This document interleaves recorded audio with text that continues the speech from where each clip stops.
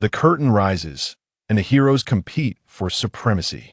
The struggle between the human race and the demon race, the short-lived species and the long-lived species, the paths of humanity, immortality, and Buddhism. Who will take the lead? Who can reach the highest?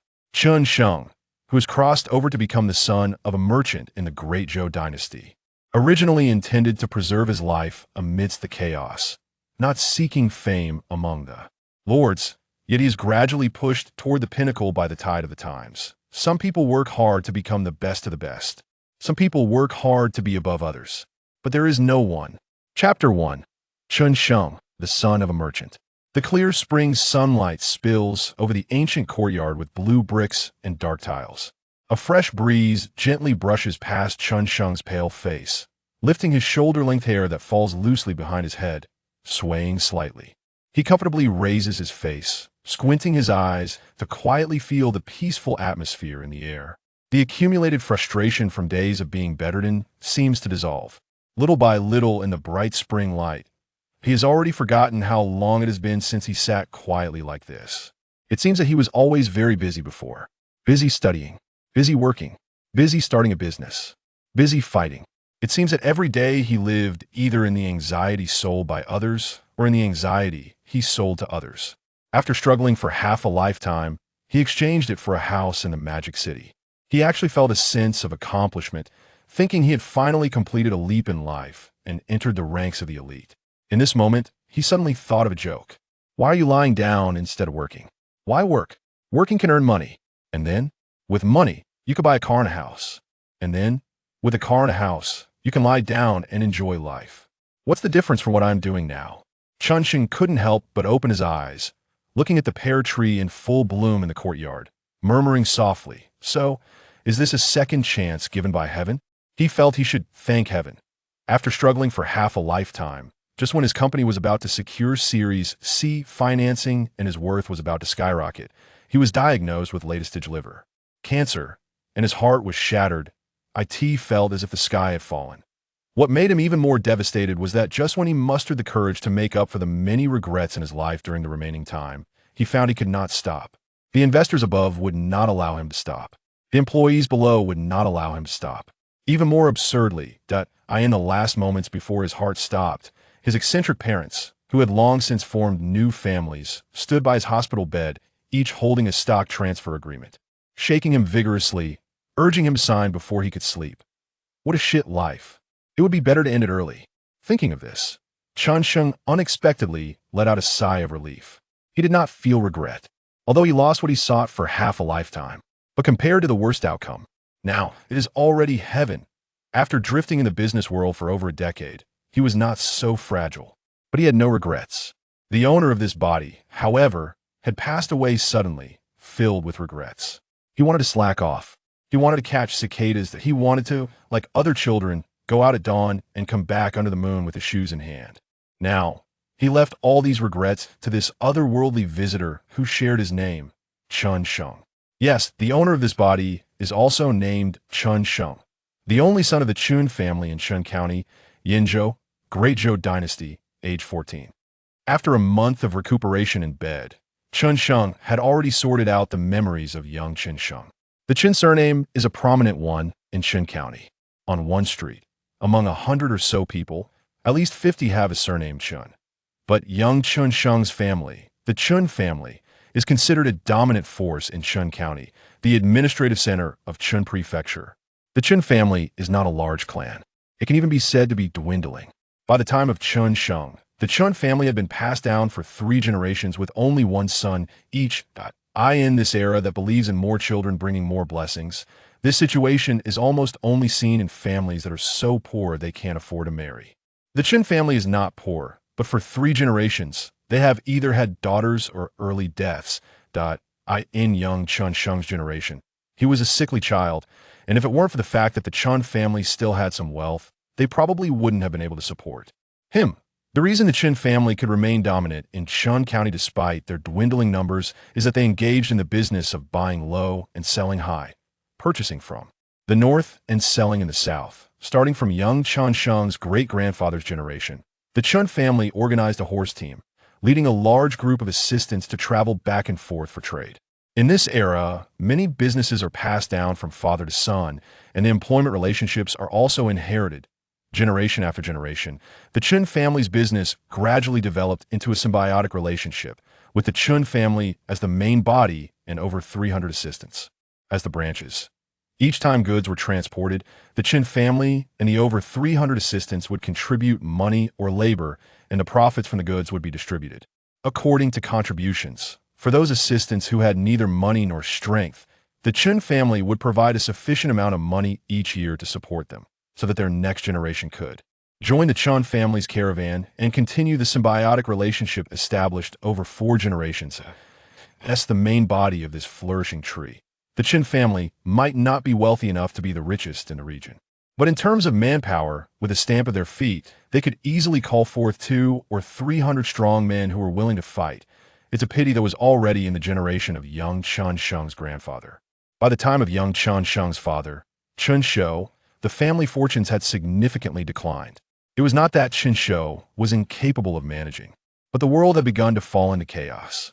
Years of snow disasters and droughts had created countless refugees and bandits. Desperate people cease to be human. They become beasts, beasts with green eyes. As long as they can get a bite to eat, even if it means eating something that will kill them immediately, they would do anything. When countless refugees and bandits gathered together, let alone a horse team with just 100 or so people, they would dare to rob even an army. After several consecutive failures in transporting goods, the Chun family's financial and human resources suffered heavy losses. But no matter how heavy the losses were, the necessary relationships along the trade routes still had to be maintained, and the assistance that needed to be supported still had to be supported. That if they just sat and ate, they would soon run out of resources, let alone in a situation where there was only expenditure and no income. A month ago, before the snow in Jizhou and Yuzhou had even melted, Chun Shou gritted his teeth and organized a caravan, personally leading the team north. Chun Sheng knew it was not that the Chun family could not hold on. As the saying goes, a dead camel is still bigger than a horse. Even a rotten boat still has 3 nails. With the Chun family size, even if they fell to the point of selling houses and land, they could still ensure that 3 generations would not have to worry about food and clothing. It was that the assistants below were about to collapse. They were not like the Chun family. They were small, and their profits were thin. After several consecutive failures in transporting goods, most of the assistants' families were on the brink of ruin. If they did not bring a timely rain soon, the symbiotic system that the Chun family had built over 4 generations would collapse. For the Chun family, this is undoubtedly more terrifying than failing to transport goods. Chun Sheng was aware of the Chun family's predicament, but he did not care much. For him, as long as Chun Shou could return safely, no matter how bad the outcome, it was just a small matter. He had integrated all of young Chun Sheng's memories and naturally received all of young Chun Sheng's emotions. This naturally included young Chun Sheng's admiration for Chun Shou, the strong man in young Chun Sheng's memories, who was self-disciplined, diligent, and kind to others, and who worked hard for the sake of the whole family, truly deserves his respect. As for the Chun family's business, there will always be a solution. If he had come to this time and space all alone, it might be very difficult for him to accomplish anything.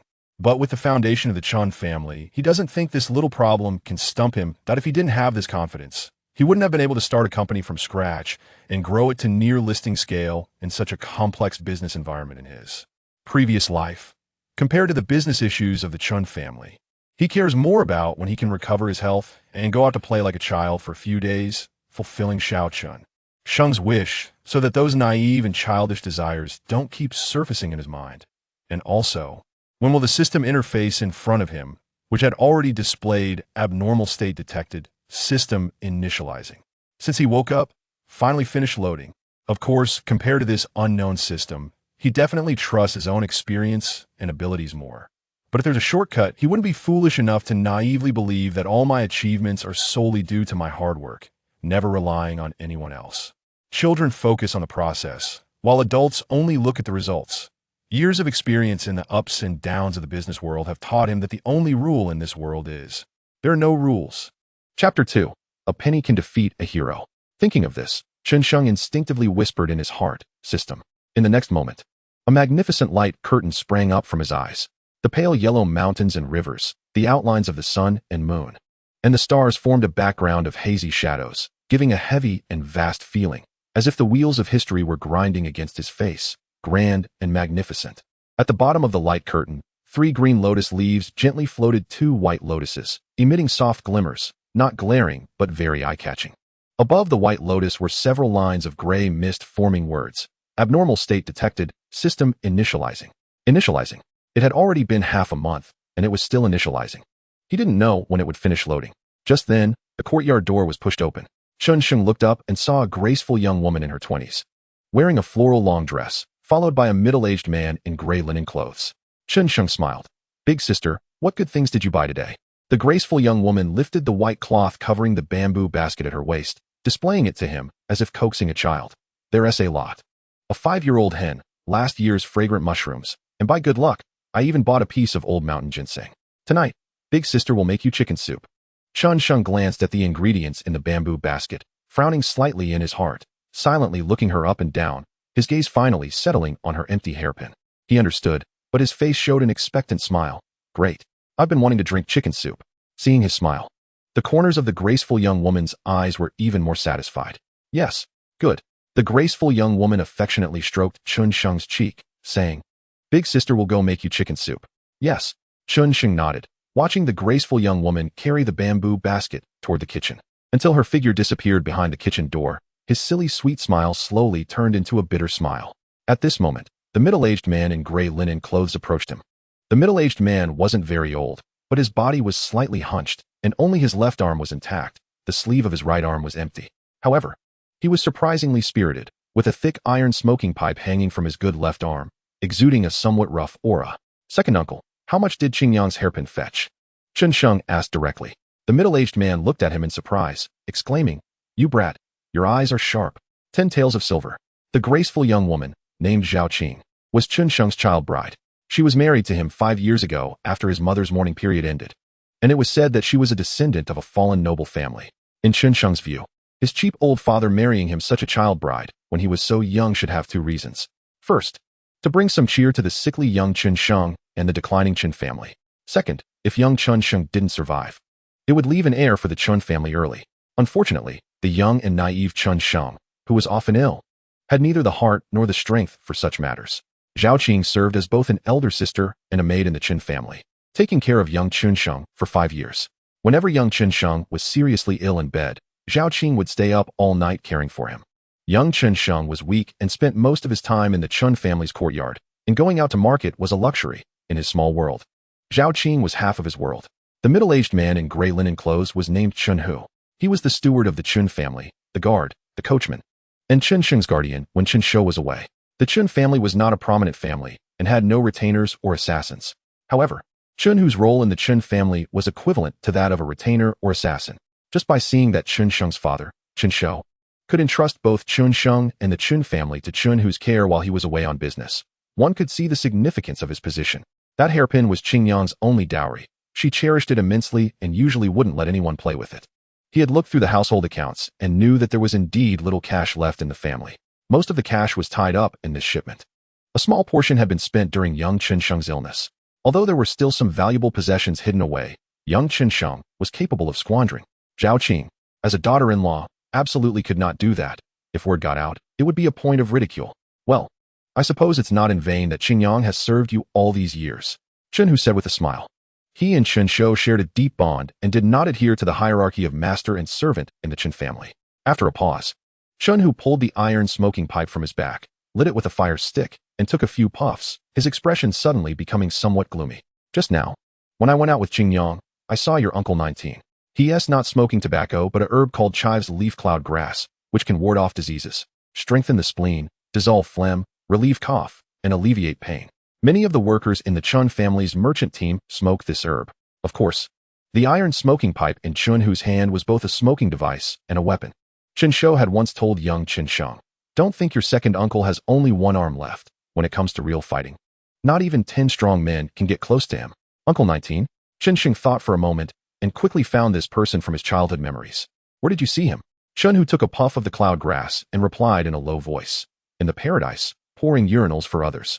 Paradise? Brothel? Chen Sheng's expression suddenly became somewhat suppressed. You didn't greet him, did you? Chen Hu shot him a glare. Do you think I'm stupid? If I had greeted him, he would have probably run headfirst into a wall. What a good man. He didn't even blink when a knife was swung right before his eyes, but in the end, he reduced to serving others by carrying excrement and urine. Chen Hu and the Uncle 19 he mentioned were once workers in the Chun family's merchant team. He lost an arm during a shipment. Uncle 19, on the other hand, suffered lung injury during a shipment.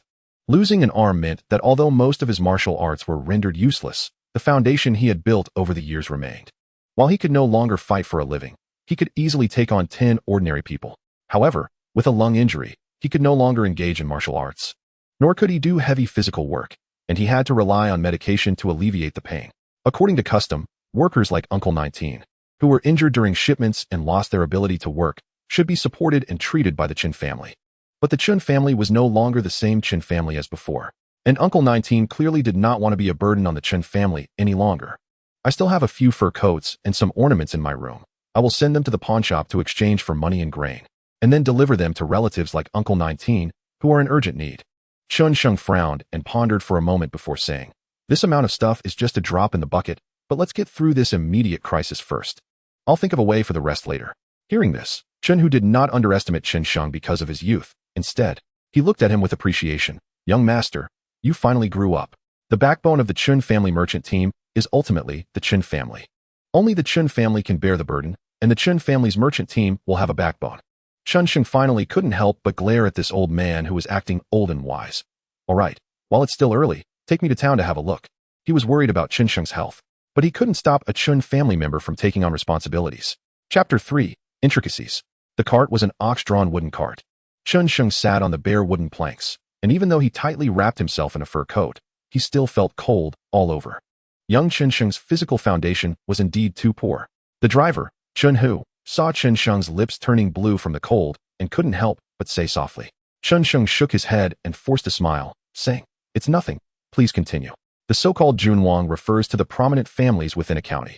Compared to local tyrants like the Chen family, they are not even considered nouveau riche.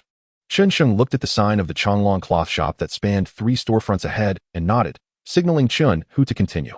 This Fengying grain shop is owned by Wangjia Village, which is the leading large estate around Qin County. The estate owner, Wang Xiong, was once a county lieutenant, commanding 3,000 troops, and his influence is formidable. This Yojiu restaurant is owned by the family of Lord Liu, the county magistrate.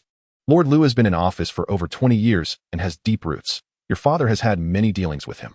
As crowds surged on the bustling street, Chen Hu drove the cart while pointing out the shops on either side, introducing them to Chen Sheng as if recounting treasures. Chen Sheng listened attentively, unable to suppress his admiration. This is what depth of knowledge looks like.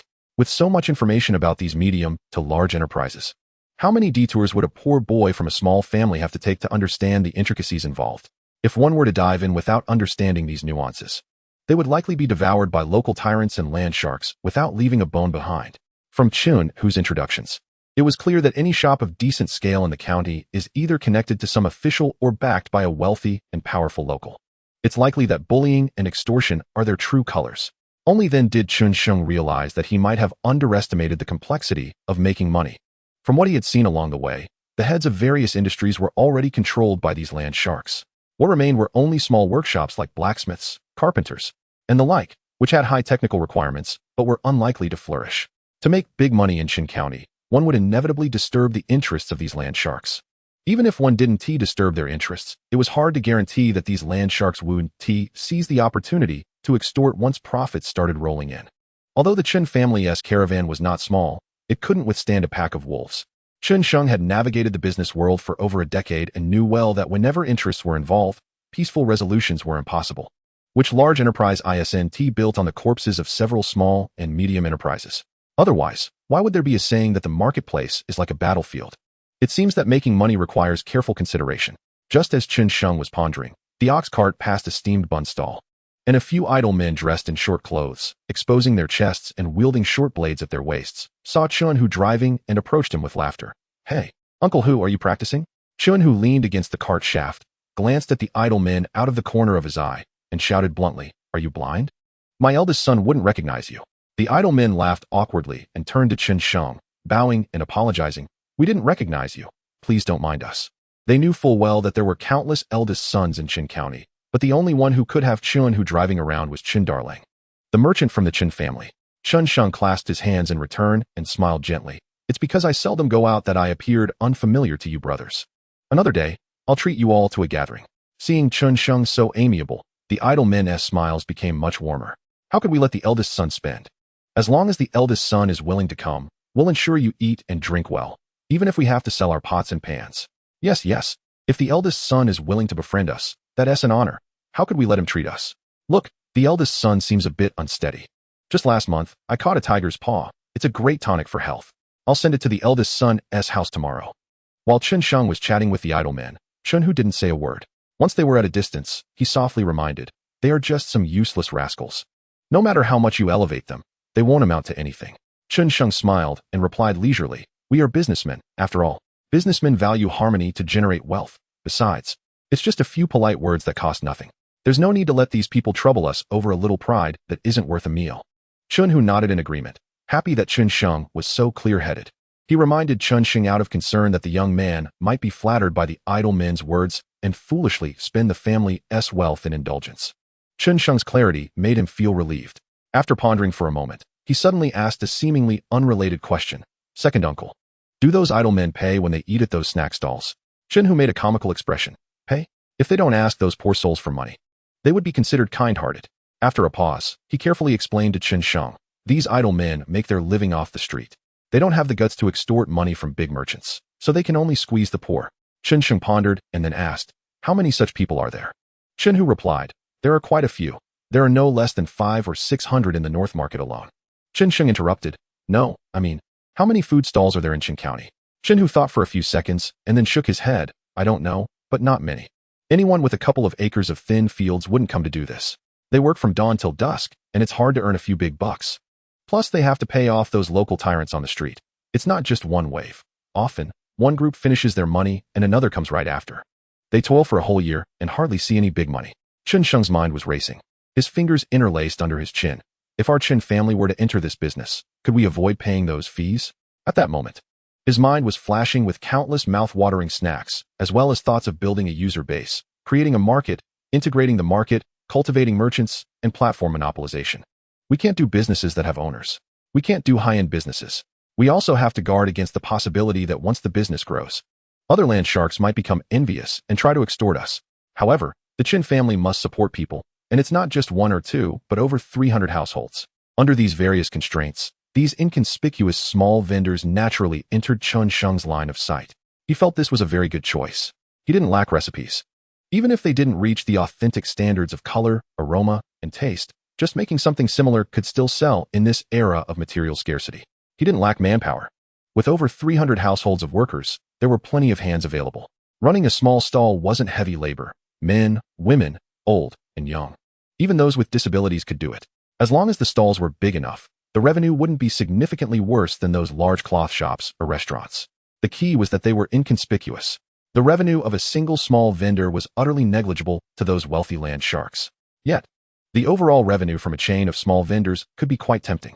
Thus, even if someone with ill intent saw the benefits and traced it back to the Qin family, they would have to weigh whether it was worth it to go to war with a local tyrant like the Qin family over such a small profit.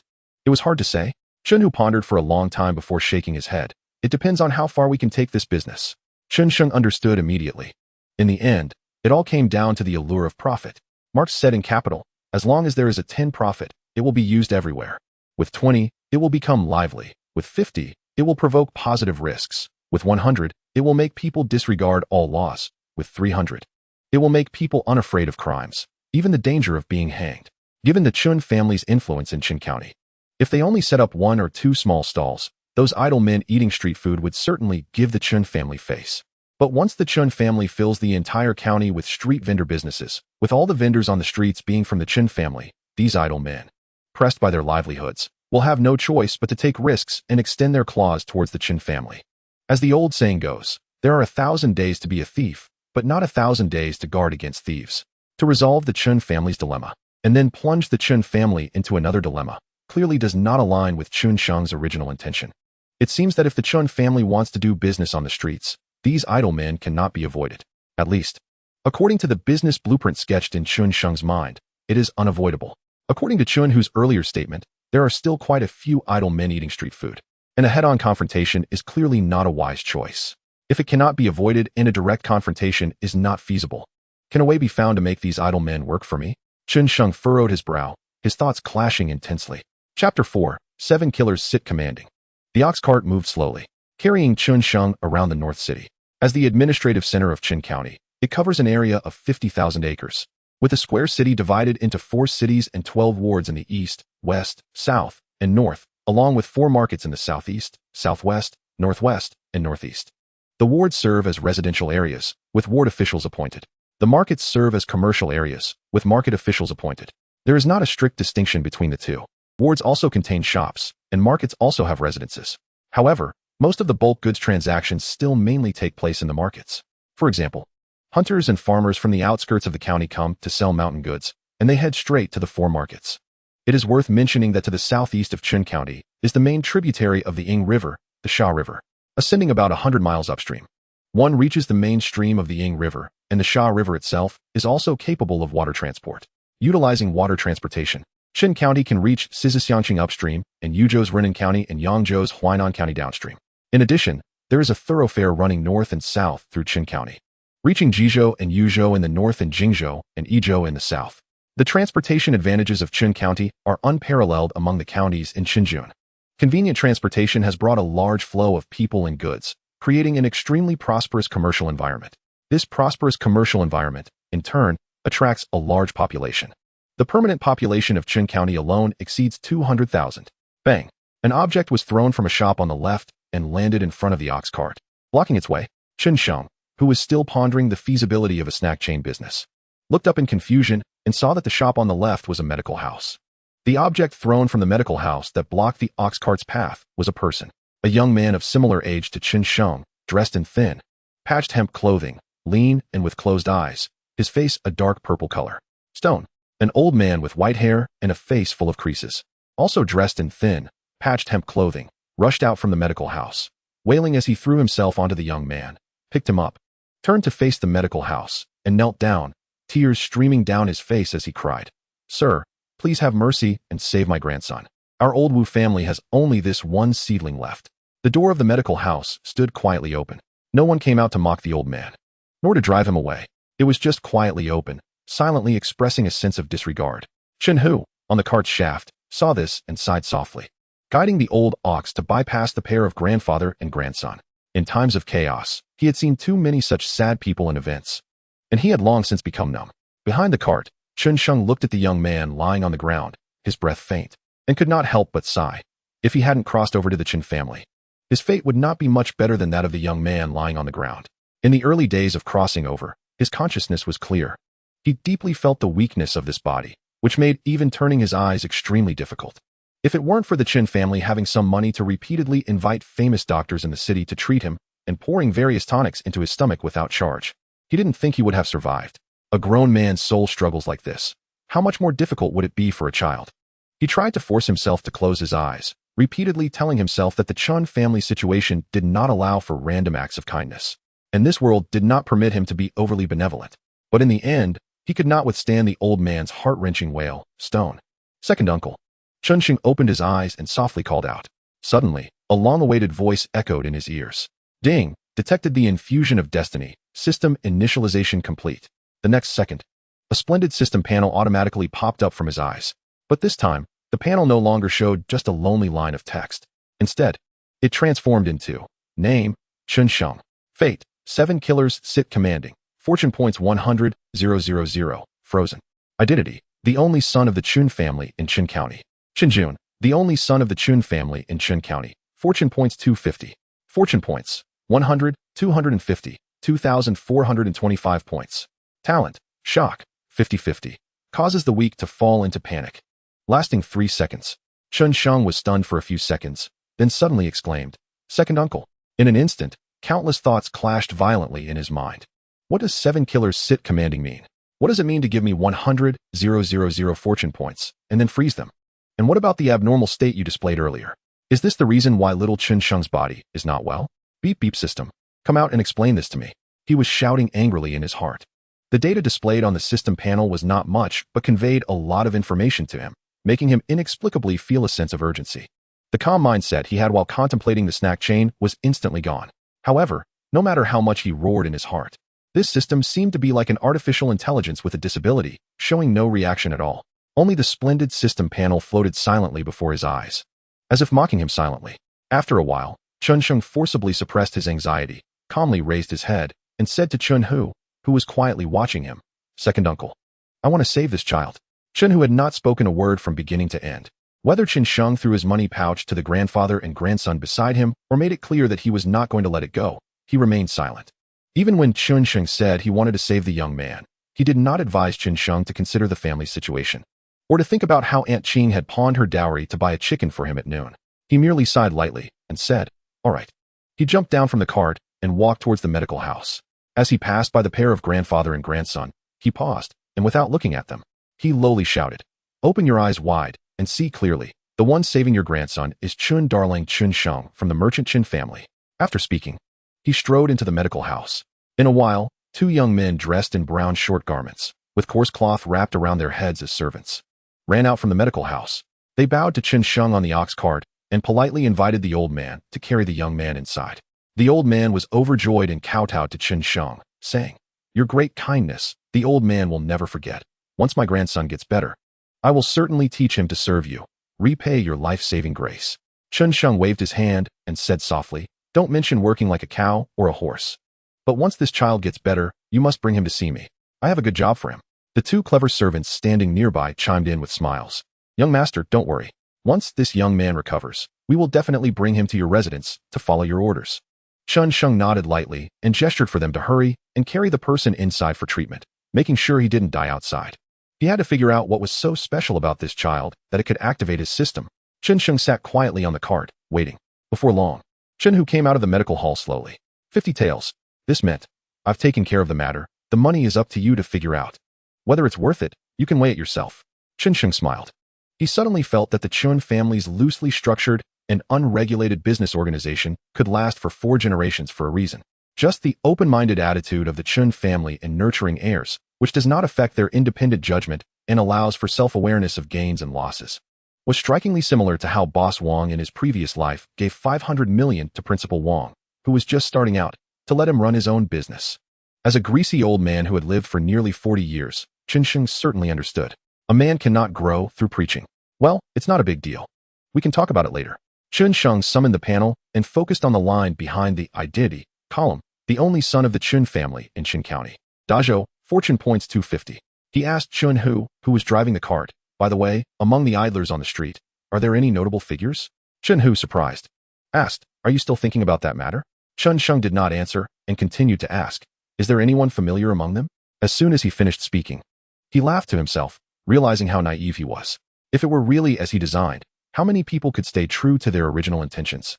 None. Without even thinking, Chunhu firmly replied, "You need to see clearly. Those who eat on the street are all the kind of people who excel at deception and trickery, and they are strongest against the weak. Among such people, how could there be loyal and righteous individuals who know how to repay kindness?" The disdain in his tone was evident. Chunsheng thought for a moment and nodded in agreement with Chunhu's words, but he still smiled and said, "Second uncle, are you trying to tease me? I was just about to ask if there are any capable and skilled uncles at home who can come out to do this." "Ha ha." Chunsheng laughed at him. Just a moment ago, he looked down on those who eat on the street, but now he was taking the lead. "If you don't count, everyone knows you are the backbone of our Chun family business. Anyone who sees you knows this matter is related to our Chun family business. What I'm looking for is someone who, when seen by others, wouldn't immediately make them think of our Chun family business, but is still of one mind with us and won't turn against us at the first sign of improvement. That would be hard to find." Chunhu, flattered by his praise, pondered seriously, "The few brave men in our family are all well-known figures in this county. While others may not recognize them, those street idlers certainly do. Moreover, most of the capable hands at home have gone north with your father, and the remaining ones are either old or injured. It's not easy to find, so we can take our time." Chapter 5, A Grand Scene. In the evening, the ox cart slowly drove into the North City Chongming Lane where the Chun family was located. As they approached home, a loud female voice startled Chunsheng, who was lost in thought staring at the system panel. "Is that you, second uncle?" Chunhu, driving the cart, stopped the old ox and leaned against the cart, smiling towards the direction of the voice. It's from the old ninth family. Have you finished dinner? Chun Sheng turned his head and saw a woman with a waxy yellow complexion quickly walking out from a low house. Upon seeing him from a distance, her thin face broke into a surprised smile. Ah, it's really Delang. You can go out to the street now. While Chun Hu lit a water pipe with a fire stick, he laughed and said, it's only been these past few days that he has been better. Chun Sheng recognized the woman and greeted her with a somewhat stiff expression. I'm much better now, Aunt Gio. Have you had dinner? Within the Chun family business, every generation of male descendants would address each other according to their surname and age order, making it more intimate and family-like. For example, Chun Hu, who is the second eldest in the Chun family business, is referred to as second uncle by Chun Sheng. The woman in front of him also has the surname Chun and ranks as the ninth in the Chun family business, so Chun Sheng calls her Aunt Gio. As for Chun Sheng's father, Chun Shou, he ranks fourth in the Chun family business and is called fourth uncle or fourth brother by the younger Chun family members, while the children from other families refer to him as Chun fourth uncle. Chun Sheng, as the eldest among the next generation of Chun family members, is naturally called Delang. In the pot, the woman didn't care whether Chun Sheng's smile was stiff or not. She rushed over and hugged him like a small child, urgently patting his back. Little rascal, you've made your aunt so worried. Aunt Gio, thank you for your concern. I'm already much better.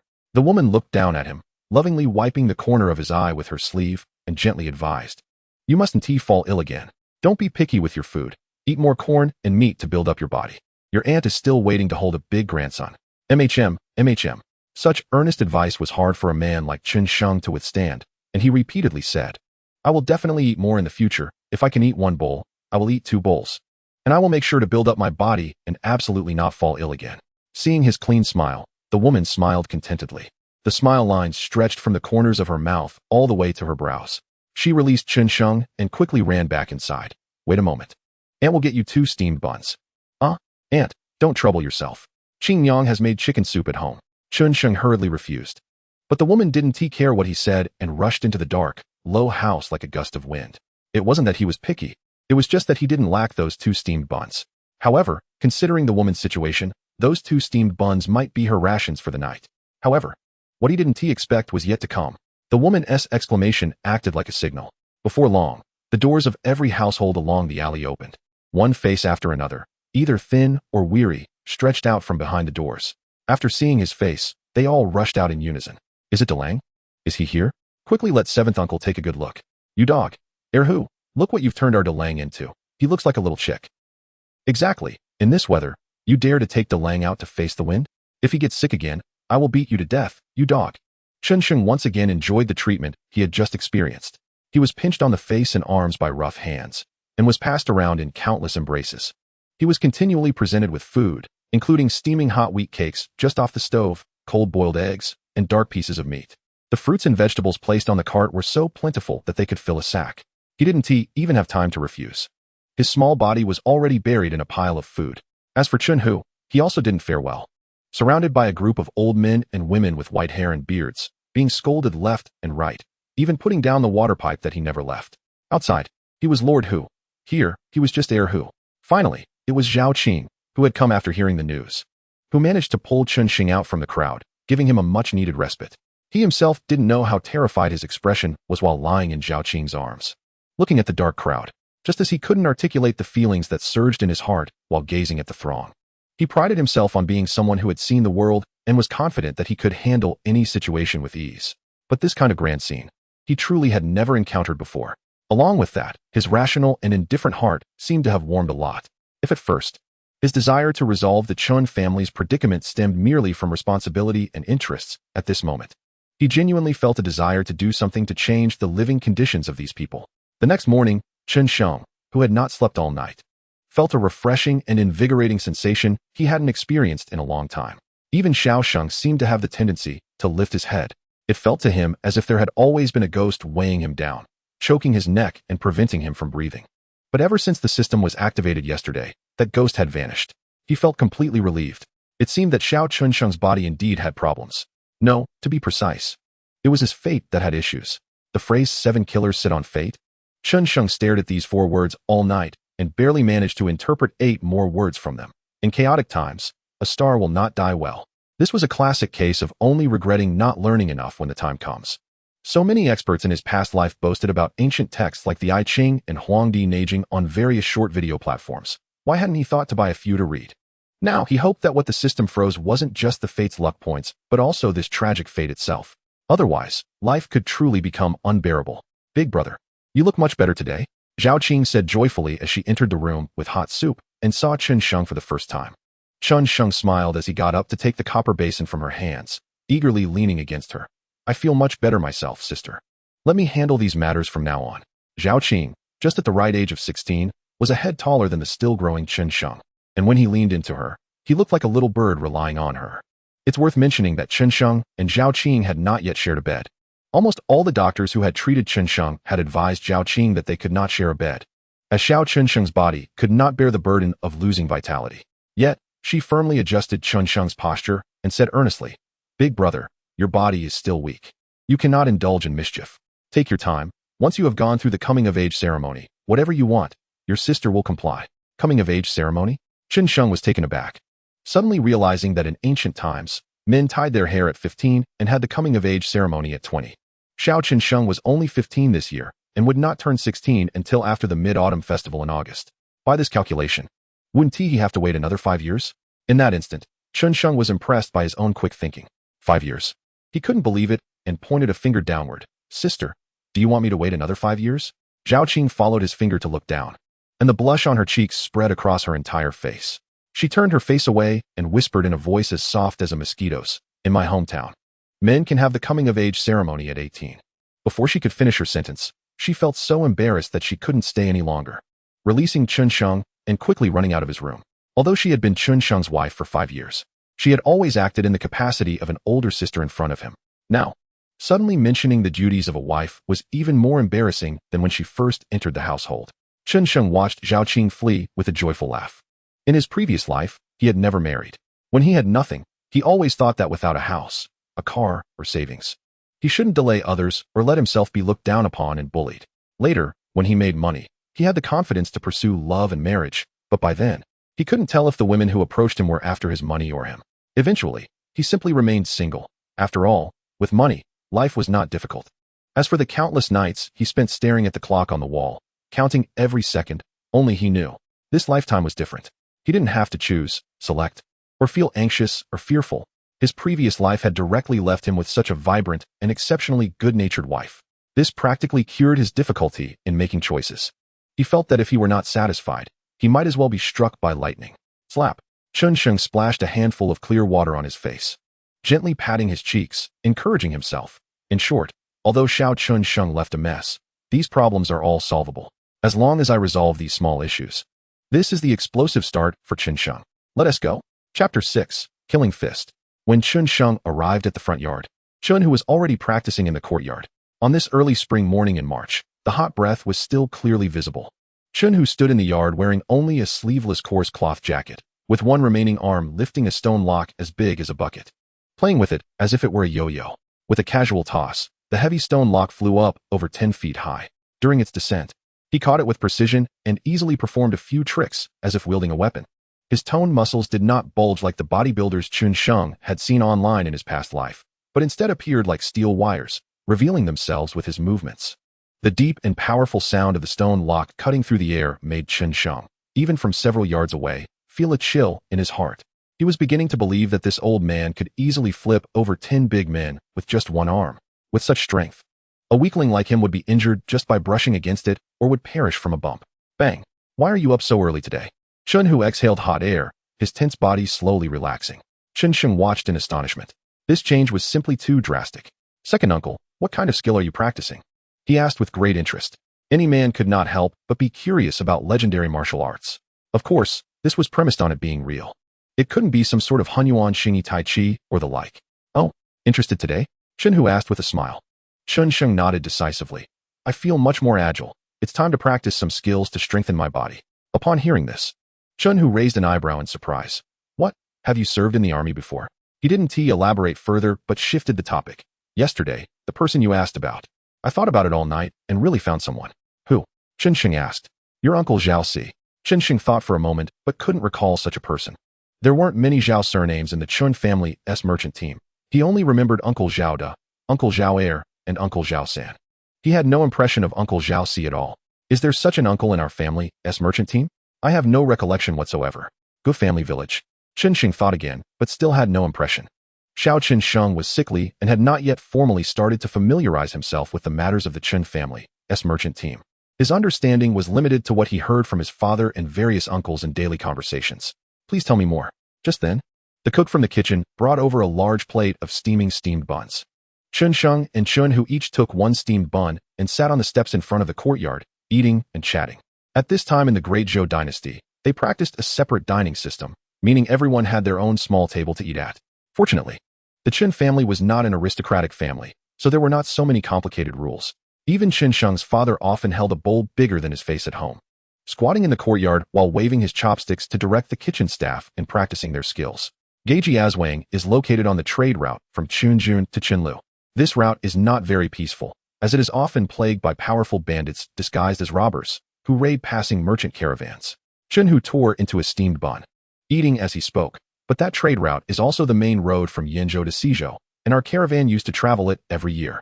Back then, your father, for the sake of stability, sent Zhao Si to Geijiazwang as our Chun family's hidden agent on that route, to scout the situation for us. That kid is not bad in martial arts. He dares to go alone with a knife to the bandit's lair. Now that the world has become chaotic, we can barely maintain our financial routes in Jizhou and Yuzhou, so naturally, we have no time to pay attention to the trade route in Xizhou. It's been 3 years since our family last traveled that route. A year ago, your uncle Zhao Si sent a letter to your father, asking if he should continue to stay in Geijiazwang. This straightforward attitude made Chun Sheng feel very comfortable, from beginning to end. He had not explained his plans clearly to Chun Hu. However, Chun Hu did not dismiss his requests as childish nonsense because of his youth. Instead, he took them seriously, working diligently to address the issues Chun Sheng raised. This undoubtedly saved him a lot of trouble. Moreover, the foundation of the Chun family is far deeper than he had anticipated. 4 generations of accumulation are indeed extraordinary. How many hidden agents like Uncle Zhao Si are there outside? Chen Sheng asked. Chen Hu glanced at him and replied nonchalantly, quite a few. Seeing his attitude, Chen Sheng knew he was not yet at the stage to access such information. Chen Hu nodded, satisfied that he could consider this point. No worries, we'll make proper arrangements. Chen Sheng understood that Chen Hu was preparing to send someone else to replace Zhao Si. He did not ask whether Zhao Si could be trusted. A guy who has not returned home for 10 years for the Chun family caravan's sake is loyal enough that he, as a junior, should not question him, at least not in front of Chen Hu. Chen Hu was momentarily taken aback and then frowned, asking, do we really need to be this cautious? Chen Sheng nodded seriously. Of course, caution makes for a long-lasting ship. Noticing Chen Hu's tightly furrowed brow and his hesitance to speak, he added, rest assured, it's not a bad thing. If it works out, it will be a great thing. He did not want to explain his business plan in detail to Chen Hu, as many of his concepts were too advanced, and explaining them would be too troublesome. Furthermore, as long as his actions did not exceed the risk tolerance of the Chen family, he did not need to explain. After a moment of silence, Chen Hu indeed nodded. Let's take care of it later. Then, Chen Sheng smiled, the seriousness on his face dissipating. Now, please demonstrate your martial arts fighting techniques for me. Upon hearing this, Chen Hu couldn't help but show a speechless expression, cursing as he stood up. How come I didn't notice before that you're such a stubborn little brat? He realized that although this kid was young, he had strong opinions and was determined to do things his own way, regardless of what others said. Chen Sheng just smiled. Stubborn? In his past life, he had quite a few friends from northeast China who called him a young bull. Chen Hu stood in the center of the courtyard, took a deep breath, and the fierce, beast-like momentum he had during his morning practice revived. He shouted, watch closely. The martial art I practice is called Killing Fist. It condenses a killing intent in my chest, like summer thunder, like raging flames. When I strike, I unleash all my strength to shatter stones, open mountains, and destroy cities and enemies. As he finished speaking, he suddenly stomped his foot. Boom. In an instant, it was as if a thunderclap had struck the ground. Chen Hu charged forward, swinging his left arm and delivering a punch. Bang! He shouted with a flushed face. His fist, as large as a sand pot, struck out, and the sound of the explosion echoed, creating a gust of wind that swept away the dust around him. After the punch, the stone floor where he stomped was shattered into a spiderweb of cracks. The beast-like ferocity in his demeanor dissipated with that punch. He was drenched in sweat, his clothes soaked as if he had just been pulled from water. Breathing heavily, he said, this is the practice method, not the fighting method. When I practiced this martial art, I ate 10 sheng of fine grain every day, punched 100 times. And only after 10 months did I become a little toughened brat. Do you still want to learn? Chen Sheng on the steps watched him, but his attention was focused on the system panel in front of him, a thin smile slowly forming at the corners of his lips. He saw that the system panel, which originally had only 5 columns. Name, fate, identity, fortune points, talent, had added 2 more columns. Martial arts realm, martial arts technique. It now read, name, xianxiang. Fate, 7 killings fate, fortune points, 100000. Frozen. Identity, the only son of the Chun family in Chun County, Qinjun. Dazhou, the only son of the Chun family in Chun County, Qinjun. Fortune points, 250. Martial arts realm, none. Martial arts technique, killing fist, beginner, 100. Fortune points, 115,250, 2,425 points. Talent, intimidation, 11550. Causes the weak to panic for 3 seconds. He knew that this foolish system was trigger-based. Xianxiang suppressed the impulse to click the plus sign, closed the system panel, and smiled broadly at Chun Hu in the courtyard. Not learning, ha, not learning. It's so difficult, ha ha, only a fool would learn. Chun Hu. Chapter 7. Composure in Great Matters. After thinking for a while, he suddenly shook his head and muttered to himself, it's better to be cautious. He got up and walked out of the bedroom. Earlier, Chun Hu had said that when he practiced this martial art, he consumed 10 sheng. According to the measurement unit of Dazhou, 1 sheng of grain is roughly equivalent to 9 liang in Chun Sheng's past life. 10 sheng is 9 jin. Eating 9 jin of food every day for a full 10 months. Xianxiang didn't know if this was Chun Hu trying to scare him with exaggerated claims. But it's better to be prepared. Xianxiang placed the steamed buns on the low table in the bedroom, then picked up a ceramic pot from the table and poured out a large bowl of warm honey water, placing it next to the steamed buns. After arranging these, he sat down next to the low table on the floor, ensuring that he could easily reach the steamed buns and honey water with a stretch of his hand. Then, he opened the system panel, focused on the glowing golden icon next to Killing Fist, took a deep breath, and, imagining his finger as a brush, tapped on that icon. Under his unwavering gaze, the shimmering golden icon sank down. Then, nothing happened. There was no heavenly rain, no golden lotus rising from the ground. Even the system panel showed no change. Just as Xianxiang was about to feel puzzled, 12 little figures resembling Xianxiang suddenly appeared in his mind. They stood in a row, practicing Killing Fist in the same meticulous manner as Chun Hu had earlier, gathering strength, charging forward, and throwing punches. Moreover, each figure's practice of Killing Fist had subtle differences. Once, twice, 3 times. The speed at which the figures practiced the Killing Fist increased, and the differences in their moves became fewer and fewer as they grew more proficient. 12, 9, 6. Xianxiang watched this grand performance as if he were personally participating, with a vast amount of knowledge and understanding of Killing Fist gradually merging into his memory. At this moment, time suddenly felt particularly strange. It seemed to pass extraordinarily quickly, fleeting in an instant. Yet it also felt incredibly slow, making days feel like years. When he finally awakened from this understanding, the honey water beside him was still steaming with faint warmth. However, he had already seemed to have practiced the Killing Fist for months. Xianxiang took a shallow sip of honey water to relieve the disorienting feeling caused by the chaotic flow of time and space. Then, he let out a light sigh. It is said that the greater the expectation, the greater the disappointment. Such a large system, and its function turns out to be playing instructional videos.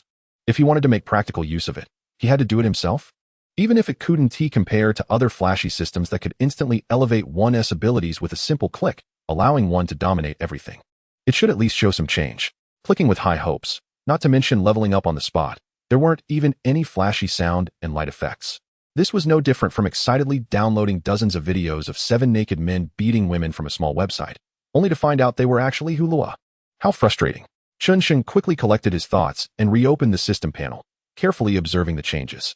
He saw that the system panel had changed to name, Xianxiang, fate, 7 kill fate, fortune points 100000, frozen, identity, only son of the Chun family in Qin County, Dazhou, only son of the Chun family in Qin County, fortune points 250, martial arts realm, none, martial arts technique, Killing Fist beginner, fortune points, 16,250, 2,425 points, talent, intimidation, 1550. Causes weaker opponents to panic for 3 seconds.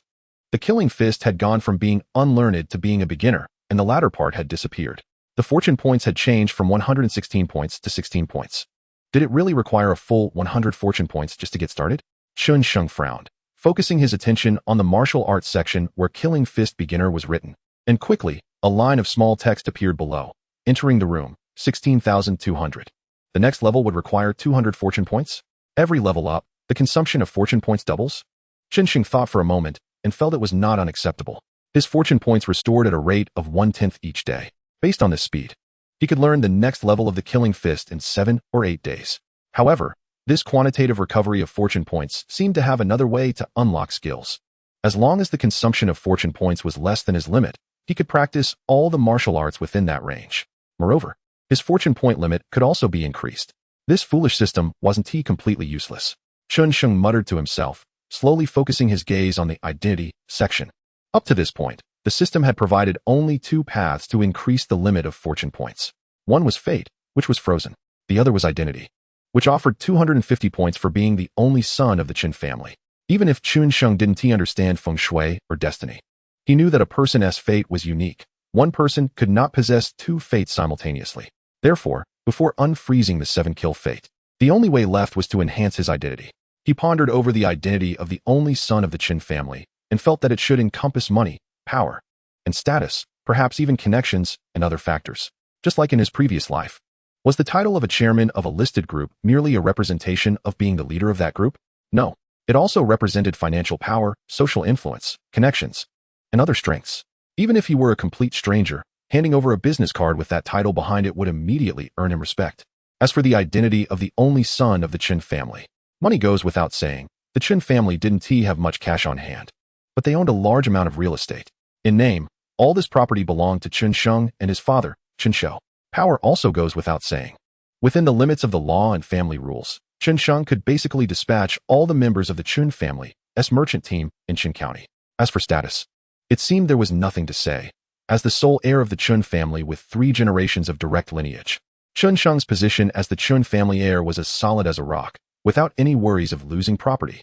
If everyone is born with a certain amount of fortune or luck, then the fortune of the only son of the Qin family indeed surpasses that of many peers.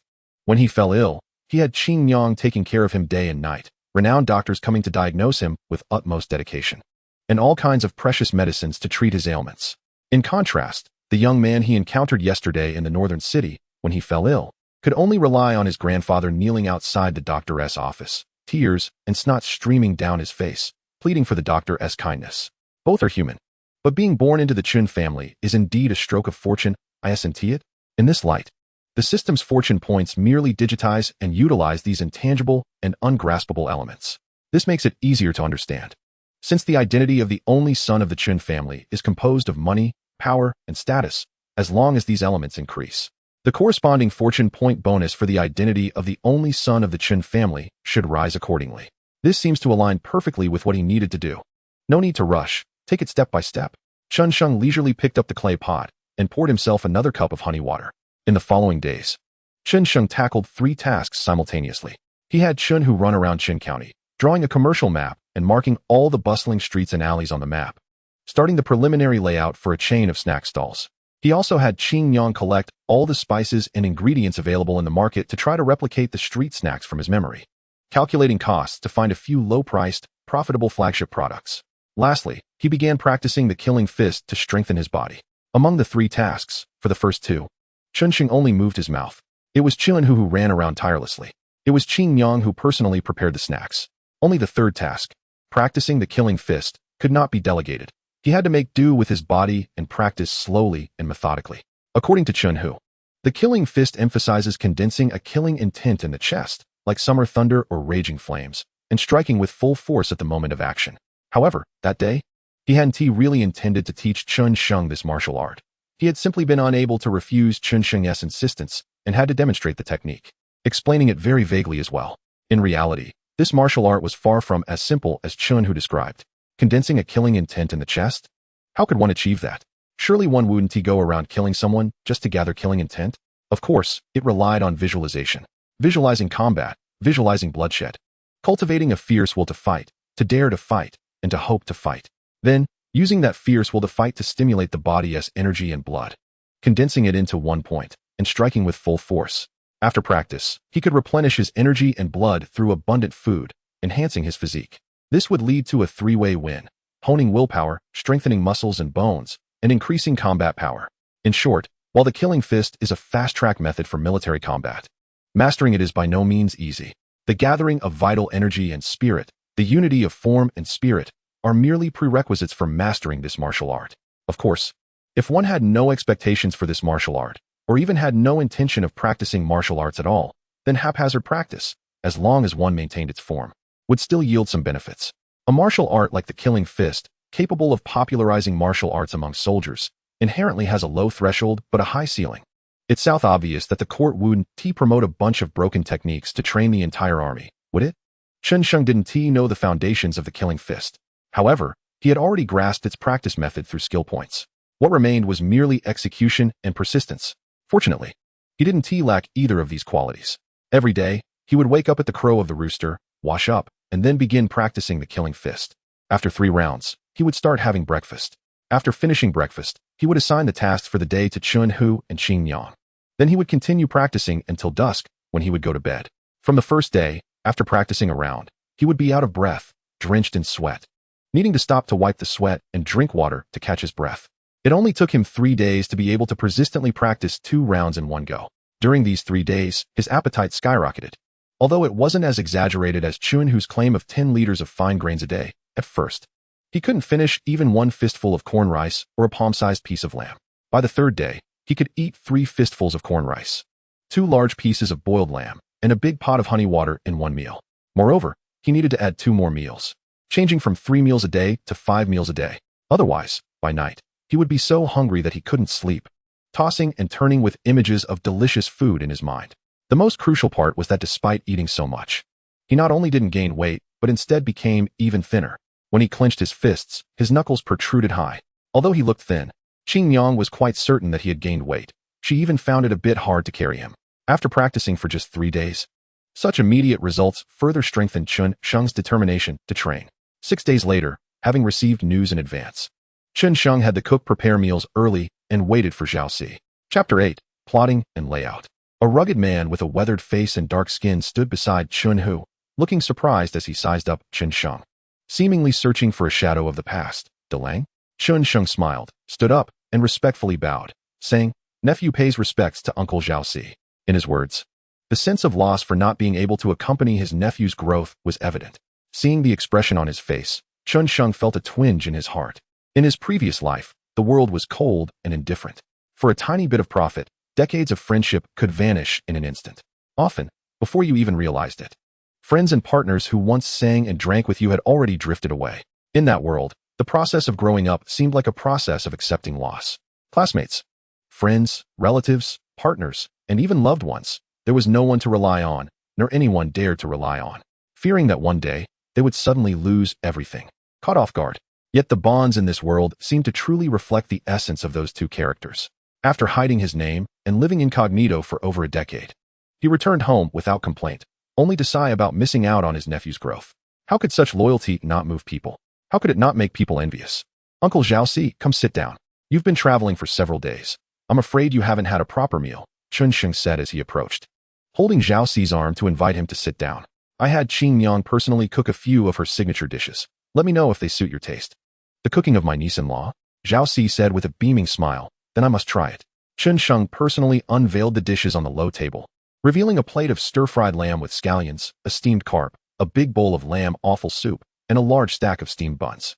As soon as the warming ceramic bowl was opened, the enticing aroma of the food wafted over.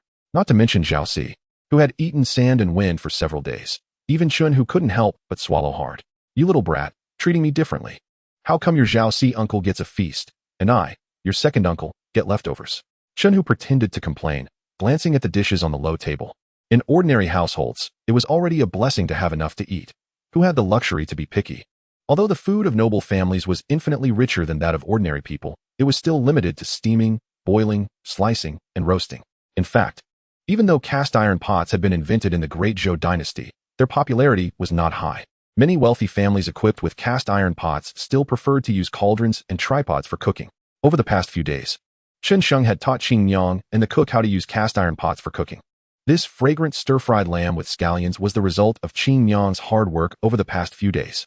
"Of course," Xiaoxi said with a chuckle, stepping forward to block Chun-Hu, his large arms spread wide as he swept all the dishes from the table. "Haven't you heard the saying, far aroma, near stench?" Among peers, there was no need for such politeness. Seeing this, Chun-Xiang also laughed, saying, "We still have leftover lamb from the slaughter at home. If second uncle wants some." I can have Qingyang cook for you tomorrow. Uncle Xiaoxi just got home today, so I must prioritize Uncle Xiaoxi. Chun, who snorted in discontent, pulled out his water pipe and sat down to smoke some chives. Chun Sheng then sat across from Xiaoxi, smiling as he watched him wolf down the steamed buns with one hand and vegetables with chopsticks in the other, not rushing to discuss business. However, after only a few bites, Xiaoxi paused, tears suddenly welling up in his eyes. Chun Sheng glanced at him but said nothing, instead giving a knowing look to Chun Hu. Xiaoxi lowered his head, took a deep breath, then wiped away his tears with his arm, forcing a smile as he said, "Let the Lang laugh. It's just that I haven't eaten our family's steamed buns for too long." Chun Sheng reined in his smile, shook his head seriously, and said softly, "We are family. To say we owe each other would be too distant. But in these years, our family has indeed benefited greatly from you, Uncle C, and those uncles still out there. Thanks to your contributions, our family has had peace and prosperity." Xiaoxi shook his head, saying, "De Lang is too polite. What I do is nothing compared to what your father and the others have endured, traveling far and wide." Chun Sheng smiled. "Your capabilities are far greater than you think." Xiaoxi laughed as well. "Then speak up. We are family. There's nothing to hide." Chun Sheng no longer declined, getting up to fetch the commercial map of Chun County that Chun Hu had drawn over the past few days, and took a low table to spread it out. Xiaoxi took a look at the map with the oil lamp, then raised his eyes, looking confused at Chun Sheng. Chun Hu, beside him, looked at Chun Sheng with a hint of expectation in his eyes. He too wanted to know what kind of scheme Chun Sheng was concocting. Meeting their gazes, Chun Sheng smiled faintly and said, "This is the new business our family is preparing to open."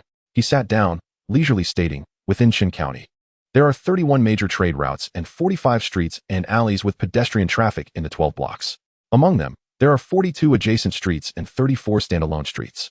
I plan to gather all the idle uncles and aunts in the family and divide them into 3 batches to open 55 food vendor points. For the adjacent streets, we will open 1 vendor for every 2 streets. For standalone streets, we will open 1 vendor for each street. Each vendor point will consist of a staple food stall, a vegetarian snack stall, and a meat snack stall." After a pause, he lightly tapped the map on the low table with his index finger. "I will cover the costs. And after deducting expenses, the uncles and aunts running the stalls will take 70%, and I will take 30% for emergencies. This distribution seems reasonable, right?" Listening to Chun Sheng's explanation, Chun Hu's gaze wandered over the map he had drawn himself, his eyebrows filled with astonishment. When Chun Sheng asked, he nodded without hesitation. Of course, although Chun Sheng had never explained his plans in detail to him, he had been handling most of the matters himself, so he naturally had some understanding. But only at this moment did he realize how big Chun Sheng's undertaking was. If he was going to do it, he was going to do it big, with 55 vendor points. Even though food stalls might not be a lucrative business, gathering small amounts can lead to significant income.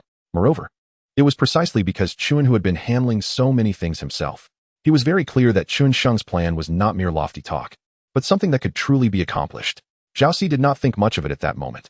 His focus was solely on what Chun Sheng said, that the profits from the stalls would be divided with 70% going to the brothers and sisters who set up the stalls, while Chun Sheng would take 30%. Without much thought, he immediately shook his head, saying, "De Lang, you are taking too little. You are the one leading this effort, and you are the one investing the capital. Everyone else is just putting in some effort. They shouldn't take so much." Upon hearing this, Chun Sheng silently nodded in his heart. This person is generous. This distribution ratio, at first glance, seems like he is the one at a disadvantage. But one must not overlook the fact that Chun Sheng's 30% is from the total profits of all the stalls.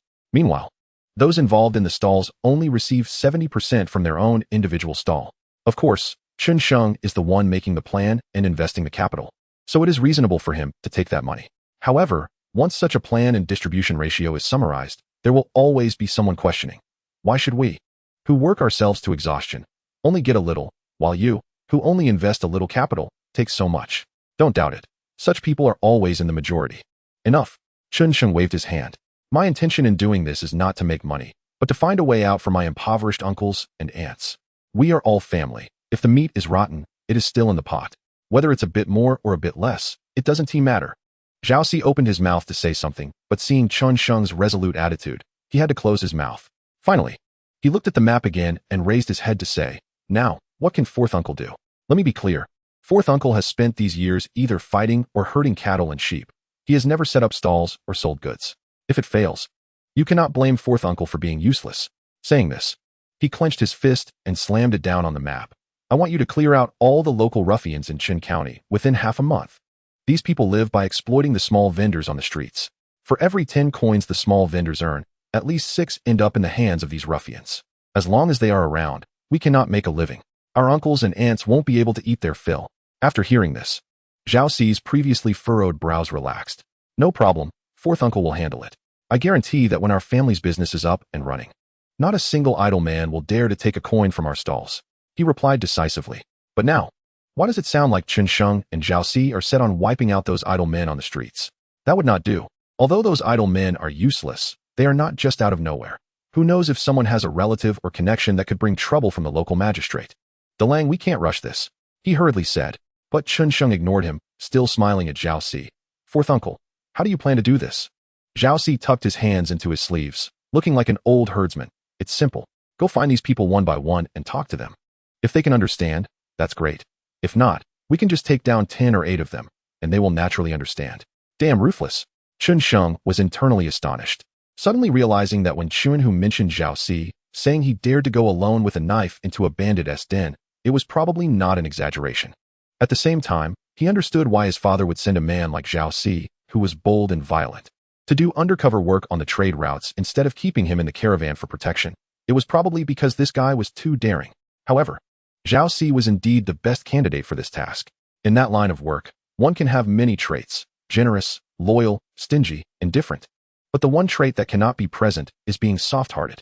Nonetheless, Chen Sheng still smiled and shook his head, saying, "No, this job cannot be done this way." Zhao Xi gave him a questioning look. Then how does Delang think this should be handled? Chen Sheng picked up a pair of chopsticks, held up a steamed bun, and handed it to Zhao Xi while taking another for himself. In my opinion, we need to gather a group and fight back. Chapter 9. There are always more solutions than difficulties combined. It was late at night. Chen Sheng was still sitting in the hall, reading the family history of the Chen family by the dim yellow light of an oil lamp. The Chen family was not a scholarly family of Confucian scholars, but most of the leaders over the generations could read. During this period, books were still inscribed on bamboo and wooden slips with carving knives. Although writing was quite troublesome, it was cost-effective. Since it cost nothing, the leaders of the Chen family over generations managed to record some significant events of the family as reference material for future descendants. The oldest records among these family histories were left by Chen Ku, the first leader of the Chen family's caravan, who was Chen Sheng's great-grandfather. According to the records left by Chen Ku, he was originally from Yangqing in Xizhou, but due to poverty and a lack of means to make a living, he joined his 2 brothers and enlisted in the army to the north. After 15 years of military service, he was injured and discharged. Returning home when he encountered bandits robbing a merchant caravan, and with 30 personal guards, he killed the bandits and protected the people. Because of his righteous act of rescuing others, he was taken in by the caravan leader, Lord Su from Shangqiu in Dangjun, and settled in Chun County with 18 personal guards to engage in commerce. No wonder the Chun family in Chun County is referred to as the traveling merchants. It turns out that the Chun in Chun family and the Chun in Chun County are not the same. Chen Sheng read the ancient and worn characters on the slips, lost in thought. Logically speaking, in a place where people of the same surname gather, especially one that is named after the surname, there should be some familial relations among them over several generations. Usually, when referring to each other, they would use their generational titles. Even if they are distantly related and the generational titles are different, they could still prefix their names with a hall title to indicate that they are from the same family 500 years ago.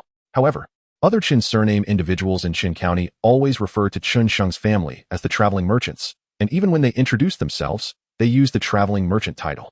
Moreover, Chen Sheng had long felt that the Chun family status in Chen County was somewhat subtle, as if it did not mix well with the other local powers.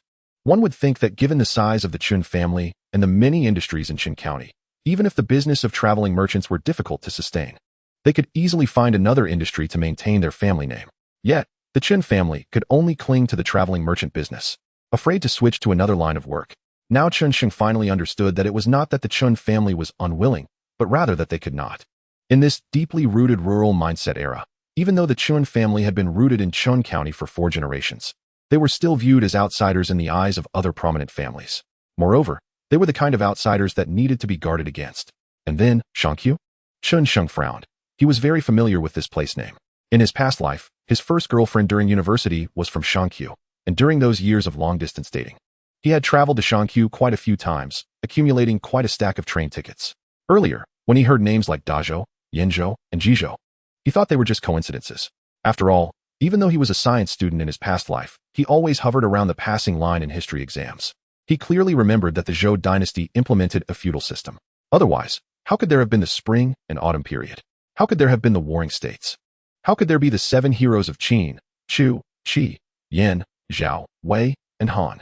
But this current Dazhou clearly implemented a commandery county system. Such a significant difference. How could it be the same dynasty? But now even Xianxiu has appeared.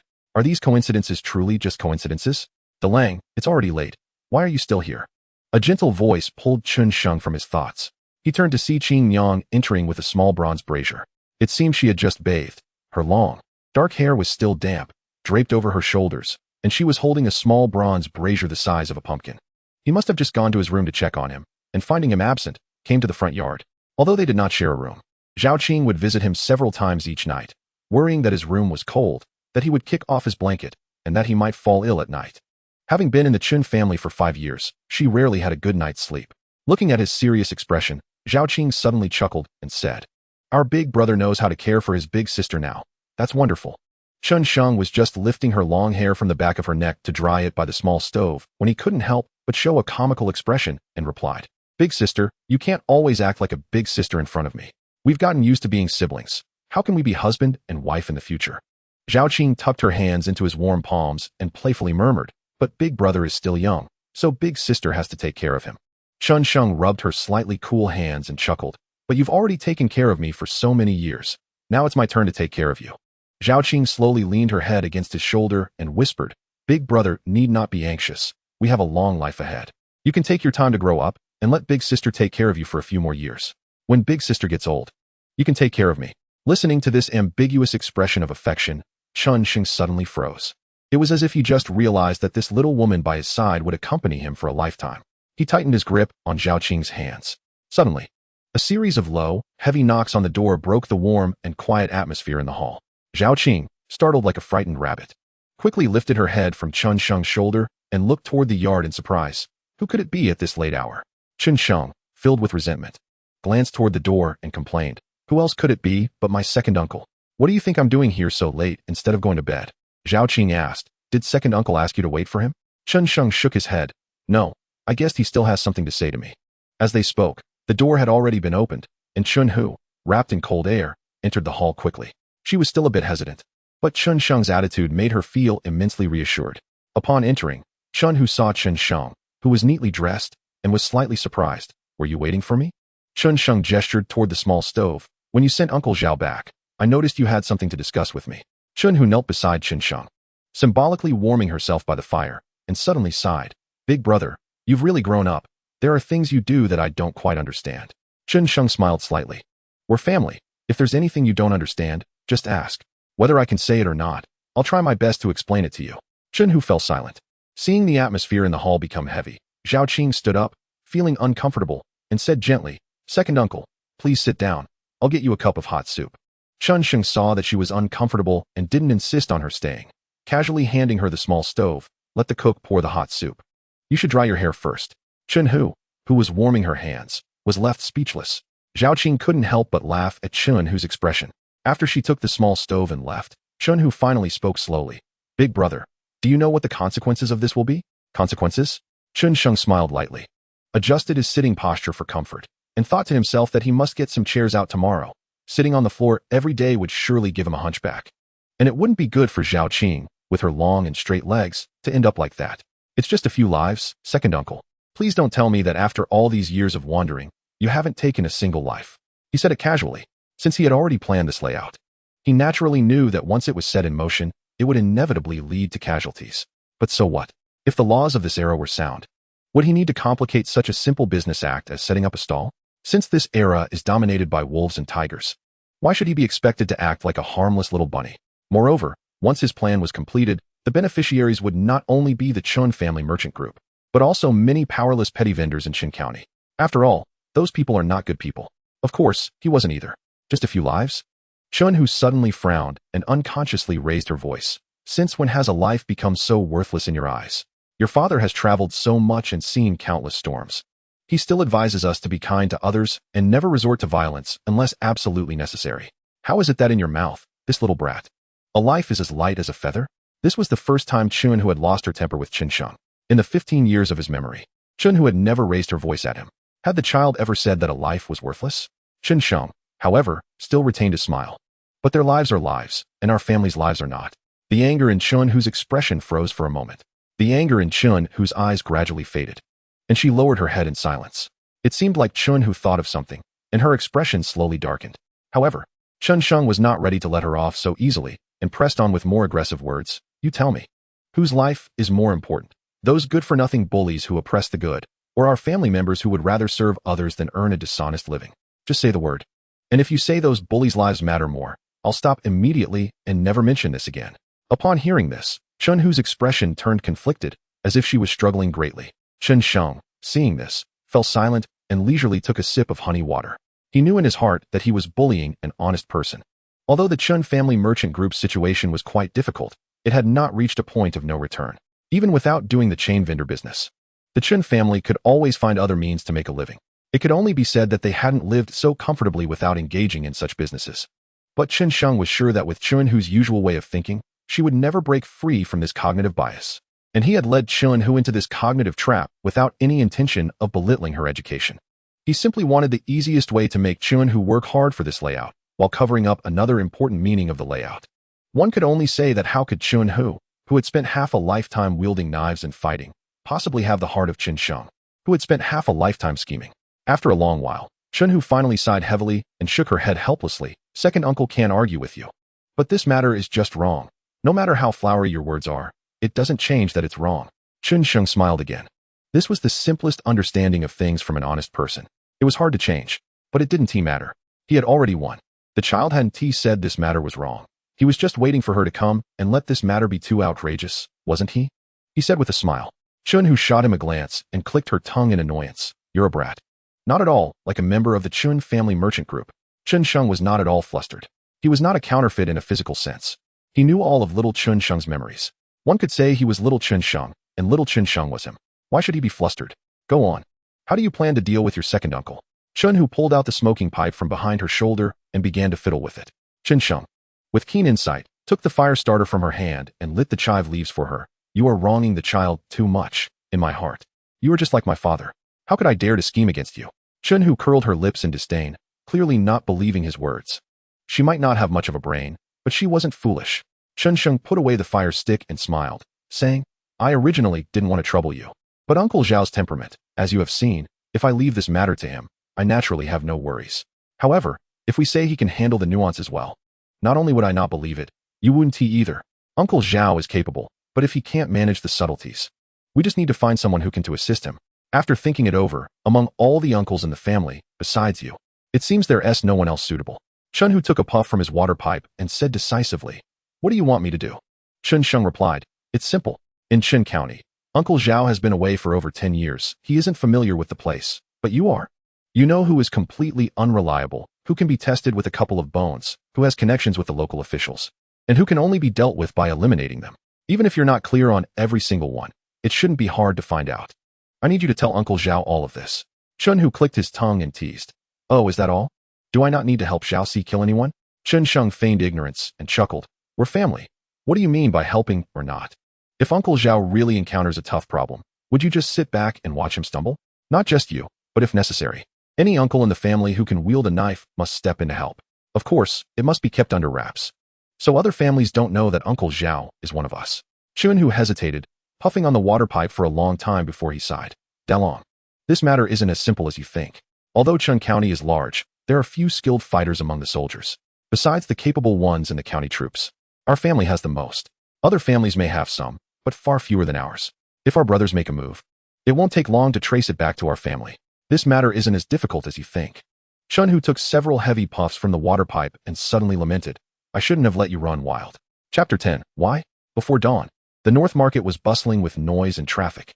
A large number of livestock and mountain goods flowed in through the North City Gate, and people dressed in coarse clothes and fine silks appeared alongside the goods, with the lively bargaining voices almost dispelling the morning chill.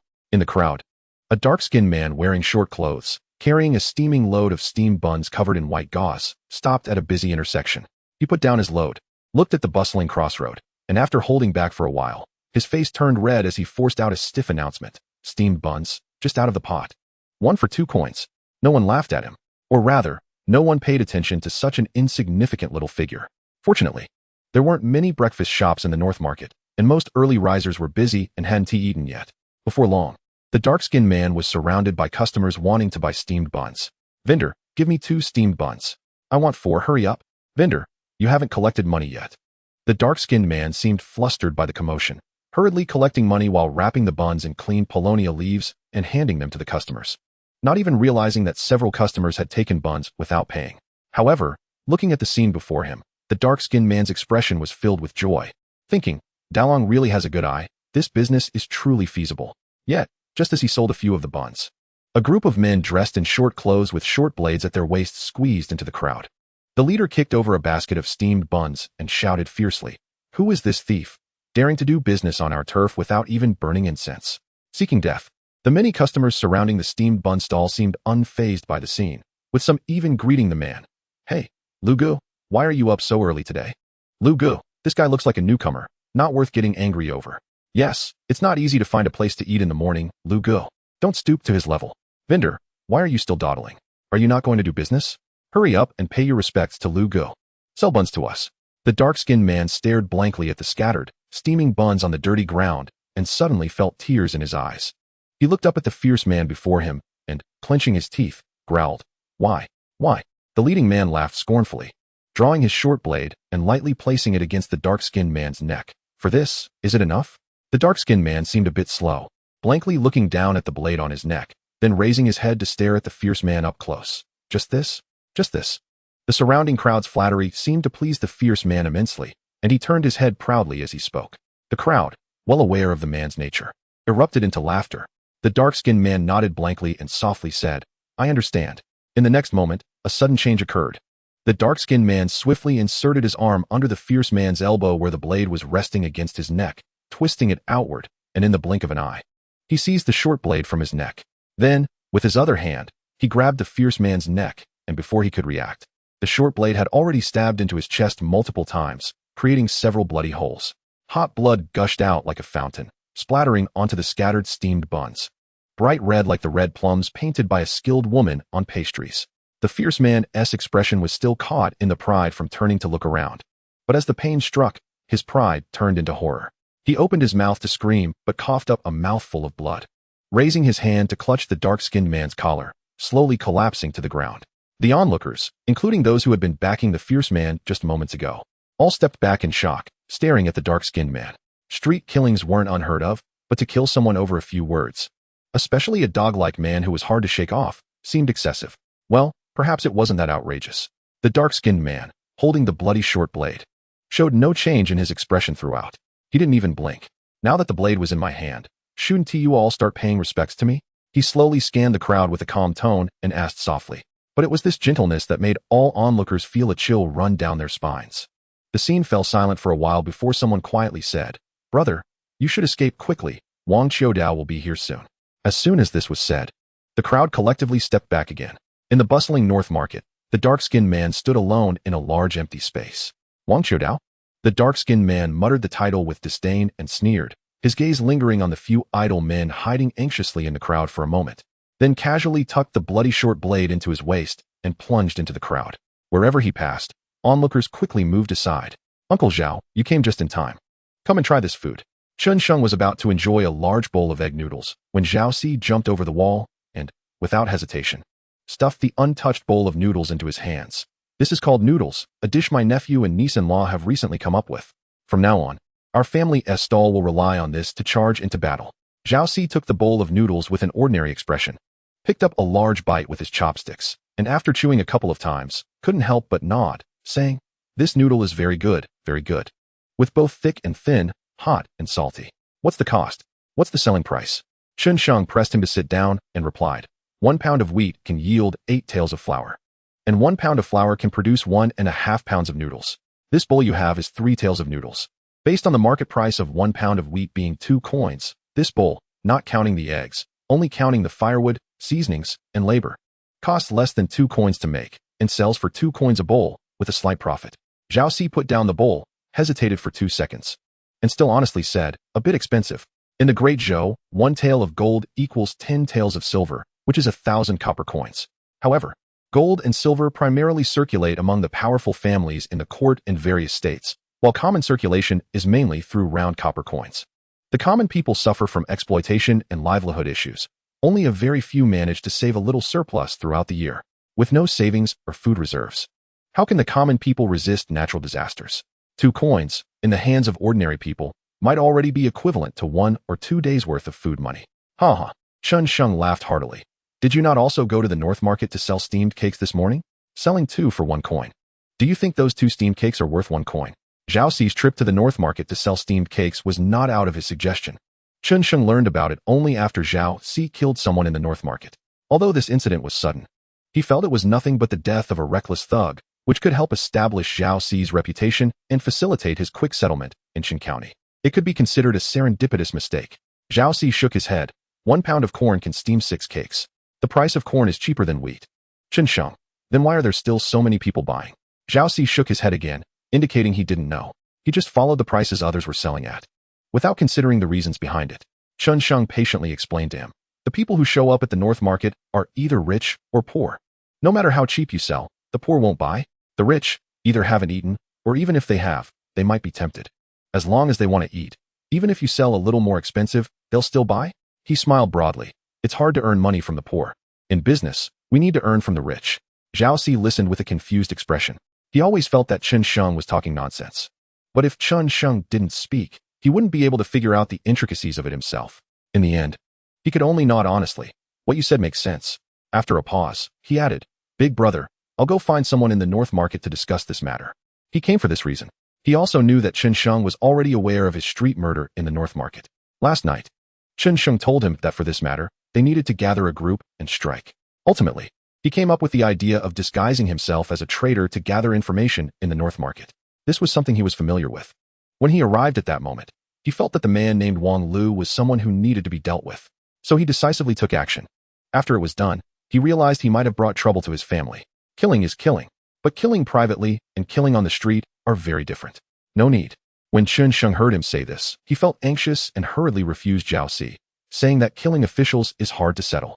It was indeed just a small matter. Just find someone to take the blame in the North Market Pavilion, wait for the storm to pass, and then spend some money to pull the person out. As long as the money is right, the person in the North Market Pavilion could still eat and drink well, without suffering any hardship. In Qin County, having money and power allows one to act as they please.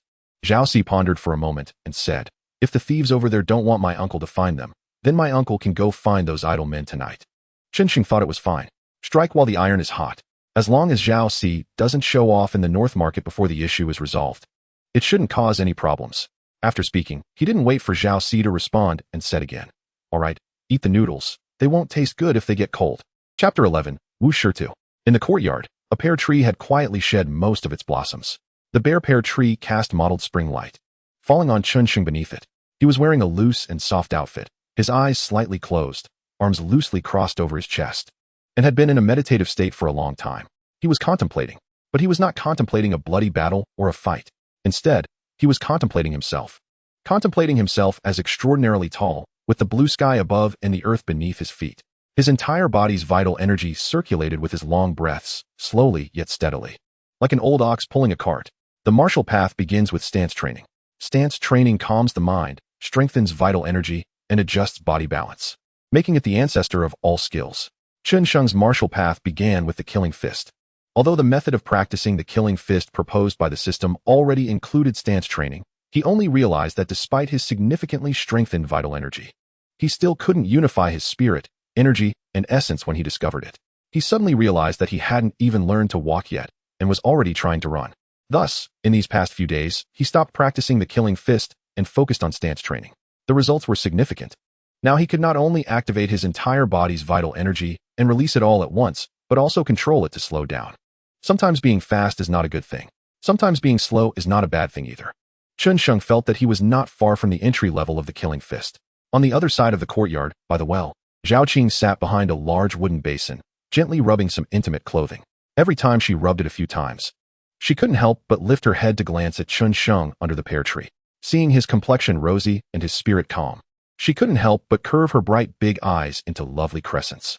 When she was still at her mother's house, she often heard her mother teach her that after marrying into her husband's family, She should be respectful and courteous with her husband.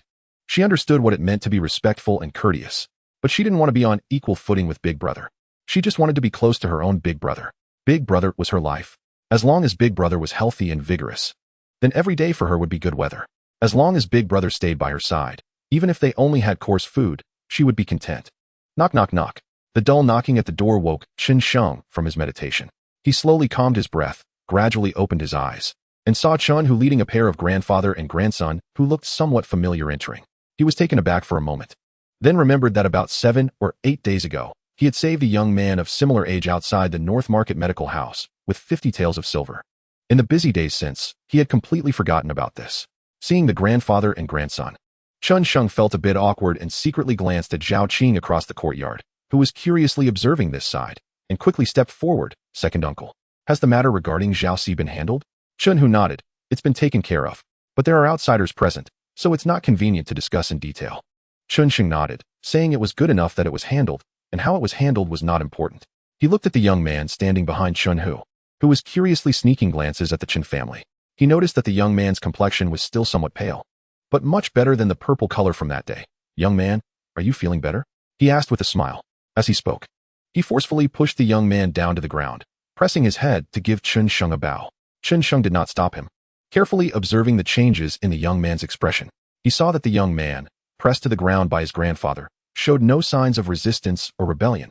Instead, he seriously and earnestly bowed 3 times to Xianxiang. It was indeed a respectful bow.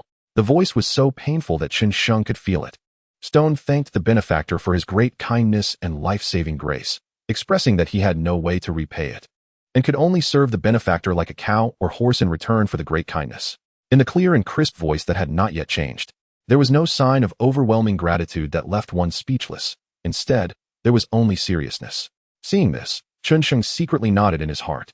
He understood that gratitude was just an emotion, intense but fleeting, and not worth relying on. It was this seriousness, treating the favor as a significant matter, that spoke volumes. It happened that I lacked a follower by my side. If the young man did not mind the Chen family's small power, he could stay with me to run errands and handle some chores.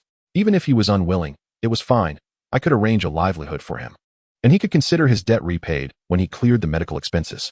As soon as he finished speaking, the old man behind the young man was overjoyed, as if fearing Xianxiang would change his mind, and rushed forward to grasp the young man's shoulder, bowing to Xianxiang.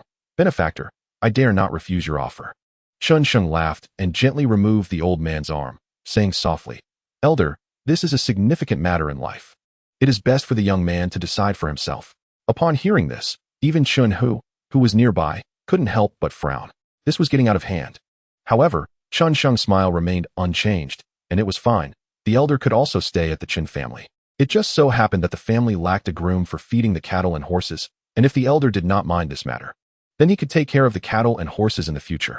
Upon hearing this, the young man was instantly delighted, disregarding Xianxiang's attempt to pull him back, and insisted on kneeling on the ground, repeatedly knocking his head 3 times. Wu Shitu pays his respects to the young master. Xianxiang's smile grew even more pronounced as he helped the young man up, and said warmly, Our family doesn't have any young masters. I should be slightly older than you, so just call me Big Brother from now on. The young man was unwilling to comply, and was about to speak when he saw Xianxiang gently shake his head. He didn't know why, but this peer he met for the first time, despite speaking slowly and maintaining a gentle attitude, made him completely unable to entertain any thoughts of going against his wishes. It seemed that he was even more convincing than the nobles he had encountered before, who would shout loudly and whip their servants at the slightest provocation. Yes, Big Brother, he said, lowering his head in some awe, humbly responding. Xianxiang handed him a sweat towel and said kindly, From your accent, you don't seem to be from Qin County, Yongxia County? Xianxiang thought for a moment.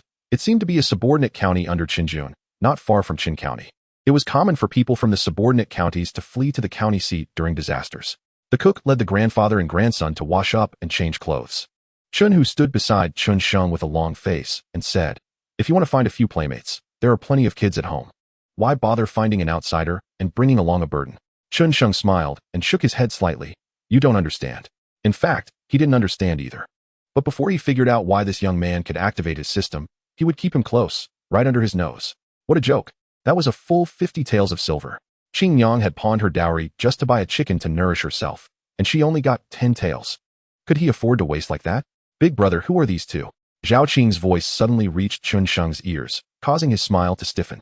He hurriedly signaled Chun Hu with his eyes, and then said, "They are an old acquaintance of our father. From now on, they will be part of our family, with the young one serving as my follower and the elder taking care of the cattle and horses." Zhao Qing, who had come closer, turned to look in the direction where the grandfather and grandson had disappeared and nodded thoughtfully. "Father's acquaintance? Then we can't neglect them." "Yes, yes, big sister. I'm hungry. I want noodles with 2 eggs. Chun Sheng didn't know what he was afraid of. He just feared that Chun Hu, who had been looking at him unfavorably these past few days, would bring up the matter of him spending 100 taels to save the grandfather and grandson. He wanted to distract Zhao Qing. Noodles. Zhao Qing was indeed diverted by Chun Sheng and rolled up her sleeves, saying, "Just wait a moment. I'll make them for you right away. It won't take long." Saying this, she bowed to Chun Hu and quickly turned to head towards the kitchen. Once Zhao Qing left, Chun Hu let out a cold snort. Chun Sheng glanced at the old man, feeling that it wouldn't be stable to keep him here, so he said, "Second uncle, since the situation at Beishir Pavilion has been settled, could you please inform Uncle Zhao Si to get moving? Time waits for no one, and our family's money can't stand to be wasted." In order to establish the chain vendor business, he had already sold many valuable items from the house through Chun Hu's hands. If he continued to sell, he would only be left with real estate. That would truly make him a prodigal son selling ancestral property. Chun Sheng spoke about serious matters, but Chun Hu knew very well what he was plotting. He sighed in a mix of exasperation and resignation, pointing his finger at Chun Sheng and scolding. "You just keep causing trouble." Chun Sheng laughed, using a tone meant to coax a child as he pushed him out. "Yes, yes, from now on, I'll do nothing but cause trouble, just cause trouble." Chun Hu immediately felt as if he had swallowed a fly, feeling extremely uncomfortable. Chapter 12, Long Planned. At the hour of you, the sun was setting in the west. The bustling crowd in Beishir gradually calmed down. The throngs of people on the street were visibly thinning out. Chun Liang swaggered down the street with a dozen idle men, one hand holding a sharp beast bone to pick his teeth, and the other tossing and playing with a money bag. The crisp clinking sound of copper coins colliding was, in his ears, the most pleasant sound in the world. Wang Lu, that fool, died quite well. He thought contentedly, if you hadn't died, where would everyone else have eaten these 2 bowls? Passers-by, upon seeing this group, stepped aside to make way while nodding and bowing to greet them. "Liang Ji, have you eaten? Liang Ji, why aren't you going to the paradise of ultimate bliss to have some fun today?" Chun Liang disdainfully looked up, too lazy to even feign politeness to these poor wretches greeting him. Paradise of ultimate bliss? Is that a place where people like him can go every day? Do they think he, Chun Liang, is as foolish as that Wang Lu? I, Chun Liang, am very discerning. Thinking of this, Chun Liang felt he had distanced himself from Wang Lu and smiled smugly. But just as he was feeling proud, a small figure suddenly darted out from the side of the road, snatching the money bag from his hand and slipping through under his arm to run away. Chun Liang was stunned for a moment, then suddenly furious. I, Chun Liang, was actually robbed by a little brat in Beishir? No, this isn't theft. This is outright robbery. How dare a little brat rob me? Is there any law left? Is there any justice? Quick, catch him. Chun Liang roared in rage and turned to chase after the small figure. Today, I will beat him to death. Damn it, that little bastard actually dared to bully me. Catch him. The group of idle men also erupted in anger. This wasn't just robbing their big brother's money bag. It was a direct slap to their faces. A group of them charged out onto the main street, not knowing how many unfortunate passers-by they knocked over. Meanwhile, the small figure ahead seemed very familiar with the area of Beishir, nimbly weaving through the complex and narrow streets and alleys. Chun Liang and his group of more than a dozen strong idle men suddenly found themselves unable to catch up with the half-grown child in front. This only fueled their anger further. They didn't even notice that the streets and alleys around them were becoming more and more secluded, with fewer and fewer pedestrians. Of course, this may also have been related to their overconfidence. Beijing City is just like our home. Who can do anything to us here? After passing through a few remote alleys, the child ahead seemed to panic and ran straight into a dead end. Chun Liang and the others chasing from behind were overjoyed at the sight and rushed in without thinking. Once they entered the dead end, they discovered that in this narrow alley, which could only accommodate one person standing and forced 2 people to turn sideways to pass, there was not only the child but also a dark-skinned man. That wasn't the key point. The key was that the dark-skinned man was holding a knife with a thick back, gleaming and half a person tall, which nearly blinded them. Good heavens. Usually when they fought with other idle men, it was already a big deal to use sticks. The short blades at their waist were merely for scaring the common folks and were essentially just decorations. They had never seen such a brutal weapon on the streets before. Fourth uncle, we brought you people. You can't go back on your word. The half-grown child exclaimed, out of breath, as he clung to the dark-skinned man. The dark-skinned man smiled, pinched the child's cheek, and said softly, "Don't worry, after I'm done with Beijing City, I'll take you to meet Delang. Good kid, stand behind your fourth uncle." He wrapped an arm around the child, shielding him behind him, and stepped forward slowly, rolling up his sleeves. He was alone. Yet the other side had at least a dozen people. But just looking at the stance, he seemed to be the one with the advantage. Meanwhile, Chen Liang, who had already sensed something was wrong, led his men silently back to the entrance of the dead but found their way blocked by a cart loaded with mud and sand. Outside the cart were a few idle men dressed similarly to them, also with short blades at their waists. Chen Liang took a glance and immediately recognized these men as the few stray dogs who used to follow Wang Lu around for a meal. But even after recognizing them, he didn't utter a single word. Instead, he drew his short blade from his waist, turned around to push through his subordinates, and took a few steps toward the slowly approaching dark-skinned man, stopping to force a smile. "Brother, is there still room for negotiation? My elder brother is Chen Chuan, and he used to work under the old Wang. He can say a few words in this county." "Chen Chuan," the dark-skinned man sneered. "He can't say anything in front of me." Chen Liang shivered, staring intently at the dark-skinned man, trying to glean something from his expression. But no matter how hard he thought, he had no impression of this dark, rough face. However, from his accent, he was undoubtedly from Chun County. But he was still struggling, desperately trying to think of a way to resolve the current predicament peacefully, while secretly vowing that once he got through this, he would scour the entire Chun County to get rid of him. He was unwilling, or rather, afraid to fight with this obviously formidable dark-skinned man. He knew his own strengths. With his skills, he could bully ordinary folks, but if he were to fight a real expert, he felt he might not last 3 rounds. However, little did he know, this situation was not a spur-of-the-moment decision, but a long-planned scheme. "Stop thinking." The dark-skinned man laughed as he saw Chen Liang's eyes darting around. "You have no way out today?" As he finished speaking, he stomped heavily on the ground, using the force to lunge forward, the bright ring-handled knife cleaving down towards Chen Liang's head with a piercing sound. Seeing this, Chen Liang reflexively leaped back, grabbing a nearby idle man and shoving him forward, roaring in desperation, "Sanzi, fight him." The knife smoothly sliced through the neck of the pushed-out idle man, and his massive head rolled away, with hot blood spraying like a fountain several feet high, splattering onto the dark-skinned man's face, accentuating his already dark and rough features. Resembling a ghastly demon, he flicked the blood off the ring-handled knife and sternly shouted at the terrified idle men, "I only want to kill Chen Liang. Anyone who kneels and drops their weapons can live." Upon hearing this, the dozen or so trembling idle men, unable to even hold onto their short blades, felt as if they had been pardoned, and without thinking, they threw down their blades, kneeling and kowtowing, crying, spare us, don't kill me." Sentiment. When Chen Liang pushed Su Wu out to block the knife, why didn't he think of past sentiments? "You're unkind. How can you expect us to be righteous?" The dark-skinned man brandished his knife, stepping over the kneeling idle men, lunging towards Chen Liang, who was desperately climbing the cart to escape the dead end. With one stab, he plunged the knife into Chen Liang's back. Chen Liang let out a pig-like scream, but the next moment, his already heart-wrenching scream became even more piercing. The dark-skinned man had abandoned the knife and twisted both of his arms. Boring.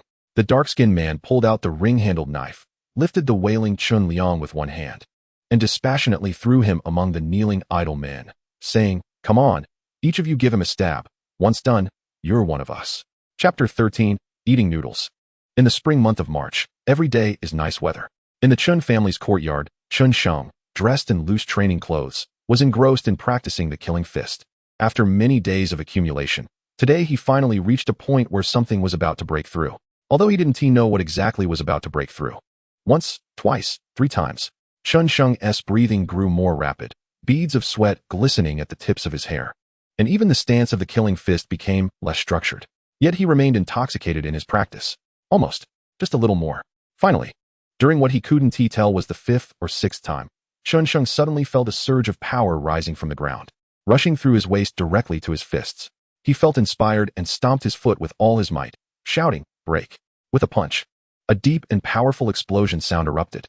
Clearly, it was an empty strike without an object to hit, but as this punch was thrown, Chun Sheng felt a tremendous recoil traveling through his arm, causing him to firmly step back 5 or 6 steps before stabilizing himself.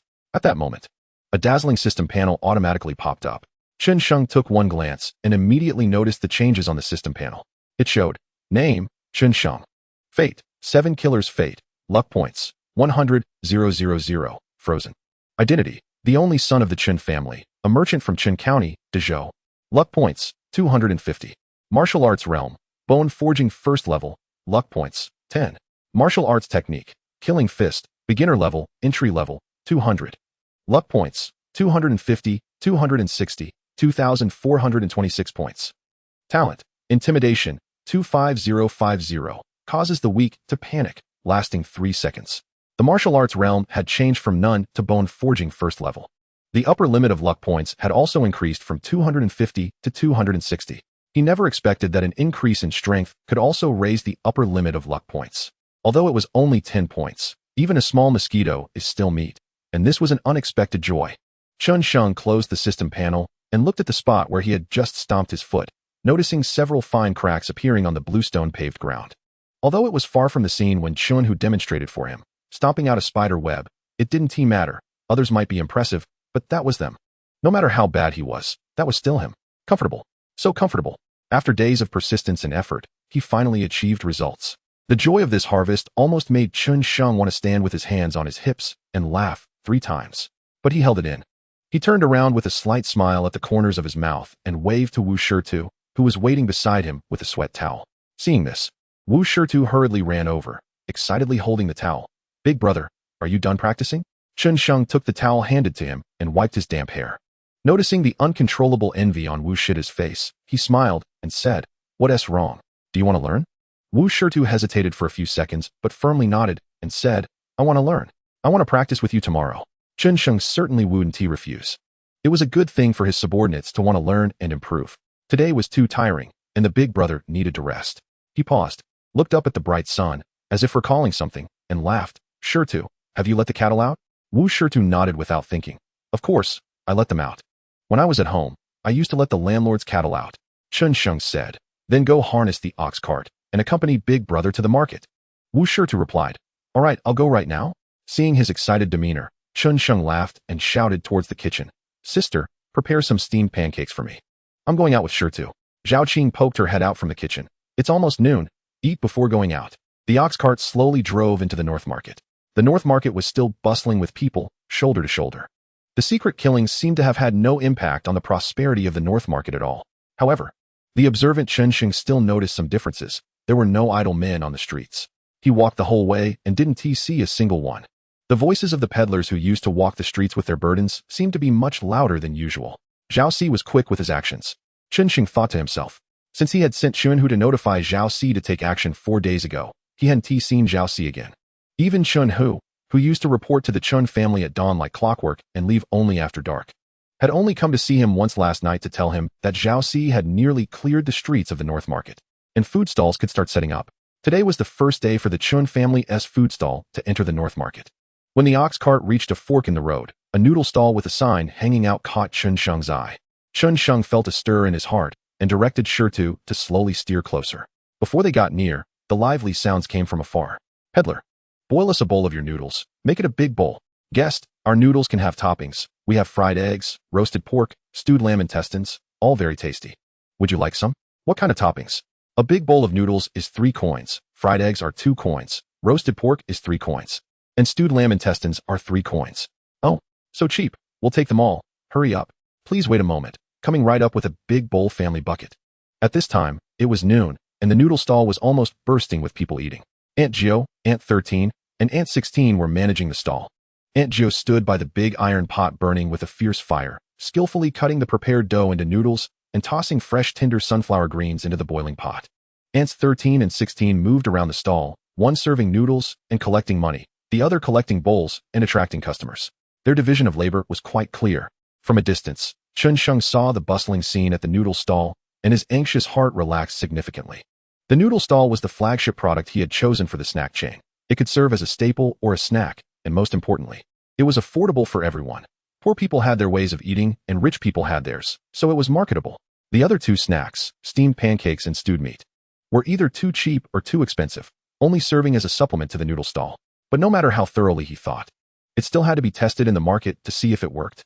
Moreover, since noodles were a new food appearing in Chun County for the first time, he had always worried that they wouldn't sell well. It seemed that the people of Chun County could generally accept noodles as food. That made sense.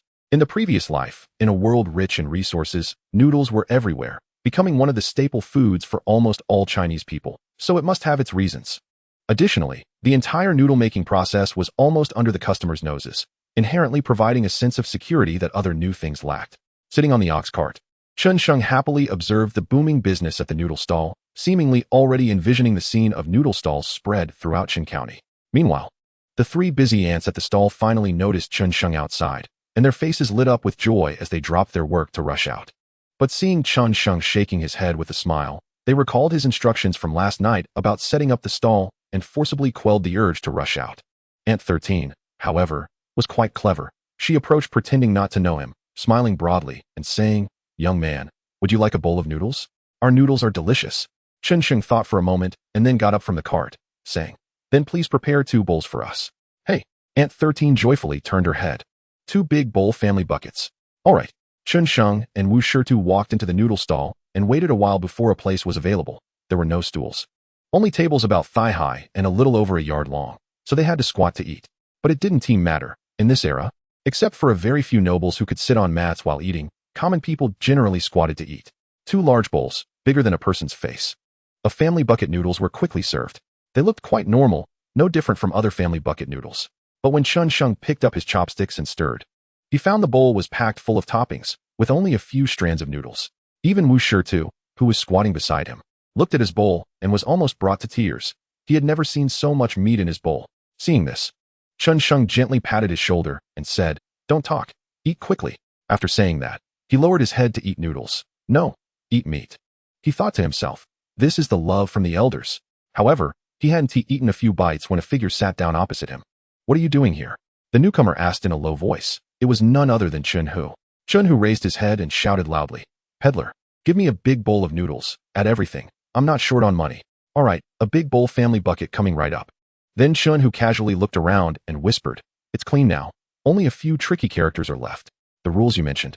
Xiaoxi has also sent people to establish. It should be set up in the North Market within 2 days. By the way, Xiaoxi's subordinates have exceeded 150. Should we let him be more restrained, so he doesn't attract all the petty thieves to his side?" As he spoke, Ant 13 served Chunhu's bowl of noodles. Chunhu skillfully picked up his chopsticks and stirred the white hand-rolled noodles rising to the surface of the bowl.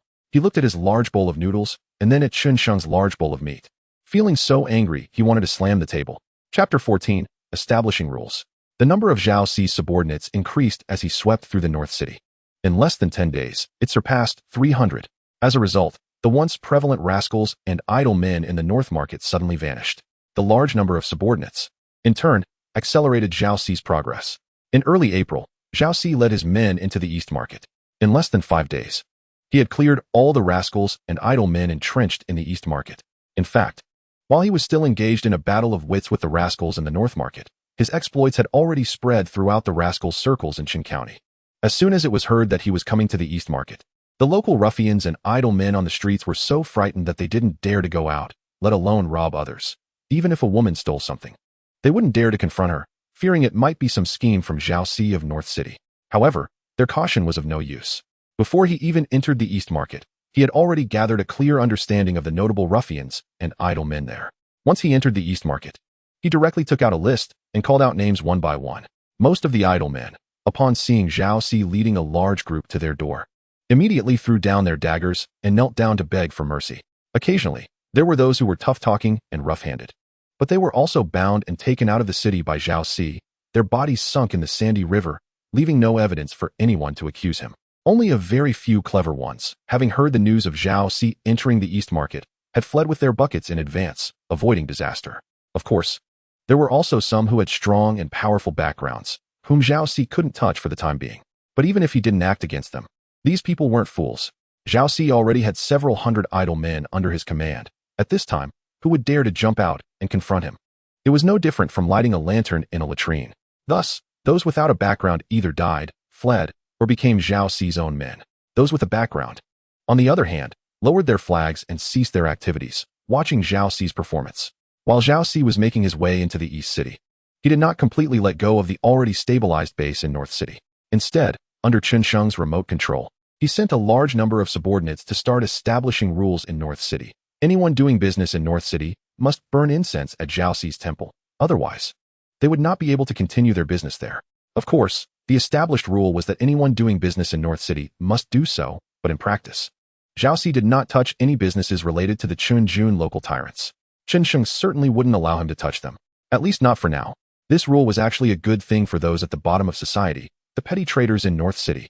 Previously, they worked hard day and night, just to earn a few copper coins, with small amounts going to tax officials and the larger amounts falling into the hands of the ruffians who came to harass them, barely scraping by. But after Zhao Si established the rules, although the cleaning fees they paid daily were not small, they were still much better than before. At least after a day's work, they could see some copper coins. Moreover, Zhao Si's money wasn't for nothing. After paying, they could find Zhao Si's people for help with any trouble they encountered in North City. Even the places where they did business would have Zhao Si's people helping to clean up. It seemed like it was still the same meaning as before. But doing business felt much more secure. It seemed like there was hope for their lives. However, this rule wasn't so friendly to the small merchants who had fixed storefronts and could barely be considered well off. Although there were many ruffians in North City, they were divided into several gangs, with the largest having no more than 20 people. This little force could naturally do nothing to these small merchants. Those with a reputation, even if they had no one at home to confront these ruffians, could still spend a little money to hire the North City Pavilion to manage them. That's what the North City Pavilion was for. Therefore, although there were many ruffians in North City, these small merchants didn't have to pay. At most, when they encountered some trouble that required the help of these ruffians, they would reward them with a few fruits or snacks. But now, with Zhao Si setting the rules, it was no longer so easy to deal with. Initially, when Zhao Si sent his subordinates to collect cleaning fees from these small merchants, they unanimously refused. Faced with Zhao Si's might, these people even banded together and sent a representative to meet Zhao Si, telling him not to treat them like those down-and-out folks. If they were angered, Zhao Si wouldn't have it easy in North City either. After meeting with these representatives, Zhao Si went to see Chen Sheng that same night and discussed the matter for half the night.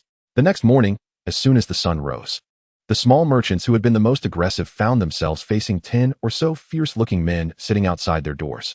These men had no daggers at their waists, but every one of their faces clearly stated, "I am not a good person." The small merchants were taken aback and hurriedly resorted to their old tricks, sending someone with money to the North City Pavilion to call for the pavilion's officers. The officers arrived in a fierce manner. However, the ruffians were even more imposing. "What's the matter? What law have I broken? Did I kill his entire family? Did I smash his shop? Or am I committing a crime just by sitting on the street? Is the street theirs?" These idle men, who had never been so justified in their lives, shouted loudly when they recited the words Zhao Si had taught them. The noise was so great that even the street next door could hear it. They continued to sit in front of these small merchants, chatting, drinking, and spitting. Whenever a customer approached these storefronts, the idle men would crowd around, rolling up their sleeves and glaring fiercely at the incoming customers. "What's wrong? Do you look down on me? Extorting merchants is still a crime. Beating pedestrians doesn't even count as a crime." After 3 days of this stalemate, finally, one small merchant couldn't hold on any longer and secretly sent money to Zhao Si. Perhaps it wasn't that they couldn't hold on, but that they wisely realized they couldn't outlast Zhao Si. They were losing money every day, while Zhao Si was only sending a few dispensable subordinates. The person who brought the money was quite clear-minded. By sending it secretly, he resolved the issue without offending the other small merchants. However, the next day, after the ruffians left his front, other small merchants understood. Who do you look down on? Who's the big fool now?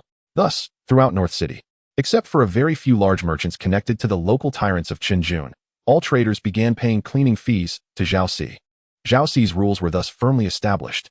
Before Zhao Si's rules were firmly set, the chain of small food stalls owned by the Chen family had already begun to flourish across North City. The noodle stall went from 1 to 10. The steamed bun stall went from 2 to 12. The braised meat stall went from 2 to 12. The signs hanging up were also varied, including bench noodles, laborers' noodles, Chen family's steamed buns, Zhao family's braised meat, and so on. Each food stall primarily focused on noodles, with steamed buns and braised meat as secondary offerings, with the 3 stalls jointly occupying 1 or 2 busy streets. Originally, there weren't many food vendors on the streets of North City, and most were just wandering vendors. After the Chen family's chain of food stalls got going, Zhao Si also blocked other merchants who wanted to enter the food stall business after seeing the Chen family's booming business. "What? You want to start a food stall? Sure. 3 or 2 silver a day. What? You can't sell that much in total? That's not my concern. The people at the bench noodle, laborer's noodle, Chen family's steamed buns, and Zhao family's braised meat pay that amount every day. If not, you might want to consider another trade. I see there aren't many vegetable sellers around here. Selling vegetables should be profitable. Do you want to do that?" Of course, the Chen family stalls also genuinely paid cleaning fees every day. But this kind of left hand transferring to the right hand was something the Chen family kept to themselves. How could they let outsiders know? The speed of expansion for the food stalls was rapid, but apart from giving the impression that after Xiaoxi took control of North City, it seemed to become even more prosperous, it didn't attract much attention. Because since Xiaoxi's rules came into effect, it wasn't just food stalls that sprang up everywhere. Other stalls like jewelry, embroidery, and meat and vegetable stalls also visibly increased. The more than 10 snack stalls of the Chen family are mixed among these extra roadside stalls. They may still stand out a bit, but no longer have the effect of being exceptional. Among them, some snack stalls have served as examples, smoothly starting their business after paying a cleaning fee, while Xiaoxi has directed those attracted by the Chen family snack stalls towards other trades. However, the real reason lies in the subjective initiative of human nature. Life will always find a way out for itself, as long as the environment is suitable. Chapter 15, Accounting. In the blink of an eye, it was mid-April. The Chen family situation had visibly improved. Chen Sheng could now enjoy 3 dishes at every meal. Qing Yang had once again put on the hairpin she had brought from her family. Even Aunt Zhou no longer handed him steamed buns, but instead gave him eggs and persimmon cakes. Yet Chen Sheng always felt a bit uncomfortable, even putting aside his daily practice of killing fist. The reason was simple. The luck points limit on his system panel had not changed at all, according to his previous understanding of his foolish system. The identity bar on the system panel should include factors like money, power, and status. Therefore, he worked hard to plan and strategize, hoping for a reward of effort and double happiness. Unexpectedly, after all this time, the system's luck points limit had only increased by 10 points since he broke through to the bone refinement stage. Clearly, the Chen family situation had improved a lot. Surely, it should symbolically increase by 100 or 80 points, right? The system panel's indifference made Chen Sheng feel that something was off. The more he thought about it, the more he wanted to understand. If he couldn't figure it out, he wouldn't enjoy his meals or sleep well. Wait a minute. After pondering under the pear tree for nearly half an hour, Chen Sheng suddenly thought of something and paused his hand that was scratching his scalp. Is the problem related to the word only son? He frowned. I am merely the heir of the Chen family, not the true helm of the family. So what I receive is just a fixed value boost from the family's luck, which cannot fluctuate with the growth or decline of the Chen family's overall strength. But that doesn't make sense. He scratched his head vigorously. Luck is not something that remains unchanged. Shouldn't it be that the stronger the power, the better the luck, and the weaker the power, the lower the luck? Otherwise, how can someone be so unlucky that even drinking cold water causes them to choke? Even if I am just the heir of the Chen family and not the true helm, my luck should rise along with the family's overall luck. No. It's not because I am the only son. Could it be that the Chen family's luck has a range of fluctuations, and my luck points are just a part of the average value of the family's luck? The Chen family's current situation is much better, but compared to its peak, it's still far behind. No, I just said that luck should remain unchanged, right? So where's the problem? Chen Sheng scratched his head vigorously. If he had dandruff, snowflakes would have already been flying around. Suddenly, a hand lightly but firmly hit his hand that was scratching his scalp. Chen Sheng looked up in confusion to see Zhao Qing standing beside him, looking slightly annoyed. Why are you pulling your hair? Look at what you've done to it. The color of her gauzy dress was not very pretty, probably because beautiful fabric costs 5 to 10 times more than the same quality in less attractive colors. Zhao Qing couldn't bear to spend that extra money, so she bought fabric that looked bulky and clumsy, in colors like brown, beige, and chestnut, with many being substandard dyed goods. However, no matter how unattractive the colors were, they couldn't diminish Zhao Qing's brilliant radiance of youth. Chen Sheng tilted his head up against the light, looking at her slightly chubby yet delicate face, and felt a jolt of electricity. Sister, you are really beautiful. Zhao Qing's cheeks suddenly flushed, and she lightly patted his shoulder in embarrassment. You can't just say nice things. Big sister can't let you ruin your hair. After patting him, she gently rubbed his shoulder with a hint of pity, softly saying, Darling, as the sages say, our bodies and hair are given by our parents. We should not harm them. Upon hearing her mention such an old saying, Chen Sheng felt a headache coming on, nodding perfunctorily and trying to change the subject. Oh, sister, you are wearing that hairpin again today. It looks really nice.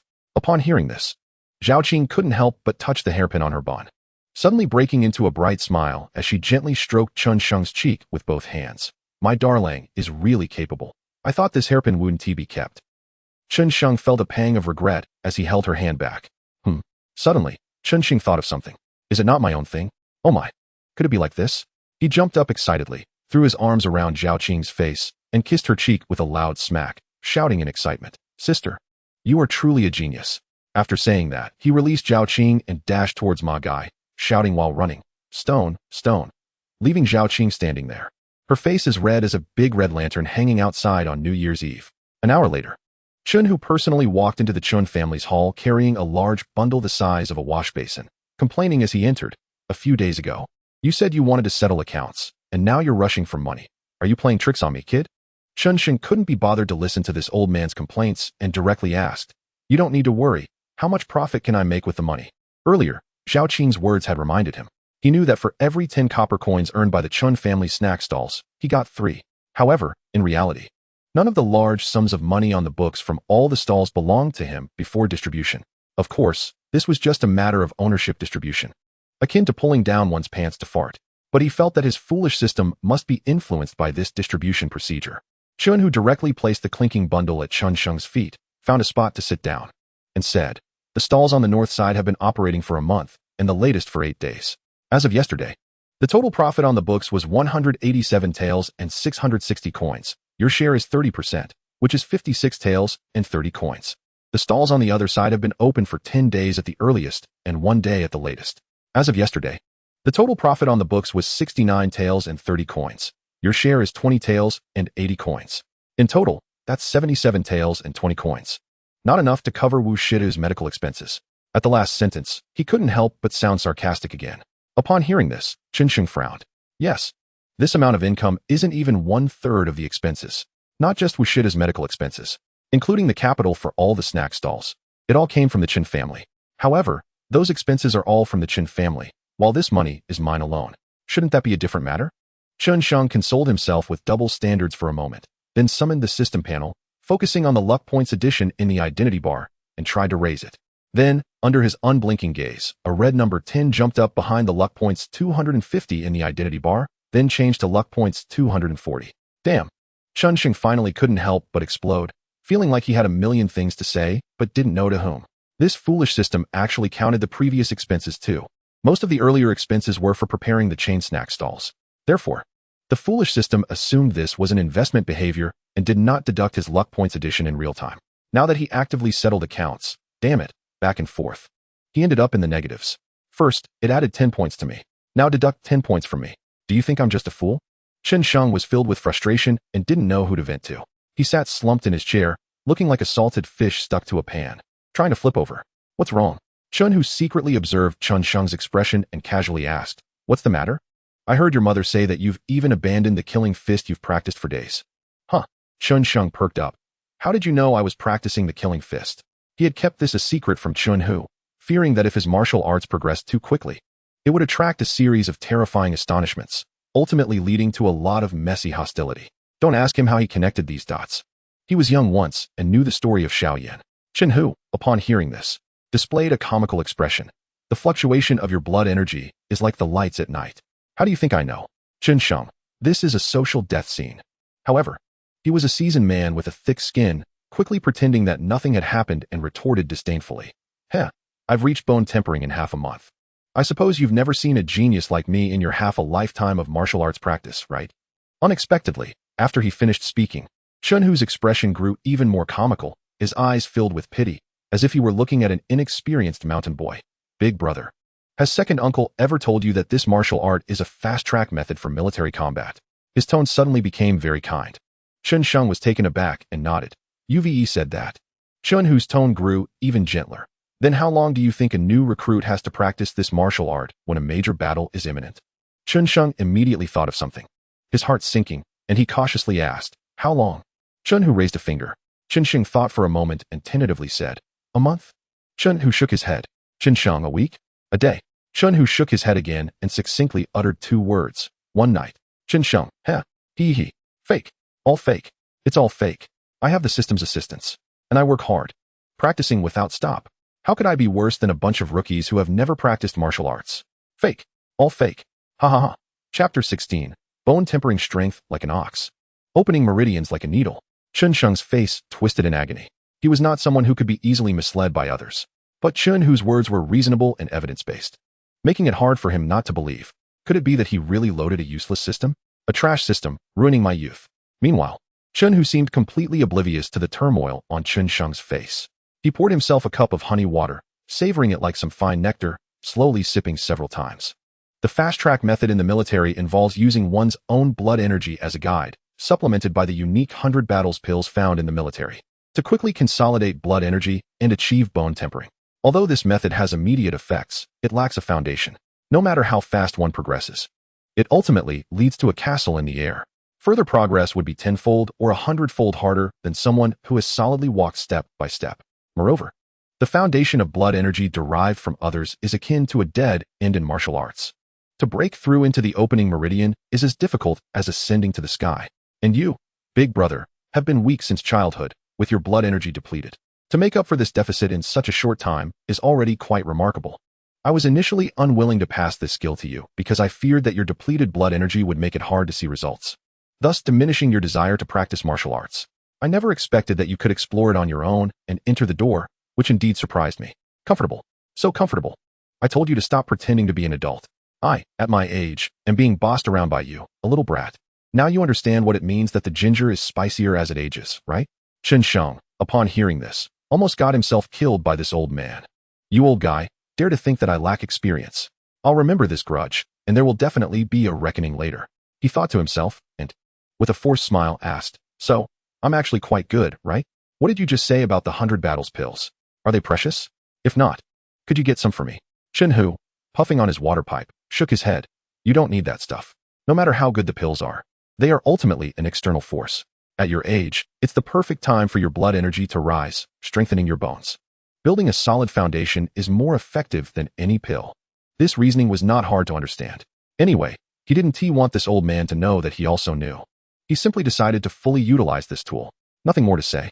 Chen Hu extinguished the water pipe with his thumb, exhaling a thick cloud of smoke. Bone tempering is a process of strengthening the body. Back when I was in the military, there was a saying, bone tempering strength like an ox, opening meridians like a needle.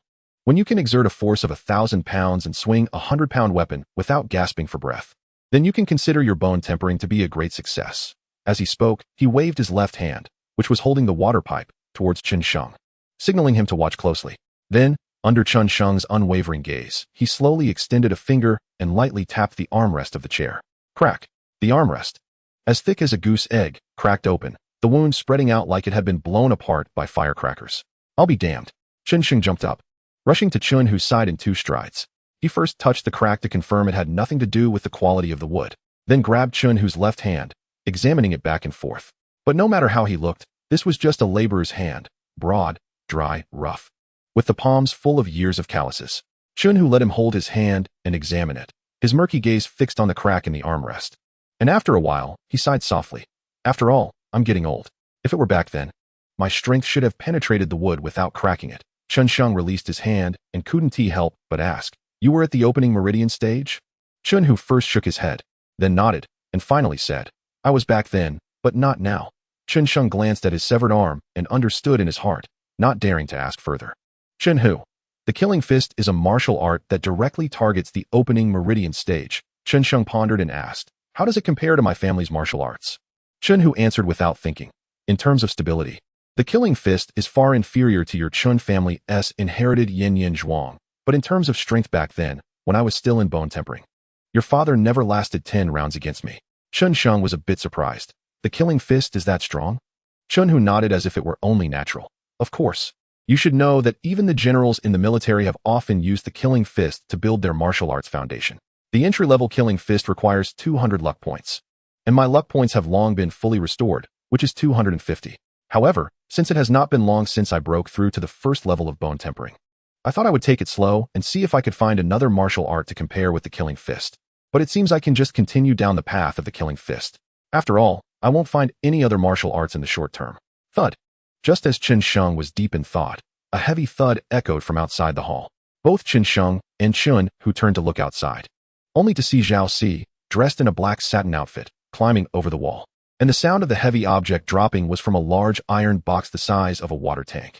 The two couldn't help but get up and walk out of the hall, both wondering, what is Zhao Si doing? When Zhao Si spotted Xianxiang from afar, he kicked the big iron box over with a flourish. Big brother, I heard you're short on money, so Uncle Si brought you some money. Thud.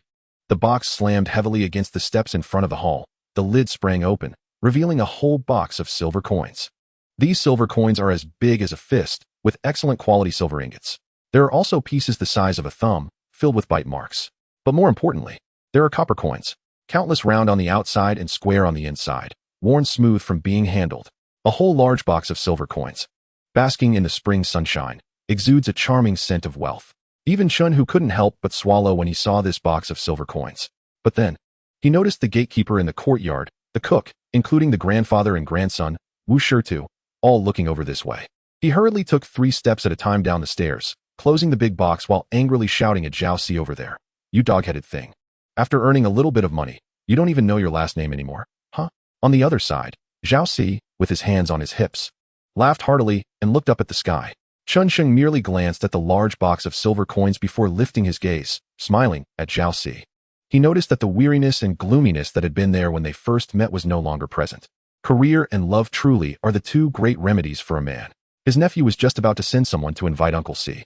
He smiled and said, "You're just in time." Chapter 17, Tiger Hall. Bang. Silver coins. Chun Sheng held Zhao Si's arm and invited him to sit down. Chen Hu, seeing their warm interaction, couldn't help but feel a twinge of jealousy. The silver coins sent by his second uncle were already enough.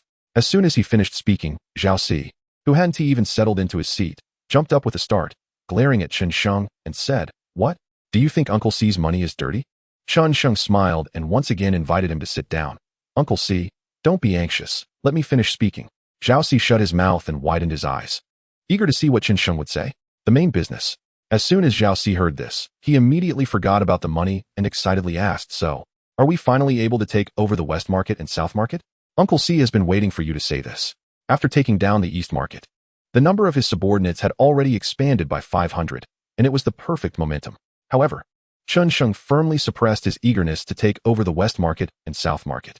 He couldn't understand. In his eyes, with his current power, the West Market and South Market were within easy reach. Why should he hold back? But even though he couldn't understand, he didn't go against Chun Sheng's wishes by leading his men to invade the West Market or South Market. This was not easy. In the eyes of someone like him, who was in a rising state, the West Market and South Market were like carrots dangling in front of a donkey. Eating the carrot is easy. Resisting the urge to eat it is what is hard. But even if he could resist, it was still hard to bear, leaving him restless. On the contrary, I want to invite you here to tell you that you cannot touch the West Market and South Market. Chun Sheng gently covered his cup with both hands as if to warm it, speaking softly. Why? Zhao Si suddenly stood up, looking at Chun Sheng with confusion. The North City can collect over 200 taels in cleaning fees each month. If we take all 4 cities, that is at least 800 taels a month. Such a large sum of money. Why shouldn't we take it? Old Si. Before he could finish, Chun Hu, sitting across from him, let out a low growl, the old man furrowing his sparse brows, his gaze sharp as a knife. Zhao Si suddenly realized and hurriedly said, "Big brother, Uncle Si means no harm. He just doesn't understand and got a bit anxious. Don't take it to heart." Chun Sheng, seemingly unbothered, chuckled lightly and gestured for him to sit down. "We're family. There's no need to be so formal. Uncle Si, please sit." Sigh. Zhao Si sat down, looking a bit uneasy. Chun Sheng spoke slowly. "You are an elder, and the saying a tall tree catches the wind shouldn't need reminding from your nephew. But seeing you so focused on the West Market and South Market recently, I guess you haven't thought of this, so I can only overstep. Uncle Zhao, Chun County is the county seat, and those in charge here are not us laborers who earn just enough for 3 meals a day, but the officials of the county office. They cannot simply stand by and watch a group of over 1,000 people form and become uncontrollable under their watch. You've caused quite a stir these days, and I thought it was time for the county office to send someone to summon you, to take some benefits from you and warn you to behave. But they haven't." Chun Sheng shook his head slightly, his expression serious. This is not a good sign. It indicates that the officials are watching and waiting. Waiting for what? After thinking for a while, he said, "There are 2 possibilities. The first is to wait for you to overstep, then uproot you completely. The second is to wait for you to grow fat first, and then strike you down, enjoying a fat year. Which do you think it is? Or rather, which do you prefer?" Chun Sheng looked at Zhao Si, smiling innocently. Even Chun, who beside them, frowned deeply, silent for a long time. He hadn't thought this far ahead. In the subconscious of the common people, there is always a simple and touching belief. As long as I don't provoke others and do my own thing honestly, others won't bother me. But Chun Sheng deeply understood one principle. Around any sufficiently sweet cake, there are always those who covet it. Whether they will take a bite, and when they will do so, depends only on ability and timing. In short, when you find that everyone around you is a good person, it doesn't necessarily mean that you're a good person too. The bigger possibility is that you are someone who offers no profit. Conversely, when a person has benefits, there will definitely be those who think of ways to get something from them. Clearly, Zhao Si, who can collect a large amount of cleaning fees daily from the North City and East City, has already placed a fresh and sufficiently sweet cake on Qin County's table. Even more obviously, Zhao Xi's displayed strength is insufficient to possess and protect this cake. Qin Sheng, who dared to remotely control Zhao Xi to set rules, naturally wouldn't overlook this point.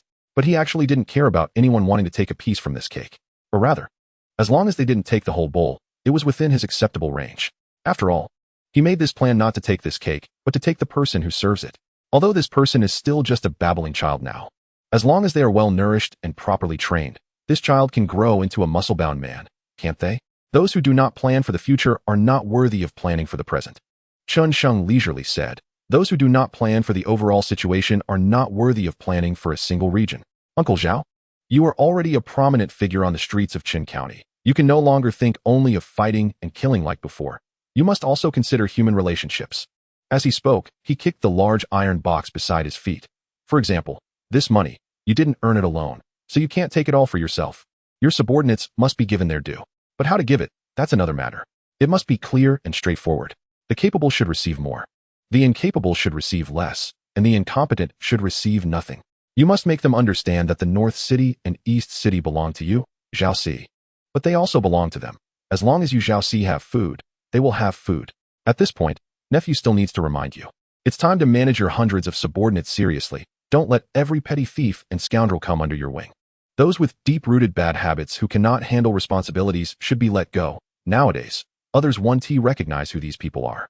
They only recognize that they are your Zhao Xi's people. Everything they do outside will be blamed on you Zhao Xi. Don't let it come to the point where you haven't done anything and end up with a death sentence. By then, it will be too late to cry injustice. Besides your subordinates, those above you must also be respected. In your own strength, you are still in the bone refining stage, right? Do you think being in the bone refining stage is enough to qualify as the prominent figure on the streets of Qin County?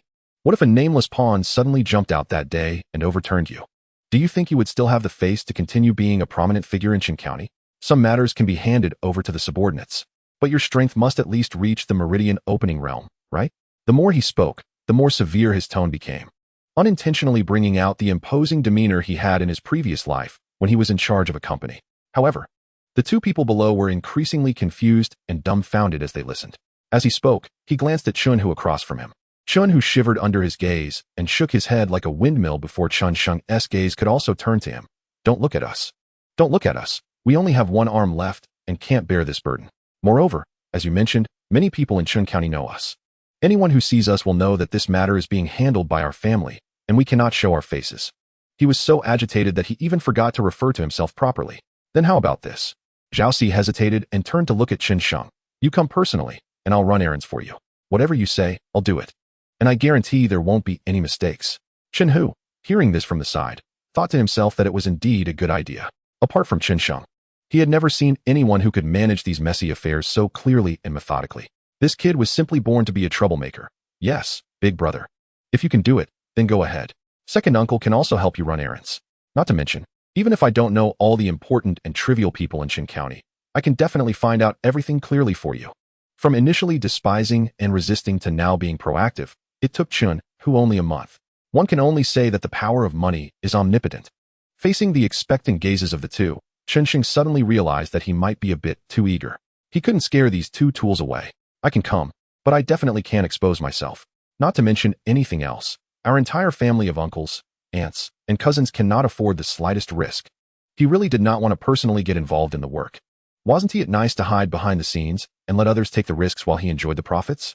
However, since it was clear that his personal involvement was the best option at the moment, he naturally wouldn't shy away for the sake of comfort. After all, the people under Zhao Xi were an extremely important part of his plan. Now that there was finally some progress, he couldn't just give up because of a little difficulty.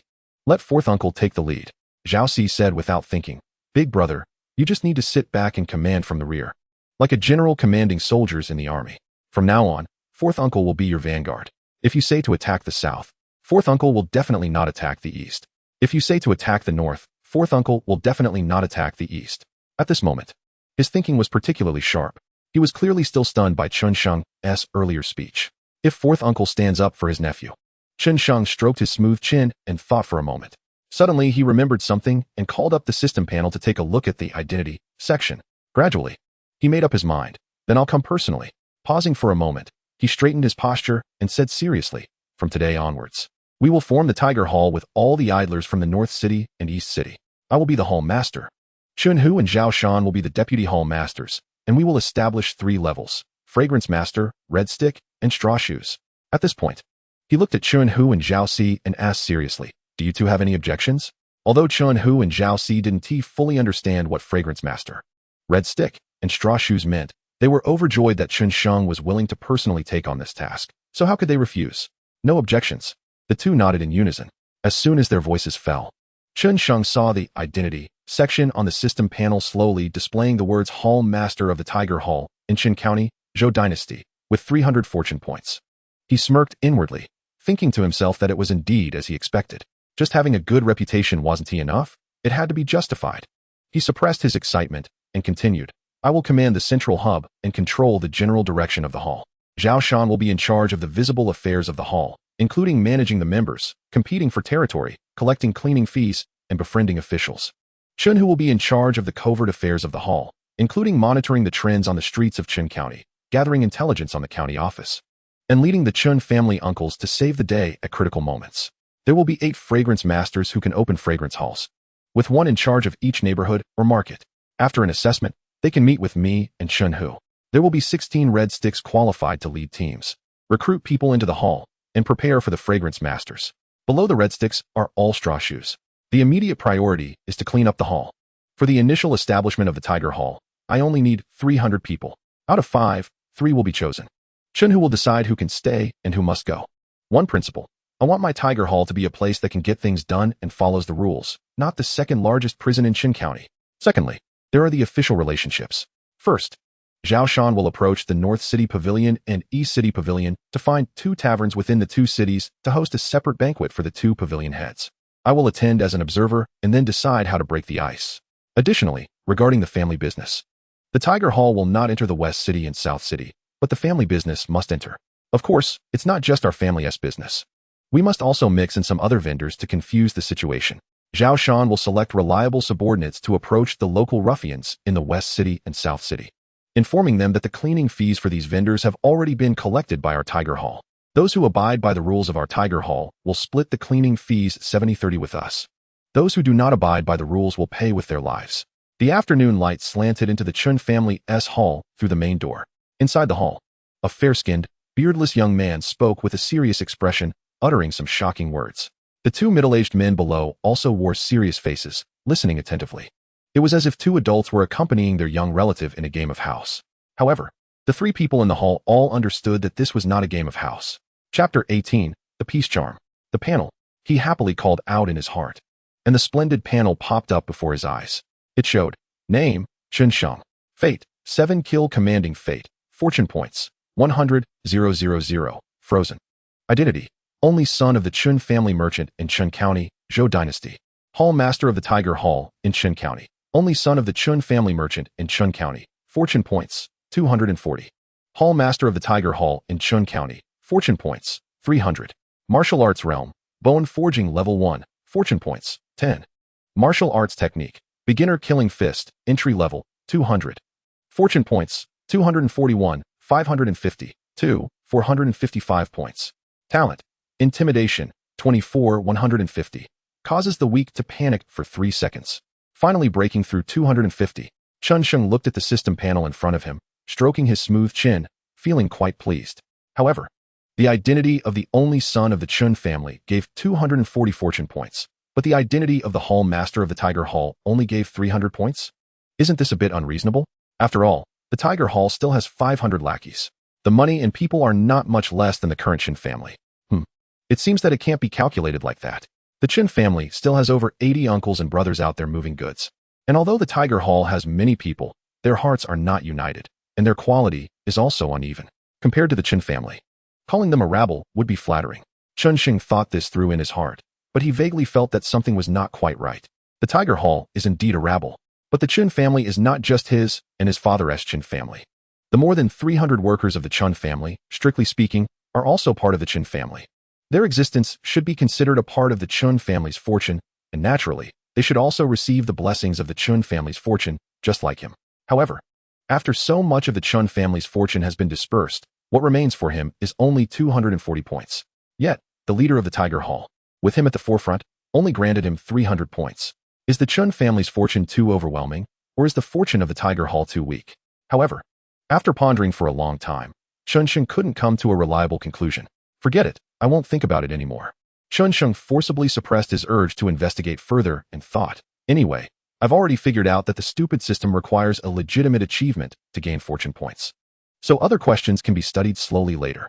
For now, let's add points to the killing fist first. He focused on the martial arts section, took a deep breath, and pressed the colorful button behind the killing fist. At the moment he pressed it, 24 identical figures suddenly appeared in his mind. The 24 figures lined up and silently practiced the killing fist. Chun Sheng closed his eyes and concentrated on watching these 24 figures practice the killing fist. In fact, he couldn't see clearly at all. It was as if these 24 figures were all his avatars. Soon, Chun Sheng noticed that this time's practice of the killing fist seemed to differ greatly from the one he was currently practicing. It was no longer just about gathering strength and launching a single strike. Instead, there were many moves he had never seen before. Each move was fierce, targeting not just the throat but also the temples and heart, aiming not merely to incapacitate the opponent as quickly as possible, but to kill them in the shortest time possible. As Chun Sheng watched those fierce moves, he began to grasp the essence of the killing fist. But his mind was soon overwhelmed by the techniques of these moves. Unleashing fists with precision, the fists moved freely. The force and energy merged. He murmured softly. And deep within his consciousness, a model resembling a medical anatomy figure gradually appeared, with countless punching shadows flashing across this model, striking either vital points or deadly spots. The 24 figures in his mind also slowly increased as the techniques and insights of the killing fist surged into Chun Sheng's consciousness, one by one disappearing. The later techniques became more detailed, and the insights became deeper. From the coordination of body movement and fist technique to the synergy of fist technique and vital energy. Each move, each stance gradually approached harmony and perfection. If the initial practice of the killing fist was about learning the standards, the difference now was no longer merely quantifiable standards. It also included the requirements of a chef's foundational skills. The former only required hands, while the latter needed years of experience with a cutting board and a spatula before one could call themselves a chef. When Chun Sheng opened his eyes again, he felt dazed. He didn't know how much time had passed. He only felt as if he had practiced the killing fist for several years. The only thought left in his mind was, who dares to provoke me? I will beat them to death. Big brother. Big brother Xiaoqing rushed into the hall with a basket of vegetables, her eyes sparkling upon seeing Chun Sheng sitting there. Come quickly, put this on. She took out a red-threaded pouch from her bosom, waved it, and hurried towards Chun Sheng. Chun Sheng was startled by her fierce demeanor. What is this? It's a talisman I got for you. It cures illness and strengthens health. Come on. As she spoke, she reached Chun Sheng, hugged his head with one hand, and with the other, she set down the vegetable basket to free her hand, pulling the red thread from the pouch to put around his neck. Looking at the cute tiger pattern on the pouch, Chun Sheng furrowed his handsome little face. Am I not the dignified leader of the Tiger Hall? Don't I have any pride? He resisted and grabbed the pouch, shaking his head like a rattle. No, I'm not wearing this. I'm already fine. I can eat 3 bowls of rice in one meal. I don't need this. No, there aren't any temples around Qin County. Where did you get this talisman? Stop messing around. Xiaoqing glared at him, swatting his hand away from the pouch, placing it on his chest properly, and stepping back to admire her work before saying contentedly, a group of Taoists came to Beishir. They're curing illnesses on the street, and it's effective.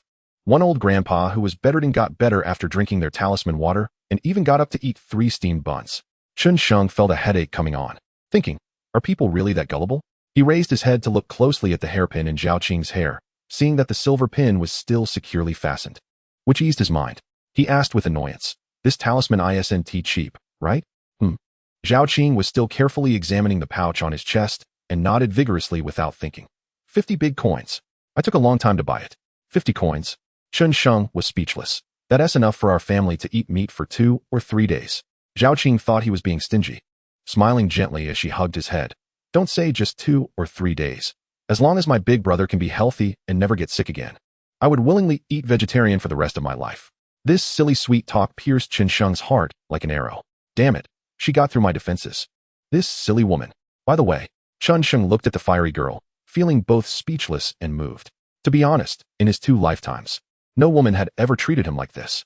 Before long, Xiaoqing rushed in with a pair of scissors, walking while loosening her hair bun behind her head. Her thick, black, long hair cascaded down, illuminated by the golden edges of the sunset, resembling a beauty stepping out of a painting. But before Chun Sheng could appreciate this beautiful scene, He was startled by her actions. She tucked a strand of hair behind her ear and placed it under the open scissors. Sister. No, before Chun Sheng could finish his words, Zhao Qing had already closed the scissors. She took the strand of hair she cut off, walked in front of Chun Sheng, opened the pouch hanging on his chest, placed the strand inside, tied it securely, and said fiercely, "You can't take it off, understand?" Chun Sheng looked up at her in a daze. Sister, didn't you say that one's hair and skin are given by their parents and should not be harmed? Zhao Qing smiled, gently reaching out to stroke the disheveled hair on his forehead, and softly said, "At home, you follow your father. When married, you follow your husband." Her hands were somewhat rough, with calluses on her fingertips, but Chun Sheng felt that these were the warmest hands in the world. Chapter 19. One knife cannot carve out two chins. The next morning, Chun Sheng got up at the crow of the rooster as usual, washed up, and dressed. When he arrived in the front yard, there were already over 40 young men stretching and exercising in the spacious courtyard. Upon seeing Chun Sheng, one of the young men teased loudly, "Big brother, you're a bit late today?" "Yeah. Could it be that our sister Qing didn't let you out of bed?" "That can't be. Our sister Qing is such a virtuous person. It must be that big brother worked too hard and can't get up." Chun Sheng glanced at this group of unruly young men and jokingly scolded, "Get lost, you lot. How can you say such things about our sister Qing, who works hard every day to cook for you? Have you lost your conscience?" Right, big brother, don't bring our sister Qing into this. If you anger her, we won't have anything to eat." "Sister Qing, did you hear that? Big brother is slandering you. We didn't say anything." Suddenly, someone shouted loudly, and a group of young men turned to look at the inner gate, where they saw Zhao Qing, her hair still uncombed, standing at the door with a flushed face, hands on her hips, cursing, "You haven't even grown all your hair yet, and you're learning to gossip like a woman. Be careful, or your sister-in-law will tear your mouths apart." Ha. The group of young men remained unfazed, and they all jeered together. "Sister-in-law Qing is shy. Sister-in-law Qing is shy." Zhao Qing, unable to withstand such a situation as a young lady, angrily threw out a retort, "Just wait, I'll let you starve," and fled in embarrassment. Chun Sheng chuckled as he watched her retreating figure and turned to the group of young men, shrugging his shoulders. "Don't look at me. If she doesn't feed you, I can't help it. All right, enough nonsense for now. Today I'll teach you something new." He rolled up his sleeves and slowly walked down to the training ground. "Watch carefully. I'll only demonstrate this once. If you don't understand, ask me later." He warmed up a bit, took his stance, and began to practice the killing fist. These young men were a group similar in age to him among the next generation of the Chun family's merchant caravan. As the eldest of the Chun family's next generation, Chun Sheng had very few older brothers of different surnames, but many younger brothers. This was the normal way of interaction in every generation of the Chun family's merchant caravan. Chun Sheng's grandfather and father had both been the kings of children in their youth, leading their siblings and other children from prominent families in the county to fight every day. Even now, when Chun Sheng's father was home, uncles from various families would still come to the courtyard to practice martial arts and chat. In the afternoon, the brothers from each family gradually dispersed. Unlike Chun Sheng, they still had some chores to do at home. Finally having some time, Chun Sheng decided to give Wu Shitu some extra training. "Did you see clearly? This move, dual peaks penetrating the ears, is not about the fists but about the stance." Chun Sheng demonstrated the boxing stance. When the dual fists penetrate the ears and the arms extend forward, the stance must be steady, and the center of gravity must be on the waist. If the center of gravity is on me, even if the penetration fails, I can still withdraw my arms and strike with my elbows to repel the enemy and protect myself. Otherwise, if the penetration fails, the enemy can easily knock you down with a sweeping kick. Wu Shitu nodded, seemingly understanding, and silently resumed his stance to practice the move. Chun Sheng observed his stiff legs and cautiously kicked him lightly, but his body didn't even tremble. Steady does not mean rigid. He patted Wu Shitu's tense body and said, "The fist is dead, but the person is alive. The technique is just one effective way to harm the enemy. What you need to learn is the method, not just the stances." Wu Shitu thought for a moment and nodded. "Brother, I'll think about it and ask you later." Chun Sheng nodded. "All right, if you have any questions, ask me in time." This kid wasn't too smart, but he had a tenacity of not giving up until he achieved his goal. Chun Sheng liked this persistence and often gave him extra training. He turned to walk into the house to get a drink of water. However, just as he was stepping over the threshold of the hall, he heard Chun Hu's voice coming from behind. Eldest brother. He had assigned the personnel screening work for the Tiger Hall to Chun Hu, and logically, this work should take at least 2 or 3 days to yield preliminary results. Why was Chun Hu here after just one day? To change into proper clothes. Chun Hu strode up to Chun Sheng and gently pushed his shoulder. "Second uncle wants to take you to meet someone. Who do I need to change clothes for?" Chun Sheng frowned. "Who is it?" Chun Hu shook his head. "You'll know on the way." Seeing his hurried demeanor, Chun Sheng didn't press further. All right then. Wait a moment, I'll be right back. It was clear that Chun Hu was very anxious. Without even harnessing the ox cart, he quickly took Chun Sheng away from the Qin family. Eldest brother, have you heard of the Xiang family? After they hit the road, Chun Hu no longer kept Qin Sheng guessing and actively asked, the Xiang family? Qin Sheng thought for a moment and shook his head. I don't have any impression. It seems there are no Xiang surnamed people in Qin County. He was referring to the prominent families, those who are local tyrants and hold power in their regions. Not the Xiang family of Qin County. Chun Hu shook his head, but the Xiang family of Xiang County. Xiang County. Qin Sheng recalled that Chun County was under the jurisdiction of 12 counties. Qin County, Guling, Yangxia, Zhe County, Ku County, Xinyang, Ruyan, Qinxian, Xianxia, Pingyu, Shanxi, and Xiang County. Yes. Chun Hu nodded. That's Xiang family. Chun Sheng sensed something unusual in Chun Hu's words and asked in surprise. Is Xiang County the Xiang family's Xiang County? It sounded a bit convoluted, but just as Chun County was not the Chun family's Qin County, elevating a surname to a county level could indicate a lot. Chun Hu replied without hesitation. Xiang County has always been the Xiang family's Xiang County. Impressive, Chun Sheng thought to himself, but then asked somewhat disheartened. So what does that have to do with our family? Could it be that they are friends on our trade routes? Chun Hu was momentarily at a loss for how to respond to Chun Sheng's question. After pondering for a while, he asked, Eldest brother, do you know that our Qin family was not originally from Qin County? Yes, I know about that. Chun Hu was surprised. How do you know this? Chun Sheng smirked disdainfully. Second uncle, there's a handwritten note from my great-grandfather at home. Chun Hu was silent for a moment and then suddenly exclaimed, Eldest brother, you've really grown up. You should know these things. Since you know that our great-grandfather, Chen Ku, served in the army. Do you know that he did not go north to join the military alone? Chun Sheng replied, I know. The handwritten note says that he went north with his second brother. Suddenly, he realized that the family record stated that he went north with his second brother, but later, when it mentioned his injuries and discharge from the army, it did not mention his second brother again. At the time, he hadn't thought too much about it. After all, in military battles, who doesn't die? But now, upon reflection, it didn't seem right. For him, his great-grandfather was merely a stranger he had never met, deserving of respect due to blood ties, but to say there was familial affection would be too far-fetched. If his great-grandfather was like this, then naturally his great-grandfather's second brother was even more so. However, for his great-grandfather, his second brother was his own blood brother. Would he really skimp on writing a few more words about such a significant event as his brother dying in battle? Oh, you know about this too? Chen Hu, unaware of Chun Sheng's unusual reaction, continued. Then this matter is simple. Back then, our great-grandfather Chen Ku and our great-great-uncle Chen Qing both joined the army together. The two brothers fought side by side for 10 years. Their achievements were remarkable, with the great-grandfather having 500 merits and the great-great-uncle having 250 merits, both serving as generals together. At that time, a great plague struck Suzhou, and both ancestors passed away, leaving someone to return home to maintain the family line. After discussing it, the great-grandfather, injured, disbanded and returned home to continue the family line, which is what is recorded in the family tradition. Meanwhile, the great-great-uncle changed to a military household, remaining in the army to seek advancement. The more Chun Sheng listened, the more shocked he became. Before Chun Hu could finish, he repeatedly interrupted. Wait, second uncle. Don't tell me that our family still has contact with that branch of the Gao family? Chun Hu looked at him in surprise. Why can't we keep in touch? You can't carve out two Qin families with one knife.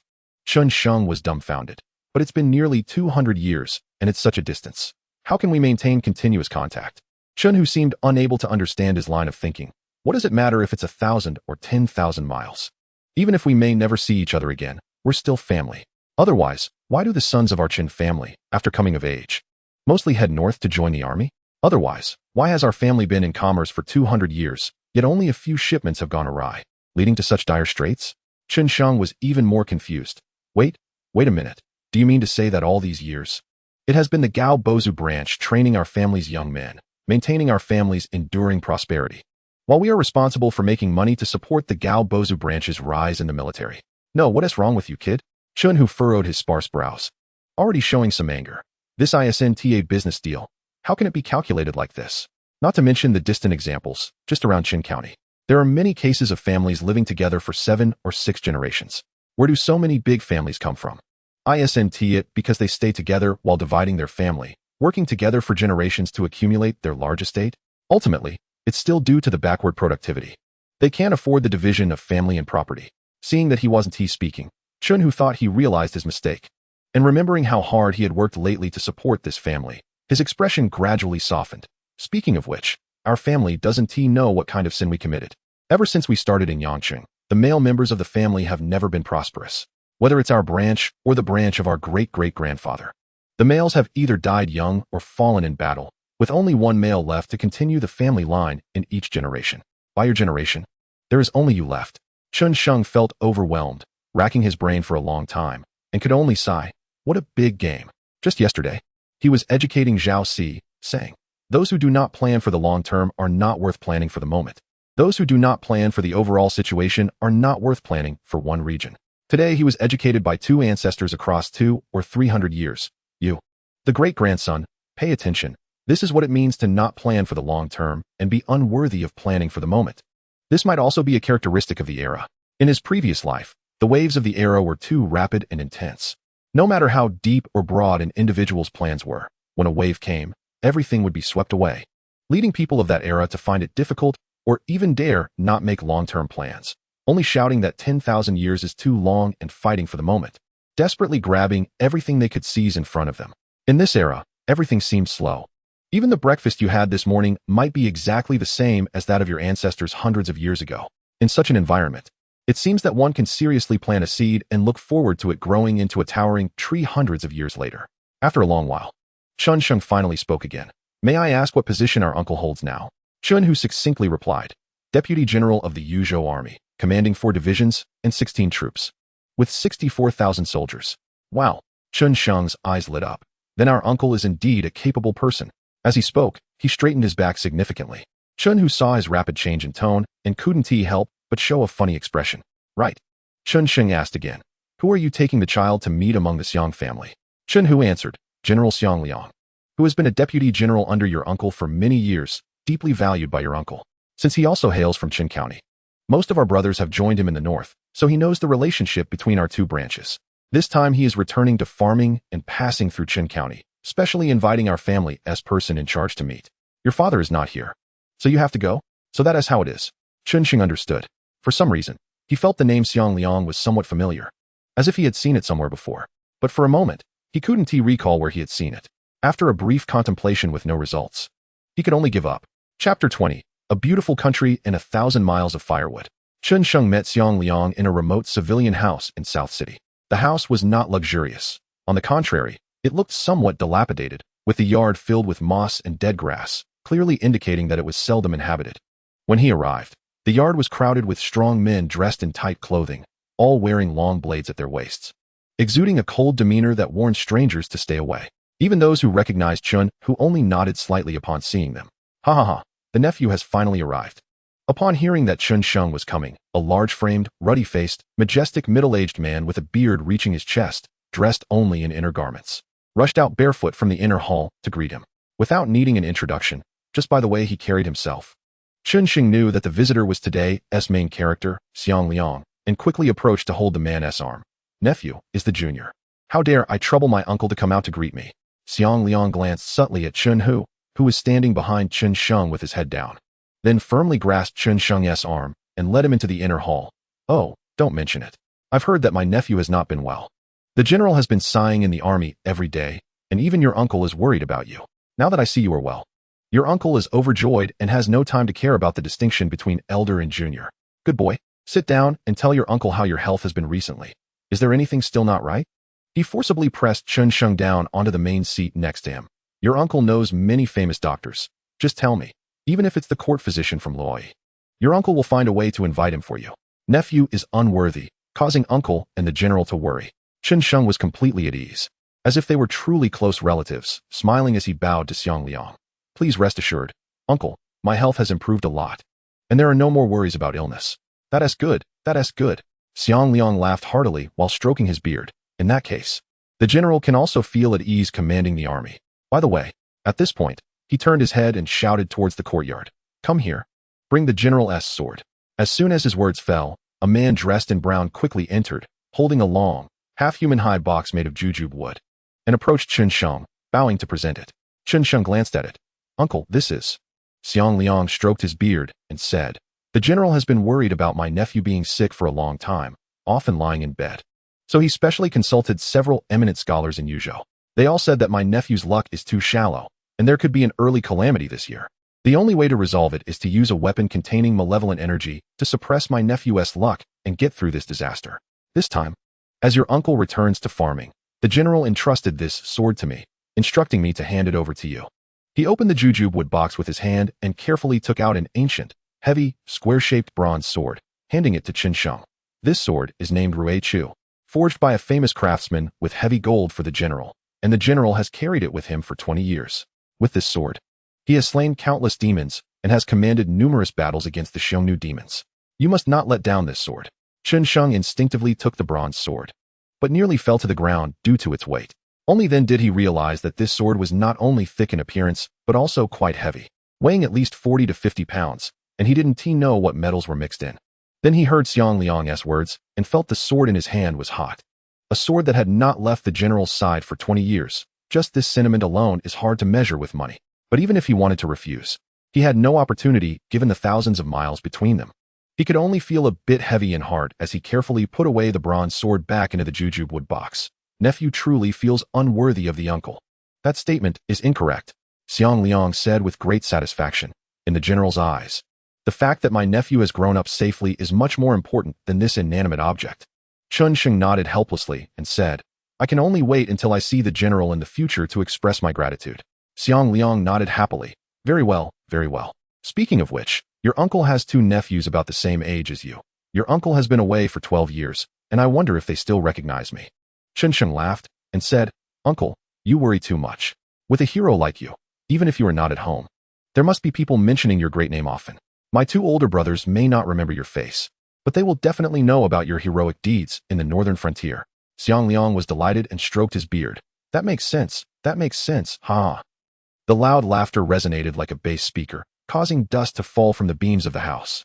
Xianxiang looked at his state and age, hesitated for a long time, and finally couldn't help but ask softly, Uncle, please forgive me for being presumptuous.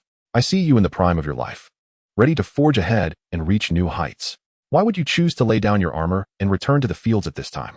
I mean, no offense. I am just worried that something has changed in your family. My family is somewhat familiar with the situation in Qinjun, and if there is any way I can help, please do not hesitate to ask. On the way here, my second uncle repeatedly reminded me that my uncle went north to serve under you, and that you have taken great care of him, treating him as family, and I must not treat you as an outsider. Xiang Liang, despite his bushy beard, which was merely his personal style and not indicative of his age, appeared to be around 35. Oh, upon hearing this, Xiang Liang's expression softened considerably. He turned his head and shouted, Where is Chen Laohu? Hurry up and come in. What are you dawdling for? Xianxiang raised his eyes in surprise and saw Chunhu walking in slowly, sulking and reluctantly bowing to Xiang Liang, saying, I pay my respects to the team leader. Xianxiang's gaze shifted between the 2 men, sensing there was a story between these 2 greasy middle-aged men. You probably don't know, right? Xiang Liang said with a smile, turning to Xianxiang. Back in the day, your uncle and Chen Laohu both served as soldiers. And Chen Laohu joined 2 years earlier. He often acted superior in front of me, but unexpectedly, in the end, I took the position of team leader. And because of this, he got so angry that he laid down his armor. For all these years, he has never given me a good look. You still have the face to say that? Chunhu retorted angrily. Back then, it was clearly my spear that pierced that demon slave noble's heart first, and your sword only chopped off his head afterward. Yet, you ended up as team leader. This matter, not just 10 years ago, even in another 10 or 20 years. I still won't accept it. Xiang Liang looked at him with a half-smile. You still think that I could take the position you regarded as yours, just because of that demon slave noble's head? Chunhu stubbornly insisted, otherwise, why? In terms of years of service, I was already a veteran when you were just a rookie. In terms of military achievements, there is no one who can compare with me. Why should you be promoted over me? Xianxiang, holding his sword case, happily watched the drama unfold. Such a nostalgic scene was rare to see. Xiang Liang stared at him, unable to help but say, Back then, you were punished for drinking in the army, and you must have beaten up 100 generals, right? Chunhu was taken aback and exclaimed, How do you know? Xiang Liang replied speechlessly. After 100 generals whipped you, they were beaten into a urine barrel that night. Only someone with your dog brain would think no one knew. If it weren't for the generals secretly protecting you, do you think you could have laid down your armor and returned to the fields? You'd be dead on the grasslands. Wow, tiger. Xianxiang stared wide-eyed at Chunhu below, his mind racing with countless alpacas happily galloping by. Is this something a person can do? Chunhu's face turned red, and after a while of stammering, he finally managed to say, Why didn't you say anything back then? Why should I? Xiang Liang shot him a glare. If I said it, would you go and beat up 100 generals again? Hearing this, Chen Sheng almost laughed out loud. Chen, who had the temperament to really do such a thing. Chen, who was left speechless, puffing for a while without managing to say a word. Seeing this, Xiang Liang waved his hand and said, but considering that you have taught my nephew quite well, I won't hold this against you. Now get lost. Damn it. Chen, who could no longer maintain his composure and shamelessly retorted, no matter how you put it. You took my position as team leader. If it weren't for you, I would be a military marquis by now. Xiang Liang couldn't be bothered to look at him. Get lost, get lost. Just seeing you makes me feel uncomfortable. Fine, I'm leaving. Chen, who huffed and turned to swagger out of the hall, looking like he was the winner. After he stepped out of the inner hall, Chen Sheng finally couldn't help but laugh out loud. Uncle, our families really have a deep connection. Xiang Liang stroked his beard and said, of course, since you call me uncle, I will be your uncle for life. Then why did you lay down your armor? Chen Sheng suppressed his laughter and asked seriously. He genuinely wanted to help. To give a peach, one must return a plum. This is the long-term way of human interaction. Xiang Liang pondered for a long time before he sighed and said softly, it seems this world is about to be in great chaos. Chen Sheng frowned slightly and then calmly asked, what do you mean by that, uncle? Xiang Liang looked at him appreciatively for maintaining his composure upon hearing such shocking statements. He organized his thoughts and spoke slowly. These matters should not be told to you. But you are indeed a remarkable person. I will share these words with you. Once they leave my mouth and enter your ears, just treat them as if you never heard them once you leave this door. Chen Sheng nodded. Uncle, don't worry, I will keep it to myself. Xiang Liang nodded. My Xiang family is also a branch of the Ji clan, so I know some royal matters. The situation in the world is likely to collapse soon. Externally, there are demons and the wrong people threatening us, while internally, there is a great drought causing starvation everywhere. At this critical moment when the great structure is about to collapse, the court not only fails to lighten taxes and allow the people to rest, but instead intensifies its military campaigns and indulges in extravagance. Today, we conscript 300,000 laborers to build the Great Wall. Tomorrow, we conscript 300,000 laborers to build the imperial tombs. The day after tomorrow, we conscript 300,000 laborers to conquer the 100 How many laborers are there in the world? Uncle observes this beautiful land, which is like dry tinder. It only takes a spark to ignite a blazing fire that will burn the city down. He shared these words with Chen Sheng, perhaps to remind him to pay attention to the current situation. After all, the Chun and Xiang families were not only connected by friendship, but also came from the same county. As long as the Chun family stood strong, the Xiang family would have a powerful ally. However, when these words came out of his mouth, his tone carried an indescribable sense of lament and frustration. But then again, this world ultimately belongs to the Ji clan. Yet, as a branch of the Ji clan, he could only watch helplessly as the main line of brothers and uncles gradually squander the ancestral heritage without realizing it. How much torment must that bring to his heart? Originally, Uncle intended to continue serving in the army to observe the situation. However, I want to repay my country with loyalty. But the country does not treat me with loyalty. Think of my Yuzhou army, established over 300 years ago to defend Yuzhou. For over 300 years, millions of brave young men have come and gone to the grasslands, wrapped in horse leather. Yet, despite reaching this point, they still do not trust our loyalty. First, there was the Yuzhou Protectorate. Then, there was King Ji Xian taking charge of the Yuzhou army. To put it bluntly, they still don't trust us who fight for the Han. This kind of behavior, wanting the dog to guard the house while also putting a leash on the dog, is simply disgusting. His venting culminated in a long sigh. Chen Sheng's expression also turned serious as he noticed a term that appeared frequently in Xiang Liang's speech, which was beyond his initial plans. Uncle, I've been hearing you talk about demons and demon slaves. Is this a derogatory term, or? Xiang Liang suddenly furrowed his brows, but when his gaze fell upon Chen Sheng's fair and handsome face, he relaxed slightly, realizing, you are still young and have never been to Yuzhou. As for demons, they can take the form of giant beasts like ships or have the heads of beasts with human bodies, or vice versa, feeding on humans and drinking blood. They are the mortal enemies of our humanity on the land of the 9 provinces. Chen Sheng suddenly widened his eyes, feeling a shock as if a newly established worldview had been crushed underfoot. Is there really such a thing? Have you seen it with your own eyes? Xiang Liang couldn't help but frown, anger flashing in his brows. Countless comrades have lost their lives to its jaws. Do you say that I have seen it with my own eyes? He raised his voice, shaking the beams of the house and causing dust to fall. Seeing this, Chen Sheng hurriedly stepped forward and patted his chest. Uncle, do not be angry. Do not be angry. Do not argue with your little nephew. I have just never seen it before. I usually only heard people talk about it and thought it was the nonsensical words of impoverished scholars, which is why I am confused. Please do not be angry. Do not be angry. Xiang Liang was silent for a long time, then suddenly sighed and raised his hand to gently stroke Chen Sheng's head. I do not blame you. We comrades fought to the death in that snowy land precisely to ensure that our women and children of the human race would never have to see its gaping mouth. I do not blame you. Then, uncle, what are the dogrong you mentioned? Chen Sheng fully embodied the spirit of daring to confront death as long as he was alive, determined to get to the bottom of it. Upon hearing the term dogrong, Xiang Liang's expression flickered with disdain, disgust, contempt, and other complex emotions. And then he succinctly said, just a bunch of bastardized offspring who forget their roots. Bastard? Chen Sheng thought for a moment. Mixed blood between humans and monsters? Xiang Liang nodded and said no more. Chapter 21. A sense of urgency. In the evening, after Chen Sheng and Chun, who had dinner at the Xiang family residence, they bid farewell to Xiang Liang and returned home. The relationship between the Chun and Xiang families could not yet be revealed. Chen Sheng could not see him off and could only agree to visit Xiang City after his father returned home. As dusk enveloped the long street, Chen Sheng unconsciously observed the sparse pedestrians on the street. Have you ever seen a monster? Chen Hu, puffing on his water pipe, nodded without thinking. How could I not have seen one? We've even slaughtered monsters before, but they were just some insignificant little beasts. Otherwise, you wouldn't be seeing us. A shattered worldview cannot be rebuilt in a short time. Chen Hu glanced at his worried expression and comforted him with a smile. What are you worried about? The northern frontier has 500,000 Yuzhou troops stationed there. Even if the Yuzhou troops cannot hold out, there's still the 9 provinces Ding. Chen Sheng. But what if the 9 provinces Ding also cannot hold out? Chen Hu was momentarily speechless, contemplating for a long while before saying, then, things will be serious. He had once served as a soldier in the Yuzhou army, and he understood the severity of the situation better than most. Chen Sheng remained silent for a long time.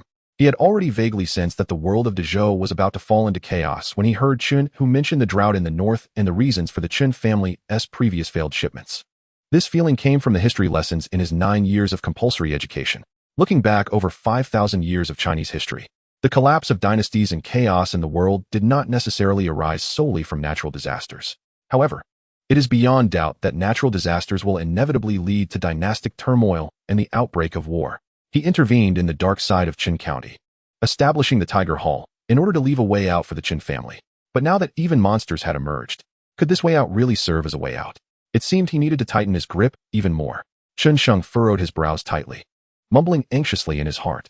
He was someone who was accustomed to taking control of his own fate. He would never entrust his destiny to others, nor would he let himself fall into any situation beyond his control. No matter who the incoming person was, no matter how the world changed, he, Chen Sheng, would never be the fish on the chopping board. Resolute, Chen Sheng asked again, Uncle, how is the personnel screening for the Tiger Hall coming along? Chen, who was taken aback, seemingly unable to adapt to the rapid change in the topic. It's still early, with 500 people. It will take at least 10 days to figure out 7 or 8 of them. I don't have that much time to give you, Chen Sheng said decisively. You just need to go ahead boldly. It doesn't matter if you make mistakes. If it's a wart, it will eventually show itself. Within 3 days, at the latest within 3 days, I want to see results. Having decided to let things proceed, Chen Sheng no longer cared about pleasantries and skipped them altogether. Later, you should go to Uncle Zhao's place. The matters of the hall must be settled within 3 days. Tomorrow night, we will host a banquet for the North City head. The day after tomorrow at noon, we will host a banquet for the East City head. Let him confirm the location and inform me, and I will arrive on time. Chen Sheng strode forward. 3 days later, the Tiger Hall will officially be established. 3 days? Chen Hu said uneasily in a low voice. Isn't that a bit too rushed?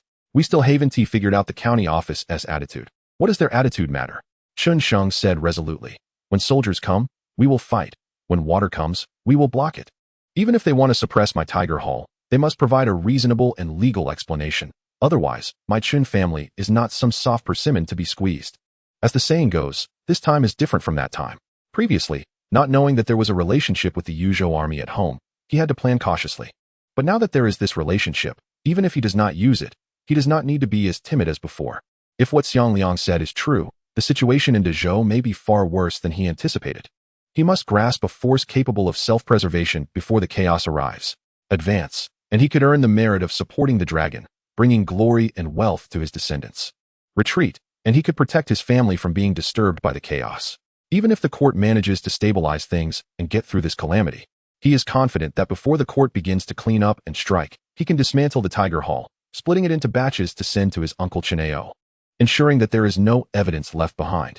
Big brother, this matter is significant. We should think it over before making a decision.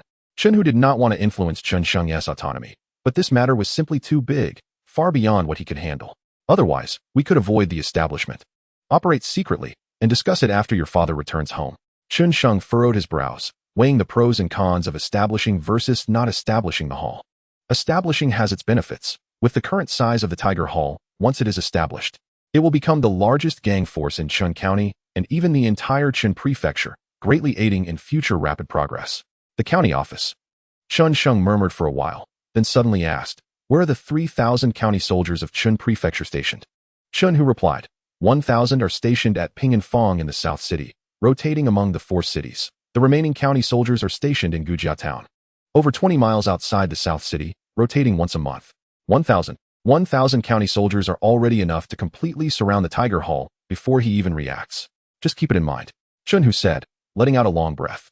Even he himself did not realize that he was becoming increasingly unable to refuse Chen Sheng's requests. As they spoke, the two had already passed through the North City. On the bustling long street, a large group of ragged, poor people suddenly appeared, forming a line that almost occupied the entire street. Chen Sheng looked at this scene and asked in surprise, "Is some shop giving out porridge?" "No." Chen Hu shook his head. "I don't know where a group of wild Taoists came from, drawing talismans and exorcising evil in the city, providing medical treatment and giving out medicine. These people are all here to seek talismans and water for healing." Hearing this, Chen Sheng involuntarily reached for the tiger-headed pouch hanging close to his chest, frowning. Don't their talismans cost money?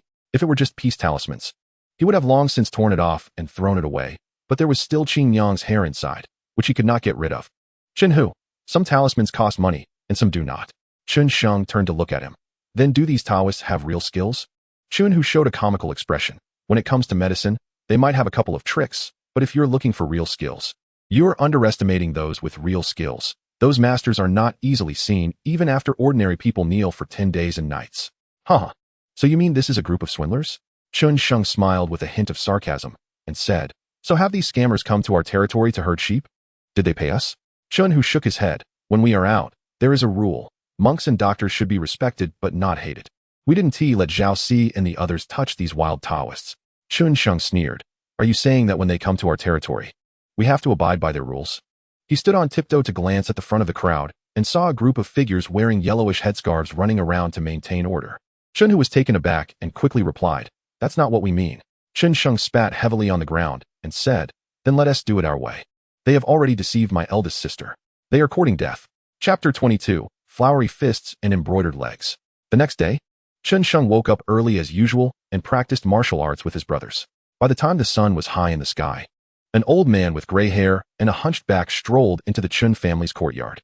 The doorman saw him from afar and hurried to greet him, bowing and offering support to help the old man inside.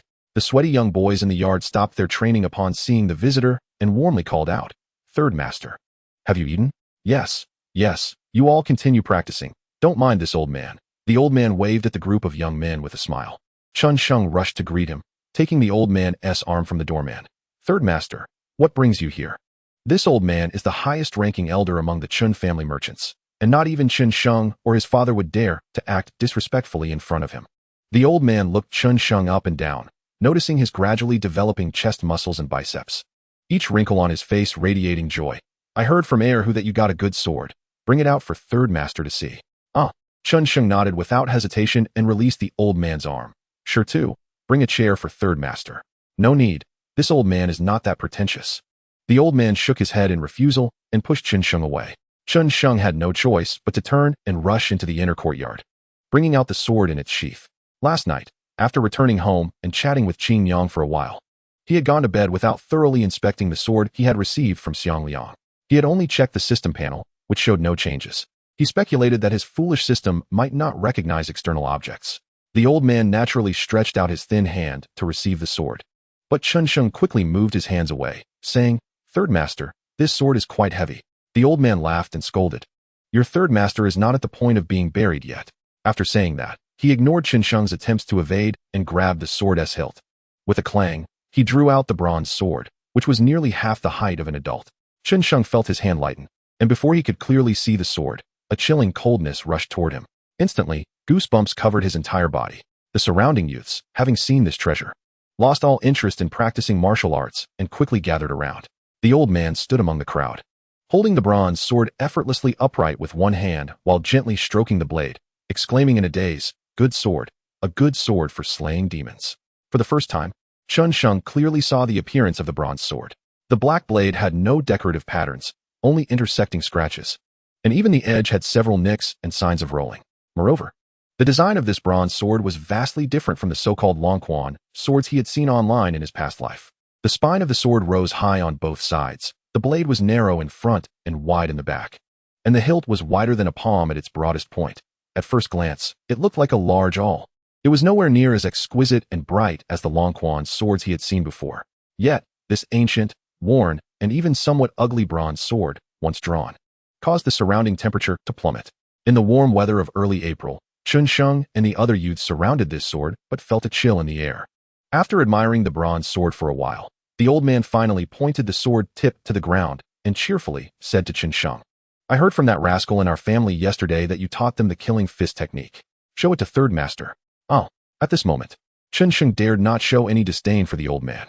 Without further thought, he raised his hand, signaling the younger brothers surrounding him to disperse, and then assumed a stance to perform the killing fist. Black bear heart extraction, twin dragons snatch pearls, twin peaks strike ears, white crane dots water, 10,000 tons pressing down, jade and stone burned together. The deep, powerful roars mixed with the sound of strong air being torn apart, executing a complete set of killing fists without a moment's pause. By the time he executed the last move, jade and stone burned together. Xianxiang was already flushed with excitement, his blood boiling like oil on fire, every pore radiating heat. He exhaled a long breath and looked at the old man with anticipation. The old man merely nodded slightly and smiled, saying, "The stance is acceptable, but the power is just flowery fists and embroidered legs." Xianxiang just smiled, not arguing. His killing fists were trained by the system. He was confident that even if someone practiced better than him, it was merely a matter of proficiency. The old man was astute and could tell what Xianxiang was thinking just from his expression. However, he didn't elaborate further and gently lifted the bronze sword, slowly saying, "The killing fist, third master also learned it imperfectly, so I won't embarrass myself. But as for swordsmanship, I practiced 3 swords on the grasslands back in the day, so darling, keep your eyes wide open and watch closely. Third master is old now and can only perform this once." After saying that, he raised the sword, and a sharp sound of slicing through the air rang out like a ghostly fire, startling all the boys present, who hurriedly stepped back. "Kill!"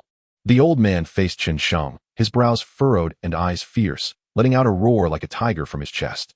The next moment, he stepped forward and swung the sword at Xianxiang from a distance, the blade moving as fast as lightning. Though it was merely a single strike, Xianxiang felt as if he were facing this frail, old man against a tide of darkness surging toward him. One sword breaking through 10,000 troops. "Kill!" The old man advanced again, the sword twisting horizontally, the cold arc of the blade resembling a crescent moon breaking through the sea. In an instant, Xianxiang felt boundless darkness rushing toward the old man, yet it was cleaved apart by the sword. In silence, it seemed as though countless heads flew up. "Kill!" Xianxiang followed the old man's silhouette, seeing the straight sword now ripple and blur. It seemed that the old man was not striking with one sword, but with 1,000 swords. A single sword formed from 1,000 swords. Xianxiang stiffly lowered his head and looked at the bronze sword at his feet, which was barely a finger's length away. Feeling a chill at the back of his head, "I'm done for." Speaking of 3 swords, it was indeed just 3 swords. Not a single one was excessive. These 3 strikes, let alone sword techniques, could hardly be counted as moves. Yet Xianxiang felt that he couldn't withstand any of them. "Do you understand now?" The old man gasped, his body trembling violently. The young boys rushed forward, helping him to steady himself, fearing that this old man might not catch his breath and collapse here. Xianxiang blankly shifted his gaze from the bronze sword at his feet to the old man, first nodding, then shaking his head. Seeing this, the old man smiled with satisfaction and said, "Originally, there were 7 swords. It's a pity that after practicing for 10 years, I only learned these 3. He stubbornly pushed away the crowd of young boys surrounding him and staggered step by step toward the entrance of the Qin family. The further he walked, the heavier his steps became, and the more hunched his back appeared. Xianxiang watched the old man's figure gradually disappear beyond the door, silently calling up the system panel. Below the original martial arts techniques, a new section appeared. Name, Xianxiang. Destiny, 7 killers, luck points, 100,000, frozen. Identity, only son of the Chun merchant family from Chun County, Dazhou, master of the Tiger Hall, Qin County, Dazhou, only son of the Qin merchant family, luck points 240. Master of the Tiger Hall, luck points 300. Martial Arts Realm, Bone Tempering Level 1, luck points 10. Martial Arts Technique, Mastery of Killing Fist, perfected, for 100 luck points. Martial Arts Skill, 7 Killer's Sword, beginner, 300 luck points. Luck points, 206, 550, 2, for 155 points. Talent, Intimidation, 206, 550, causes weaklings to fall into panic for 3 seconds. 3 swords, 3 distinct energies and spirits. Whispering in his heart, the Killing Fist advances to perfection for just 400 points. While the 7 Killer's Sword requires 300 points just to enter the door, it really is just flashy moves. He suddenly realized that the Chun family has more than just these middle-aged uncles and aunts. Those old men who can survive to retirement in a merchant family like the Chins are all treasure boys. Chapter 23, Capsizing in the Gutter. As the lights came on, Chun Sheng sat at the North City restaurant, leisurely tasting the few plates of snacks in front of him. Before long, Zhao Si, who had accompanied Chen Fu back home, returned with a strong smell of alcohol. He heavily slumped into the seat opposite Chen Sheng and complained in a low voice. Is that dog a pig? He ate 3 plates of lamb, a pound of lamb tripe, and drank 2 pounds of millet wine. Chen Sheng smiled and poured him a cup of hot soup, pushing it in front of him. Did Chen Fu say anything to you on the way back? Zhao Si picked up the hot soup and drank it all in one go, comfortably exhaling a breath of alcohol. What else could he say? Just complaining. Saying how hard it is to be a pavilion master, how his subordinates don't listen to him. In my opinion, that dog just wants to extort some silver. At the banquet earlier, he had already given Chen Fu 10 taels of silver. Chen Sheng once again filled his hot soup and said slowly, "Don't be afraid if he wants money. Be afraid if he doesn't want money. From now on, send someone daily to deliver 50 copper coins to him. You can't give too much, nor can you give too little. This kind of role needs to be slowly dangled, making him take the initiative to do things for us." Zhao Si was about to drink the hot soup when he heard this and put it down. "Young master, what do you think the county office thinks of us?" "It should be quite good." Chen Sheng put down the kettle and said thoughtfully, "Just now, I heard Chen Fu mention Lord Lu, the county magistrate, multiple times. The county magistrate manages the taxes and Corps of the county. I suspect that our actions in the north and east cities have increased the taxes significantly, which is why Lord Lu is looking at us differently." Zhao Si was delighted and blurted out, "Then don't we have to worry about the county office's views anymore?" Chen Sheng shook his head and smiled. "Uncle Zhao, Lord Lu is in charge of taxes and Corps of while what we do in the Tiger Hall falls under the jurisdiction of the county constable. Including these pavilion masters in Qin County, they are all subordinates of the county constable. Once the county constable decides to take action against our Tiger Hall, he doesn't need to inform Lord Lu, and Lord Lu is unlikely to conflict with his colleagues for our sake." Zhao Si frowned. "Does that mean it's useless for us to invite these pavilion masters to drink and eat meat? How can it be useless?" Chen Sheng took a shallow sip from his water bowl. "Meat has to be eaten bite by bite. Wine has to be drunk sip by sip. Building relationships and friendships also has to be done step by step." Zhao Si felt dizzy from all this roundabout talk and hurriedly waved his hand. "Young master, you just need to keep this in mind. No need to say it to Uncle Si. Just tell me what to do, and I will do it." Zhao Si laughed heartily. "Young master is overthinking. Uncle Si has played with eagles all his life. How could I be pecked by these sparrows? Don't worry. I always travel with people, and we take the less crowded alleys. It's not easy for ordinary people to catch up with Uncle Si." Chen Sheng thought about it and felt it made sense. This guy often says he's a rough person, but in reality, he is quite meticulous. For example, since he showed his face in the North City, he has never walked through the Chen family's door again. As long as you have it in mind. You go first. I'll go through the back door. My second uncle and the others are waiting for me at the back door. Zhao Si nodded, stood up, and said, "Then I'll go first. By the way, I've already chosen the location for the hall. It's right next door in Chang'anfang. You should go take a look tomorrow when you have time." Chen Sheng replied, "I'll go over tomorrow night." Zhao Si waved goodbye with a smile and turned to leave. Chen Sheng sat alone at the table, picked up his chopsticks, and sent the last few pieces of boiled lamb into his mouth, replaying the meeting process between Zhao Si and Chen Fu from tonight in his mind. After confirming once again that Chen Fu's performance throughout the night had no suspicious points, he slowly got up and walked towards the back door of the restaurant. However, before he could exit the restaurant's partition, he heard a familiar roar coming from afar. Hearing this roar, Chen Sheng's heart sank. It was Zhao Si. He rushed to the back door in 2 or 3 steps and shouted, "Second uncle." The next moment, a short knife flew in from outside the wall. "You take it. Don't wander around. I'll go take a look." The voice of Chun, who mixed in with a series of hurried and heavy footsteps, quickly faded away. Chen Sheng picked up the knife, anxiously pacing in place. The county office? It can't be the county office. A county government dealing with a mere idle citizen. Do they need to be so sneaky? They could just send soldiers to arrest him. Those small merchants in the north and east cities? That's also unlikely. People have a herd mentality. So many small merchants have already paid. Who would be foolish enough to jump out alone as a target? If they conspired together, there would be no way there would be no wind about it. The methods of the Tiger Hall aren't enough to push these people to that extent. Big families. The scope is too large, hard to analyze. But Xiaoxi was able to unite half of Chun County's streets in such a short time. Can't these local bullies see that he has someone backing him? In this situation, even if someone has their eyes on the cake in Xiaoxi's hands, they would directly approach the Chun family to pressure them. Would they be afraid of forcing the Chun family into a situation where they would fight to the death? Damn it! Chun Sheng cursed angrily under his breath, gripping the knife tightly as he pulled open the back door of the restaurant and rushed out. In the alley behind the restaurant, Wu Shitu was pulling a bullet cart, vigilantly on guard of the surroundings. Such a young age, yet not afraid in such a situation. It's not safe inside either. Chun Sheng shook his head and asked, "Which direction did the second uncle go?" Wu Shitu pointed to the right side of the alley ahead and exclaimed, "Big brother, don't go."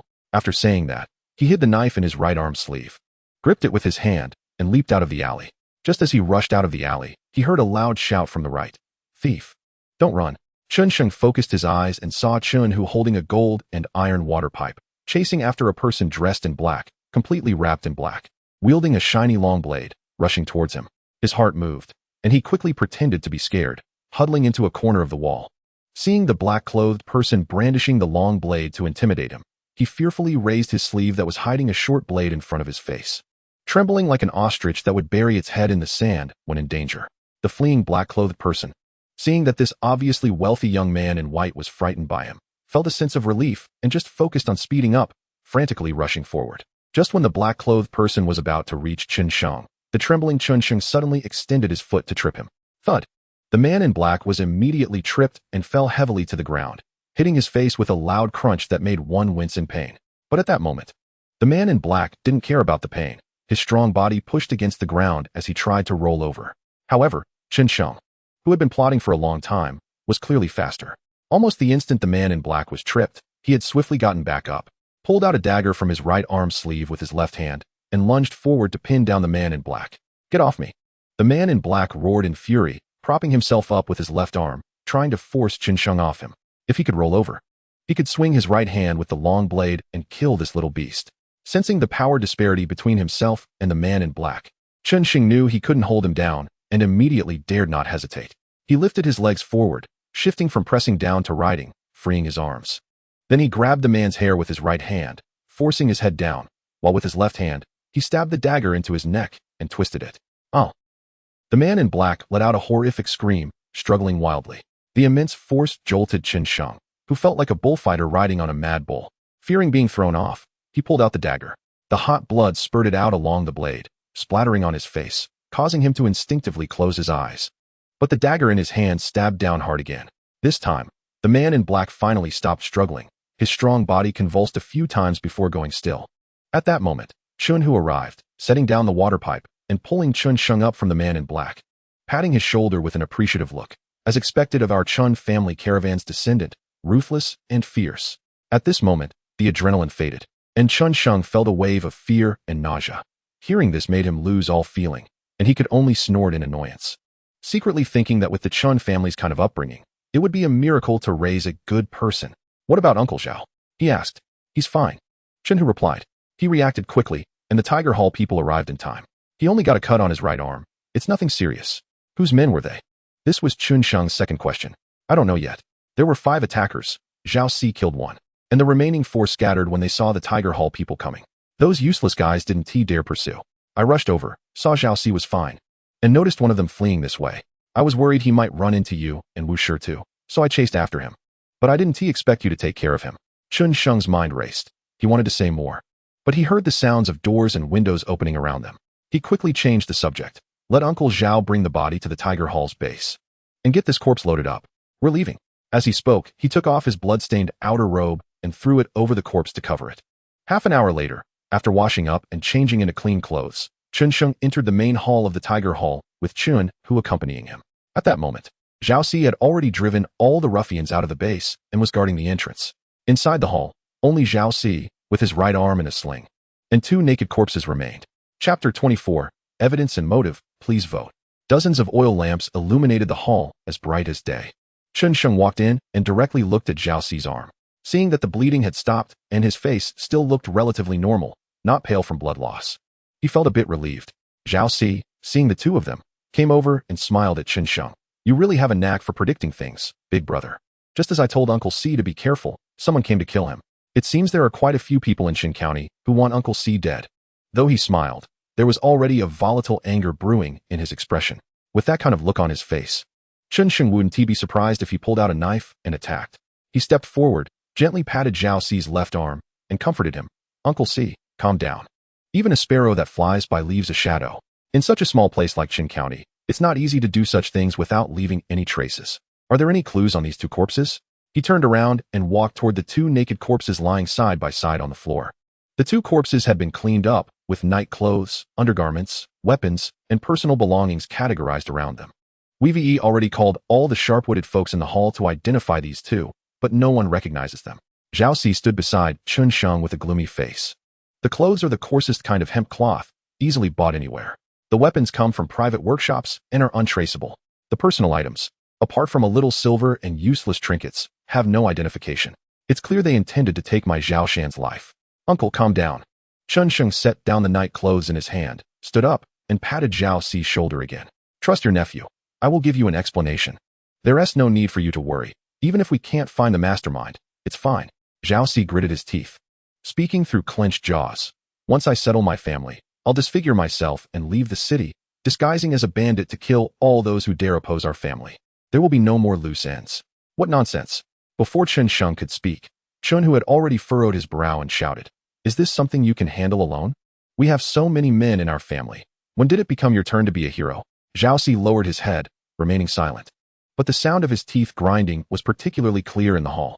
Xianxiang quietly glanced at Zhao Ci, knowing that the great terror of life and death had likely awakened the murderous intent that time had smoothed out in him. He didn't offer any advice, because he knew it would be useless. It wasn't him who was ambushed. He wasn't the one facing the terror of life and death.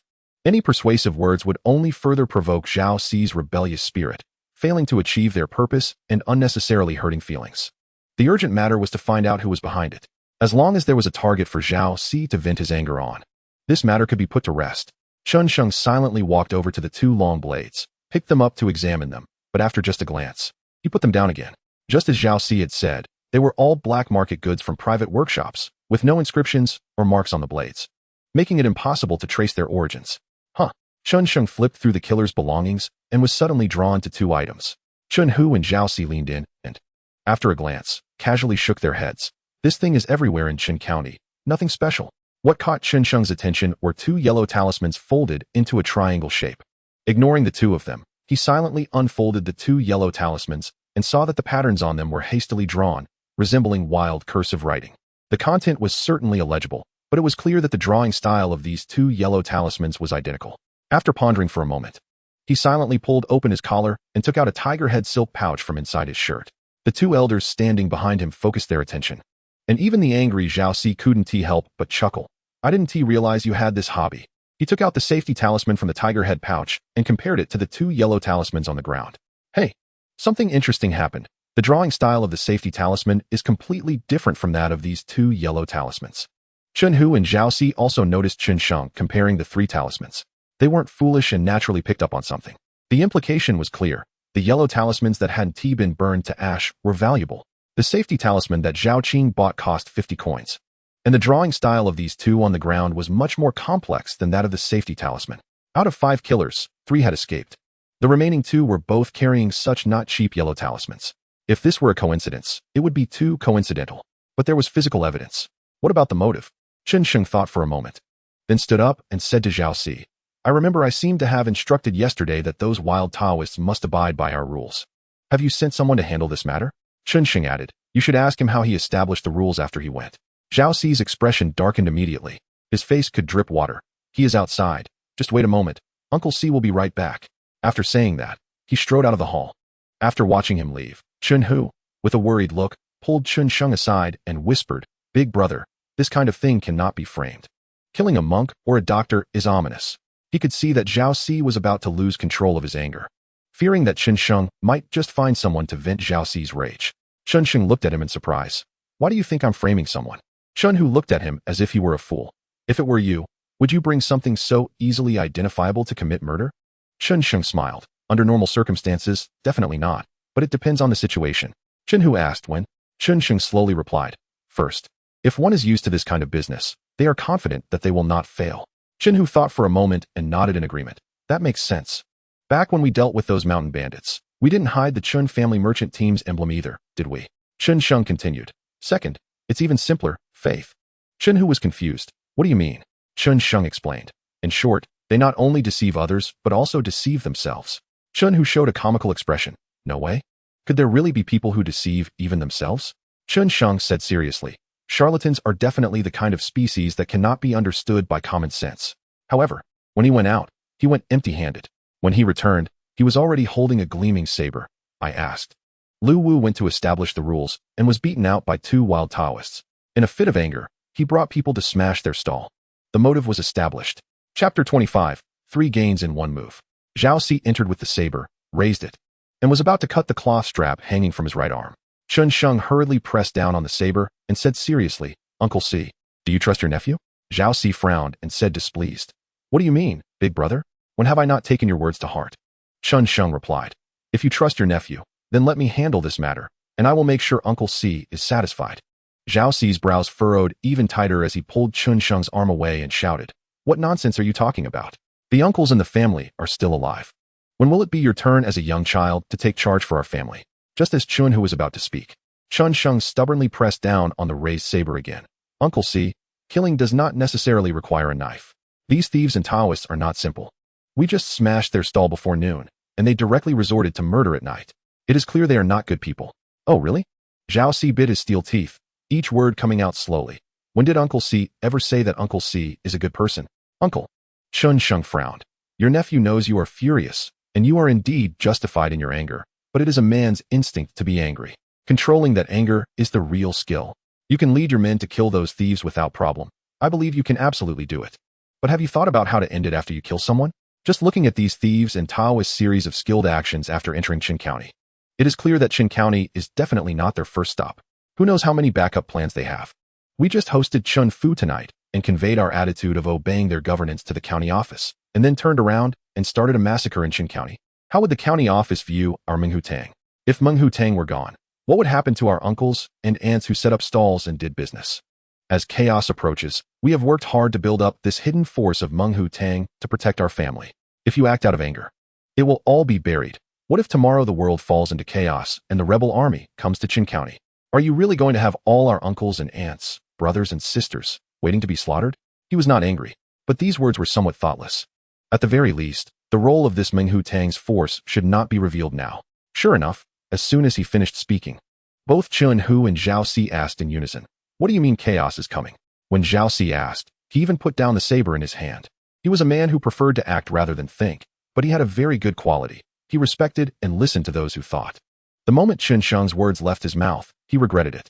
Zhao Si's expression changed from dark to bright, and after a while, he threw the saber heavily to the ground and spread his hands. Since you, big brother, have said it like this, if Uncle Si continues to act recklessly, it will only make Uncle Si seem even more unreasonable than you, his nephew. But we need to be clear, regardless of how you handle this matter.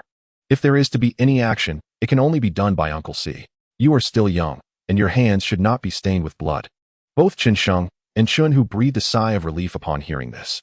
The two of them silently glanced at the corpse on the ground, and tacitly did not argue with Zhao Si, as Chun Sheng's hands had already stained with a life. My method is very simple. If these thieves and Taoists are innocent, then we can just ask the county office to help us investigate the case. This way, we can avoid killing the wrong person and letting the real mastermind go free. If these thieves and Taoists truly have problems, then let the county office help us bear the first wave of attacks from these thieves. In my view, if this matter is truly caused by these thieves and Taoists, then these people are probably not easy to deal with. Ordinary officials and county soldiers should not be able to capture them. Of course, if the county office manages to catch these thieves in one go, it will save us a lot of trouble. At that time, we can casually use some silver to let Uncle Si go to the county office's prison and freely concoct a way to take revenge on these thieves. But if the county office cannot catch these thieves, then when our Menghu Tang's men go up to assist the county office in capturing these thieves, 1. To avenge Uncle Si. 2. to further convey our Menghu Tang's attitude of abiding by the law to the officials of the county office. 3. To let the officials and county soldiers take the lead, which can also avoid direct conflict between our Menghu Tang and those thieves, reducing casualties. He picked up the water jug in the hall, poured out 2 bowls of honey water, and smilingly handed them to Chun Hu and Zhao Si. 3 gains in 1 move. How about it? We all have something to gain. The 2 received the bowls of water handed over by Chun Sheng and exchanged glances, scratching their heads. Zhao Si said, Eru, is this little rascal really our family's child? Chun Hu replied, to be honest, I don't believe it either, but he really is our family's child. Zhao Si remarked, the more I look at him, the less he resembles us. Seeing the 2 old fellows exchanging glances, Chun Sheng thought that there was a problem with his plan and curiously asked, what? Do you 2 have different opinions?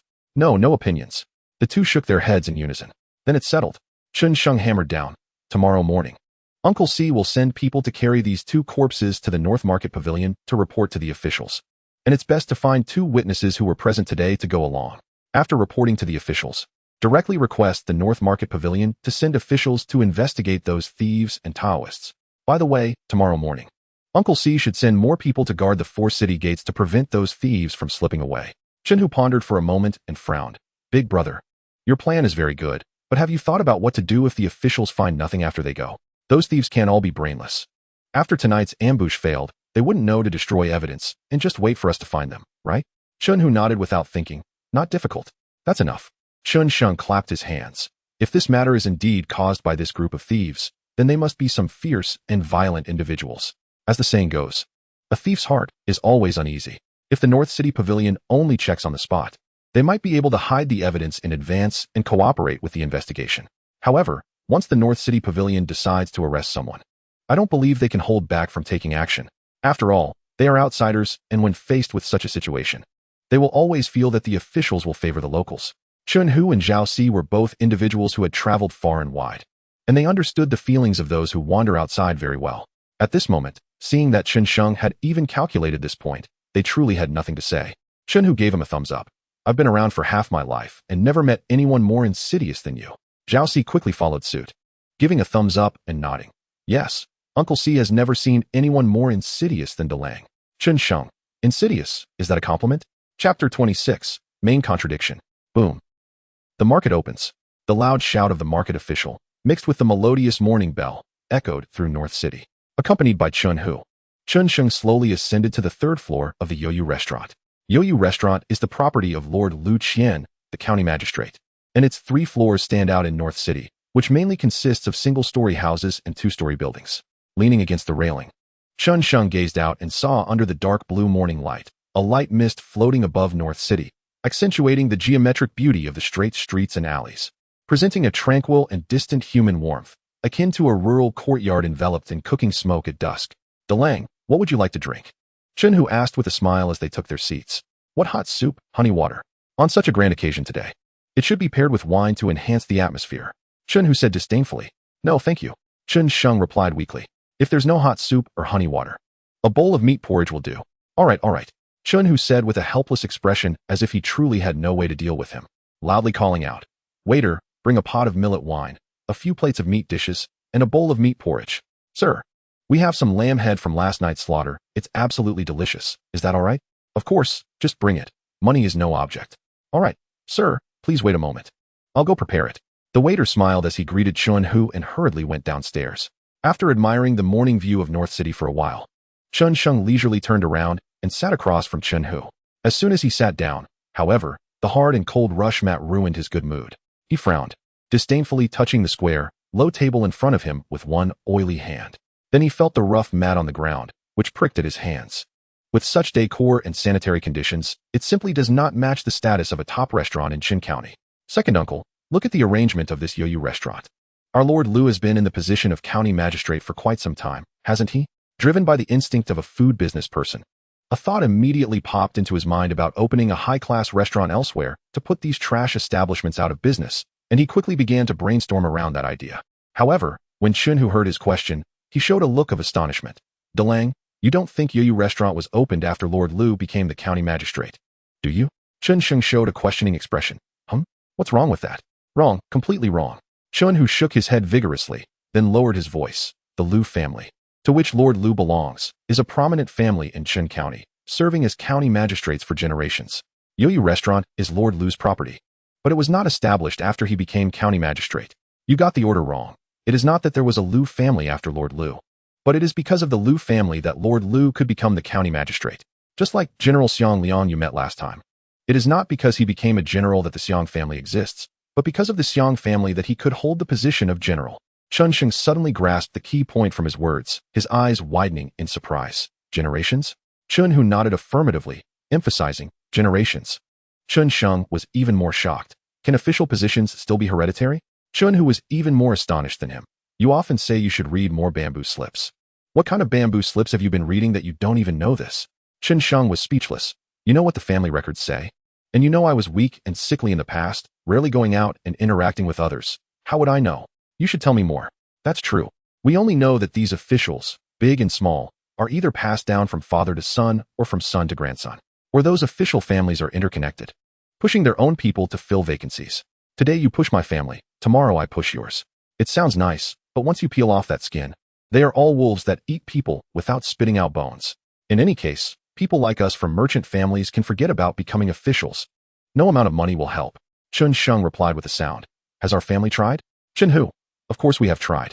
But we spent a lot of money and ended up not even able to get a position as a pavilion chief. Chen Sheng. What about the military?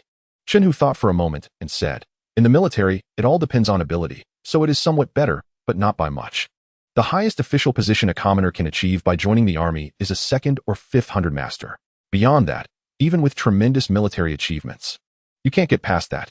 Just the step of becoming a military household requires 2 generations of fighting in the army. Otherwise, you can't be considered a true military household. Otherwise, your uncle's branch wouldn't have taken root in the Yuzhou army for 4 generations just to reach a mere deputy general. After listening, Chen Sheng felt a chill in his heart and cursed inwardly. Are the rulers of the Great Zhou all full of shit? They give no hope of upward mobility to the common people at all. I serve as a servant, and my son can only be a servant too? Isn't this just intensifying class contradictions to the extreme? Even weak grass seeds can push through gravel to reach sunlight and rain. What about people? The Great Zhou is simply unjust. He turned his head and realized it was raining. The heavy rain quickly enveloped the entire North City. Seeing the rain, Chen Hu stood up in high spirits, leaning against the railing and looking down at the vast North City, softly saying, what a great weather for killing. Chen Sheng nodded in agreement. The rain would indeed wash away many traces. However, his thoughts suddenly froze. In the past, he had never realized anything was wrong under the brilliant spring light. Now, seeing the rain, he suddenly remembered that this was actually the first rain since he crossed over to the Great Zhou over 2 months ago. Second uncle, he said, his voice trembling. How long has it been since it rained since the beginning of spring? What do you mean? Chen Sheng was amused by his words and finally couldn't help but ask the long-buried question. Second uncle, what were you doing when my father was at home? Chen Hu gave him a look that said, are you silly? What else would it be? Of course, whatever your father said, we did. Chen Sheng's eyes widened in disbelief. So you were actually Chen Hu, writing as Chen Jiaoxi? What else? He took a deep breath, continuously telling himself not to argue with a fool, not to argue with a fool. After all, we are just here to watch the show. You go help me with something urgent. Chen Hu, what matter? Chen Sheng, go inform all our vendors immediately. Tell all our workers who have extra money to convert it all into grain. From today on, all the net profits from our food stalls should only keep 1/10 for emergencies, and the rest should be converted into grain. This matter, you must handle personally. And make sure to tell all the uncles and aunts that this must remain confidential, and I will quickly coordinate with Uncle Zhao on the storage location. Before he could finish speaking, he caught a glimpse out of the corner of his eye of a rider tearing through the rain curtain, leading over 20 pavilion guards rushing over. The sound of hooves was still clearly audible even amidst the rain. Chen Hu followed his gaze and exclaimed, oh, the grand show has begun. Chapter 27, Lesson. The North City Pavilion, under the orders of the county magistrate, was to capture the murderer. Those who were idle should retreat. Anyone who harbors them will be punished according to the law. The North City Pavilion, under the orders of the county magistrate, was to capture the murderer. Those who are idle should retreat. The knight on the tall horse galloped wildly while shouting loudly. His powerful voice echoed through the long street, causing pedestrians to flee as if they were covered in filth. Proper people, when encountering such officials eating royal grain, would obviously retreat regardless of whether they were right or wrong. The thunderous sound of hooves rushed toward the place where the group of bandits was stationed. Chen Sheng shifted his gaze to the inn located at the center of the long street's intersection. Outside the inn, 2 or 3 dozen bandits, wearing yellowish headscarves and cloaked in straw raincoats, stood silently in the rain, resembling lifeless clay or wooden sculptures, all uniformly looking toward the approaching officials. A piece of oilcloth lay at their feet, seemingly discarded. It appeared that the bandits, who had urgently needed it to shield themselves from the wind and rain just moments ago, suddenly no longer required it. If it had thoughts, it would surely feel bewildered. Seeing this scene, Xianxiang let out a low, cold laugh. If this isn't the guilty conscience of a thief, then there are no bad people in this world. Chunhu observed the bandits standing motionless in the rain, taking a sharp breath as if he had a toothache, and whispered, "This group of bandits is a bit sinister." The thunderous sound of hooves approached the inn, and the knight on horseback drew his sword and shouted at the bandits standing in the rain. "You bandits, I, from the North City Pavilion, am ordered to capture the murderer. You all must surrender and allow us to investigate. If you dare resist, you will be punished according to the law." Perhaps at a loss for words, or perhaps the laws of the Great Zhou were indeed so severe. The knight repeated the phrase about punishment over and over again. Yet, upon hearing the knight's roar, the bandits standing in the rain all collectively sighed in relief. It was truly a sigh of relief from everyone. Xianxiang, who had a high vantage point, had a clear view and saw all the bandits' shoulders slightly droop in unison. An exceptionally obvious action. He softly pondered, seeing the officials calling out their names to capture them. The bandits not only did not seem tense, but all breathed a sigh of relief. What kind of strange operation was this? Could it be that he had made a mistake? Were these bandits innocent, confident enough not to fear? But even innocent people would instinctively feel nervous if suddenly accused of being murderers, right? Was there something he had overlooked? Xianxiang's brow furrowed suddenly. However, what happened next left him dumbfounded. He heard a low shout from among the bandits. Xianxiang couldn't catch what was said due to the distance, but the next second, all the bandits suddenly surged toward the inn where they were staying, their stall set up outside the inn's entrance, likely rented from the innkeeper to sell charms and preach. The first bandit to rush into the inn began to punch and kick the innkeeper and the waiter who came to inquire or obstruct them. The remaining bandits hastily moved boards from either side of the inn's entrance, quickly inserting them into the door's slot and shutting it tight. Such a guilty act of thievery was undoubtedly a sign of "there's no silver here" in the eyes of the rushing officials. "Be careful." The knight on the tall horse tightened the reins and shouted, "Don't let a single murderer escape." His excited tone made it sound as if the bandits in the inn were not people, but walking silver. His subordinates, like they had taken performance-enhancing drugs, rushed to break down the door without waiting for their companions to completely surround the inn. "Open the door! Open the door! We, from the North City Pavilion, have laid a trap. You cannot escape today. Surrender now." Bang! Bang! Bang! The chaotic sound of banging on the door quickly became the only melody under the rain in the North Market. The thick door was being pounded by the strong officials, teetering on the brink of breaking down. In an instant, everyone's spirits were lifted. At that moment, even Xianxiang subconsciously thought that if these officials broke into the inn, this matter would be considered resolved. However, before the officials could break down the door suddenly fell outward. The officials banging on the door were forced to retreat repeatedly by the falling door. The next second, a group of fierce figures surged out from inside the inn. In an instant, gleaming blades sliced through the rain, sending severed limbs flying into the air. "Ah, my hand! Ah!" The splattering red blood mixed with the rainwater, instantly staining the ground in front of the inn. The officials, who had been aggressive just a moment ago, were instantly defeated, scattering in panic. The knight on horseback was taken aback and, while striking his horse with his sword, charged forward, trying to use the horse's momentum to tackle the assailants while shouting at his subordinates to counterattack. But it was useless. His bravery could not withstand the 30-odd long knives. His group of officials, who had been so fierce, could not withstand the assault of these bandits, who were like wolves. The slaughter began as the bandits poured out from the inn. The many officials crowded outside the inn were cut down like wheat under a farmer's scythe, with over 10 falling in mere moments. Throughout, the bandits pouring out from the inn did not let out a single roar or shout. They simply swung their knives in unison, cutting down every official that stood in their way. After scattering the encircling officials, they showed no hesitation in abandoning them and dashed tightly in formation toward the western end of the long street, which led to the main road to the North City Gate. "Grandma!" Chunhu's eyes widened in shock at the ferocity of these bandits. Xianxiang stared wide-eyed, his expression even more sinister. Chunhu suddenly realized, and without a word, he supported himself with one hand on the railing and nimbly jumped out from the third floor. Xianxiang was startled and rushed to the railing, only to discover that Chunhu had used the force to leap onto the roof of the second floor across the street. Without regard for exposing the connection between the Tiger Hall and the Qin family, he shouted at Chunhu's swiftly fleeing figure on the eaves. "Don't hold back for anyone but yourselves. If people die, they die. Make sure to hold them until reinforcements arrive." Chen Sheng anxiously paced in place for 2 circles. According to his arrangement, the Tiger Hall had yet to complete the screening of the 500 or so personnel. 200 were scattered at the 4 city gates, while the remaining 300 were led by Zhao Si, ambushed around the North City Pavilion. 300 people. He thought he had given enough face to this group of bandits, but now it seemed he had been too naive. The slaughter tactics of the bandits outside the inn would likely overwhelm Zhao Si's 300 men. Zhao Si's group of ruffians were adept at bullying ordinary citizens, and they could come up with all sorts of tricks. But if they had to fight against real desperate criminals, they would probably surrender before the fight even started. Yet now that the situation had unfolded, with so many officials dead at the North City Pavilion, if he couldn't capture all of these bandits, the triple gain he had sworn to Chun Hu and Zhao Si yesterday would likely turn into a complete failure. Stay calm, stay calm. The more urgent the situation, the more one must remain steady. Unfortunately, no matter how much mental preparation he had done for himself, his hand still trembled violently as he held the water kettle. It was only at this moment that he realized he seemed to have made a mistake. The Great Zhou was not Earth. On Earth, intellect was very important. From personal intelligence to powerful think tanks, everything was built on extensive data analysis. In the Great Zhou, brute force was crucial.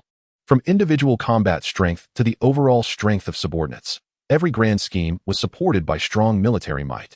He lifted the bowl of water to his mouth, swallowing slowly in small sips. His hand was still shaking as he lifted it. After a few sips of warm honey water, his hand finally steadied. Realizing this principle now seemed not too late. He quickly reviewed the situation and found that everything involved actually only pertained to the faade of the Tiger Hall. Except for Zhao Si, no other clues were connected to the Chun family of merchants. In other words, as long as Chun Hu and Zhao Si were safe, the worst outcome would only be a halving of the investment made over the past month. Was it worth it to buy such a big lesson with this little investment? Of course, it was worth it. In terms of success or failure, life was bold. It was just. He stared blankly, concealing his slightly reddened eyes, like a gambler who had lost everything but quickly rallied to start over again. Chapter 28. Caught in the middle. Bang. Chen Hu, masked, jumped into a courtyard. Zhao Si, who had been waiting in the courtyard for a long time, was surprised and stood up. What are you doing here? The incident happened suddenly, and the thugs he had stationed around the inn to keep watch could not possibly be as fast as Chun Hu, who had run straight from roof to roof. Chen Hu grabbed Zhao Si and whispered urgently, "There's trouble." He briefly narrated the events outside the inn and concluded, DeLang said, "Even if it's the king of heaven, today we must press these people into the latrine of Chen County." Zhao Si was also shocked. He was reckless but not foolish. Even without seeing the scene, he understood from Chun Hu's words that with his gang of bullies who bully the weak and fear the strong, they definitely couldn't stop that group of ruthless killers. If the opponents decided to go all out and kill 5 or 6, they would all scatter. At that point, it would be a good thing if he wasn't knocked down by his own men. Life is indeed strange. If Chen Sheng had just blocked him, letting him watch the thieves escape, he might have lost his head and led his gang of ruffians into the fray. Yet, with Chen Sheng strongly supporting him, he felt this matter was hard to handle. He racked his brain for a moment and asked urgently, Hu, how long will it take for the county soldiers to rush from the southern camp to the North City gate? A quarter of an hour. Zhao Si turned to glance at the idle men in the courtyard, who were leaning and laughing, and a flash of malice crossed his eyes. Then I will delay for that quarter of an hour. After speaking, he turned and picked up the horse-chopping knife from behind the door, walked into the crowd, and shouted loudly, Sanzi, I just received word that the gang of thieves who ambushed me yesterday has just been raided by the North City Pavilion. But the thieves are fierce and have scattered the pavilion guards and are now fleeing towards the North City gate. Can we let these thieves kill our brothers in Chun County and swagger out of here? No way. The idle men in the courtyard waved their short blades and shouted excitedly. Their essay saying that many hands make light work. And since Zhao Si only mentioned the thieves were fierce, but didn't specify how fierce, these idle men naturally wouldn't acknowledge them as cowards who had scattered the pavilion guards. If it weren't for their dog skin, would they dare to breathe loudly in front of our brothers? Zhao Si raised his hand to calm their shouts and said, Sanzi, don't be careless. Our lives are precious. It's not worth trading them for a dog's life. After we block these thieves, do not engage in combat. If you have short blades, throw them. If you have stones, throw stones. If you have neither, pick up the burdens of the merchants and smash them. In short, our goal is to delay until the county soldiers arrive, and that will be a great victory. After this matter, my elder brother will surely hold a banquet to thank you all for avenging me. We're good at this.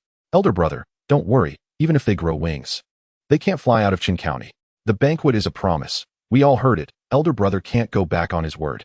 The idle men felt increasingly relaxed upon hearing Zhao Si's words, some even in the mood to joke with him. Zhao Si surveyed the crowd and nodded heavily. Real men keep their promises, let us go. With a wave of his hand. He was the first to charge out with the horse-chopping knife. Seeing this, the idle men called their friends and followed in his footsteps. In an instant, 200 to 300 people surged from the surrounding courtyards, a dark mass of people rushing towards the North City Gate. Meanwhile, Chun, who had already leaped onto the eaves, rushing towards the Chongning Fong, where the Chun family was located. By the time Zhao Si and his men arrived, dozens of thieves had already assaulted the North City Gate. This group of thieves was too fast. When they reached the North City Gate, the informants sent by the North City Pavilion were still on their way.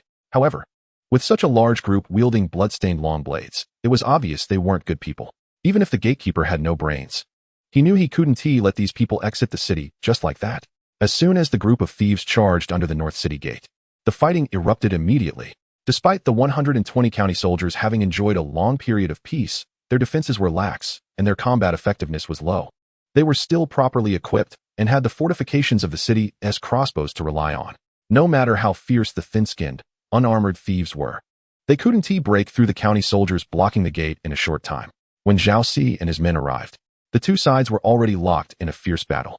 He didn't waste any time, raised his horse-chopping knife, pointed, and shouted, "Xianxia, fight." As soon as he finished speaking, he charged in with the horse-chopping knife, and with a single stroke, he beheaded a thief who was hacking down several county soldiers. Hot blood spraying like a fountain from the gory chest, instantly dyeing the wet ground a large patch of red. Many idle men who usually only bullied the common folk had never seen such a scene, and even though Zhao Si took the lead, they were still hesitant and unsure of what to do. Ultimately, these idle men were all intimidated by Zhao Si's ferocity and had no cohesion. Moreover, this matter didn't concern them much, so who would be willing to exert themselves? Fortunately, some remembered Zhao Si's earlier instructions, picking up their short blades and throwing them at a thief. Xianxia smashed them. The idle men, as if awakened from a dream, immediately followed suit. First, they threw their short blades. When the short blades were gone, they searched the ground for stones. When the stones were gone, they smashed open the doors of shops on both sides of the street, rushing in to grab jars and bottles. When there were no jars or bottles left, they simply tore off door panels. If they found nothing at all, they would pick up a handful of dirt and throw it. The chaotic projectiles rained down thicker than a rainstorm, creating a spectacular scene. Even some county soldiers who were fighting fiercely against the thieves were caught in the crossfire, frightened into retreating and blocking the city gate, no longer daring to fight. After all, the county soldiers were numerous, and they only blocked one city gate. How could 20 or 30 thieves break through? Some enraged thieves, seeing they couldn't break through the city gate, turned around and charged towards the idle men with their long blades. The idle men, seeing them charging fiercely, were terrified and retreated.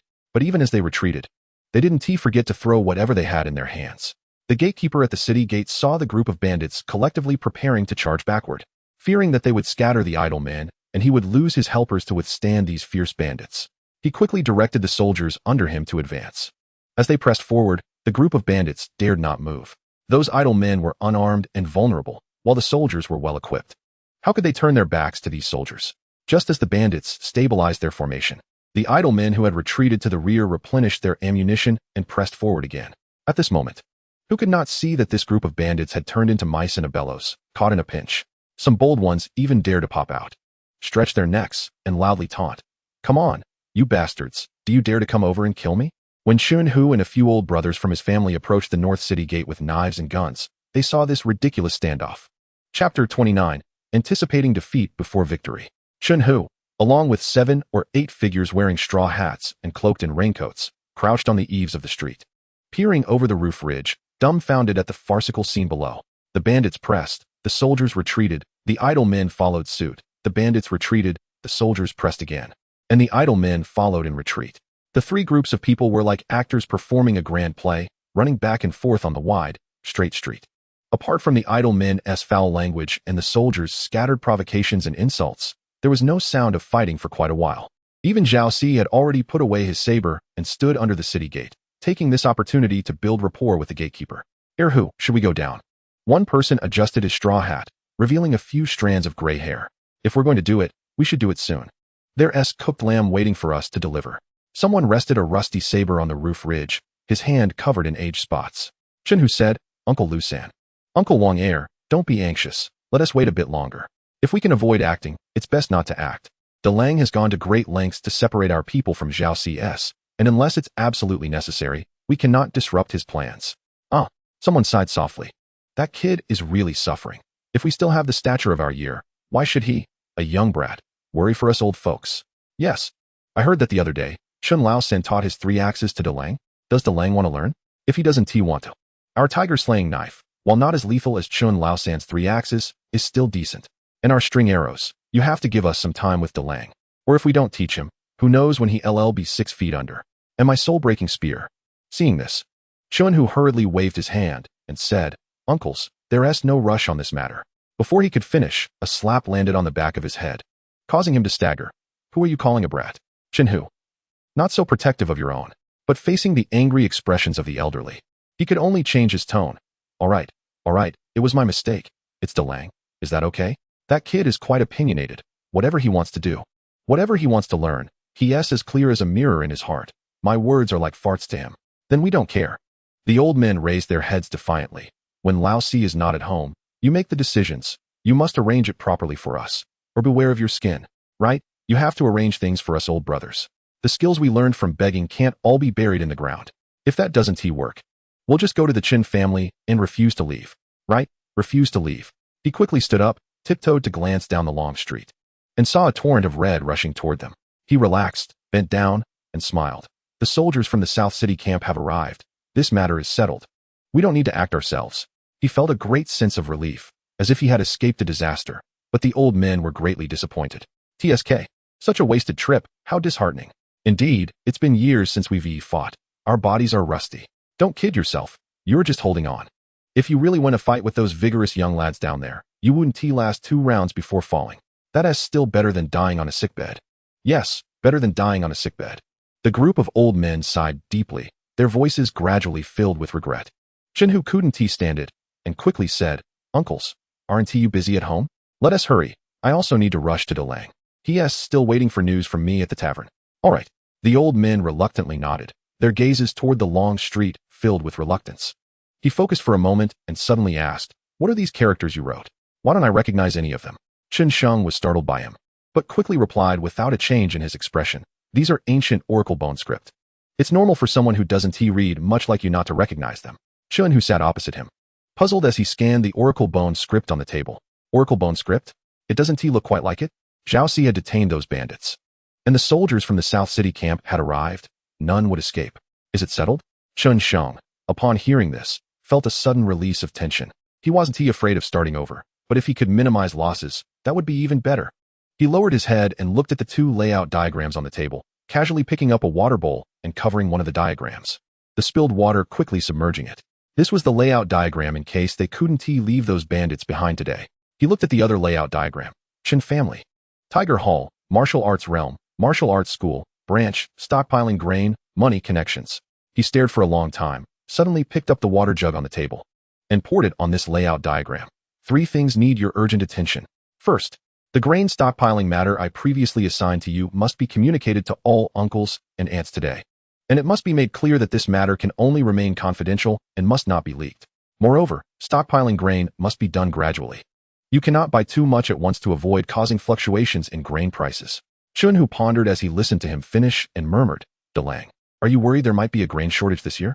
He didn't understand farming, but he wasn't a fool. After Chun Sheng assigned this matter to him, he had thought about it for a long time and couldn't help but grasp the reasoning behind it. Chun Sheng nodded slightly. Fortune does not come in pairs, and misfortunes do not come alone. It's better to be prepared. Chun Sheng continued. The second matter.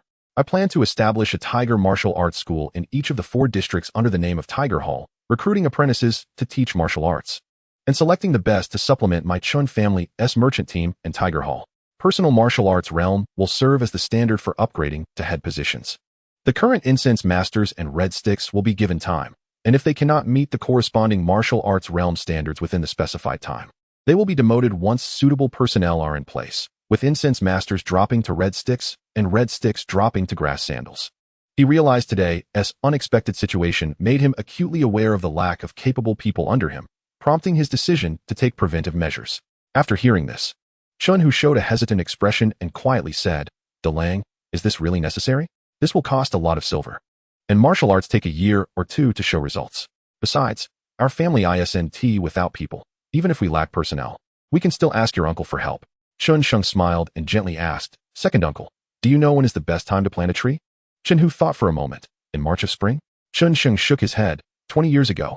Qianhu shot him an annoyed glare. What nonsense are you talking about?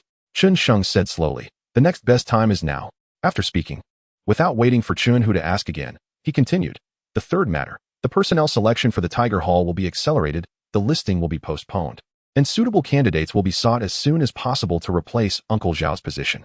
After the handover is completed, the listing will be done within half a month. Uncle Zhao must change his appearance and go to another county. Qianhu frowned. What is the reasoning behind this? Xianxiang gently tapped the table and said in a low voice, although this group of thieves is doomed, this matter is not over. This group acts so recklessly, and all of them are strong men. I suspect they still have a backup outside of Qin County, based on their vengeful style. Their people may not dare to retaliate against the county office, but it is certain they will seek revenge on Uncle Zhao. We cannot risk Uncle Zhao's life and safety. However, after this battle, the county office should also be on guard, so they are unlikely to send large numbers of people to Qin County again. I estimate they will only send skilled individuals to infiltrate Qin County to retaliate, just like last night's ambush on Uncle Zhao. If someone else sits in Uncle Zhao's position, their people will be unfamiliar with Qin County and won't be able to find the right target. Moreover, Qin County is under the watchful eyes of the county officials, making it difficult to carry out significant actions. I plan to have Uncle Zhao go to another county to start anew, and after he grows stronger, he can support the headquarters in Qin County. He suddenly sat up, lowered his voice, and shouted, Dalong, what exactly do you want to do? And what did you mean yesterday when you spoke of chaos in the world? As for what my nephew wants to do, he raised his eyes, looked steadily at Qianhu, and said seriously, my nephew wants to say that he only wishes to protect our family. Do you believe it? Qianhu nodded vigorously without any hesitation. I believe. We are family. There is no need for such burdensome explanations. Xianxiang smiled and said softly, actually, my nephew also doesn't know if this world will become worse. But in doing things, one must always think of potential failures before considering success. One must think of losses before thinking of gains. My nephew does not want a day when our entire family is held at knife point and pressed to the ground, being asked whether we want to live, regardless of how the world changes or who it is. Qianhu followed his description and imagined that scene, feeling his scalp tingle and shiver. His face darkened as he stood up. Leave it to Uncle Air. Chapter 30, Grain Ring. Qianxiang returned home, drenched. Zhao Qing was very displeased upon seeing him. She pulled Qianxiang quickly into the hall, deftly stripped off his wet clothes, and scolded Qianhu, who had escorted Qianxiang home. I entrusted Dalong to Uncle Air. And this is how Uncle Air looks after my Dalong? Qianhu's old face turned red, and he awkwardly smiled. I didn't expect it to rain today. I was careless. Qingyang, please don't blame me. Zhao Qing glared at him without even looking at him. Seeing this, Qianxiang not only didn't help smooth things over, but also fan the flames. Exactly. This old man was still trying to fool me into drinking at the Yu Tavern this morning. Fortunately, I have good self-control. If I hadn't who knows how drunk I would have gotten. Qianhu's eyes widened in disbelief as he stared at Qianxiang. Little brat, are you playing tricks? Is that so? Or is my Dalong just sensible? Zhao Qing smiled brightly, holding a handkerchief, wiping the rainwater off his head like a pet dog, and then turned to Qianhu, her expression shifting from sunny to stormy. Uncle Air, the household finances are tight this month, so we can only provide Dalong with meat to nourish him. Your share is gone. The demeanor of a matron was fully displayed. Qianhu looked at Zhao Qing in disbelief, then at Qianxiang, raising his left hand and tremblingly pointing at the couple, struggling to utter, little brat, there is no need to bully people like this. We can endure being bullied by those old protectors at home, but even you, little brat, are bullying us like this? We can't live like this. Zhao Qing stepped forward, hands on her hips, protecting Qianxiang like a mother hen. Does Uncle Air think he can fool my Dalong into drinking and have a reason for it? He has only just recovered for a few days. Surely Uncle Air knows this? Qianxiang hid behind Zhao Qing, grinning widely. Qianhu shook his finger at Qianxiang, his hand trembling like a rolling pin, shaking, and finally angrily threw down a sentence. Little brat, you wait for me. He turned around angrily and left. After the couple sent him out, Zhao Qing burst into laughter, turned around, and gently poked Qianxiang's forehead with her index finger, scolding. You, Uncle Air is a sincere man. You can't bully him. Qianxiang didn't argue, just chuckled, linking his arm with Zhao Qing. Good sister.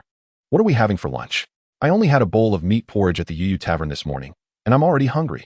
Zhao Qing's big eyes curved into crescent moons. We're having scrambled eggs with Chinese tune and goat head meat sent by Wang Air. Chinese tune. Qianxiang made a disgusted expression. Chinese tune and cilantro were his lifelong enemies. Can we not eat Chinese tune? I don't like that weird taste. She fussed over him, putting clean clothes sent by the servant on Xianxiang. However, Xianxiang was somewhat lost in thought as he gazed outside the hall at the brightening courtyard. It turned out that the light rain of the morning had stopped at some point.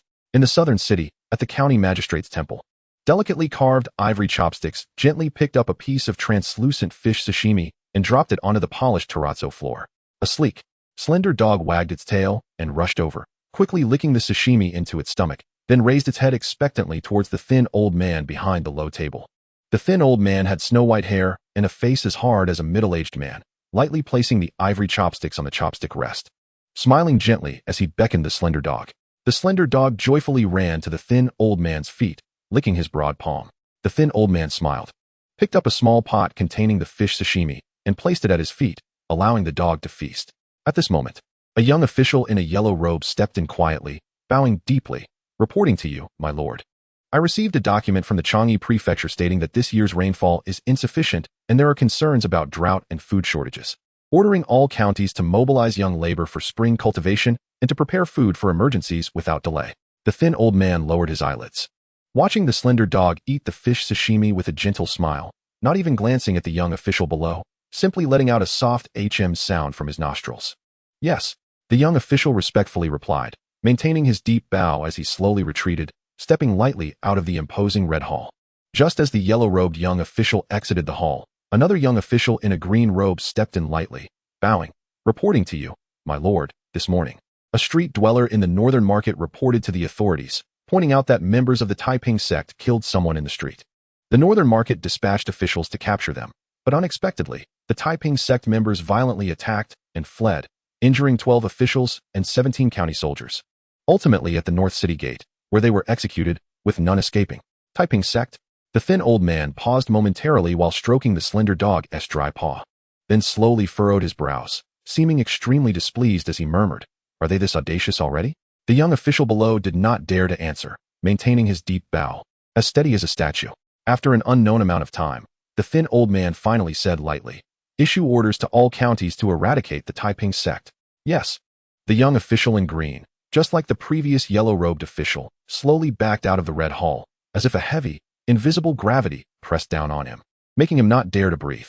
The thin old man, having only uttered a few words, seemed extremely weary, slowly clasping his hands and closing his murky eyes, remaining silent for a long time.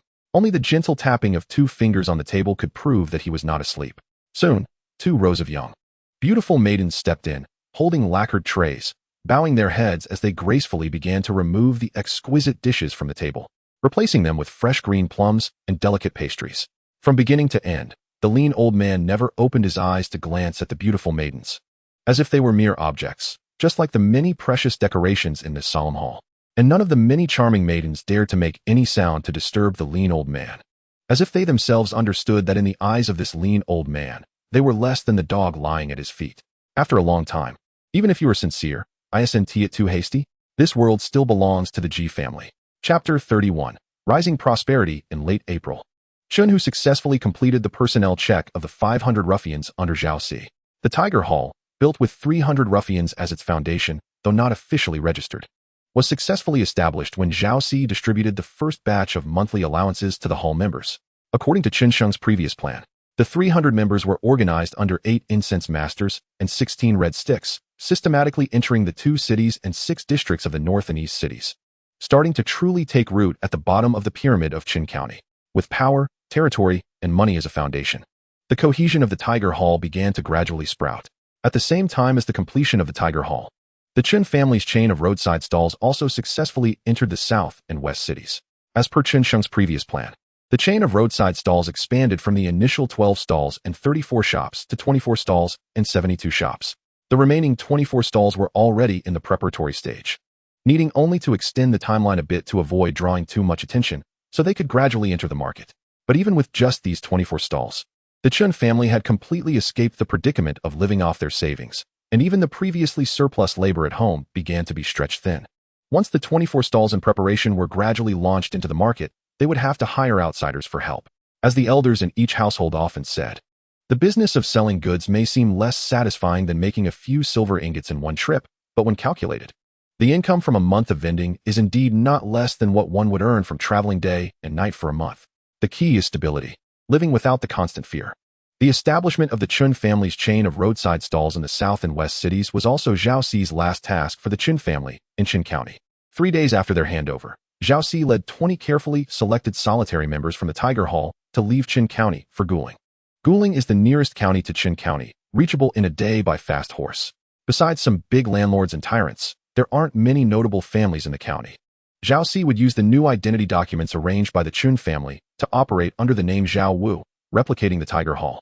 Chen Sheng did not see him off, but the night before Zhao Ci left Qin County, Chen Sheng had a candlelit conversation with him until dawn. After more than 10 years away from home, and having only returned for less than 2 months before leaving again, Zhao Ci would surely have some reluctance. However, as Chen Sheng clearly explained to Chen Hu, and as Chen Hu communicated to Zhao Ci, there was a necessity to leave and start anew. Therefore, although Zhao Ci was unwilling to leave Qin County, he was not opposed to it, and there was no need for Chen Sheng to elaborate further. That night, Chen Sheng detailed how to start over upon arriving in Guling, how to interact with the local landlords and tyrants, what situations might arise, how to respond to specific circumstances, and how to communicate with the main office in Qin County in case of emergencies. Still, the saying goes, it is easy to find 1,000 soldiers, but hard to find a commander. Not everyone can be called a talent. After Zhao Ci left Qin County, Chen Shisan successfully took over his position and quickly made a name for himself in the local officialdom, establishing brotherly relations with the 4 city headmen and often gathering for drinks. Of course, brotherhood built on wine and meat is an insult to the term, but they had certainly become familiar faces to one another. Chen Shisan, whose single name is Qiu, is a descendant of one of Chen Sheng's great-grandfather's 18 short soldiers who settled in Qin County. Even the Chen surname was adopted because his ancestor had no surname and followed Chen Sheng's great-grandfather to take on the Chen name. Their families had coexisted for 4 generations, making them closely bonded. In his early years, Chen Shisan had also gone north to join the Yuzhou army, where his quick wit and marksmanship earned him a position as a scout with many military achievements. Due to the urgent need for someone to manage affairs in Xianxia, while the Chun family's merchant team traveled north, he returned to farming after 8 years in Xianxia. With the Chen surname and a strong local accent from Qin County, combined with his outgoing nature, he naturally became an excellent socializer in Qin County. Chen Xing only instructed him to build good relations with the various city headmen. Yet he managed to extract the likes and dislikes of several officials from the county through conversations with those headmen. He even used his military experience as an entry point to establish connections with 100 generals in the South City camp, successfully opening a breakthrough with the county troops. However, in terms of management ability, Chen Shisan was indeed more suitable for the position of the visible leader of the Tiger Hall in Qin County than Zhao Ci, who could not solve problems, but only the people causing them. On another front, since returning from the U restaurant, the Chen family began to stockpile grain. Utilizing the certificates issued by the tax officials for food vendors, the Chen family could legally purchase large quantities of grain without attracting the attention of the county office. Each day, they would covertly exchange 90% of the profits from all the stalls for equivalent amounts of grain to store away. Chen Sheng was uncertain whether there would be a drought or grain shortage this year, but adhering to the principle of being prepared, he aimed to stockpile enough grain for 300 households to last a whole year. This was not an easy task. The Chen family was not a large landlord with fixed grain reserves. Typically, each household would only stock up enough for a month, relying on market purchases for the rest. Now, suddenly needing to stockpile so much grain without buying too much at once to avoid market fluctuations and drawing the county's attention was no small feat. Even with the support of the chain of roadside stalls, the gap to stockpile enough grain for 300 households for a year was larger than Chen Sheng had anticipated. Fortunately, he encountered little resistance in this endeavor. Although the sudden need to convert all their hard-earned income into grain puzzled the Chen family. Once Chen Hu explained the reasons to each household, he received support from nearly all the elderly members. Those elders, although they had spent their lives wielding weapons and were not knowledgeable about farming, had lived long enough and traveled extensively. Even if they had not personally experienced a grain shortage, they had certainly witnessed one. Now that there seemed to be a hint of such a possibility, it was only sensible to convert their disposable money into grain. When people are united, tasks can be accomplished with half the effort. Since realizing the importance of martial power in establishing a foothold in this world could be nearly equal to intellectual power after that day at the U restaurant, he truly began to devote significant effort to the martial arts path. No longer was it just a man's dream of wielding a sword and traveling the world, a hobby, or a means to exercise. He began to treat it as a true career. When Chen Sheng became serious, he was persistent, terrifyingly so, with a dedication that was frightening. He changed his waking time from the rooster's crow to the tiger's hour. Besides spending a small amount of time managing the Chun family's chain of roadside stall business and the miscellaneous affairs of the Tiger Hall, he dedicated all his remaining time to honing his martial arts. When his luck points restored to 400 points, he did not hesitate to elevate the proficiency of his killing fist from the entry level to the advanced level. Chapter 32 Wuguang. Chen Sheng still cannot forget that day when he elevated the proficiency of the killing fist from a basic level to a master level. In his mind, a grand scene unfolded. Hundreds of versions of himself charged forward against thousands of well-armed soldiers, using the killing fist technique, fighting fiercely. Each of him wielded the killing fist with fluidity and precision, as elusive as the horns of an antelope. The killing fist consists of only 6 moves. Yet, in the hands of those identical figures, it split into hundreds of combinations, and even some seemingly flawed moves could deliver a fatal blow. More importantly, this time the instructional video was no longer just a mundane teaching video. It was a battle, a desperate struggle. Hundreds of him, each filled with rage and murderous intent. Each of their fury and killing intent was clearly reflected deep within him. Yet, throughout the entire process of watching this grand battle, he maintained absolute clarity and rationality, not allowing the overwhelming rage and killing intent, akin to flames engulfing a city, to cloud his mind. He watched so many versions of himself fighting, savoring their rage, and digesting their killing intent. The sensation was incredibly wonderful and profoundly unforgettable. It was at that moment that Chen Sheng finally understood why Old Master Chen said his killing fist was just showy moves. Old Master Chen did not mean that the killing fist was ineffective. Rather, he meant that Chen Sheng's version of the killing fist was merely form without substance. The killing fist, had never truly killed. Thus, it could not be considered a true fist technique. If the initial level and the intermediate level were merely about the quality of technique, then the master level of the killing fist represented a difference in spirit. Still using cooking as a metaphor, the master level is akin to a chef who has surpassed the heights that recipes can record. Would a skilled chef still meticulously measure ingredients like a novice using a kitchen scale? They simply rely on instinct, casually adding a bit of oil, salt, sauce, and vinegar. And many of their steps might contradict widely accepted recipes. Yet, those seemingly erroneous cooking methods in the hands of these chefs could work wonders. Chen Sheng felt that the role of his clumsy system might be to keep his martial path on the right track.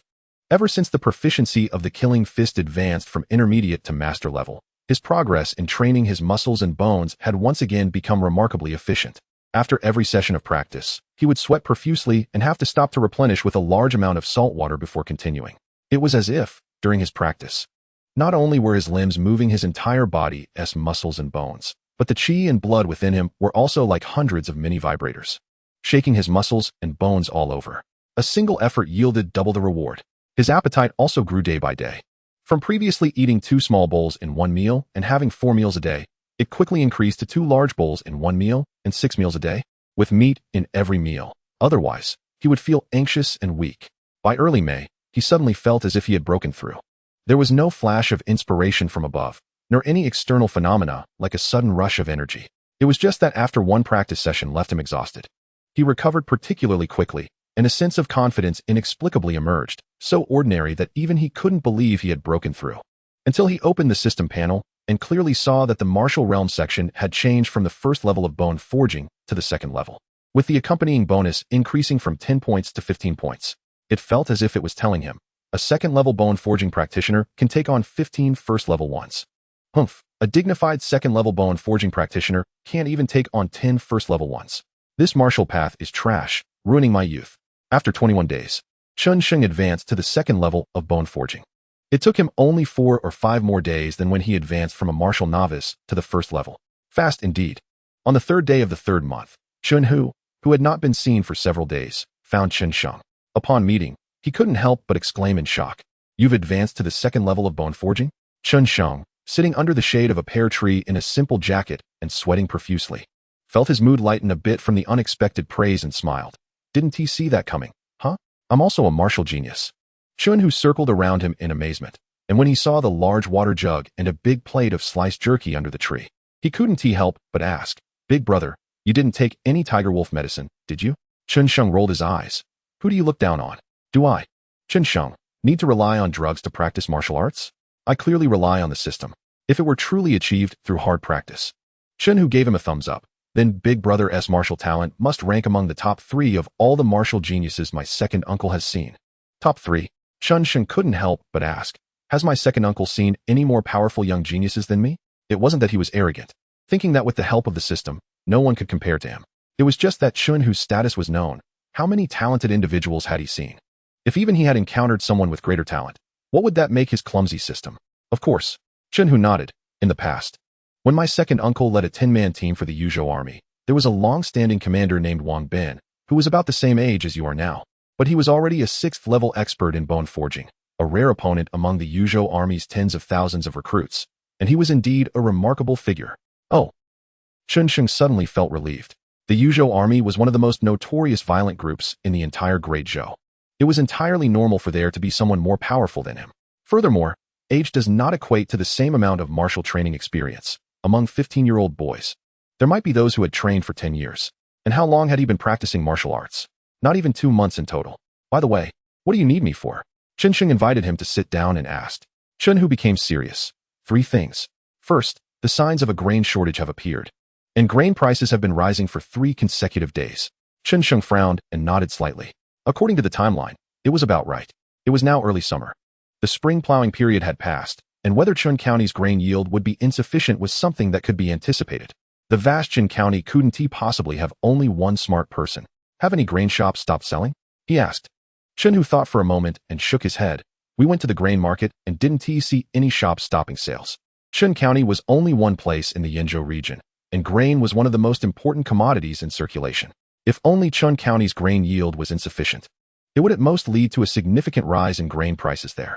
But if the entire Yenzhou region, or even several regions, faced grain shortages, it would no longer be just about rising prices, but rather about how many people would starve to death to get through this. But such matters, grain merchants would be more sensitive than anyone else. Therefore, as long as they kept an eye on the movements of those grain merchants, they could roughly gauge the severity of the drought. Chun Sheng squinted. What about that group of bandits? Chun Hu replied. That should be the case. Chun Sheng pondered for a moment and said softly, inform Uncle Shursan to stay at home for these few days and avoid the limelight. Everything else remains the same. Chun Hu looked at him. Should we inform the North City Pavilion? Chun Sheng shook his head. If the North City Pavilion can discover the whereabouts of that group themselves, that would be great.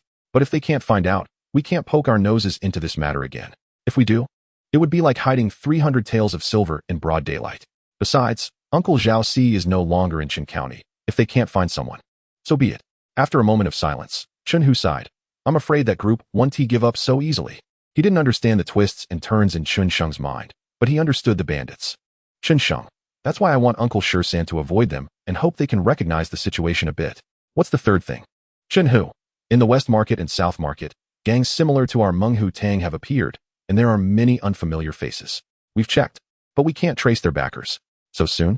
Chun Sheng said in surprise. He knew that the advanced organizational structure of Menghu Tang would definitely attract imitation. But he didn't expect it to happen so quickly. What do these people rely on to survive? Just the cleaning fee?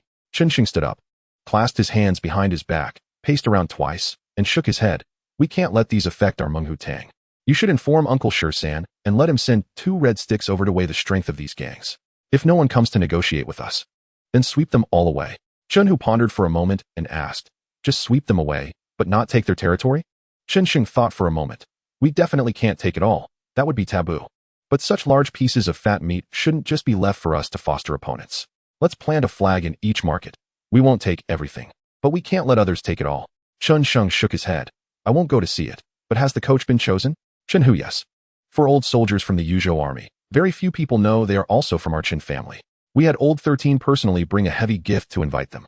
Now many people outside know that Old 13 was also a soldier in the Yuzhou army, which makes sense. Chun Sheng smiled and said, not bad, not bad. You're getting more reliable in your work.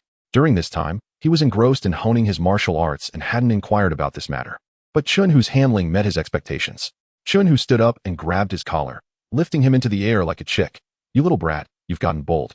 Daring to mock your second uncle. Since Chun Sheng was no longer as easily provoked as before, it was time to taste the love of his second uncle. Chun Sheng quickly smiled and begged for mercy. Nephew knows he is wrong. Nephew knows he is wrong. Please spare me. Second uncle. Humph. Chun Hu let him go, satisfied with a smile in the corners of his eyes. If you dare to act disrespectfully again next time, watch out for your skin. Chun Sheng chuckled and suddenly remembered something, asking, by the way, second uncle, my father and the others have been gone for a little over 2 months. Why haven't they come back yet? Chun Hu, how could it be so quick? Their destination this time is Yuzhou Yuyang County. After they arrive, they still need to exchange the silk, porcelain, and tea bought along the way for medicinal materials and furs from Yuzhou. At least half a month will be delayed. They are only now setting off back home from Yuzhou. Chun Sheng bit his lip and said worriedly in a low voice, "Second uncle, the north is so chaotic now. My father and the others, won't they run into any trouble?" Chun Hu gently patted his shoulder. "Don't worry too much. They brought all the capable hands from home. A total of 150 people. Ordinary bandits wouldn't dare to provoke them. As long as they reach Yuzhou smoothly and see your uncle, getting home will be even smoother." Chun Sheng nodded, suppressing his worries deep down. Inheriting the affection for his father from his previous life, he had a natural respect and affection for Qin Shou. However, he was more concerned about the issues that would arise after Qin Shou returned home.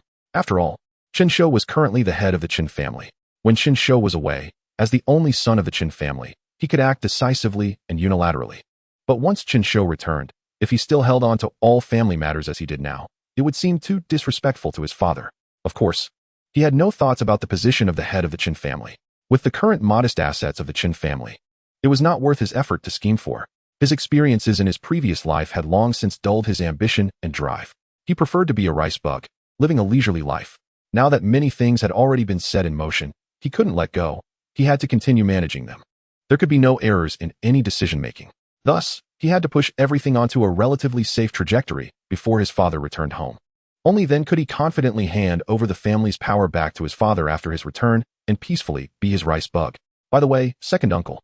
As Chun Hu was about to leave, Chun Sheng remembered something again, waving to Wu Shitu, who was still sweating under the sun in the courtyard. "Give this kid to Uncle Shisan. Let him learn to work with Uncle Shisan. In the future, for matters concerning Minghu Tang, Uncle Shisan can communicate with me through him, so you won't have to manage everything alone." Chun Hu glanced at Wu Shitu and smiled. "How can you bear to let him go?" Chun Sheng casually tossed his sweat cloth to Wu Shitu, saying, "This kid doesn't talk much on normal days, but his character is tough and has inner talent. He has a good material that can stand on his own. If he stays in this courtyard with me doing nothing, it will be a waste." Wu Shitu was startled by his words, stammering, "Big brother, are you trying to send me away?" Chun Sheng reached out and ruffled his hair, laughing. "What good thing are you thinking? You still haven't paid off the medicine fee you owe me. Letting you go out to work is to help you learn more. In the future, you can't just serve me tea and water for the rest of your life, can you? Then I won't go." Wu Shitu immediately shook his head vigorously, saying, "Following you. I can also learn to work." Hearing him say this was still his home, Wu Shitu's heart relaxed, and his expression was no longer so resistant. Chen Hu, seeing this, asked, "Little Shitu, do you have a proper name? You can't just be called Shitu when you go out to work, can you?" Wu Shitu shook his head in confusion. Wu Guang. Chun Sheng pondered this name, just about to praise it as a great name for a bright future when suddenly a shock ran through him, exclaiming, "Wu Guang? Are you kidding me? Your name is Wu Guang? No way, no way. My name is Chun Sheng, and your name is Wu Guang? Are we going to shout in Days Township? Are nobles and commoners born equal? I haven't read much. You can't fool me." Chapter 33. Trusting books too much is worse than not reading at all. Facing the suddenly furious Qin Sheng, both Chun Hu and Wu Shitu, no, Wu Guang, looked completely bewildered. "What's wrong? Do you have a grudge against someone named Wu Guang? I haven't heard of it." However, at this moment, Chun Sheng only felt his head buzzing. A mess. He grabbed Chun Hu's hand and asked without thinking, "Second uncle, have you ever heard of a place called Days Township?" Chun Hu shook his head in confusion. "I've never heard of it." Chun Sheng slapped his forehead and anxiously said, "Look at my brain. How could someone like you know about that little place? What about the Qin state? Qin Wang Yingzheng, you must have heard of him, right?" Chun Hu still shook his head. "I've never heard of it either." Just then, a voice suddenly came from the side. How would DeLang know about the Qin state and the Ying surname?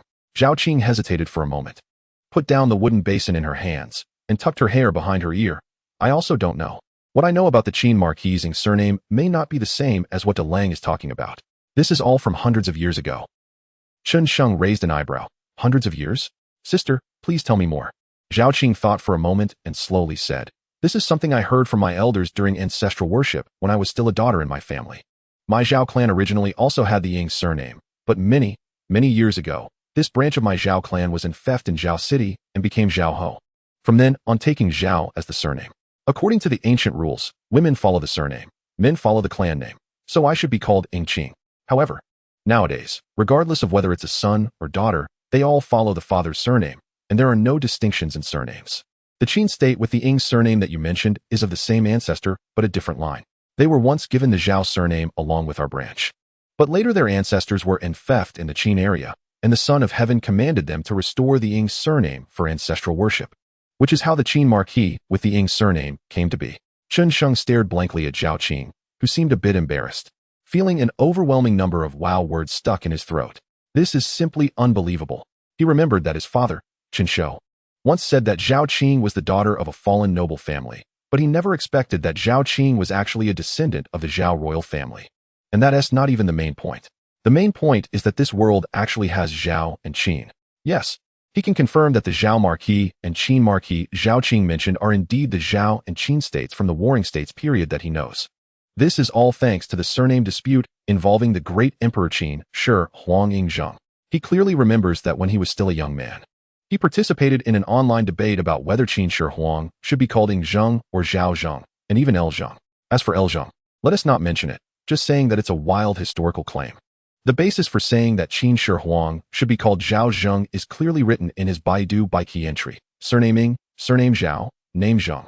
As for the basis for saying that Qin Shi Huang should be called Ying Zheng, it's simply that when he was down and out, he went to stay with his prosperous relatives, shamelessly changing his surname, and later made a name for himself, leading to the question of whether to keep the surname of his wealthy relatives or his new surname after becoming successful. However, since the history of this world is the same as what he remembers, why has it turned into such a distorted version? The Zhou dynasty is still here, but many powerful feudal states that should be performing alliances and conflicts on this land have disappeared. This is not scientific. It can't be that the history of this timeline is the genuine Huaxia history, while the countless historical records and the evidence from numerous archaeologists in his previous life are the distorted history, right? Seeing is believing. But this isn't exactly the way to see and believe. Zhao Qing looked at him shyly and whispered, "My lord, I am just a simple woman. How would I know so much?" Chen Sheng was taken aback and turned to look at Chen Hu. Chen Hu looked up at the sky and said boldly, "Do you think I, a traveling merchant who sells goods everywhere, would know about such noble family matters?" Chen Sheng then shifted his gaze to Wu Guang. Wu Guang, feeling somewhat inferior, lowered his head to look at his toes and said softly, "Big brother, I can't read." Chen Sheng held his forehead in frustration, feeling that this world, which he had thought was somewhat clear, was suddenly shrouded in endless fog. Monsters, martial arts, a history that has become unrecognizable, right? And his own fate of the 7 killers.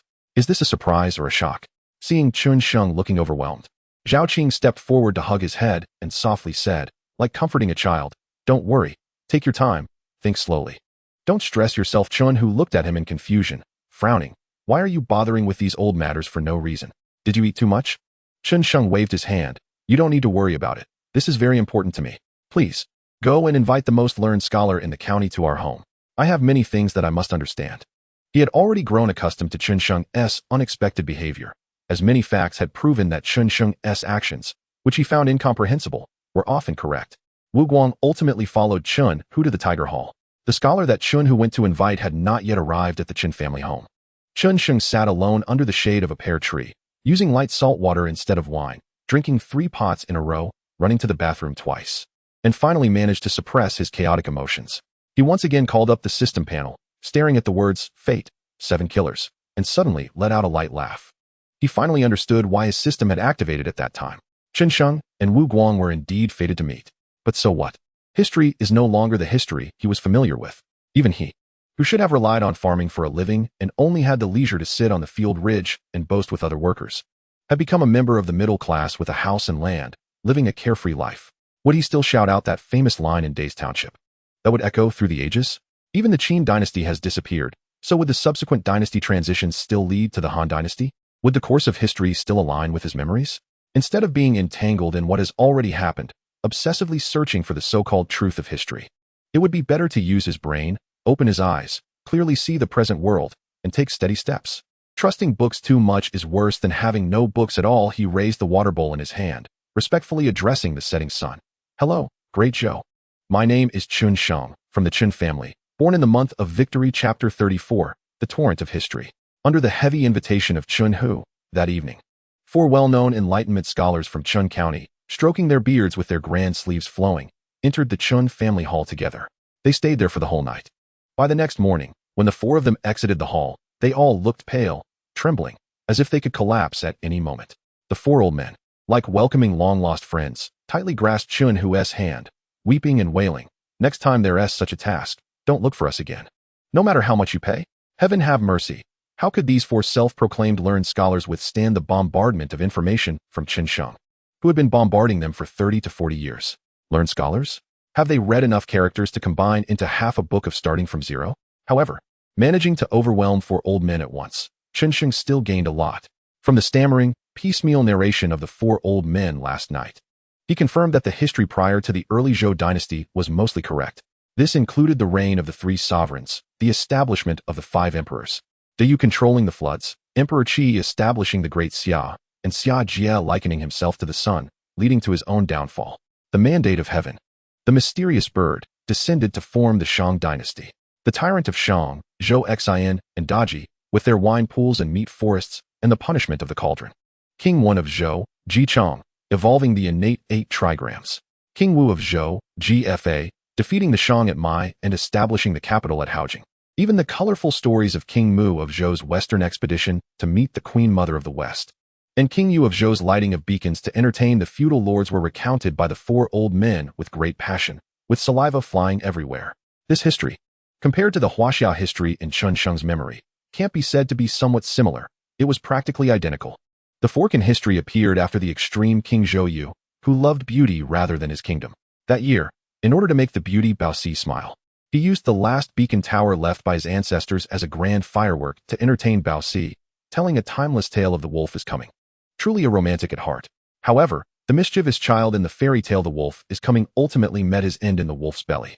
The story of Zhou Yu playing with beacons ended with him being attacked by the Chang people, leading to the tragic outcome of being stabbed to death by a mob. The tale of beacon fire playing with feudal lords remained well known even after 3,000 years in Xianxiang's previous life. And there was even a famous Grand Steward who used this story as a pen name to write many popular long novels. There's nothing wrong with that. The problem arose after Zhou Yu's death. After Zhou Yu's death, his son Zhou Pingwang, Ji ascended to the throne and moved the capital to Luoyi. The feudal lords also took the stage, marking the beginning of the chaotic spring and autumn period of competing warlords. However, this Zhou Pingwang of this timeline did not follow the usual path. After moving the capital to Luoyi, he did not continue the feudal system established at the founding of the Zhou dynasty, but instead took advantage of the capital move to strike at the very foundation of the Zhou dynasty, consolidating the power of the feudal lords and changing the feudal system to a system of states and counties. Perhaps, in Xianxiang's previous life, King Ping of Zhou saw from the incident of his father being killed by the Dogrong people that it was the consequence of a ruler's loss of virtue. However, the King Ping of this timeline saw from his father's death at the hands of the Dogrong people that it was the consequence of a ruler's loss of power. The perspectives on events differ, and naturally, the responses are entirely different. At that time, the recognition of the Zhou dynasty by the people of the 9 provinces was far higher than that of the various feudal states, whether they were from Zhao, Qin, Chu, Qi, Jin, or Song. In their self-awareness, the identity of being Zhou people outweighed their identities as subjects of their respective states. After all, at that time, the longest established of the major feudal states had been around for only a few years compared to the Western Zhou dynasty.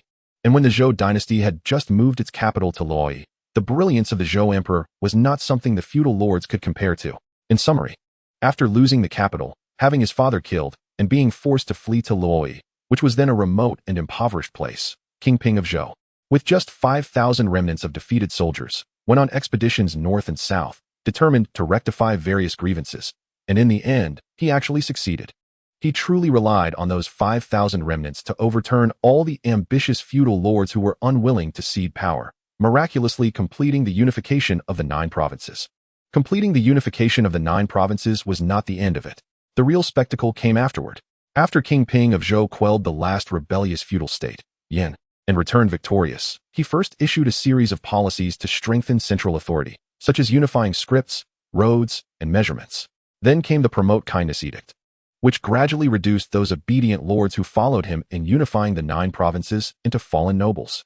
The swiftness of these actions made Xianxiang suspect that this guy might also be a time traveler, a versatile one who could both conquer the world on horseback and stabilize it on foot, much stronger than a slacker like him. What? He copied Qin Shi Huang and Han Wudi? If he could copy to that extent, that's also his skill. He always felt that this King Ping of Zhou was read as King Ping of Zhou and written as the great wizard Lu Xiao, both annexing many feudal states and unifying the 9 provinces. Look at Qin Shi Huang. He exerted the legacy of 6 generations, wielded his long spear to rule the world. It was incredibly difficult to annex the 6 states and achieve the great unification of the 9 provinces, yet in the end, he only stabilized it for 14 years before the second emperor perished. And you, King Ping of Zhou, leading 5,000 soldiers who had lost their helmets and armor to the Dogrong people, how could you so smoothly overturn so many ambitious feudal states? And you managed to hold on for another 400 or 500 years. The difficulty of that was not much less than that of the Hongwu emperor, who started with a bowl and established the Zhou Ming dynasty for nearly 300 years. If you are not cheating, you must be the favored child of heaven. No refutations accepted. Understanding where this monstrous great Zhou came from only resolved some of Chen Sheng's doubts. What he is more concerned about now is the present. This year is the 58th year of Wang. As for whether it is the 58th year since that Zhou emperor ascended the throne, Chen Sheng does not know. The great Zhou does not have an era name, but the deceased Zhou emperor has a posthumous title. The previous Zhou emperor was posthumously titled Shun, known as King Shun of Zhou. However, he really has no impression of that King Shun of Zhou. He had a poor memory and could not memorize so many clauses, dates, and names, which is why he studied science instead. Nevertheless, he could roughly infer the ages of some important figures based on his own age. In his previous life, when Chen Sheng and Wu Guang revolted into Zhexiang, they should have been in their 30s. He guessed it. As being in their 20s would be too young to command respect, while being in their 40s would be too old. Probably having lost the drive to shout, why should nobles and ministers have any special privileges? 30s are just right, the prime of life and full of energy. Chen Sheng and Wu Guang revolted into Zhexiang in the second year after Qin Shi Huang Yingzheng's death. And Chen Sheng vaguely remembers that Qin Shi Huang seemed to have died before 50. Inferring from this, Qin Shi Huang should be about 15 or 16 years older than him, around 17 or 18 years old. In other words, the current one is indeed at the age of 30, ambitious, and the Qin state is gone. He doesn't know where he is hiding now. His fate must be dazzling enough to blind a lot of heroic figures. As for Liu Bang and Xiang Yu, the main characters of the Chuhan contention, the former should be a few years older than him, while the latter should be a few years younger. They are still at an age where they are dreaming. If these two are not affected by the disordered history, one should be hanging out on the street with Pei County and Shaohe, Fan Kuai, and others, while the other should be forced to read and practice martial arts in some unknown small place in Jiangdong by his uncle. Then there are Zhang Liang, Han Xian, Fan Zhang, Yingbu, and Long Xie, each of whom is a significant character worthy of attention.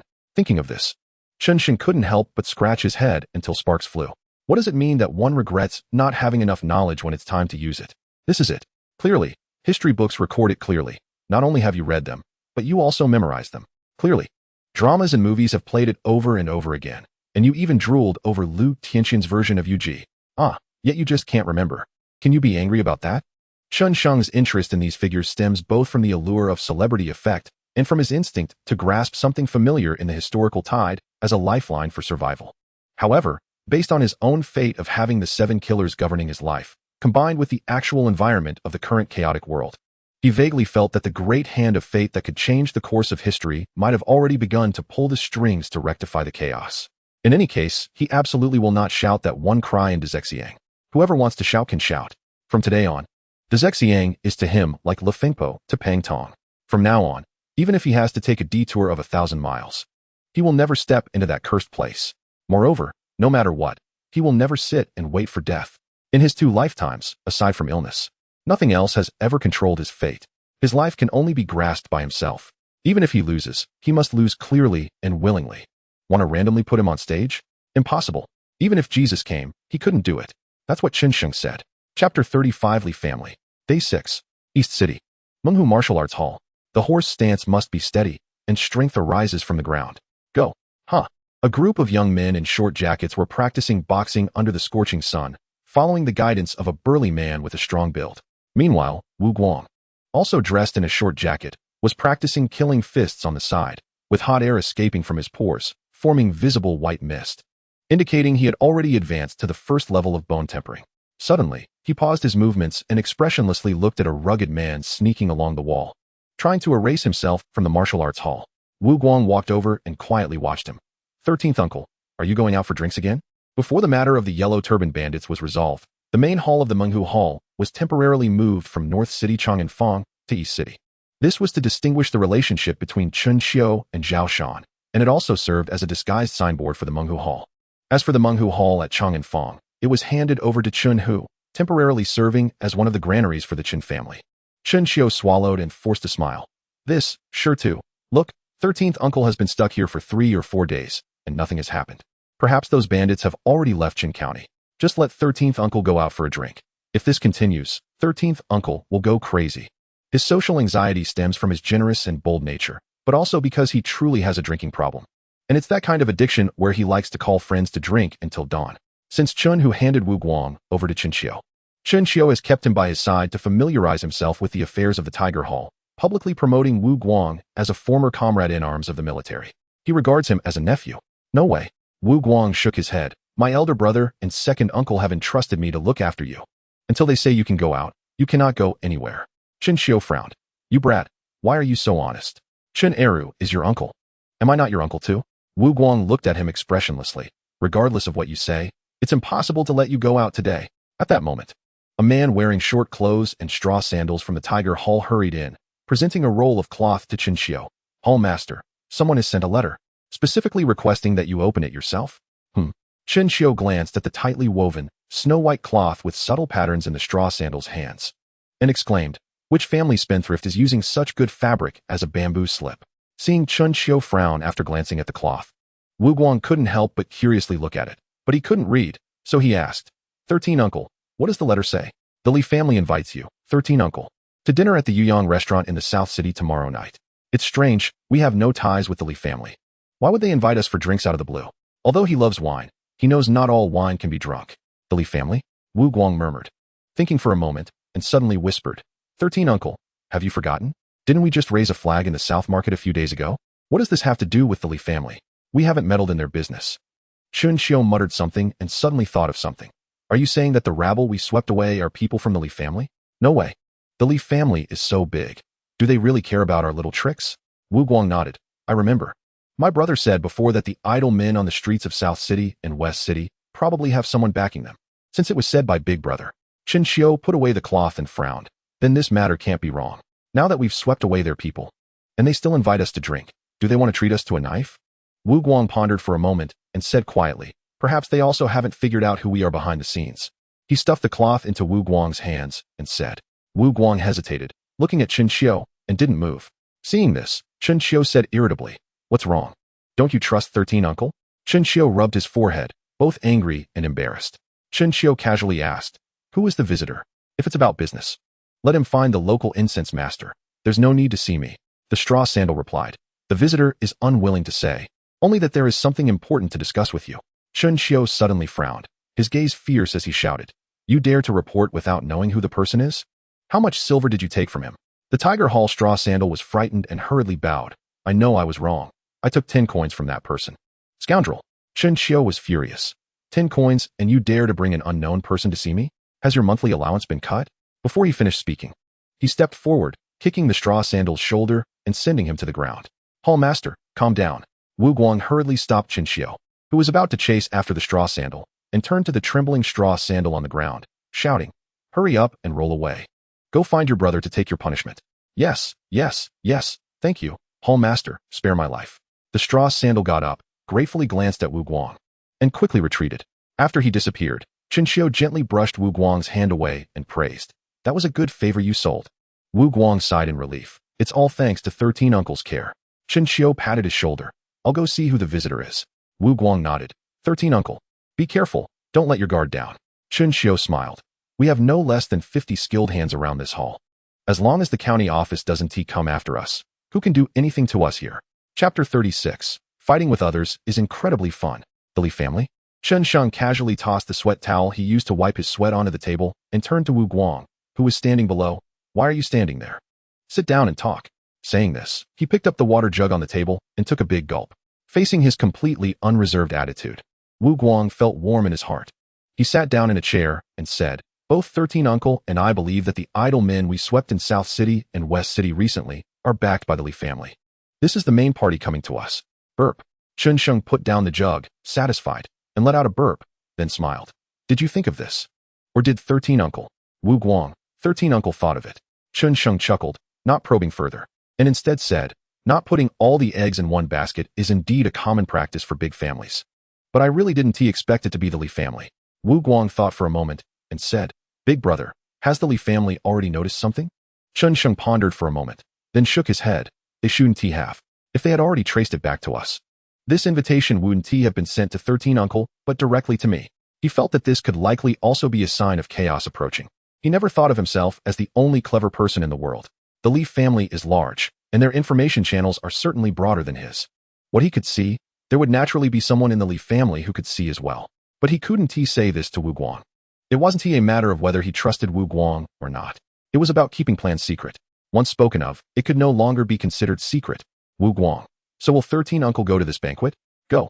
Chen Sheng sat in the armchair, stroking his chin thoughtfully as he asked, why not go to hear the Leaf family's attitude? Chen Sheng nodded in approval. Good. Being able to think of this in advance shows you are using your brain. In my opinion, they won't directly mention the territorial disputes in South City and West City. They will only subtly refer to who is related to whom in South City and West City. This is often how big figures operate. They never say what they will do, but rather say what you should do. Chen Sheng couldn't help but laugh. There's no delaying this matter.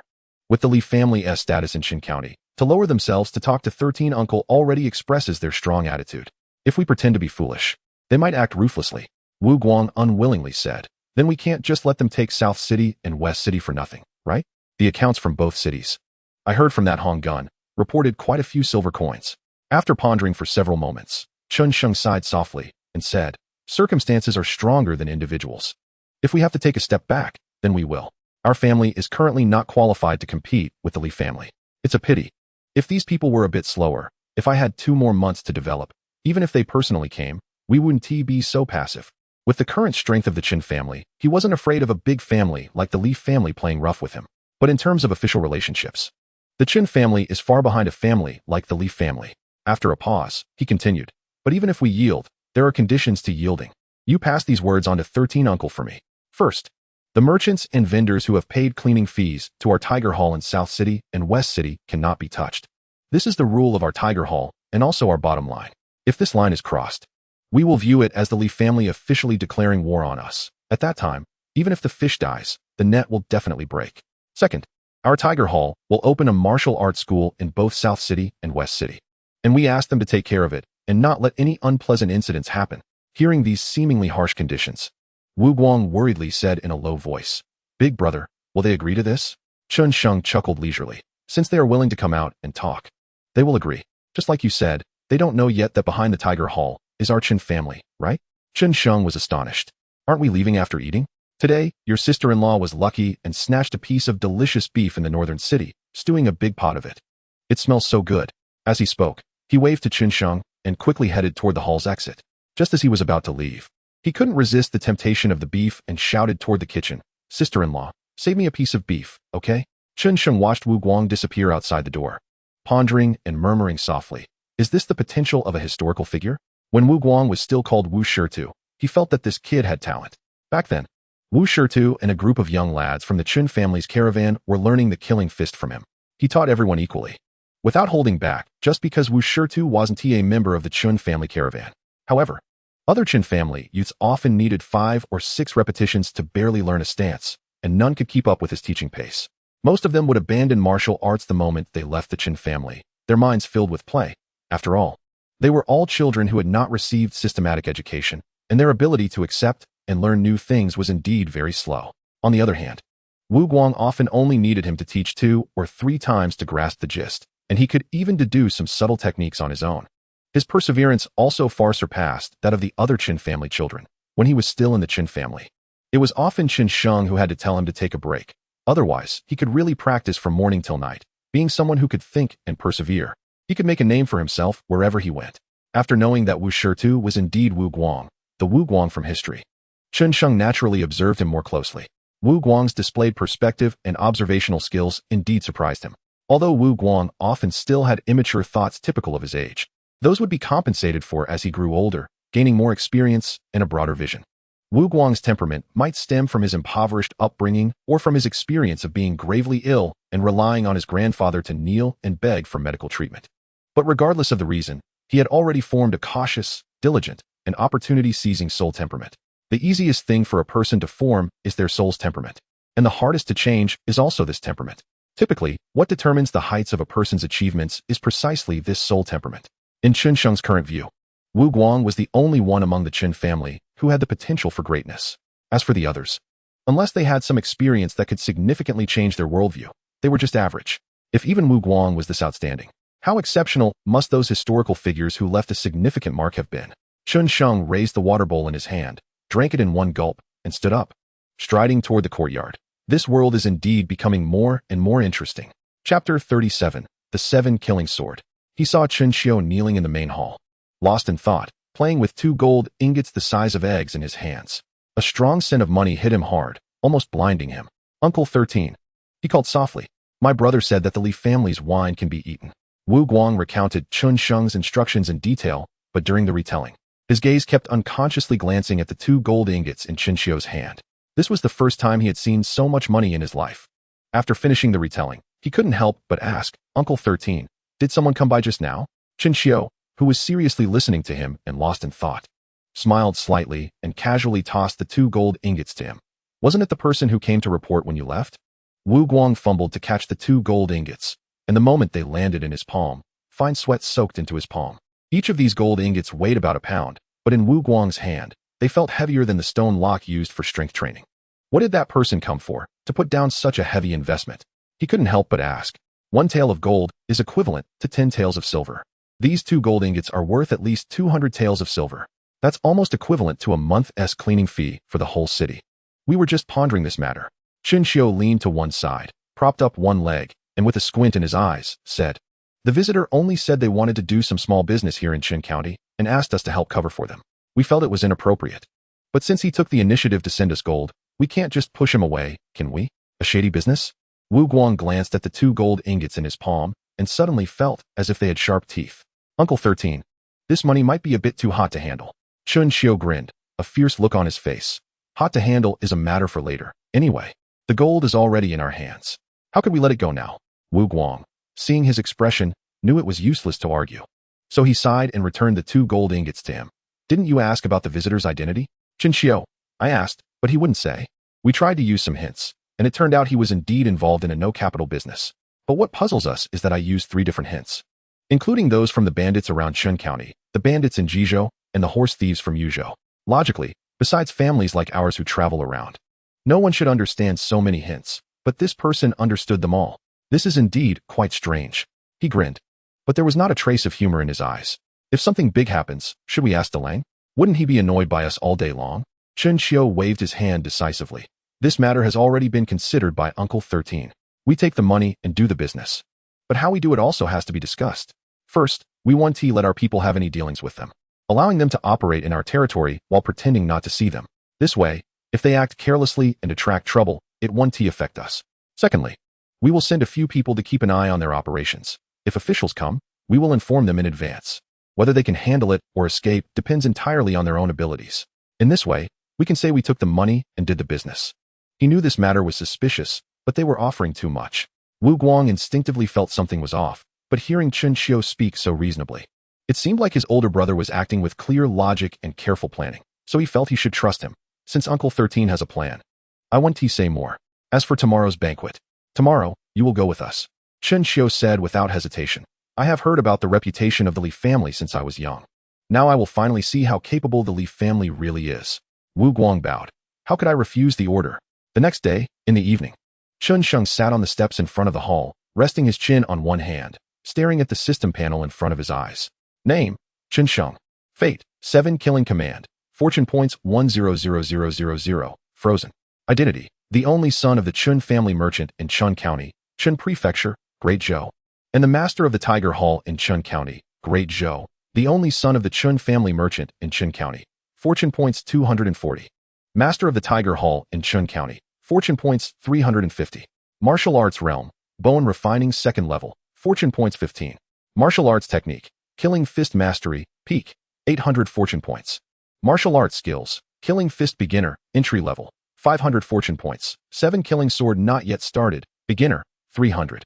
Fortune points. 499,605. 24,605 points. Talent. Intimidation. 49950. Causing the weak to fall into panic for 3 seconds. At this moment, he faced a choice that wasn't particularly difficult. Should he first push the 7 kills sword into the door? Or should he first push the killing fist technique to enter the room? The so-called killing fist technique is the method of the killing fist. Before his killing fist had reached the peak, the killing fist did not differentiate between practice methods and fighting techniques. Xianxiang also learned from the pricing of the killing fist techniques upgrade that the fortune points required to upgrade martial arts techniques are several times more than those for martial arts cultivation methods of the same level. For example, the killing fist and the killing fist technique are a set of paired martial arts. Upgrading the killing fist from beginner level to entry level only requires 200 fortune points. However, upgrading the killing fist technique from beginner level to entry level requires 500 fortune points, which is 100 points more than the 400 fortune points needed to upgrade the killing fist from entry level to peak level. According to the system's tendency for fortune points to double with each level upgrade, the subsequent peak level of the killing fist technique would directly break 1,000. However, this is not difficult to understand. Upgrading martial arts cultivation methods only enhances cultivation experience. To convert that into actual combat power, one must still practice diligently. Conversely, upgrading martial arts techniques can directly enhance combat power, as techniques are knowledge. Once learned, they are mastered without the need for arduous practice. From the standpoint of benefiting the most, the killing fist technique should be upgraded first. The entry-level killing fist technique should result in a qualitative leap in power. Xianxiang stroked his stubble thoughtfully and murmured, but from a long-term planning perspective, it would be more advantageous to push the 7 kills sword first. The beginner level of the 7 kills sword requires 300 points, and the entry level requires 600. The entry-level 7 kills sword should already possess certain combat capabilities, enough to handle general small-scale situations. The key is, I can't just go all out with my fists every time I engage in a fight, right? It's safer to have something solid in hand. After making up his mind, Xianxiang no longer hesitated. He focused his mind and concentrated on the panel above the 7 kills sword. In an instant, a brilliant light flashed, and 12 familiar figures appeared in his mind. 12 figures identical to him, each wielding different swords, simultaneously began to practice the 7 kills sword technique. Some used short swords, some used broadswords, some used soft swords, and some used heavy swords. The sword moves they executed, compared to the 3 styles of slashing, sweeping, and stabbing demonstrated by Xianxian that day, also included flicks, points, entanglements, and the final move, drawing the sword. Altogether, it seemed to form the basic techniques of a swordplay.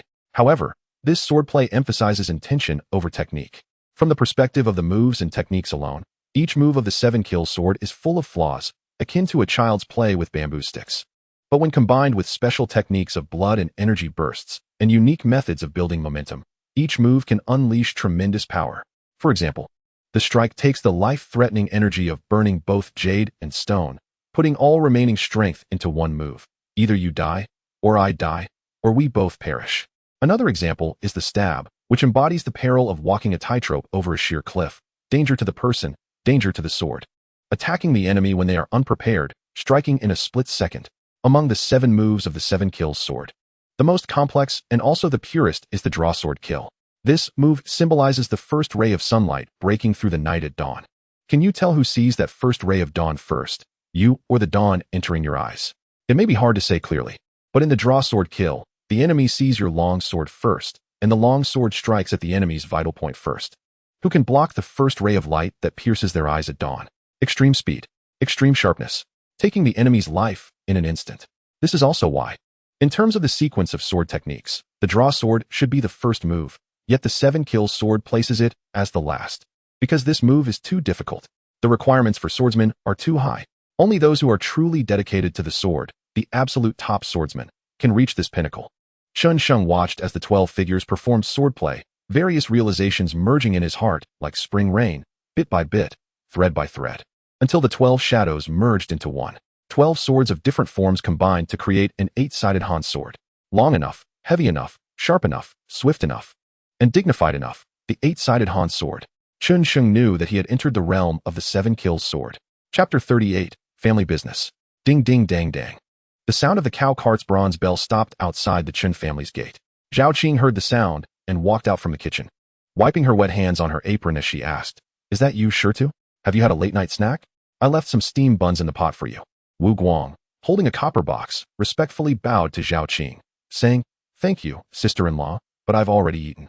The Chen family had cooks and servants, but she was the type who couldn't stay idle. Every day, she either worried about Xianxiang's clothes needing washing, or that the bedding in Xianxiang's room needed to be taken out and aired, or she was coming up with ways to make delicious food to nourish Xianxiang. She almost single-handedly managed Xianxiang's daily needs, and had an increasing tendency to do so. Xianxiang couldn't bear to see her toil so much and had tried to persuade her, but every time he did, she would agree wholeheartedly. Then, in the blink of an eye, she would sneak into his room, rummaging through this and that, cleaning and tidying. Besides letting her be, he could only lament about how unlucky he had been in his past life, possibly having saved all his luck for this life. A significant part of his sense of belonging to the Chen family came from this silly little woman. Hearing Zhao Qing's voice, Xianxiang, immersed in the understanding of the 7 kills sword, slowly opened his eyes, smiled, and patted the stone steps beside him, saying to Wu Guang, "I've been waiting for you for a long time." He knew that tonight Wu Guang had accompanied Qin 13 to a banquet in the southern city and was deliberately waiting here for him. He couldn't afford to ignore the Li family's attitude. Wu Guang smiled and quickly stepped forward, regardless of whether the stone steps were dirty, and turned around to sit down beside Xianxiang. As he sat, the copper box in his arms clanked loudly. As soon as Xianxiang heard it, he knew it was filled with silver. "Is it from the Li family?" he asked. Wu Guang opened the box and handed it to Xianxiang. "Yes. They said it was for traveling expenses, over 300 taels. The 2 gold ingots were put in by Uncle 13, saying it was the profit from the Tiger Hall for this month." 300 taels? Xianxiang couldn't help but be astonished by the Li family's generosity, then praised. The Li family truly lives up to its reputation as a prominent family. This kind of generosity is indeed beyond the reach of ordinary people. The prominent Li family has produced several county magistrates of Qin County. In the eyes of the Li family, the Tiger Hall stature is not something they would easily crush like an ant, but it certainly wouldn't be much better than a grasshopper. Given the Li family's size to handle such matters while still maintaining a semblance of respect for the Tiger Hall, even if it's only habitual surface respect, this speaks volumes. Xianxiang felt this way because his own soul was that of a predator.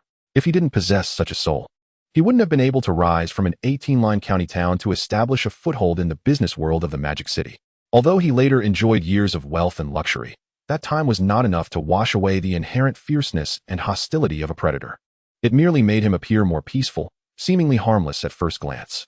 Where did these 2 gold ingots come from? Just as he finished his thoughts, Xianxiang's gaze was drawn to the 2 gold ingots in the box.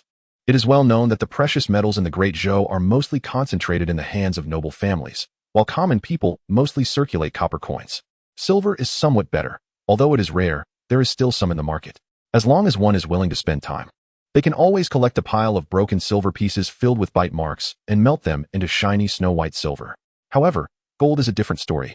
Not only is it absent from the market, but even ordinary jewelry stores have very few pieces.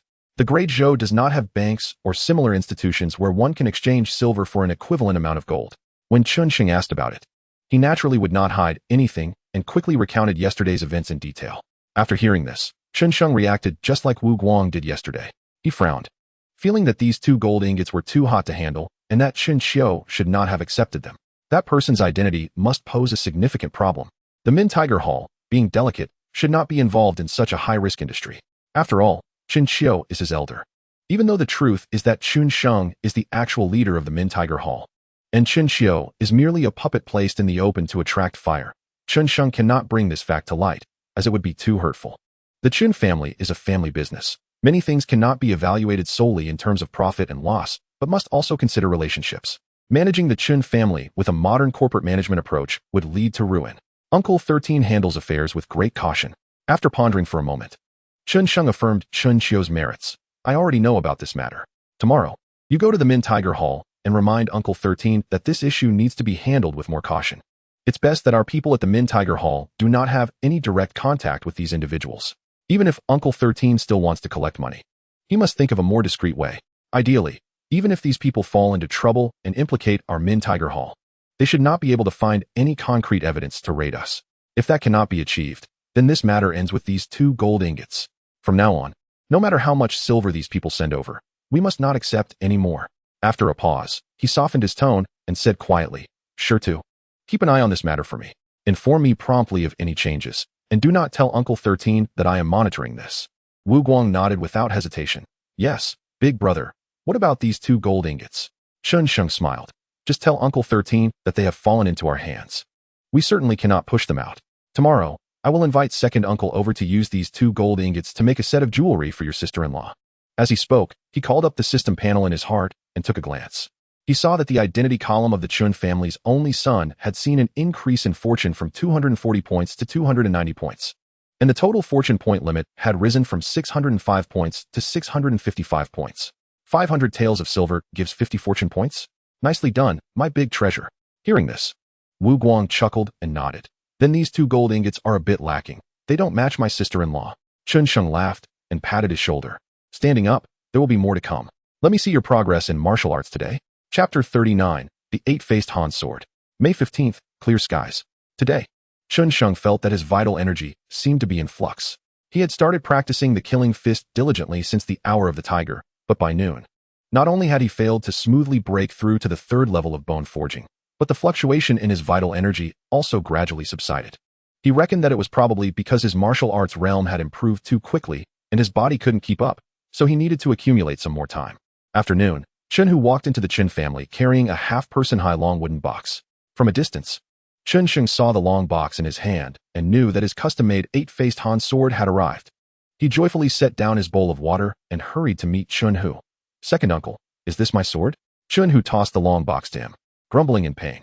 It's not like we don't have swords at home. Why do we have to make a new one? Old Wang said it cost him more than 10 pounds of wrought iron and swindled us out of 60 taels of silver. 60 taels? Chun Sheng was astonished and clicked his tongue, saying, that is indeed not cheap. In the Great Zhou, it was fashionable for both civil and military officials to wear swords, and the common people were not forbidden from using swords, but the prerequisite is that one must be able to afford them. He opened the long box and saw a sword with a sandalwood sheath, a thin rope wrapped around the hilt, and a square sword with a brass tiger pattern at the guard, quietly lying inside.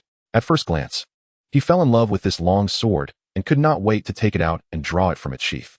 With a clear sound, the bright blade illuminated Chun Sheng's eyes.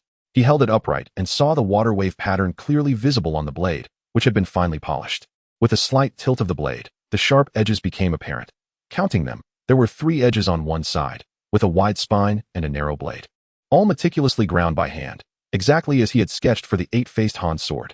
This 8-faced Han sword measures 3 feet and 3 inches long, with a hilt length of 4 inches and an overall length of 3 feet and 7 inches, weighing about 5 pounds.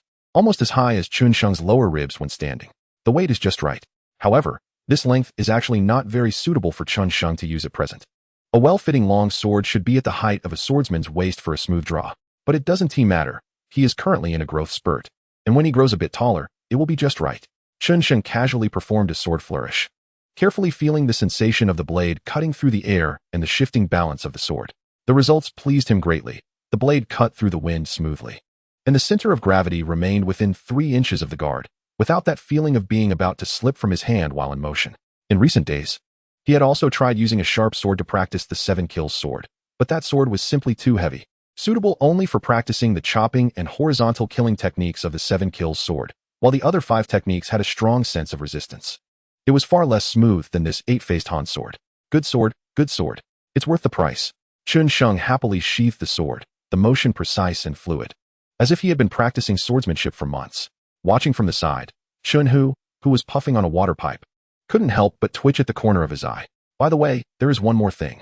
He suddenly remembered something, put away the water pipe, and took out a triangular yellow talisman from his pocket, spreading it out in his hand. This thing has appeared on the market again.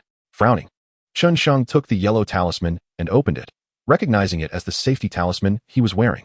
Where did it come from? He asked. Chun Hu shook his head. I'm not sure. This morning, when we went to our stall in the North Market for some noodles, I saw it on Zhao Er's lady.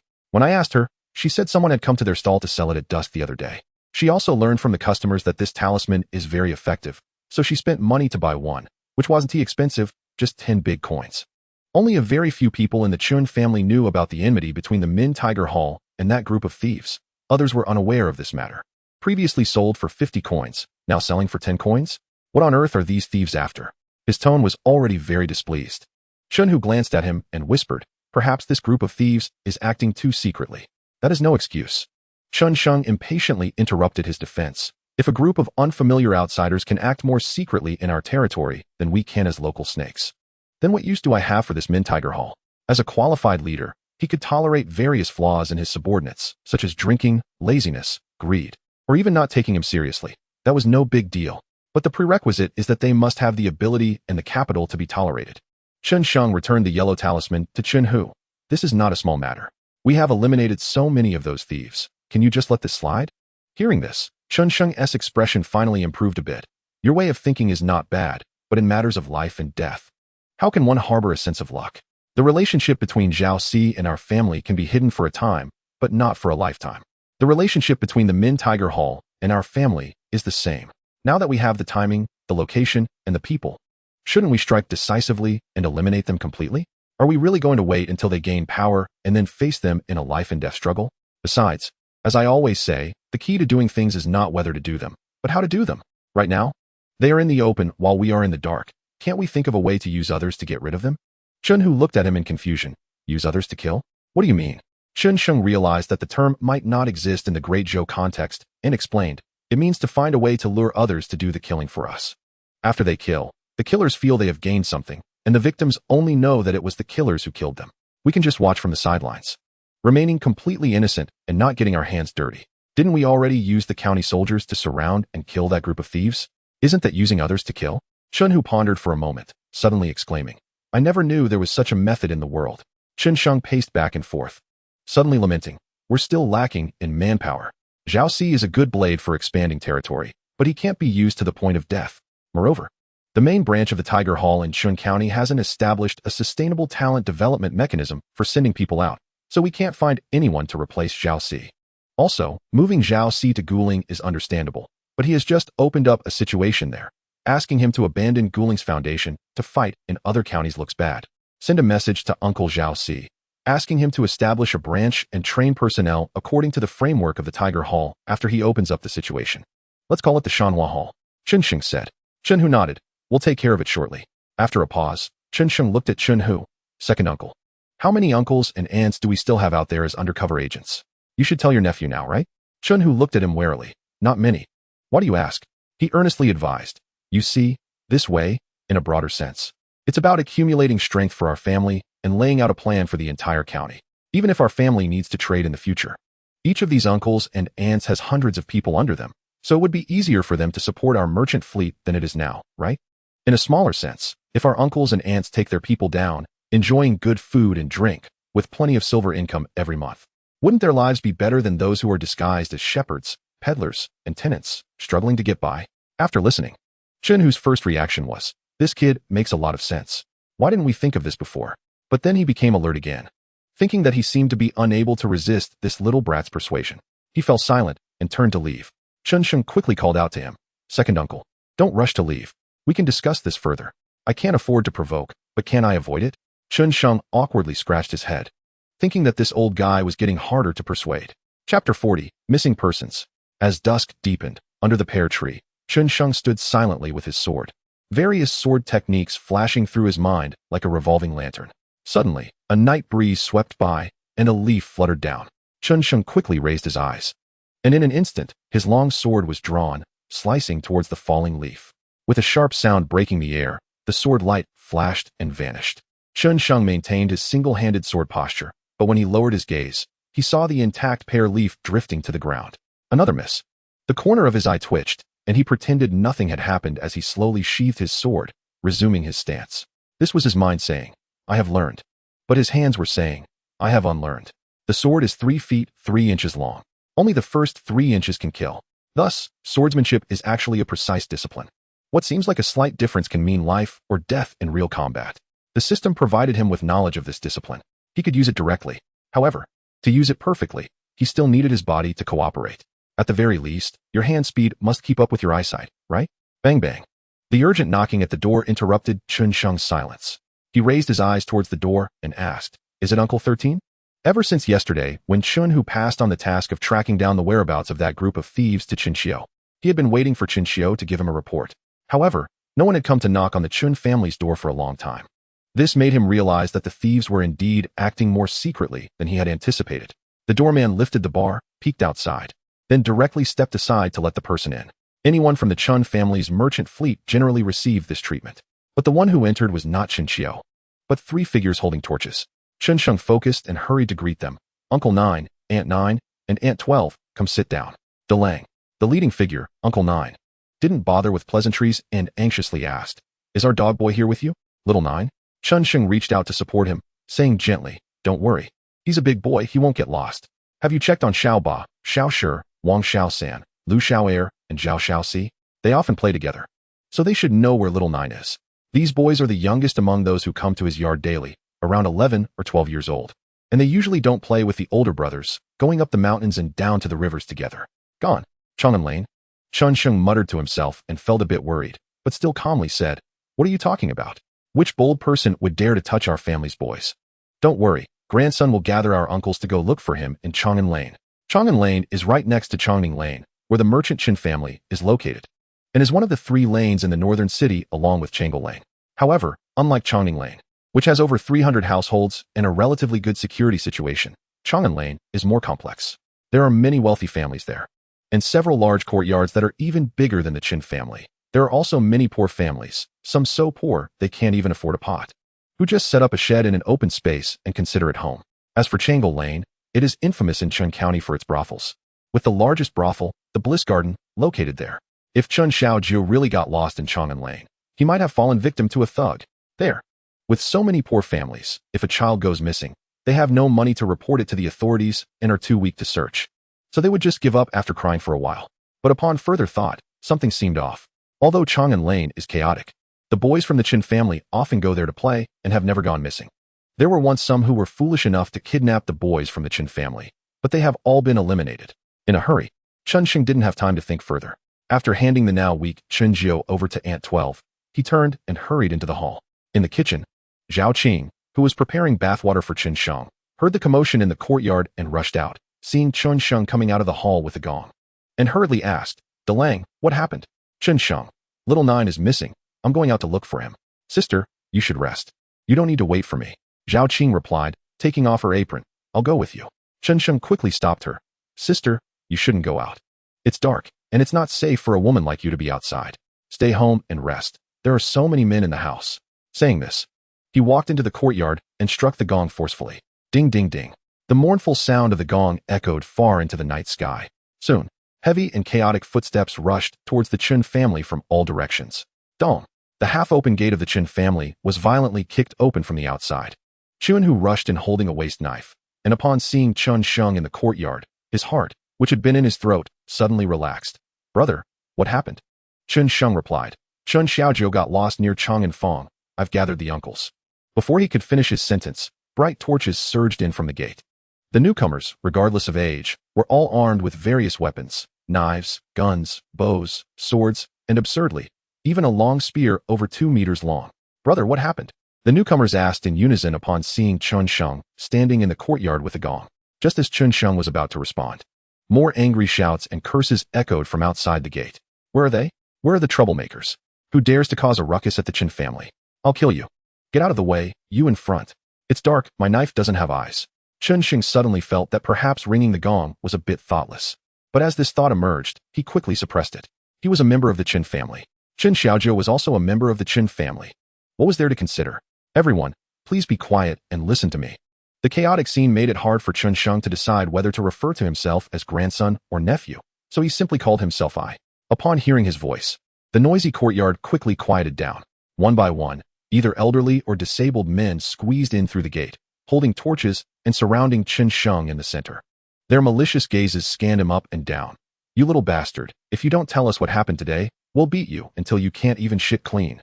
Even though Chun Sheng was certain he hadn't done anything wrong, he felt a bit intimidated by their stares.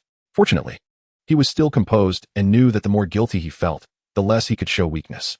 After he finished speaking, the restless atmosphere in the air finally calmed down, and the malicious gazes turned into appreciative ones, as if saying, "Good job, kid. Chang'an Fong, right? Let's go?" "Yes, yes. While it's still not completely dark. Damn it, how long has it been since we went to Chang'an Fong? And someone dares to lay a hand on our little ones. Get him out. Beat him to death." "Yes, beat him to death. Let us go." A group of men, either old or disabled, now vividly embodied the essence of being burly and hot-tempered. Without waiting for Qin Sheng to speak, they turned around with their torches and surged toward the gate. Did they need someone to lead the way? Fortunately, Qin Sheng was quick-witted and grabbed Chen Hu, who was also cursing and ready to join the crowd, and urgently said, "You go find the headmen of Changning Fong and Chang'an Fong, and inform them that the merchant Qin family member has gone missing. It's no small matter for so many of us to violate the curfew." "Find the headman? Why?" Chen Hu looked at him in surprise. Chun Sheng replied, "I'll go look for Xiao Ba and Xiao Shi and ask them in detail where Xiao Jiu went missing. After you finish with the headman, Let Uncle Shersan know to prepare some manpower and wait for our notification. Chen Hu frowned. Those filthy people from Chang'anfang aren't needed, right? Chen Sheng decisively said, better safe than sorry. Chapter 41. Searching for people. With a thud, under the bright flames, a group of ragged, toothless men and women were forced to kneel before Chen Sheng by a group of fierce Chen family men. Seeing Chen Sheng, these scoundrels immediately scrambled to his feet, rolling and crawling at his feet, repeatedly bowing and begging for mercy. Big young master, we're wronged. Even if you give me a few more guts, I wouldn't dare to touch the young masters of the merchant Chen family. Yes, big young master. You must see clearly, we are really wronged. Interestingly, none of them mentioned Chen Sheng's identity, yet these scoundrels recognized him at a glance. Sure enough, there are ways for cats and mice. No matter whether you acknowledge it or not, someone went missing in your territory. Chen Sheng pressed his sword, slowly scanning the few people, and said leisurely, of course, I believe you wouldn't harm my Chen family members. So if it was just a case of mistaking someone, hand them over, and I guarantee this matter will end here without further pursuit. But if you don't hand them over now, and I find out later, it will definitely lead to loss of life. Big young master, you must see clearly, I really didn't do it. Heaven bear witness, if I did this, I'd be struck by lightning and have no eyes when I give birth. Yes, struck by lightning, no eyes when giving birth. The group of scoundrels swore in a panic, fearing that Chen Sheng would suspect they were involved. Don't you all recognize it? Chen Sheng frowned, then smiled slyly. How about this? I'll give you a chance to make a fortune. Whoever can provide information to help us find my family's son. I'll not only give him 100 taels of silver, but also promise that my Chen family owes him a favor. My merchant Chen family stands on the basis of trade, value and trust. If I promise 100 taels, it will not be less than a single coin. If I say to kill 3 people, I will definitely kill at least 1. I hope you seize this last opportunity. It's not worth losing your life for someone else. Though he was smiling, the hearts of the scoundrels turned to ice, making them tremble with fear. Kill 3 people at random for revenge if they can't find the person? Are you still human? But only 100 taels? Plus a favor from the merchant Chen family? The group of scoundrels hesitated, each cautiously looking at the others, their eyes darting around. Soon, someone straightened up and pointed at a person beside him, loudly saying, Big young master, we want to testify. Lu Ergu has taken a big business deal these past few days and has been looking for suitable prey like a madman. Your family's young master must be in his hands. Shut your mouth. The accused man immediately became furious and lunged at the speaker, but was kicked down to the ground by a quick Chen family uncle. While lying on the ground, he shouted hoarsely, Big young master. I wouldn't dare to touch the young master of the Chen family. Zhou Datu is clearly framing me. Yes, a few days ago while drinking. He even said he wanted to do something big to make some money to go to the pleasure quarters. We know where his pen is. I'll take you there. Your young master must be there. Big young master, I also want to testify. Old Lin has long been eyeing your young masters, with a leader among them. The group of scoundrels immediately broke into a brawl. Seeing that his goal had been achieved, Chen Sheng no longer cared about these scoundrels. He directly addressed the oldest present. Chen San, please take half of the uncles and have these scoundrels recognize each one. Chen San glanced at the scoundrels rolling on the ground, lowered his voice and said, Brother, looking at these scoundrels, Xiaojio should not be in their hands. If he had already said that much and still couldn't extract any information about Chen Xiaojio's whereabouts, then it was highly likely that Chen Xiaojio was not among these scoundrels. What grandson meant was that if they found Xiaojio in their pen, it would be a joyous occasion, and they would only kill those who had harmed the merchant Chen family. But if the person was not found, then according to what grandson said earlier, they would pick 3 people out of them to kill, both to teach these scoundrels a lesson and to show those who were secretly watching them that although the merchant Chen family was down on their luck, they had not collapsed. He spoke in a sinister tone, glancing once more at the group of thugs rolling on the ground, and continued, in the end, it's just a few scum with sores on their heads and pus on their feet. Let them decide who should die. You don't need to dirty your hands. Master Chen San paused in his gesture of stroking his beard, and a look of admiration finally appeared on his aged face. I thought you were going to kill all these scum. You are much smarter than your useless father. Chen Sheng quickly shook his head. No, please don't praise me. I know what you're thinking. Don't even think about it. We have so many uncles and elders in our family. Which one of them isn't a formidable man? It shouldn't be up to a mere kid like me, who hasn't even grown a full head of hair. Cunning. Master Chen Sen laughed, ruffling Chen Sheng's hair with his large, claw-like hand, causing Chen Sheng's scalp to sting. He turned around and shouted with all his might, Lu Er, Lu San, Wang San, Lao Wu, Lao Ba, Lao Shi, grab your eating tools and take this bunch of trash to identify themselves. With his shout, a large group of elderly men with gray hair and thin frames emerged from the crowd, lifting the thugs off the ground like chicks. Chun Sheng looked around and realized that all those Master Chen San called out were elderly men of his grandfather's generation. The uncles were all left for him. He said nothing and quietly savored this warmth of family. After Master Chun San took the thugs away, Chun Sheng turned around and asked the few half-grown boys following him, "Were you playing here this afternoon?" Sniff.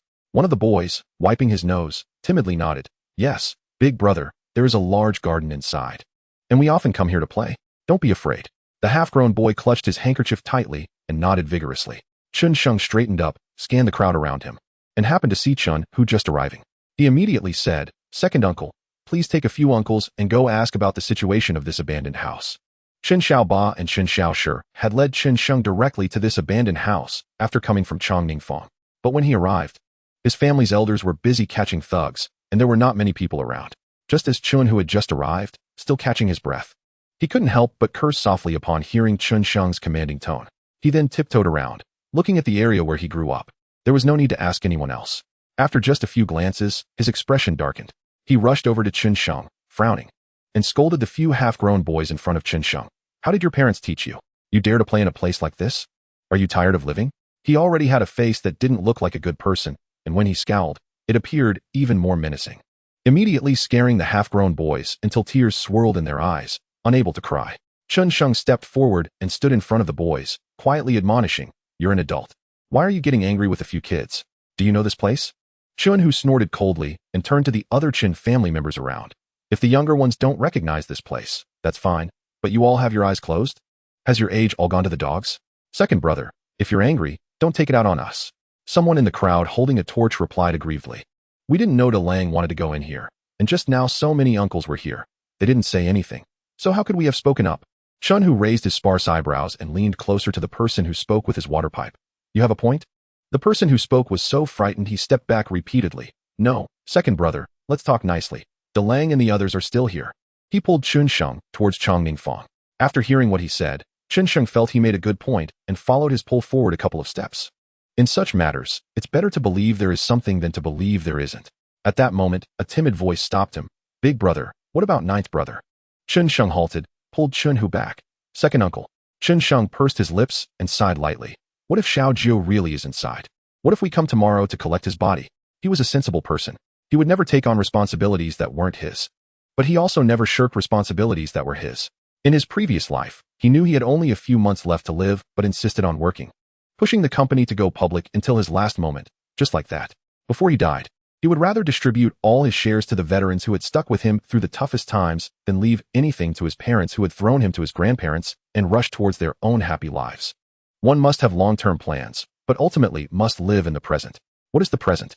The present is that even though his feelings for Chun Xiaojiu aren't deep, far from being as close as siblings, Chun Xiaojiu is a son of the traveling merchant Chen family, and he, Chun Sheng, is the helmsman of the traveling merchant Chen family at this moment, which is an ironclad fact, regardless of the reasons. As long as it ultimately leads to Chun Xiaojiu losing the best time for rescue due to his erroneous judgment, can he really say to himself that he has no regrets? Can he really face so many elders of the traveling merchant Chen family who care for him? The answer might be negative.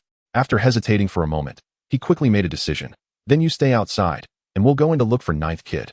For some reason, upon hearing Chun Hu's words, the remaining unease in Chun Sheng's heart suddenly calmed down.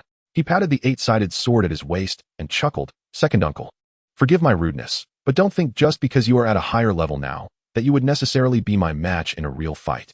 Chun Hu had lost his dominant right hand. Not everyone can train their left hand to be as strong as their right after losing it. That's non-negotiable. Chun Sheng laughed. "You say that as if I could cause you any accidents." With that flattery, Chun Hu's expression immediately looked much better. "All right, let's not beat around the bush. It's just an old house. With so many of us men, can it really eat us all?" Chun Sheng took on the demeanor of a leader and decisively said, "Let's all go in together. If anything unexpected happens, we'll just burn this damn place down." "Well said. De Lang. 13 uncle supports you. Second brother, we also think you've lived so long, yet you're not as clever as our De Lang. Even if there are any monsters or ghosts, with so many of us men together, who is afraid of whom?" "Exactly. I have faced so many monsters in the north border. I'm not scared of this broken house." Many uncles voiced their support for Chen Sheng, for the Chen family. They truly weren't afraid of being led to their deaths. They were only afraid that the Chen family members wouldn't be able to handle things. Chapter 42. Feeding Demons with Humans. Xiaojiu. Chen Xiaojiu. Many of the Chun family's workers shouted with torches as they searched around the abandoned house. Chun Sheng stood with his sword at the center of the uncles, using the light from the torches around him to examine the abandoned house. Upon entering, he discovered that this abandoned house was indeed the garden-style courtyard where one could row a boat, as rumored. From the weeds and broken rocks that spread out in the front courtyard, one could still vaguely see remnants of its former glory. No wonder Xiao Jiao and Xiao Shi would run here to play. This place, filled with grass, trees, and rocks, where no adults would come, truly was a paradise for children. Beside him, Chun Hu leaned on his waist knife and, like him, surveyed the infamous haunted house. His brows were furrowed like a crumpled meatball, becoming more wrinkled and tighter the more one looked. "Delang, something's not right," he said in a low voice. Chun Sheng glanced at him and calmly replied, "What do you mean?" He couldn't articulate it, but Chun Sheng could see that he was somewhat uneasy. After a moment of contemplation, just as he was about to call the uncles preparing to search the backyard to stop, a sudden burning sensation erupted in his chest, like a freshly boiled egg rolling into his collar. He hurriedly loosened his collar and pulled out the adorable tiger-shaped pouch from under his inner garment. And the scorching sensation instantly vanished. "You don't really believe this thing is useful, do you?" Chun Hu didn't understand why Chun Sheng took out this pouch, but he knew what was inside, and a comical expression appeared on his face. Chun Sheng shot him a glance and silently opened the pouch, quickly pinching the hot talisman between his fingers and tossing it to Chun Hu. Chun Hu instinctively reached out to catch it. However, just as the talisman flew between them, it exploded with a bang, igniting into a fireball the size of a bowl. Both men instinctively stepped back a step in fright. Damn it! This scene finally reminded Chun Hu of something. He released the waist knife he'd stuck into the ground and grabbed Chun Sheng's hand that was on the sword, pulling it outward, causing the long sword to immediately come out of its sheath. "Damn!" Chun Sheng was startled. "What are you doing, second uncle?" But Chun Hu didn't explain. Instead, he turned his face and shouted hoarsely, "Brothers, hold your weapons steady. There's a monster here. Damn it! Damn it! We thought something had died nearby, but it turns out it's the stench of a beast." It had been years since he smelled that odor. Chun Hu's sudden shout startled many of the Chun family's workers, causing several to nearly drop their weapons. But this chaos was fleeting. Chun Sheng kept a stiff expression and forced himself to ask. Chun Hu drew his waist knife and said in a deep voice, "The moment we entered this courtyard, we felt something was off, but after thinking for a long time, we couldn't figure out what was wrong. After all this time away from home, I could hardly even smell the stench of the beast." It was that self-igniting talisman that reminded him. When he was a soldier in Yuzhou, he had seen similar scenes. A beast? Chun Sheng caught onto the key word in his speech. Chun Hu didn't have time to explain, just nodded and said, "No problem. Brothers, listen to me. Maintain the formation. Step steadily as we push towards the backyard. This creature is mindless. We'll find it and kill it," he shouted to the surrounding Chun family uncles. Chun Sheng turned to look at Chun Hu in confusion. Earlier, he felt there was danger here and refused to come in. Now that he truly discovered there was danger, he was actively moving forward. What kind of logic was this? But he opened his mouth and ultimately closed it again. He tightened his grip on the Han sword in his hand and glanced down at the talisman that was about to turn to ash on the ground. Didn't that group of thieves claim to be con artists? How could they have such real skills? "Erhu, there are bloodstains here from today. Erhu, there are leftover chicken and duck remains, not more than 3 days old. Judging by the bite marks, they seem to be from wolves or dogs. Nonsense. Look at these licking marks. Do wolves or dogs have barbed tongues?" Upon entering the backyard, everyone found numerous traces of beast activity among the collapsed ruins of the houses. Chun Sheng looked at Chun Hu and said quietly, "Second uncle, people are important." Chun Hu understood and nodded, raising his voice. "Forget about the chicken and duck. Are there any traces of children?" The voices rose and fell for a moment. Soon, a startled and angry voice came from a collapsed house with only half a roof left. "Erhu, the people are here." The crowd rushed over in response. The bright firelight instantly illuminated the dark corner. Chun Sheng hurried over, pushing through his uncles to get inside, and peered in. Ugh! Just one glance made him feel bile rise in his throat, and he turned aside to vomit uncontrollably. What did he see? Human bones, scattered and wrapped in rotting flesh. Bloodstains, like thick lacquer, covered the ground and the remaining walls. There were also dismembered limbs and torn rags scattered about. Just one glance, and he saw so much. Just one glance, and his mental defenses were shattered. At that moment, he suddenly understood why Xianxiaaudiobooks was so angry when he heard he didn't know about the demon clans. He finally understood. After a long while, Chun Hu expressionlessly walked out from the collapsed house. Even from several feet away, Chun Sheng could smell the extreme, suppressed rage emanating from him, like an injured beast. "Xiao Jiao is gone." This was the first thing he said when he reached Chun Sheng's side. Chun Sheng bit his lip hard, even though he had mentally prepared himself. Hearing this news still made him feel a pang of sadness. He and Chen Xiaojio were not particularly close, as they had only spent a short time together, and their age difference meant they couldn't play together. But Chen Xiaojio was still his younger brother, who called him Big Brother for 2 months. Chen Xing suddenly looked up, staring at him intently, and said in a low voice, "What do you mean? There are not just Xiaojio and one other person inside, but both men and women, young and old." Chen Hu gritted his teeth tightly, squeezing each word out from between them. Most of them died at the mouths of the beasts. The corpses are incomplete. But Xiaojio and another young lady are still warm, and they have no bite marks, just a knife wound straight to the heart. Are you saying? Chen Sheng's mind buzzed, and his grip on the sword hilt tightened, making a creaking sound. Someone is using people to raise beasts? When we found this place, that person killed to silence them and escaped with the beast? Chen Hu silently took something from his waist and pressed it into Chen Sheng's palm. Chen Sheng looked down to see a shiny black animal claw, as big as a human finger. "This is a cat's claw," Chen Hu said. The human bones inside were chewed up by something like wolves or dogs. Have you ever seen cats and dogs hunting together, sharing their prey? Also, there is a hitching stone inside, with fresh marks from iron chains. He didn't state his conclusion, but shared the clues they had found with Chen Sheng, allowing him to judge for himself. He knew his mind wasn't as sharp as Chen Sheng's. What kind of breed is this mule? It's mixed so perfectly. Chen Sheng gritted his teeth just like him, his eyes nearly bursting with flames. Let's go, everyone together, to find those people. They must know something. Chen Hu was taken aback, frowning.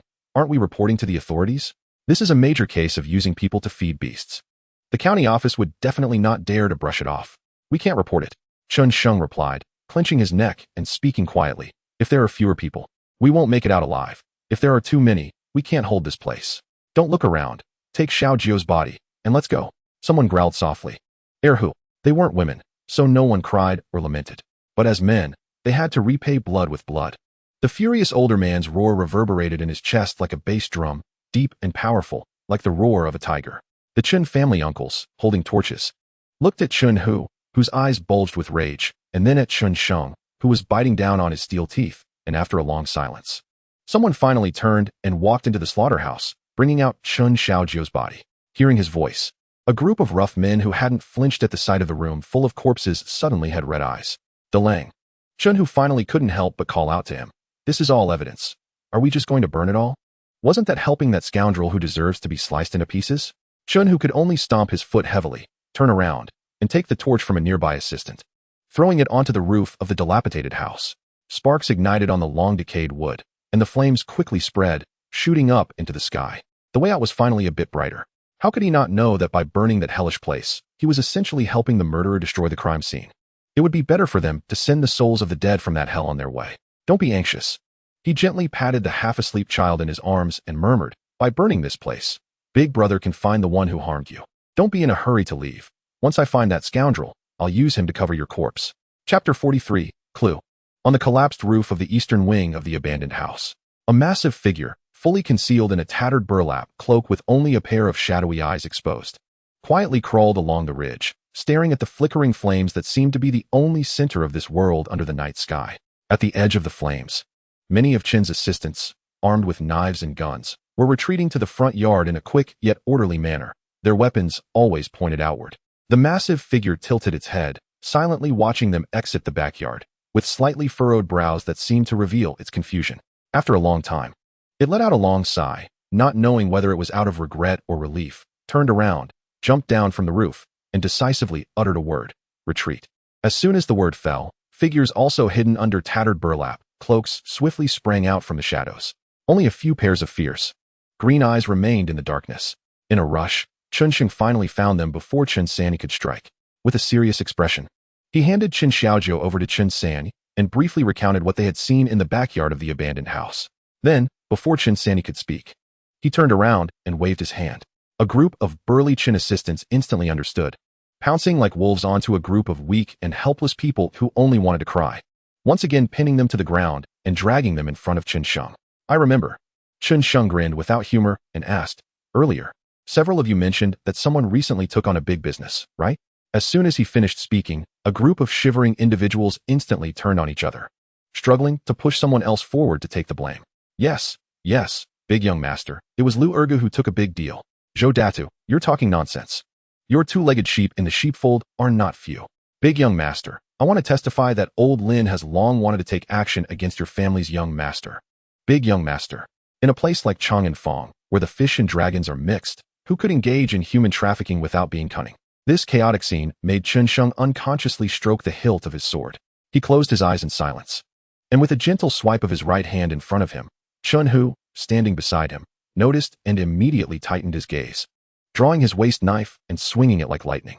The next moment, one of the individuals who had just been red-faced and arguing with his peers suddenly had a spray of fine blood mist erupt from his throat. He fearfully reached out to cover it, but the wound not only wasn't covered but instead erupted into a fountain, bright red blood gushing out. He collapsed to the ground, struggling desperately, letting out heartbreaking wails. The fighting individuals quickly quieted down amidst the cries. When the wailing ceased, only the crackling of the burning torches remained. Chen opened his eyes, glanced at the corpse on the ground, and calmly asked, "Can we speak properly now?" The group of people tightly shut their mouths, nodding desperately. "Good." Then one by one, Chen nodded, looking at the person furthest to the right. "What is your name? What was the recent business? And who did you do it with?" Chen then looked at the other individuals. "If what he says is true and has evidence, I can let you go right now." The group showed hesitant expressions, but no one spoke out of turn again. Seeing this, Chen turned to the second person. The lined-up individuals took turns telling Chen about the businesses they had recently engaged in. After each person finished speaking, Chen would patiently ask the others if what was said was true. Most of the time, no one questioned it. Occasionally, there were doubts, but they were only about timing. Even Lu Ergu, whom Chen thought was most likely to have issues, had no problems with his sources and destinations. These individuals were the scum making a living in this area. While they could hide their actions from outsiders, it was nearly impossible to hide from their peers. Even if there were some cautious individuals whose actions could fool most of their peers, there would always be one or two who knew their recent movements. After the last person finished recounting their recent business, Chen brows had deeply furrowed into a knot. He pondered for a moment and asked, "In Xin County, besides you all, are there any others doing this kind of business?" To him, that person who fed people to monsters, setting up base in a mixed place like Chang'anfang, was still seeking that house that everyone in the vicinity agreed was haunted. They must be cautious in their actions. How could such a person abandon a natural granary like Chang'anfang and risk greater exposure to capture people in other districts? "Oh, I didn't realize. You all are actually the big figures monopolizing the human trafficking business in Xin County." Chen mockingly swept a glance at the group, but his brows furrowed even tighter. If it wasn't through these individuals, could it be that they personally captured people? Wouldn't that leave even more traces? With a ready source of people, why would they personally capture individuals? It couldn't be due to a lack of money, right? Have you recently discovered any outsiders competing with you for food in this area? Think carefully before you speak. I'm asking so many questions for a reason. They all must die. Chen stroked the hilt of his sword, speaking in a measured tone. As the saying goes, a sparrow flies by, leaving a shadow. In that collapsed house, at the very least, a dozen people lost their lives inside. People are not monkeys jumping out of rocks. How could there be no trace of their origins? So, the only answer could be that these people were deceiving him. Listening to his words, the group of individuals simultaneously lowered their heads to glance at the still warm corpse. Shivering in unison, they exchanged glances, trying to communicate silently. After a long while, someone finally couldn't hold back and spoke up. "Lu Ergu, was it you who took the kid from the shack at the end of Chaihu Alley 7 days ago?" "Shut your mouth. There are marks from your sheep near that shack. How could I be so immoral?" "Shut your mouth. That evening, I saw you pass by that household with a man in a gray robe, and then their kid went missing. Who else could it be?" "Wait, Zhou Datu. The man in gray you mentioned, was he about 7 feet tall, with a dark face, no beard, and a scar under his eye?" Old Lin. You've seen that person too?" "Yes, a month ago, the old man lost a sheep, and after investigating for a long time, the only one who passed by that household was him, not from that area." "Damn it. Old Lin, you've been looking for trouble with me lately. It wouldn't be because of this matter, would it? The person you mentioned seems to have appeared in our territory before. That scar on his face looks very much like it's to cover up the marks of a tattoo punishment. By the way, on the afternoon of the 6th, when I went to the East City to discuss business, I also saw this person on Eastgate Street. At that time, he was with several others, all of them carrying knives and swords." "Wait a minute, let's not talk about Eastgate Street. I want to ask you, is that child bride I got for the old man Sue's stupid son taken by you few? Didn't you already ask about this before? We all said it wasn't us. So you never believed us in the first place? If it were you, would you believe it? Everyone, stop arguing. Haven't you seen the young master yet? Are you still waiting for us to hand over someone? Chen Ergu, you live near old man Sue's place. Have you seen the person that Zhou Data mentioned in that area these days? If someone is to be taken, they must first scout the area." "I don't have any impression." As the people argued back and forth, clues gradually emerged. Xianxiang also gradually understood that this group of people each had their own hidden motives, no one trusted anyone, and no one was willing to clarify the matter, which allowed those people to take advantage of the situation and kidnap someone right under their noses, thinking it was just a rivalry among peers. However, this also indicated that this person had not been doing these things for long. Otherwise, these people would not be so oblivious until now. Just as he was frowning in thought, Chunhu leaned in close and whispered, "Big brother, that person went to Eastgate Street on the 6th. Shouldn't we send someone to check it out?" Eastgate Street? Xianxiang was momentarily stunned, suddenly remembering that the Menghu Martial Arts School, currently known as Menghu Hall, is located on Eastgate Street. The 6th? Xianxiang felt that something must have happened that day, but when he thought about it, he couldn't recall what was said. In this era, there were no watches or clocks, and it was difficult to directly associate the concept of time with specific events. It had been over 10 days. And how could he still distinguish which events happened on which days? No need to rush. So even if we need Menghu Hall to investigate, it can only be done secretly without any direct connection to us. Chunhu nodded knowingly and said, "That room has already been burned down by you. How can we report it?" Xianxiang looked at him in surprise. "I burned it? When did I set a fire? We're family. If you say that randomly, I could still sue you for defamation. That room was clearly set on fire by the murderer after we left. So many of our uncles can testify to this. As long as we report it to the county office, even if there's no concrete evidence, they wouldn't dare to take it lightly. As long as they show up and stir things up, it will be easier to handle the rest." Chunhu. Chapter 44, Cutting Off the Firewood from the Bottom of the Pot. In the face of death, human potential is always limitless. Before dawn, the gangsters worked together to piece together a profile of 5 people, including the black-faced scarred man they had mentioned earlier, and handed it over to Xianxiang. "Second uncle, this matter is troubling you. Please take Xiao Jiu's body to North Market Pavilion." Xianxiang, looking exhausted, handed the bamboo slips to Chunhu. "Nephew shouldn't deal with the county office for now." Chunhu nodded and turned to leave. Xianxiang called after him, "Wait until it's a bit brighter before you go. Bring more people along. The road may not be safe." Chunhu tightened his grip on the bamboo slips, glanced around, and said quietly, "You should bring more people to protect yourself. If those people are truly lurking in the shadows, they must have already figured out that you are the one in charge of the Qin family." "I have an idea." Xianxiang nodded. "But the bamboo slips and Xiao Jiu's body are with you. If they truly want to intercept, you will definitely be the primary target. Later, you take half of the uncles and leave. Try to take the path with more people, and before reaching North Market Pavilion, do not let your guard down." "Chunhu, we'll take care of it. Right now, those who are still at the original location are all uncles from Chunhu's generation, totaling more than 30 people. He and Chunhu each had about 16 or 17 men. Better to be prepared." The two lingered for a while, and when it became a bit brighter and pedestrians began to appear on the street, they each set off. Xianxiang, surrounded by more than a dozen uncles, successfully crossed the alley gate and entered Chongning Alley, finally feeling a bit more at ease. What he told Chunhu was that if the hidden enemy were to make a move, they would definitely be the primary target. But if he were in charge of this matter, he would surely act against himself first. It was clear that he was the young master of the Qin trading family, the backbone of the Qin trading family. If he died, the Qin trading family would surely fall into chaos. As long as the Qin trading family was in disarray, they would have time and opportunity to patch up the gaps and clean up the mess before the county office intervened. However, this method had 2 prerequisites. First, they must have the strength and mental preparation to fight the Qin trading family to the end. Second, they must be clever enough to devise this method of cutting off the firewood from the bottom of the pot. Xianxiang did not know whether those people had the strength and mental preparation to go all out against the Qin trading family, but Xianxiang felt that, given the straightforward thinking of most people in this era, they probably wouldn't have the brains for it. As Qin's family came into view, Xianxiang suddenly felt a pang of fear in his heart, forcing a smile as he loudly said, "After a busy night, uncles and older brothers must be hungry. Let me invite you all to our stall for some noodles." For elderly people in the twilight of their lives, the greatest sorrow in the world is to see white-haired people send off black-haired ones. "You must be joking.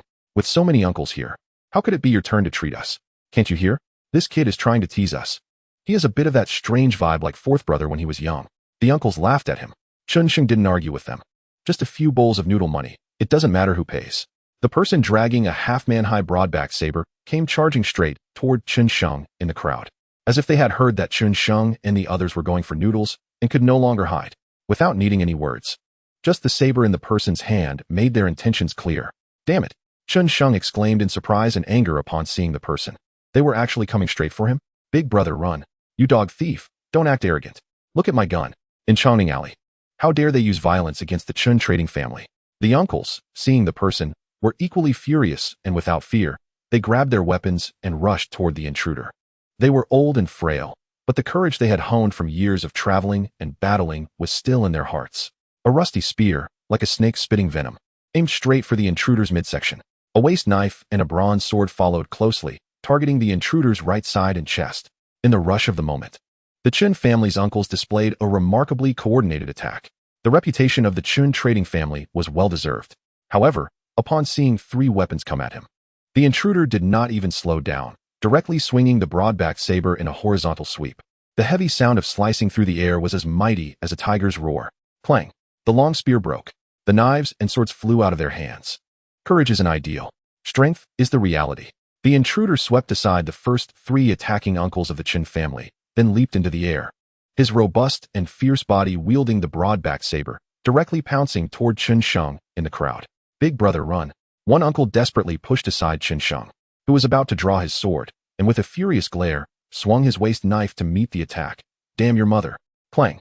The sharp sound of metal colliding pierced the eardrums, and the waist knife that struck up against the broad-backed saber shattered inch by inch, the broken metal flying up along with an arm. Chun Sheng, who had been knocked to the ground, barely lifted his face before being splattered with warm blood. The passage of time seemed to slow down 1,000-fold. He watched helplessly as the surrounding uncles roared and rushed forward, only to be knocked away one by one by the burly man wielding the broad-bladed saber. The calm and unhurried demeanor was like a fierce tiger playing with a flock of oblivious sheep. The heavy saber in his hand felt as light as a feather, and every swing produced a powerful whooshing sound. While it wasn't as swift as a rapier, it carried an unstoppable force like a mountain collapsing. Chun Sheng raised his hand to wipe the liquid from his cheek and looked at it. Red. He chuckled, and his pupils instantly turned the same color as his palm. In the next moment, he suddenly flipped over, using all fours like a mad dog, darting into the gap surrounding the burly man. Intimidation. He gripped the hilt of the saber at his waist and roared silently in his heart. In the rush, he didn't notice any changes, but the burly man's smooth and relaxed movements suddenly paused. Chun Sheng, staring intently at him, caught this change perfectly. It was now. Clang! The bright flash of the sword light vanished in an instant, as all the power and blood surged into the saber, and the feeling of releasing it was as smooth and exhilarating as a part of his body flowing out with the blade. Akin to the final second of a poker game. This was the pinnacle sword he had unleashed after practicing unsheathing the blade hundreds of times. In an instant, Chun Sheng's slim and short body darted past the burly man's left rib, the terrifying whoosh of the broad saber barely brushing over his head, slicing through his hair and causing his smooth black hair to cascade like a waterfall. He knelt on one knee, his right hand maintaining the sword-swinging posture. His head lowered as he panted heavily. A drop of bright red blood gently dripped from the tip of the saber. Clang! In the next moment, the spraying blood shot up over a meter high like a high-pressure water gun, turning into a rain of blood that enveloped Chun Sheng's small body. Chapter 45. Truly interesting. Clang! The saber fell to the ground, and Chun Sheng, using both hands and feet, tried to get up, but before he could straighten his body, his legs buckled again, and he sat back down. At this moment, he realized he was trembling violently, a wave of goosebumps coursing through him, as if countless tiny insects were crawling up his skin to his scalp. He forced himself to turn and look back at the uncles, only to see that there were barely 5 or 6 standing. In less than a minute, more than half of the 16 or 17 uncles had fallen. Help! Quickly help! He tried hard to calm himself, but when he spoke, his voice was as piercing as a hoarse scream. Big brother, don't panic, it's just a small matter. Yes, don't panic, no one will die. This is just the beginning. The many uninjured uncles, while hastily tending to the injured ones on the ground, continuously comforted Chun Sheng, each voice steady, with no one trembling. And among the many uncles lying on the ground, regardless of how severe their injuries were, not a single one uttered a sound. Even Uncle 19, who had lost an arm, gritted his steel teeth, allowing his brothers to apply pressure to stop the bleeding. Without making a peep, several uncles even took a breath before finding the energy to comfort Chun Sheng alongside the uninjured ones. In their eyes, for his first encounter with such a bloody incident, Chun Sheng had done very well. Chun Sheng sat slumped on the ground, repeatedly clenching and unclenching his fists, trying to calm his emotions. However, his gaze was completely out of his control, darting around. Amputated, broken bones, visible and internal injuries. For now, the most severely injured was Uncle 19, who had lost an arm. That arm cost him his life. Fortunately, no one died. This was thanks to their numbers and unity. Although they were not strong enough to withstand a blow from the burly man, with so many people side by side, whenever someone was knocked back, someone immediately rushed in to fill the gap, not giving the burly man any chance to strike again. It was precisely because they were so united that so many fell in just over half a minute. Otherwise, even if it were a dozen pigs or sheep, they wouldn't have fallen in half a minute if they started to flee. Speaking of which, this was also why the elite members of the Chun family had gone north with Chun Sheng's father. The men left at home were either old, weak, or disabled. Otherwise, with the 200 to 300 years of heritage accumulated by the Qin family, they certainly wouldn't be in such dire straits. Damn it, they were still careless. This matter is not over. Soon, a large number of Qin family members arrived upon hearing the news. Upon seeing the situation, the arriving Qin family members showed no signs of panic, throwing down their kitchen knives and rolling pins to rush into the crowd to help with the emergency treatment. Setting bones, applying medicine, calling for doctors. As a family that lived by the sword, they were all skilled in handling such matters. Big brother, are you okay? Let me take a look. Zhao Qing rushed over in a panic, holding a spatula and still wearing an apron. Seeing Chun Sheng sitting on the ground, covered in blood, she was so frightened that she could hardly stand. Chun Sheng pressed her hand down as she tried to pull at his clothes, striving to show a gentle smile. Sister, I'm fine, it's all the thief's blood. Zhao Qing didn't believe him and insisted on checking his head over and over before finally feeling relieved. So it was the thief's blood? She glared hatefully at the burly corpse lying not far from Qin Sheng. Knowing that this man was an outsider wrapped in a torn sack, obviously not a good person, Qin Sheng nodded, just about to speak, when Zhao Qing had already lifted her skirt and rushed up, stomping fiercely on the burly man's head. Dog thief, dog thief, dog thief. How dare you hurt my big brother? Looking at her angry and beautiful face, the remnants of Chun Sheng's fear and panic melted away like spring snow. It was time to get serious, he told himself. Chun Sheng drove all the women, including Qing Yang, to the backyard, and then asked the uncles to strip the man of all his belongings. The uncles worked together, quickly stripping the burly corpse bare. Cloak, clothing, money bag, ropes, claws, medicine bottles, one piece after another lined up in the empty courtyard. Chun Sheng carefully examined the burly man's face, confirming that he was not among the 5 individuals submitted by the informants in Chang'an. Just as he was inspecting the broad saber the man had been wielding, the doorman hurried in. Big brother, the neighborhood chief has sent someone. Should we send them away? Neighborhood chief? Chun Sheng frowned, putting down the saber, and said, please let them in. Be polite. The so-called neighborhood chief is the head of a neighborhood, with a status slightly lower than that of a district chief. Given the position of the Chun family in Qin County, Chun Sheng had the confidence and qualifications to refuse the neighborhood officials' intervention in this matter. And refusing was the normal way for a prominent family like the Chun family to handle such incidents. However, Chun Sheng felt that there was nothing shameful for the Chun family in this matter, and the neighborhood chief sending someone over was merely a routine procedure, unnecessary to offend them for no benefit. Soon, the doorman led 3 neighborhood officials dressed in black robes into the room. Upon seeing Chun Sheng waiting at a distance, the 3 bowed and greeted. Hearing that the young master was attacked, we are quite alarmed. It's a joy to see the young master unharmed. There's no need for such formalities, brothers. Chun Sheng smiled and returned the greeting. It's just a small matter. I appreciate the effort of the 3 brothers. The 3 men hurriedly said, we dare not. We dare not. It is our fault for not performing our duties, which has put the young master in danger. How can we still accept the young master's courtesy? Chun Sheng smiled and shook his head, saying, we are all neighbors. Why be so polite? The bodies of the villains are here. Please take a look. He stepped aside and gestured for them to look. The many uncles and relatives of the Qin family, who were dealing with the bodies of the strong men, expressionless, stood up and stepped back. The 3 men bowed again and cautiously approached to inspect the bodies. Chun Sheng then shifted his gaze to examine the various small items that the uncles had cleared from the body of the strong man. When his eyes swept over the strong man's money bag, he suddenly caught a glimpse of a corner of yellow beneath the pile of silver and copper coins that had spilled out of the bag. He frowned, crouched down in front of the money bag, and indeed found a folded yellow talisman. Coincidence? Framing? Chun Sheng furrowed his brow deeply, steadily unfolded the talisman, and found that the pattern on it was exactly the same as the talismans he had previously found on the 2 assassins who ambushed Zhao Si. This is really interesting. He smiled, his eyes cold. At the same time, after receiving the report from Chun Hu, the North City Pavilion dispatched a large number of officers to investigate the abandoned house in Chang'an. By noon, the arrest warrant bearing the seal of the Chun County Magistrate was posted at the 4 city gates of Qin County. Beneath each arrest warrant, there was a clerk sent by the county office, loudly announcing the appearances of the 5 people recorded in the bamboo slips submitted by Chun Hu, as well as their crimes of robbing the people and raising demon beasts. By sunset, this shocking news had spread throughout Qin County, stirring up panic among the people. The most immediate change was that before the curfew, the streets were already sparsely populated. And even the Chun family's food stalls had seen a decline of more than 20% in today's revenue. The traveling merchant Chun family, after handing over the corpse of the burly man, tightly closed their doors, and no one came in or out again. To the discerning eye, it appeared as if the traveling merchant Chun family feared the threats of the villains and were not prepared to get involved in this matter anymore. Of course, those who noticed this scene would not find it strange at all regarding the reaction of the traveling merchant Chun family. After all, a beautiful jade is not as hard as a tile. Winning is of no benefit, but losing is definitely a loss. For the traveling merchant Chun family to close their doors and avoid trouble is indeed the wisest choice. As the moon rose above the branches, the Chun family's hall was still brightly lit. Thud! The sound of a heavy object falling to the ground suddenly echoed in the courtyard.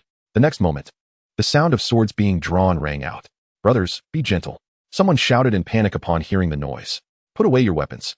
Chun stepped forward and said, "It's just the 13th brother who has come." Only then did the many uncles put away their swords and gather around, dissatisfied. Such a big incident happened at home. "Why did you only come now? 13th dog, have you forgotten your own surname because you are too comfortable in your position as the head of the Tiger Hall? What are you wasting words on him for? Just give him a beating." It seemed that he had lost a lot of face, but in reality, he understood that his brothers were using this way to dispel his anger and guilt. With such an incident at home, it wasn't that he didn't want to bring people over, but Chun Sheng had firmly restrained him and wouldn't allow him to come. Although their ways of dealing with the world were vastly different, deep down, they, or most of the Chun family, were the kind of people who, when real trouble arose, it was much harder to hold them back than to encourage them to act. Chun Xiao entered the Chun family's hall and saw Chun Sheng sitting there, playing with a gold ingot he was somewhat familiar with, lost in thought.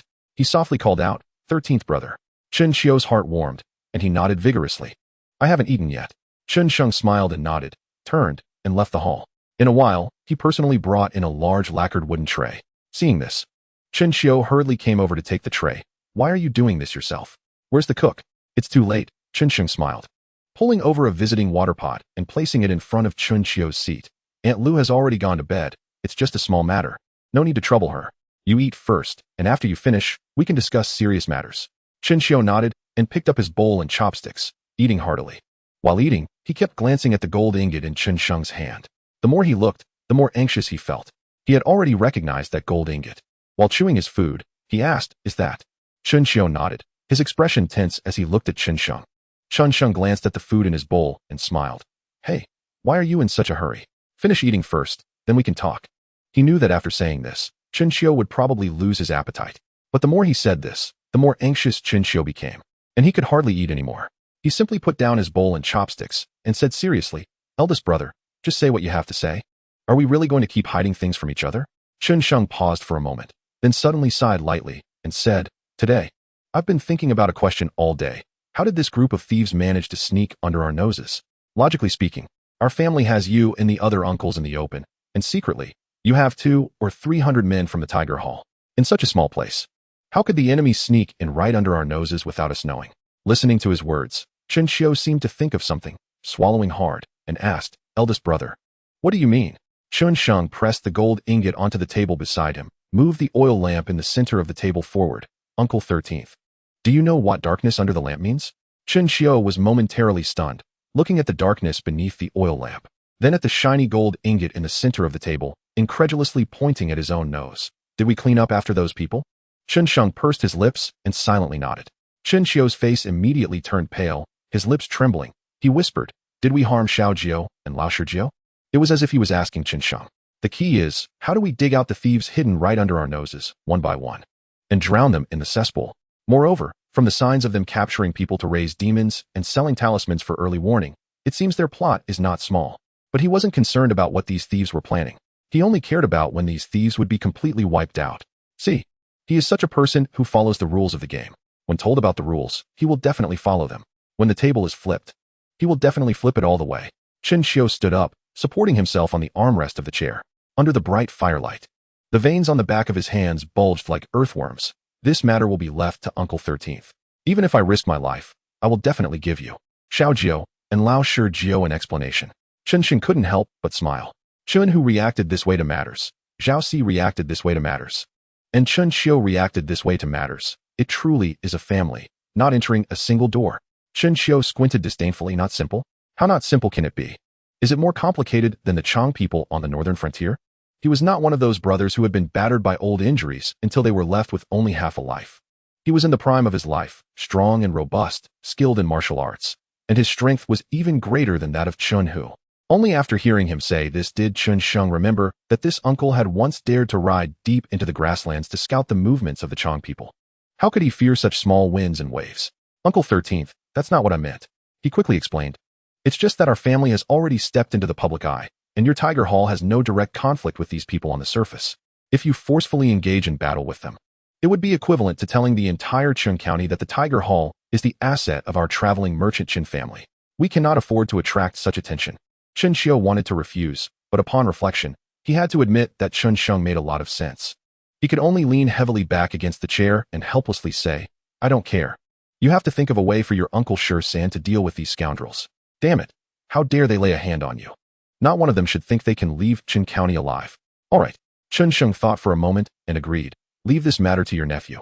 But what you need to do first is to dig out all the rats hiding in the corners. They can't just keep an eye on us. We need to keep an eye on them too. Okay, I'm good at this. Chen Xiao readily replied. I'll send someone tomorrow to collect the cleaning fees. Chun Sheng pondered for a moment and nodded with a smile. Good idea, but the county office has already issued a bounty order. We can't alert the snakes anymore. If we do, they'll truly scatter. Don't worry, Uncle Shursin knows what to do. Chapter 46, Feeding the Beast. The next morning, the North Market was as bustling as ever, with a steady flow of people. The rumors about the beast feeding incident in the county seemed not to have affected the hard-working citizens going to the morning market. After all, people's joys and sorrows are not interconnected. What seems significant to the big shots has little to do with the common folk. The commoners only care about their daily meals. On the wide streets where livestock came and went, no one noticed a large dog, as big as a calf, with eyes glowing green, sneaking into the North Market. It wasn't until the dog pounced on an innocent passerby and bit through their throat that panic erupted. In an instant, the crowd fled in all directions, crashing into countless elderly, weak, women, and children. Parents lost their young, children lost their elders, and husbands lost their wives. There were also some stubborn butchers and hunters, armed with sharp knives and hatchets, who stepped forward, wanting to slay this man-eating beast. However, the large dog was no ordinary wild animal. Its claws were like bronze hammers, and its talons were as sharp as blades. With a casual swipe, it could send a person flying several feet away, leaving them motionless on the ground. A single claw strike could sever a person's arm or head as easily as cutting tofu. The strong smell of blood permeated the morning mist, casting a layer of blood red over this peaceful and bustling morning that even the brilliant May sunlight couldn't disperse. Even more shocking was that this unprecedented incident of a beast rampaging in the city was not an isolated event. What did you say? Chen Sheng, sitting on the steps in front of the hall with a bowl of egg noodles larger than his face, felt like his hearing was malfunctioning after hearing Chun Hu's words.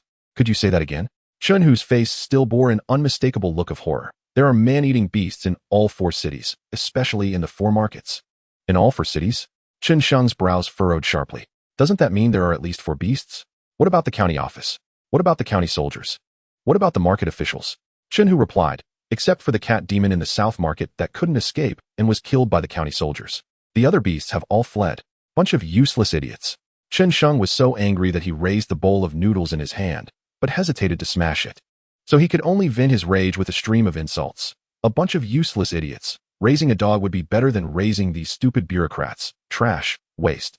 Parasites, what use are you? Chen Hu. After cursing for a while, Chun Sheng barely suppressed his anger and seriously reviewed the events.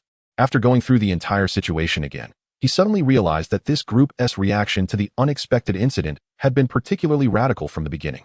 The first time, after Zhao Xi's men smashed their yellow talisman stall to collect cleaning fees, they sent people to ambush Zhao Xi that very night. The second time, after the ambush on Zhao Xi failed, the North Market sent officials to apprehend them, and this group audaciously gathered forces to break out of Qin County. The third time, which was this time, after the beast-feeding incident was exposed and the county office issued a bounty order, they directly unleashed the beast to eat people. This could no longer be called retaliation. It could only be described as brainless.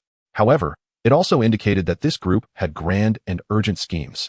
Moreover, this group had completely disregarded the Chun County office. If these people had even a hint of a cautious mindset, they wouldn't act so recklessly. Chun Sheng vaguely felt that he might have stumbled upon something significant. Damn it.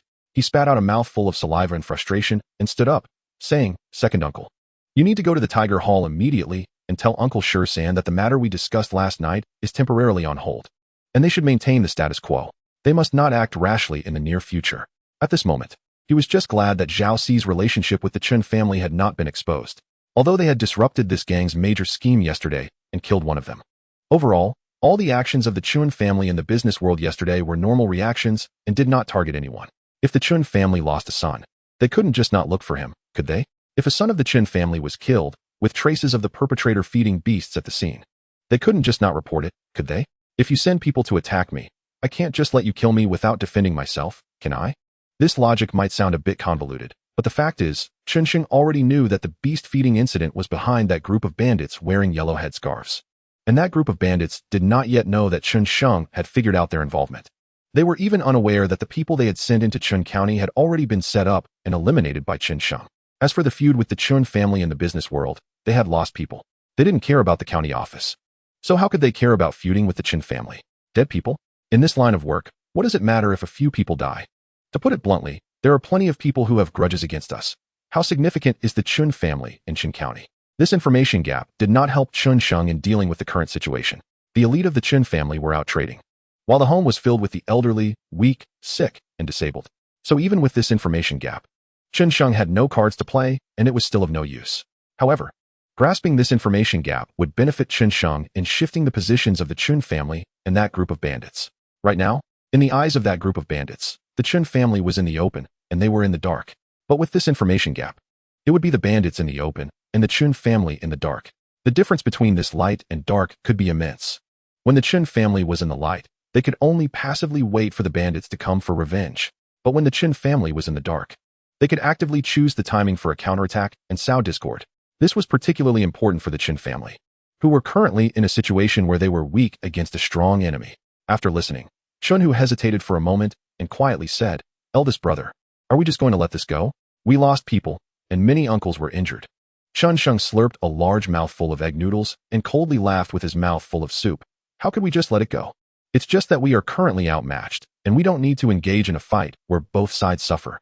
This group acted so aggressively, and they had enmities with not just our Chen family. If they could maintain absolute dominance, that would be fine, but even if many people had grievances against them, they would dare not speak out. But with their reckless approach, how could they continue to succeed?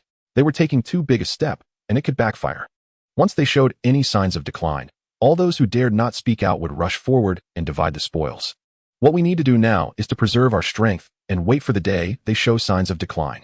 As the old saying goes, when heaven wants to destroy a man, it first makes him mad. In Chen Sheng's eyes, this group style of action was already not far from madness. If he were the leader of this group of thieves, he could easily come up with 100 ways to achieve his current goal without alarming the Chen County government. The current approach of this group of thieves is undoubtedly the worst possible choice. Chun Hu hesitated as he looked at him, and after a long while, he quietly said, "Dalong, my second uncle is not well read, so you can't deceive him." Chen Sheng, hearing this, replied irritably, "Second uncle, I was the one almost killed by them yesterday. Do you think I am the kind of person who just submits and swallows my losses like a tortoise?" Chun Hu looked him up and down and nodded, saying, "You look like it." Chen Sheng was too lazy to argue with this old fogey, waving his hand and saying, "There's no point in talking. You should go find Uncle San and see how the government reacts." At the same time, as soon as he stepped over the red threshold, a three-legged beast-patterned cauldron smashed at his feet, scattering the green plums all over the ground. "The commoners and thieves dare to bully me?" A lion-like roar echoed in the brightly colored red hall, where a thin old man with white hair and beard, barefoot and disheveled, stared with round tiger-like eyes, intimidating. The thin Taoist glanced at the thin old man in the hall, suddenly smiled, bent down to pick up a green plum, put it in his mouth, and chewed, saying, "Do you know, sir, how much manpower and resources it takes for such green plums to appear before you?" Clang. The thin old man, hearing this, was furious, drew the sword at the tiger's seat, and slashed at the low table in front of him, saying, "Do you think I wouldn't dare to kill you? Of course, you dare." The thin Taoist sneered. "In the past, when there were 3,000 refugees in Ku County, you waved your hand and slaughtered them all. What is the life of a commoner worth in your eyes? You." The thin old man was momentarily speechless, but his anger grew even more intense. "Enough." The thin Taoist's smile grew more pronounced as he said softly, "Since you are willing to lower yourself to meet with commoners, why put on this act? Not only does it tarnish your noble bloodline as a descendant of the Emperor Gaoyong, but it also disgusts the commoners." The thin old man's sword silently touched the ground, and he suddenly felt weak. Taiping Dao is but a disease. How could it become a deadly poison? It is ridiculous that Taiping Dao has already spread across 6 states, while the officials of the court are still intoxicated in the dream of a prosperous age.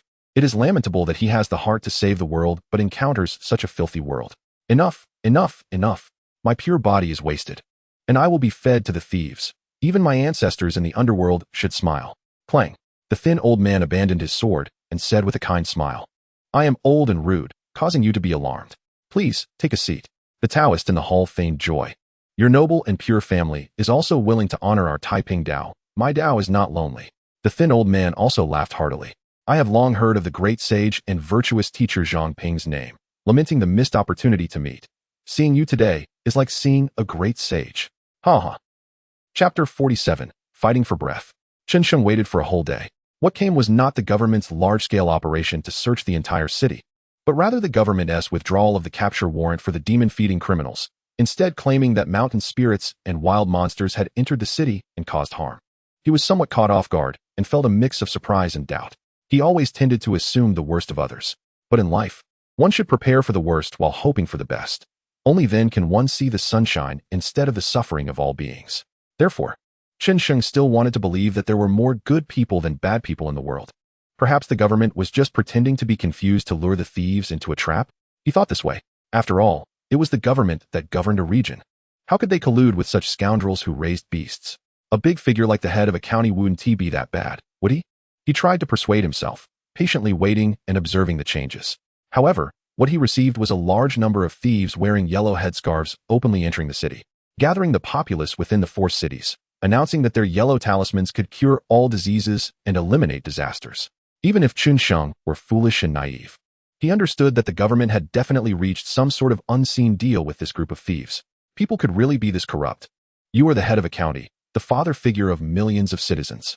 A clear-minded person wouldn't speak in ambiguous terms. The Chun family began to close their doors and refuse visitors. Every day, apart from necessary food purchases, almost no one entered or exited the Chun family. The uncles and elders left behind at the Chun family divided into 3 groups, seamlessly stationed within the Chun family to ensure that, at any time, there were about 20 young men stationed there. Even those uncles who had previously been injured by that burly man appeared at the Chun family with their arms in slings, wrapped in herbs. The oppressive atmosphere of an impending storm hung over the Chun family's courtyard, permeating the hearts of every member of the Chun family. Yet, throughout it all, no one ever questioned whether Xianxiang had made a mistake or whether the Chun family should have provoked those outlaws when they began their trade. Not a single person. Even if one person came to question Xianxiang, he would not feel he had done anything wrong. But it was precisely because all the Chun family members supported him unconditionally and trusted him. Even though it was because of his decision that the Chun family faced such a crisis of ruin, no one questioned him. Instead, it made him start to reflect on whether some of his actions were not prudent enough. But he did not explain. He just silently, as always, rose early every day, diligently honing his martial arts until dusk, and when his energy points were fully restored, he casually advanced the 7-killing sword from a novice to an adept level. From the overall layout of the 12 counties of Chun County to the product expansion of food stalls, he covered everything and was proficient in it all. He finally decided to take things seriously, to put more effort into crushing those scoundrels who dared to play tricks on him. On May 18th, the Tiger Hall began to expand. In addition to the existing cleaning fee business, the Tiger Hall started to boldly venture into short-distance transportation in Qin County, loading and unloading goods, and supplying raw materials to most shops.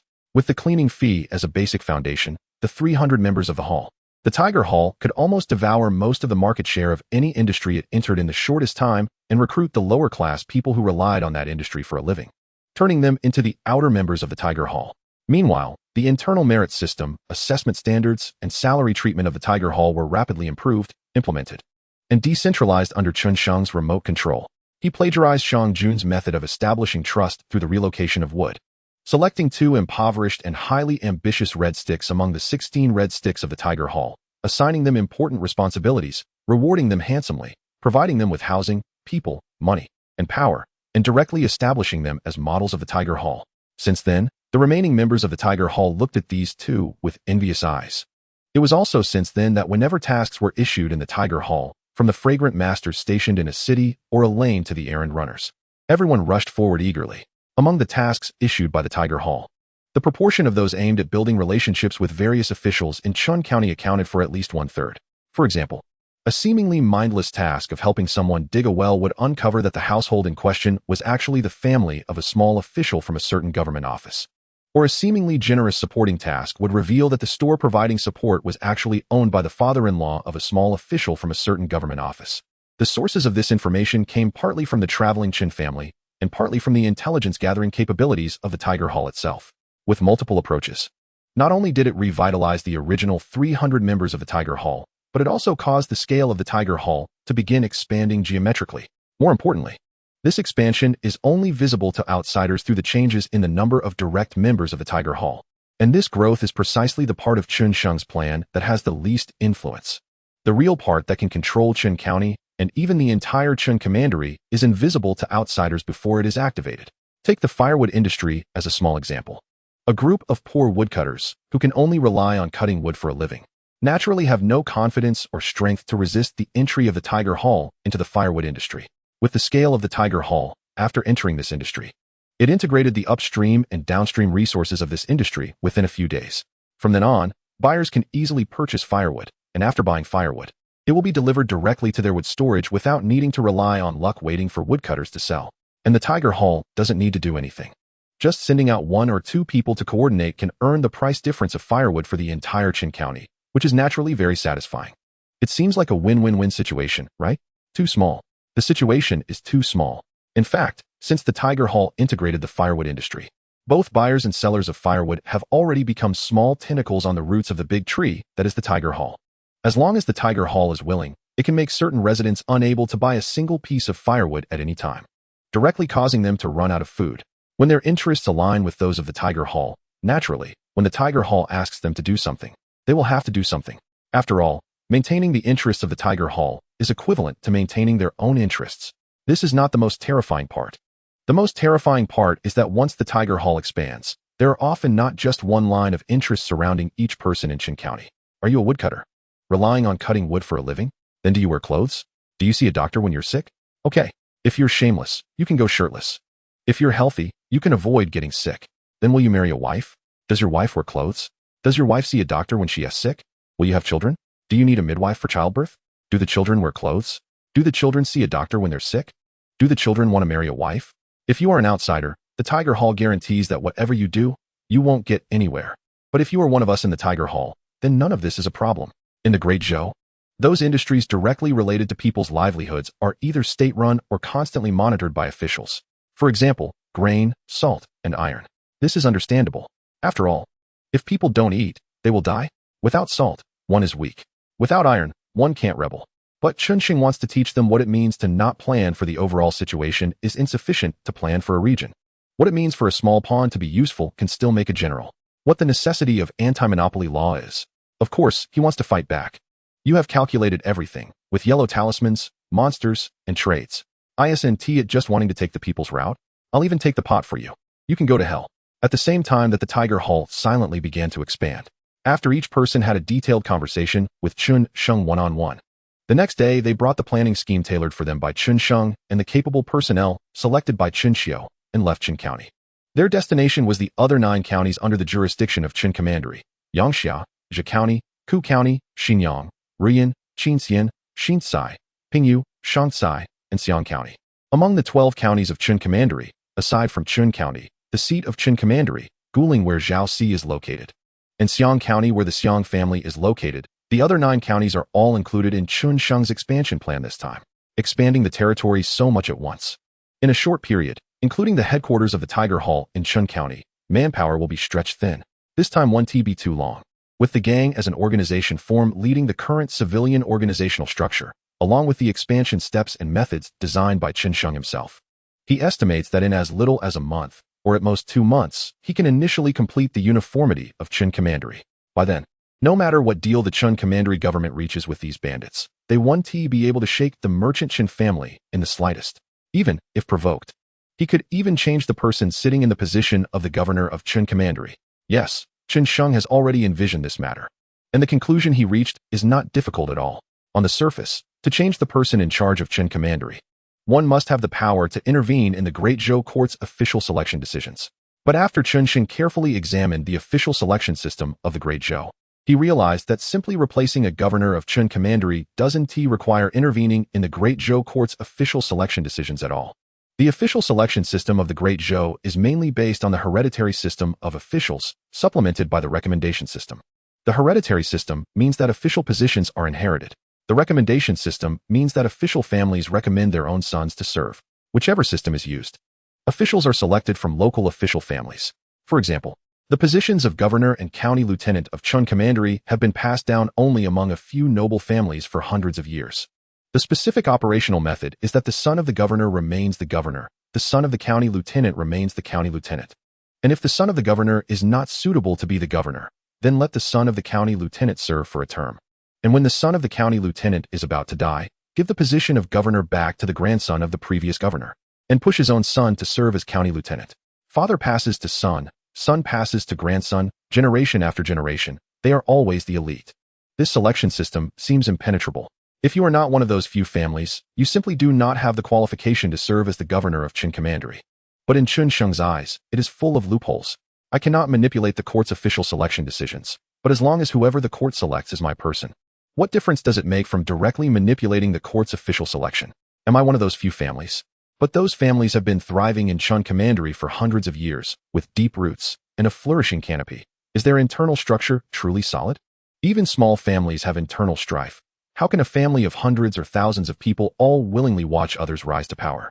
It's not difficult to create some accidents, eliminate all those unwilling to cooperate among the rightful heirs, and then push a few willing puppets up to play dice with the officials of the court thousands of miles away. Is it? It may be difficult now, but once Qin Sheng has turned the entire Chun commandery into the uniformity of the Tiger Hall, it won't be difficult. Therefore, the difficulty of this matter does not lie in the operation, but in whether Qin Sheng is willing to do it and dares to do it. Originally, he just wanted to be a salted fish stuck to the pot. As long as the governor is a person and his life is decent, he wouldn't even bother to think about this. After all, once this matter is initiated, it won't have a good ending. It's just a pity that the current governor doesn't seem to be a person. And the little respect and awe he had for official power have already vanished in the transactions between the county government and those bandits. Qin Sheng is fully focused on racing against time with these bandits. He first completes the uniformity of Chun commandery and can then deal with this group of bandits who don't know where they came from. Conversely, if these bandits establish a solid foundation in Qin County first, they will certainly be able to easily swat the merchant Qin family like a mosquito. Their current inaction towards the Qin family is just because the timing isn't right. After all, the Qin family is not a small family. In this oppressive atmosphere, it quickly became the end of May. The branches in each county have not yet opened up the situation. The headquarters in Chun County is again in an awkward period of weakness due to providing support to the branches in various counties. According to the intelligence gathered from various sources, Qin Sheng sees that those bandits have already firmly established a foundation in Qin County. According to the message sent by Qin Xiao, wherever the bandit leader goes, countless suffering commoners are prostrating by the roadside, bowing their heads in repentance and praying for talismans, creating a scene comparable to the hustle and bustle of the four markets. Just as Qin Sheng was pondering whether to have Qin Xiao step forward to negotiate with the band of thieves, using part of the strength of the Qin family's main force, the fierce Tiger Hall, to buy some time for the Qin family. Chapter 48, Qin Xiao returns. When Qin Xiao returned home, Qin Sheng naturally led the crowd to welcome him 10 miles outside the city. Although a messenger had arrived at home in advance to inform Qin Sheng that their cargo run had gone smoothly and yielded substantial profits, it was only when Qin Sheng saw the Qin family's caravan's flags appearing neatly at the end of the horse path that he truly felt reassured. No matter how beautifully the messenger spoke, it was always possible for them to only report good news and not the bad. The spirit and vitality of the people could not be faked. The orderly caravan of 100 or 200 people, despite their disheveled appearances, was filled with joy and excitement about returning home, something a heavily damaged caravan could never possess. The moment the flags of the Qin family caravan appeared at the end of the horse path, the many uncles and aunts surrounding Qin Sheng cheered and rushed to greet them. And Qin Sheng also saw Qin Xiao from afar. He sat astride a strong gray horse, leading the front of the line, holding a heavy spear that was nearly 2 zhang long. His robust body bounced forward with the horse, resembling a moving iron tower, even more eye-catching than the flags of the Qin family caravan behind him. Although Qin Sheng had seen Qin Xiao countless times in his past memories, strictly speaking, this was the first time he had truly seen Qin Xiao. Qin Xiao was much more imposing and dignified than he remembered, that silent but heavy aura about him. As if thunder had already echoed, could not be achieved without at least a decade of experience as an elder brother who commanded authority. As the caravan approached, Zhao Qing, standing beside him, also respectfully pressed his right hand against his left, raised his hand to his forehead, and bowed deeply. "Father, you must have had a hard journey." Chen Shou looked at Chen Sheng, initially seeming not to recognize him for a moment. Then his eyes widened in shock, stuttering, "Eldest son, your body." Chen Sheng smiled, his face suddenly appearing much more natural. "As you can see, Father, I am already healthy. In recent days, I have been training in martial arts with my second uncle every day and have gained a lot." "Good, good, good." Chen Shou, excited, threw the spear to a person behind him, dismounted, and reached out with his big palm to squeeze Chen Sheng's shoulder. This imposing and dignified middle-aged man smiled broadly. Like a big fool, his sturdy arms, as if suffering from hyperactivity, alternated between ruffling Chen Sheng's hair and patting the horse's face, unable to stay still for a moment, not knowing where to place them. The barriers in Chen Sheng's heart were gradually dismantled by his father's joy, leaving only a bit of awkwardness. He turned his face, curiously looking at the dozen or so sturdy figures riding behind Chen Shou. At this point, the Chen family members welcoming them and those returning had already merged into a crowd indistinguishable from each other. Only these dozen riders stood tall on horseback, their expressions calm, making them exceptionally eye-catching in the lively crowd. "Father." Chen Sheng looked at these riders, his heart vaguely guessing. Who are they? It seemed that Chen Shou only recalled these people after hearing his question. He wrapped his arm around Chen Sheng's shoulders and pulled him in front of the riders. Laughing heartily, "Everyone, this is our son, Chen Sheng." The riders, upon hearing this, all bowed their heads and stared intently at Chen Sheng. For several breaths, no one blinked, as if they wanted to engrave Chen Sheng's appearance deep into their minds. After a full 10 breaths, the riders finally clasped their fists and prepared to greet Chen Sheng. However, Chen Sheng spoke first. "No need for such formalities among family. There are too many outsiders here. Let's talk when we get home. Can you all not make your military presence more pronounced?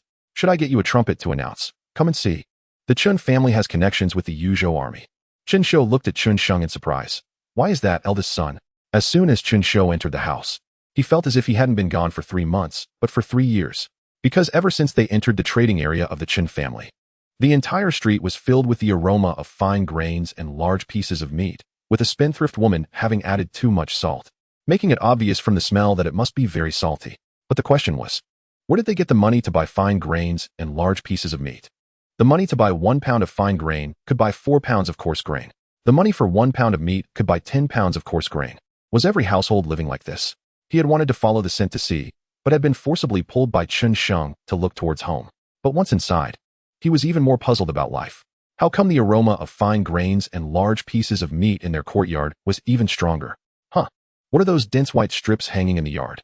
They look like thick white ropes, slightly thicker than white threads. What's that big iron post outside the kitchen that looks like a helmet? Why is it still so black? What are those wooden racks placed in the hall? Where's my reed mat?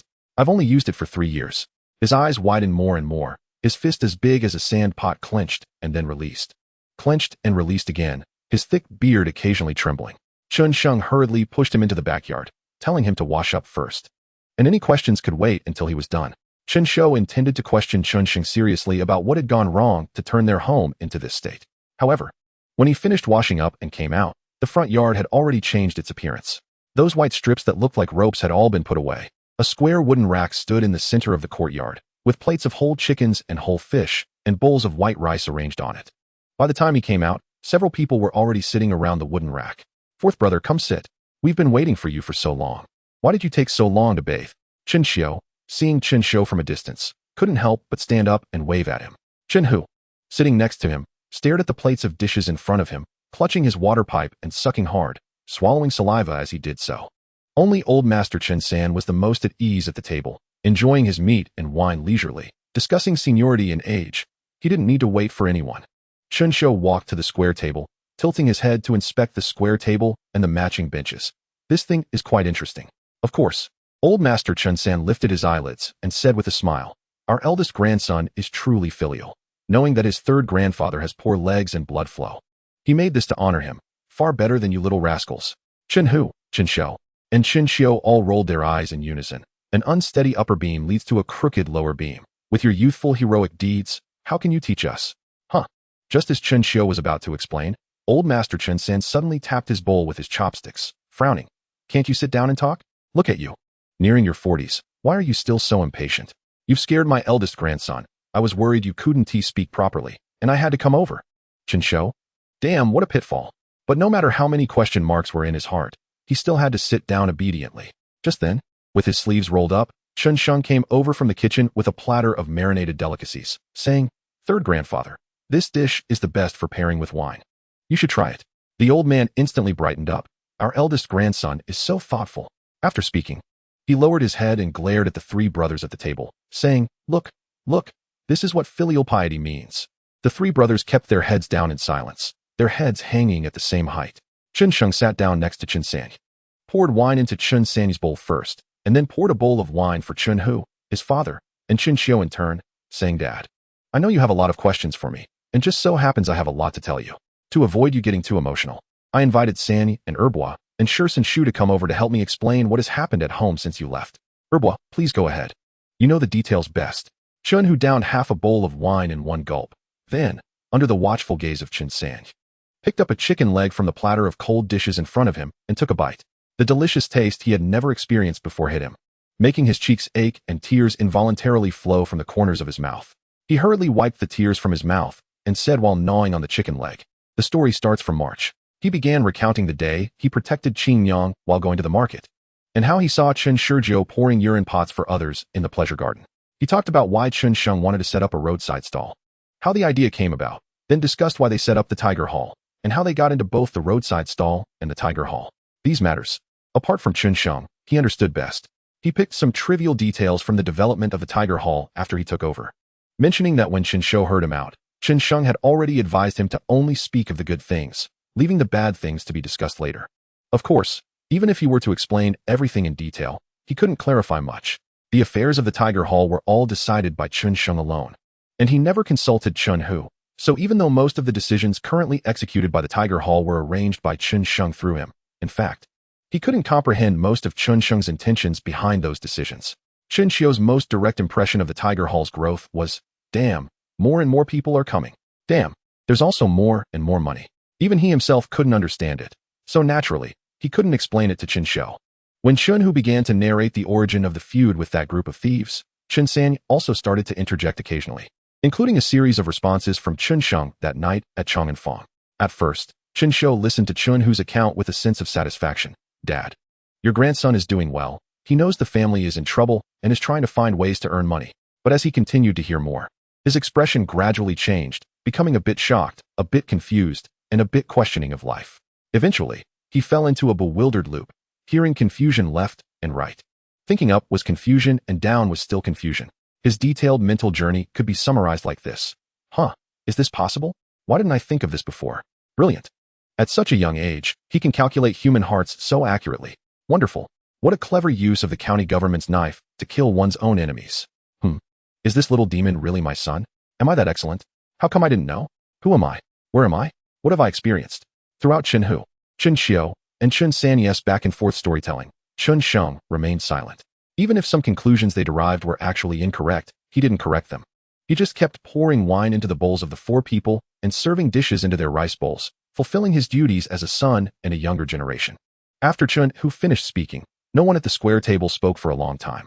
Xianxiao kept drinking, but no matter how much he drank, he couldn't wake up from this strange dream where his weak and sickly son suddenly turned into a clever demon. Meanwhile, Xianhu, Xianxiao, and Xianxiao were also in shock and awe. All along, it was Xianxiao who controlled all affairs, including the Qin family, the vendor business, and the Tiger Hall. All decided by Xianxiao. They, out of trust and lack of intellect, had never questioned any decision made by Xianxiao. Of course, they rarely pondered or reflected on any of Xianxiao's decisions. They were just passively driven by him, running around and fighting battles. Until today, as they recounted everything that had happened in the Qin family over the past 2 months, they realized that they had accomplished so much in such a short time. They discovered that the Qin family had undergone such significant changes in just over 2 months. This realization shocked them. It made them feel unbelievable. It was at this moment that they first had a relatively intuitive and clear understanding of Xianxia's level of cunning. This stark collision of intellect felt like a towering mountain that finally cleared the clouds on a bright day, allowing the farmers at the foot of the mountain to see the entire mountain's silhouette. "Erbois, how much revenue do all our stalls make in a month?"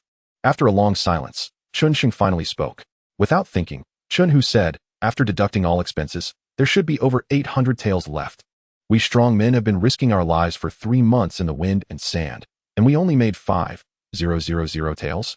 You guys set up a small stall at home and can make over 800 taels in a month.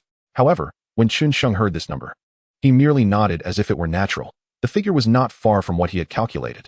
Since the grain rain, I instructed you to stock up on grain. How much have you managed to stock up by now? As long as it can feed people, it doesn't matter if it's coarse or fine. What do you think? As soon as he finished speaking, Xianxiang, sitting next to him, lightly clinked his wine bowl and said seriously, I think this idea of my grandson is very good. Chapter 49, No Distinctions Among Us. The sky had just begun to light up with a deep sapphire blue. Xianxiang, on time, entered the front yard with an 8-faced Han sword, only to find a glimmer of light leaking from the hall. Curiously, he pushed open the slightly ajar hall door and saw Xianxiao slumped on the hall, with several empty wine jars tipped over on the table beside him. It seemed he had been drinking by himself the whole night. To his surprise, he had somehow ended up in the front hall, drinking all night alone. Xianxiang sighed lightly, thinking that the things he mentioned yesterday had a huge impact on him. Xianhu and Xianxiao were direct witnesses. No matter how surprising the events were, over time, they would become mundane. But for Xianxiao, it was as if overnight, his son had changed completely. They say no one knows a child better than their father. He must have sensed something. Xianxiang placed the sword down and walked up to the hall to gently support Xianxiao, speaking kindly. However, the drunken Xianxiao grabbed Xianxiang's hand instead. His palm, the size of a fan, squeezed Xianxiang's hand painfully. But he said nothing. Come drink with me. Xianxiao slurred, shoving a jar of wine into Xianxiang's hand. Xianxiang caught the jar, hesitated for a moment, then nodded, saying, Then I'll drink a bit with you, father. He had never liked drinking, partly because he couldn't hold his liquor, and also because alcohol could impair judgment and lead to mistakes. But some things had to be divided among people and times. He pulled over a chair, sat down below Xianxiao, raised the wine jar, and gently clinked it with Xianxiao's, tilting his head to take a big gulp, only to feel the sourness sting his throat. And it took effort to swallow it down. This suddenly made him think that if there was enough grain, brewing wine could also be a good business. Although he wasn't familiar with the detailed production process of distilled spirits, even if he could only make inferior wine that differed by several grades, it could still completely outperform most wines in the Great Zhou. There has potential. He was pondering whether to set up a small distillery first to explore the craft of distillation when he suddenly heard Xianxiao's loud laughter. Ha ha ha, Delang. A man can't do without drinking. Xianxiang smiled and nodded obediently, saying, What my father says is true. I will definitely learn to drink in the future. Is my father worried about the family's affairs? If my father is concerned about me, he can also take care of the matters of the Minghu Hall. He was unwilling to engage in a power struggle with his family, but he still had to probe his father's true thoughts. However, before he could finish speaking, Xianxiao waved his hand and interrupted him. My son has plans and acts with moderation. In just 3 months, he has managed the household well. And things are changing every day. As a father, I am so happy that I can't even think about competing with my son for power and position. I'm just thinking of your mother. Xianxiang looked at him in confusion. Mother? Little Xianxiang's biological mother died during childbirth, and he had no impression of her at all. My son's cleverness and schemes resemble your mother. She came from the prestigious Zhang family in Qinghe and was well educated since childhood, very knowledgeable and reasonable. His eyes suddenly reddened, and under the orange light, it seemed like tears were welling up in his eyes. Upon hearing this, Xianxiang felt a sense of relief in his heart. This wave of self-reflection earned him full marks. He suddenly found his previous thoughts somewhat ridiculous, although his actions were very different from those of little Xianxiang. Anyone with eyes could see they were entirely two different people. But he truly was Xianxiang, not an imposter or a disguise, let alone the Great Zhou. Even in the realm of his previous life where concepts like reincarnation and soul-swapping were popular online, if someone suddenly changed before friends and family, who would suspect that they had been soul-swapped? No one would have such absurd thoughts. They would only wonder if this person had suffered some great shock or perhaps had been cheated on. Moreover, after he absorbed all of little Xianxiang's memories and emotions, he could no longer view it from the perspective of his previous life. If one regarded a person's memory carrier and self-awareness as the soul, then he should now be a perfect blend of two souls. Yes, the current Xianxiang, although primarily driven by the consciousness of a greasy middle-aged man from another timeline, had truly been influenced by the consciousness of that little guy who longed to play and hoped to share the family's burdens since awakening. Friendship still requires time to build, let alone suddenly acknowledging thousands of relatives from the Chun merchant family. If one viewed the two souls as two tributaries, then the current Xianxiang was like a new river formed by the convergence of these two tributaries. The things he did for the Chun merchant family were like the channel of a river formed by the merging of two streams. Henceforth, The two unfamiliar souls would no longer be distinguishable from one another. In short, Xianxiang really was Qianshou's son and not some stitched monster of reincarnation. Understanding this, the last bit of awkwardness in Xianxiang's heart dissipated. He couldn't help but puff out his chest, feeling an inexplicable sense of confidence. He stood up and grabbed the wine jug from Qianshou's hand. All right, you've been drinking all night. It's time for you to rest. Qianxiu, dissatisfied, reached out to snatch the wine jug back, grumbling, "You little brat. Who are you to tell your father what to do? Watch out, or I'll beat you to death." "Even if you want to beat your son," Xianxiang firmly helped him up from his chair, "that has to wait until you're sober." Seemingly sensing the change in Xianxiang's attitude, a smile finally appeared on Qianshou's face as he allowed his son to support him out of the hall. "If you can manage the family affairs, then go ahead." He slurred, "I haven't read many books. I can only wield a knife to chop people. I can't even understand what you're doing. Since your grandfather entrusted such a large family to me, and I've managed it like this, once I go down to meet him, he'll definitely slap me." Qianxiang replied, "MHM, no rush. Once you're sober, we can discuss it." Qianxiu said, "I'm not drunk. I swear I can go and chop down those thieves who dare to oppose our family right now." He continued, "Don't change the subject. I'm talking serious business. Don't worry about that group of thieves. I'll take care of them once I'm awake." They dared to stretch their claws in Qin County. Hearing these familiar words, Qianxiang felt a headache coming on. He finally understood where the reckless temperament of the Qin merchant family came from. It turned out to originate from here. Truly, a bear makes a bear cub. Chapter 50, Expanding the Vision. From now on, Delang's life and wealth will be entrusted to you for protection. Shortly after noon, a sober Qianxiu hurriedly called upon the 15 cavalrymen who had returned with him yesterday, officially entrusting Qianxiang's protection to them. "Second master, rest assured." A dark-skinned man named Chun Dao stepped forward expressionlessly and cupped his hands toward Qianxiu.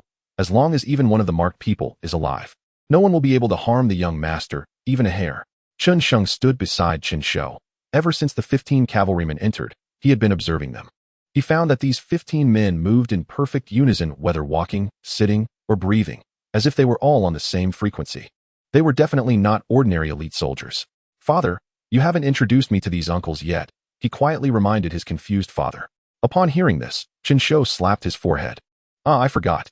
Yesterday, your second uncle said you already knew your uncle was serving as a deputy general in the Yuzhou army, right?" Qianxiang nodded. "Yes. When Uncle Xiang Liang passed through Chun County after retiring from the army, he summoned me to meet him and handed me my uncle's sword." Qianxiu smiled and turned to embrace Chun Dao's shoulder affectionately, introducing him. "Daozi is your uncle's chief of short weapons. He has been with your uncle since childhood, and your uncle treats him like a brother. Since our family has suffered heavy losses in recent cargo deliveries, your uncle is worried that our family cannot stand alone and has no choice but to send Daozi and the brothers to come home and settle in Qin County. In the future, you should treat him as an uncle." It was because Chun who mentioned that Qianxiang had nearly been assassinated by thieves that Qianxiu, growing more fearful the more he thought about it, hurriedly summoned Chun Dao and the others upon waking from his drunkenness to entrust them with Qianxiang's protection. After hearing this, Qianxiang was also greatly surprised. "Chief of short weapons? Isn't that like a personal guard of 1,000 men? Or a household servant raised since childhood? This should be my uncle's most trusted confidant, right?" "Second master, that's too much." Upon hearing Qianxiu's serious introduction, Chun Dao's usually calm eyes finally showed some ripples. "We and the brothers have been supported by the family for generations, and we should do our utmost to repay the family's great kindness. I dare not claim any credit, nor do I dare to accept any special treatment from the young master." After he spoke, he and the 14 cavalrymen behind him bowed and cupped their hands toward Qianxiu and Qianxiang. In the army, many wore armor, making it inconvenient to bow. Thus, they often performed the cupping hands gesture. These men had just taken off their armor and had not yet adapted to the bowing gesture. Seeing this, Qianxiu quickly smiled and helped Chun Dao up. "We're all family. There's no need to be so formal." Qianxiang added, "Uncle Dao, you mustn't belittle yourself. From my perspective, my uncle ordered you and the others to take off your armor for 2 reasons. First, considering that our family has suffered heavy losses in recent cargo deliveries and many uncles have been injured. Second, it is for your sake, wanting you all to change your lifestyle and avoid the hardships of years spent on the borders. If it weren't for treating you all like brothers, would my uncle have ordered you to take off your armor and change your registration?" Chun Dao pondered for a moment and suddenly bowed deeply. "The young master is right. I will remember this." Understanding, Qianxiang stepped forward to help him up, saying seriously, "This is the second and last time Uncle Dao bows to me. Since you are my uncle's brother, you are naturally also my uncle. How can an uncle bow to a nephew? From now on, the Chun family of merchants will be your family, uncles. If you are short of money, grain, housing, or wives, do not hesitate to ask my father and me." Being polite means not treating us as family. From now on, your wives will be my aunts, your children will be my siblings, and your grandchildren will be my nephews. As long as I, Xianxiang, have a bite to eat, I will never let your families go hungry. As long as I have a piece of clothing to wear, I will never let your families suffer from the cold. If I go back on my word, you may chop off my head and throw it into the market. Each time he spoke, Qinshiu's brow would involuntarily twitch. The expressions of Chun Dao and the 14 riders behind him softened a bit. After a while, they heard Qinshiu whisper, "Don't talk nonsense, son. As for houses and money, that's needless to say, but I can't arrange wives for all the brothers. We're merchants, not bandits. We can't just forcibly take women, right?" With this, Chun Dao and the 14 riders behind him finally smiled, beginning to believe that they could exchange their military status for a different life. "Isn't this simple?" Qinshiu laughed. "Let's invite all the matchmakers from the 4 markets and 12 neighborhoods to find suitable aunts for you, uncles." The smile that had just appeared at the corner of Chun Dao's mouth froze immediately, and he quickly said, "There's no rush for this matter, no rush. First, establish a career, then start a family." "Ha ha ha," Qinshiu laughed heartily. "Now that we're home, why is there a need to establish a career? By the way, Uncle Dao, may I ask what level of martial arts you and your uncles have reached? Knowing this will help me understand." Chun Dao replied without hesitation, "We are at the 2nd level of Qi Si. The brothers higher are at the 6th level of opening meridians, just 1 step away from Qi Si. The lower ones are at the 4th level of opening meridians, also hopeful for Qi Si. And we have been practicing a set of joint attack techniques since childhood, which once helped us kill a powerful demon in the northern grasslands." Hearing this, Qinshiu was shocked and couldn't help but turn to look at Qinshiu. He remembered that Xuan, who seemed to have said that his father was also at the 4th or 5th level of opening meridians. Noticing Qinshiu's gaze, Qinshiu glared at him fiercely. "What are you looking at?" Just as Chun Dao was about to answer, Qinshiu had already jumped in. "You don't know this? In the future, when you meet others, don't say you are the eldest son of our Qin family. We can't afford to lose face with your uncle. Listen well. The martial arts of the human race has 7 realms: body refining, opening meridians, Qi Si, acquired, innate, intent cultivation, and master, with each realm divided into 7 levels. 1 level at a time.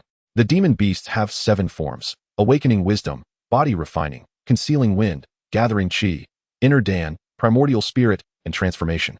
Each form lasting 100 years, with the 1,000-year kings. 7 realms, 7 forms? 1 realm, 7 levels, 1 form lasting 100 years? Qinshiu calculated in his mind. The inner Dan realm corresponds to 5 forms, which, when converted to the martial arts realm of the human race, should be equivalent to the innate level, right? No. The realm of demons, the awakening wisdom stage, clearly lacks combat power, and if it overlaps with the martial arts realm of humans, it should start from body refining and body refining. Therefore, the inner Dan stage would correspond to the acquired level. Rounding up, doesn't that mean his uncle has given their family a great innate master? Why give it now, not earlier or later? Could it be that the situation within the Yuzhou army is as dire as Xianxiu said? Above the martial arts master, there are grand masters, sub-saints, and martial saints. Above the transformation of great demons, there are ancestral giant demons, heavenly demons, and demon saints. 3 years ago, our Yuzhou army launched an encirclement against one of the 9 demon saints of the demon court, the 9-headed lion saint. In this operation, our Yuzhou army mobilized 300,000 troops, with the general and 5 great generals going all out. It lasted 3 months, yet we still failed. As these words fell, both Qinshiu and Qinshiu opened their eyes wide. Qinshiu, damn it, why was I unaware of such a big matter? Qinshiu, what? There's a demon court? 9 great demon saints? Chun Dao lowered his voice again. This matter was classified in the army back then. Countless comrades fought without knowing why. And if I hadn't followed the Lord closely, I probably would never have known. It wasn't until now, with a large number of old soldiers returning to farm, that this began to spread outside. Otherwise, I wouldn't dare to speak carelessly. Qinshiu wanted to speak, but Qinshiu had already interjected. Then Uncle Dao, what is the current martial arts realm of my uncle? Is there any advancement beyond martial saint? This matter concerns my future planning, so please do not conceal it. I will not disclose a word to others. Chun Dao hesitated for a moment, looking at Qinshiu. Qinshiu thought for a moment and nodded. This kid has more ideas than I do as a father. If it's something you can say, go ahead and tell him. If not, just treat it as if he never asked. After thinking for a long time in difficulty, Chun Dao said, "It's not that I can't say it. But the young master must keep his word and absolutely must not disclose a word outside. Otherwise, even the Lord might get into trouble." Qinshiu nodded heavily. "Uncle Dao, rest assured, I know the seriousness." Qinshiu felt utterly shocked. The situation had opened up. Chapter 51, The Counterattack begins. After the return of the Chun family merchant convoy, Chun Sheng frequently checked his system panel. However, the luck point bonus for the only son of the Chun family hadn't changed at all, and the system panel still showed. Name, Chun Sheng. Fate, 7 killers commanding fate. Luck points 100000. Frozen. Identity, the only son of the Chun family merchant in Chun County, Chun Prefecture, and the master of the Fierce Tiger Hall, only son of the Chun family merchant in Chun County. Luck points 290. Master of the Fierce Tiger Hall, luck points 350. Martial arts realm, second level of bone refining, luck points 15. Martial arts technique, killing fist mastery, peak, 800 luck points. Martial arts skills, killing fist beginner, entry, 500 luck points. 7 killers sword entry, mastery, 1200 luck points. Luck points, 410,655, 24,655 points. He was surprised to ask Chun Shou and learned that while they had returned home, the cargo from this trip had not yet been completed. Based on Chun Sheng's own estimates, this time his father and they had made considerable profits from the cargo. And with the addition of Chun Dao and the 15 experts of Qi Si and opening meridians to the Chun family merchant group, their overall strength, while not yet restored to its peak, had improved significantly compared to the previous unsustainable state. The luck point bonus for being the only son of the Chun family should increase by 1 or 200 points, right? In this way, the 800 luck points required for the killing fist technique to reach its peak wouldn't be far off. This is also a case of man proposing while heaven disposes. Unfortunately, ever since he ordered Chun Hu to use 90% of the profits from all stalls for food storage, the system has considered that portion of income as new operational investment and will not settle it. Based on the weather conditions after the beginning of summer, with many days of little rain, that portion of income will likely become a sunk cost. As for the remaining 10% of net profit, it was only enough to maintain the daily expenses of each family. Without incoming revenue, naturally, his luck point limit could not increase. It seems that the future source of luck points will have to rely on the Fierce Tiger Hall. Chun Sheng is looking forward to the completion of the Fierce Tiger Hall branch in the 10 counties of Chun Prefecture and the harvest on the day of the first conference of the Fierce Tiger Hall in Chun Prefecture. However, his personal strength needs to be accumulated. The strength of the Chun family merchants, however, is sufficient for a counterattack. Earlier, when Xiao Jiao was harmed and he was ambushed, the grudge of dozens of weak-old uncles guarding the Chun family courtyard overnight has never left his mind. When he was at a disadvantage, he endured it, but now he would not forget. It's enough now, let him endure? Impossible. On the third day after the return of the Chun family caravan, Chun Sheng began his counterattack. On the first day, he ordered Xianxiao to select a few clever idlers to spread rumors in the 4 markets about how that group of bandits captured people to feed their monsters, crying thief while being thieves themselves. It had only been a little over half a month since the monster attacks on the townspeople. Many civilians injured by those monsters still hadn't healed properly. How could they possibly forget this matter? Therefore, once the rumor spread, it quickly swept through Chun County at an astonishing speed, with Chun Sheng secretly fanning the flames. The rumor swiftly formed a unified narrative. Those monsters invaded the county town to attack the civilians. And you wild Taoists came right after with talismans that could cure this disaster. Isn't that too coincidental? Within just one day, all the publicity about the efficacy of their yellow talismans turned into evidence for the people of Chun County to question them. They couldn't explain it, nor could they clarify it. Soon, in various districts, respected and enthusiastic individuals led their neighbors to surround the strongholds established by the bandits in those districts, questioning them. It can be said that while this fire was ignited by Chun Sheng, how it burned was entirely beyond his concern. The anger of the people, who felt wronged, naturally urged the people of Chun County to spread this fire throughout the city. Of course, if it ended there, it wouldn't be enough to completely overturn that group of bandits. Although the bandits couldn't prove that they were not responsible for the incident, no one could prove that they were either, as long as they were given some time to settle the grievances of those injured by the monsters. This matter would naturally calm down. After all, the onlookers would eventually disperse once the excitement wore off. How many people would run around and call for action for someone else's troubles? But how could Chun Sheng naively believe that this fire alone could destroy that group of bandits? This fire was merely the first splash of water he threw out. It was meant to cool down the bandits' fervent preaching. On the third day, he began to unleash the killer move he had long prepared for that group of bandits. Hey, Zhou Erlang, the firewood you chopped today is great, but we heard that your wife seems to be associated with those wild Taoists. Haven't you heard? That group of wild Taoists are notorious for capturing people to raise monsters. If you get involved with such evildoers, how can we still dare to take your firewood? What if the officials in the county investigate later and we can't escape unscathed? All right, since you've said it this way. We can't just watch your family starve, but you mustn't spread rumors outside. We, the poor folks, can't afford to provoke those evildoers. Ah, old Lou.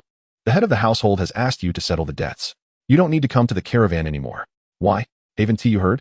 Your child is associated with those wild Taoists, who are notorious for capturing people to raise monsters. If we keep you around, we implicate all the innocent brothers in our caravan? What good is it to say this now? If the head of the household hadn't felt pity for you, you wouldn't have been allowed to join the caravan at your age. And look at what you've done. Brother Chun, let us forget about the cleaning fee today. Don't come to do business anymore. Don't ask. We can't say much, just that this is the unanimous decision of everyone doing business on this street. Hey, what are you doing? Don't act like this. We can't dare to take that money. Let us have a private chat. Brother Chun, if I remember correctly, you seem to be associated with those wild Taoists. The other day, when they passed through this street, we saw you bowing to them, giving them money and food. What does that have to do with anything? You can inquire for yourself. We can't say much. But everyone feels that letting you continue doing business on this street would bring disaster. On the 5th day, when the bandits, who were in chaos due to the monster attacks, went out on the street again, they found that the way people looked at them had changed. The townspeople who used to rush to bow, give money, and seek talismans were nowhere to be seen. Everyone treated them like they were lepers, avoiding them as if they were carrying filth. Every household they passed had their doors shut tight, as if they were man-eating wolves or tigers. Chapter 52, Fishing in Troubled Waters. June 6th, clear. Chun Hu hurriedly walked into the Chun family gate, and soon spotted Chin Shou among the young men in the courtyard. He was squatting on the steps in front of the hall with a bowl of noodles larger than his face, slurping noodles and garlic, his face shining with oil. Hey, Brother Chen, have you eaten? Chin Shou cheerfully waved his chopsticks at him. There's more in the pot. Let Qing Yang serve you a bowl. Chun Hu disdainfully glanced at him. Get out of the way. I have important matters to discuss with Delang. Chin Shou? He watched Chun Hu hurriedly walk past him. Then he looked at the bowl of greasy noodles in his hand. Suddenly, he felt that the noodles weren't appetizing anymore. Chun Hu stepped into the hall and saw that Chun Sheng was indeed there. Look at this. While he was eating noodles, his big foolish father was squatting outside like a beggar, holding a huge bowl and eating with gusto. Meanwhile, this kid was sitting in the hall, leisurely enjoying a small bowl full of side dishes, fried chicken, and pickled radish, taking his time with every bite. Who asked the father and who asked the son here? Uncle is here. Come sit. Chun Sheng smiled as he saw Chun Hu. You haven't eaten yet, right? Nephew will have Qing Yang serve you a bowl. Chun Hu walked up to the hall. Just half a gene will do. Don't scoop too much. I can't eat it all. He suddenly noticed that there was something unusual about the fluctuations of Chun Sheng's vital energy. Upon closer inspection, he realized, Delang, you've reached the 3rd level of bone tempering? Chun Sheng calmly nodded. I advanced at the hour of the rabbit. Chun Hu was instantly rendered speechless. He had watched Chun Sheng practice martial arts step by step. From a sickly boy who couldn't lift a chicken to now being at the 3rd level of bone tempering. How long did it take him? 3 months. This talent. Even he, who prides himself on being well-informed, couldn't find a second one. You've advanced in martial arts. Why aren't you happy? He looked at Chun Sheng in surprise. Chun Sheng looked back at him in astonishment. Happy? Why wouldn't nephew be happy? Then you. He looked Chun Sheng up and down, thinking to himself that with this appearance, he didn't seem very happy. Chun Sheng smiled lightly. It was only a matter of time, so he naturally wouldn't lose his composure. He had a habit. Whenever it was time for a decisive battle, he would set aside all trivial matters and focus solely on the task at hand. Because he firmly believed in a principle, when masters clash, it's all about mentality. And his countless experiences in business battles had also proven to him that most people who laugh quickly also cry quickly, until the dust settles. Who can determine who will laugh last? Just like now, the Chun family of merchants was in a confrontation with that group of bandits.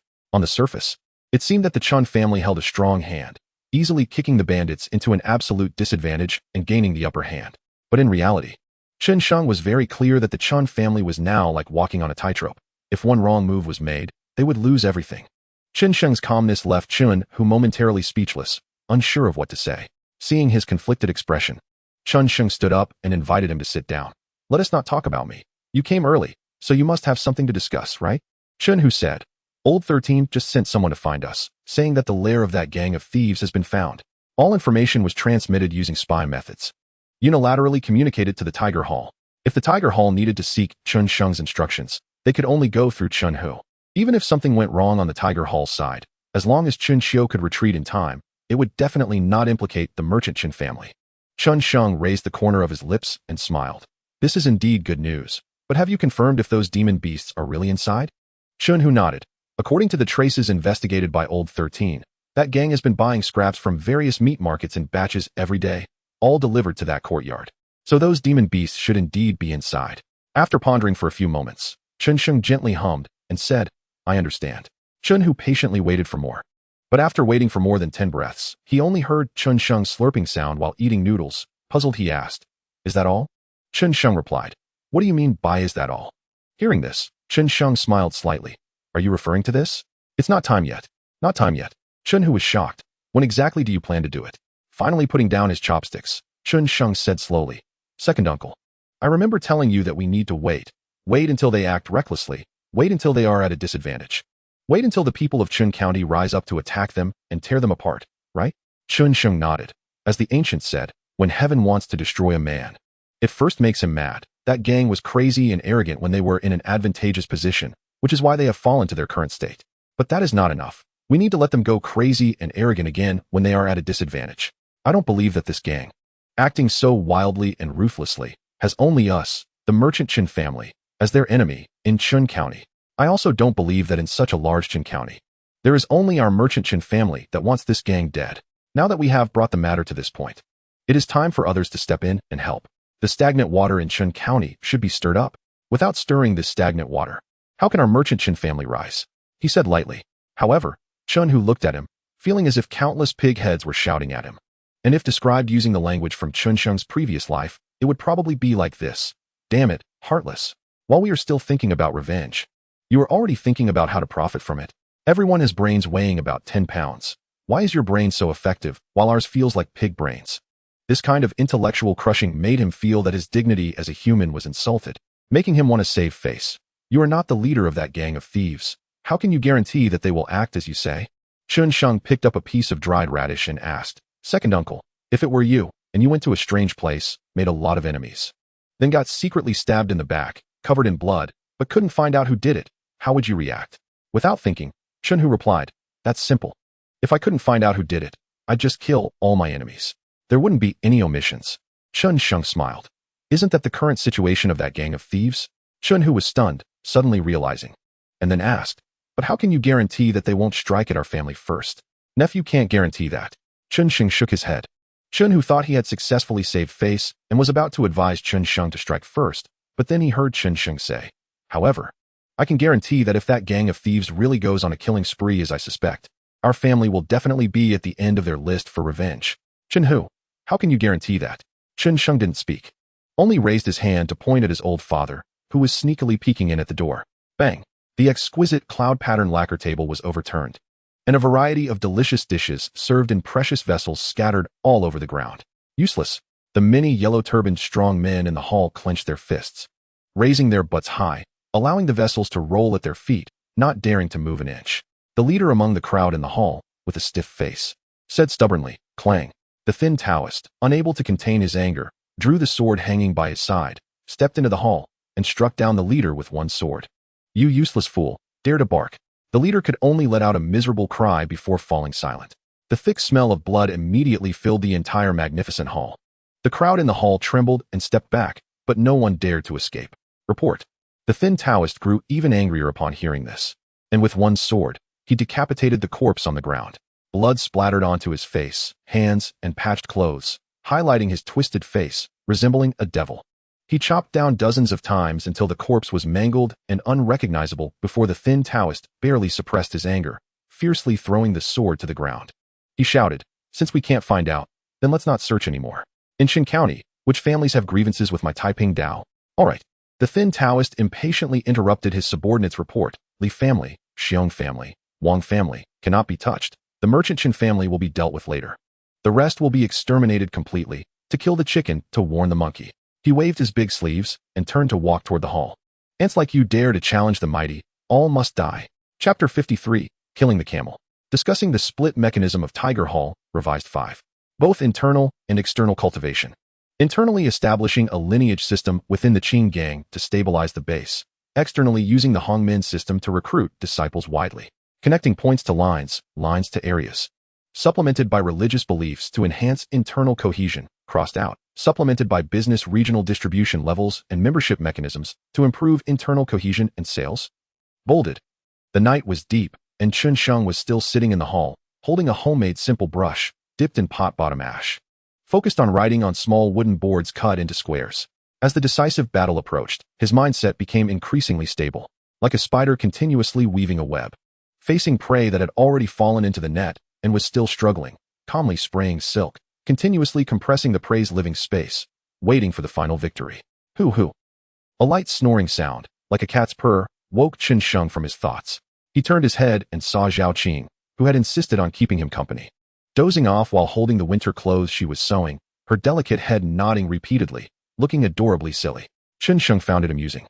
Got up and gently moved the chair and table closer to her, then carefully took the needle and thread from her hands, pulling her into his arms so she could sleep more comfortably.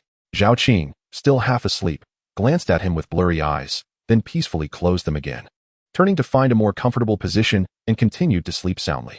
Chen Sheng held her like this, one hand continuing to write and draw on the wooden board. The tranquil night embraced the young couple like a gently flowing hot spring. After an unknown period, a distant and piercing sound of a gong shattered the tranquility. Chen Sheng quickly put down the brush, covered Zhao Qing's ears, and frowned as he listened carefully. Faintly, he seemed to hear shouts mixed in with the sound of the gong, warning of thieves entering the neighborhood and households closing their doors. A few breaths later, a chaotic yet orderly sound of footsteps surged from around the Chun family's courtyard. Big Tiger, take 4 people to the backyard. Yes. Erniel, take 3 people to patrol the west wing wall. Yes. Meng Zi, take 3 people to patrol the east wing wall. Yes. The rest, follow me to guard the front gate. Kill anyone who intrudes. Yes. After a series of concise and rapid arrangements, the footsteps that had just gathered in the front yard dispersed, amidst the sound of many blades being drawn. Although there were only 15 people on guard, the atmosphere of strict vigilance and impending violence was palpable. Hearing Chen Sheng's footsteps, Chen Dao turned to him and nodded, saying, "Young master, are you not resting yet?" Although he no longer saluted Chen Sheng, he stubbornly called him young master. Chen Sheng had corrected him several times, but seeing that he wouldn't change his way of addressing him, he let it be. "Yes, I was just about to sleep, Uncle Dao.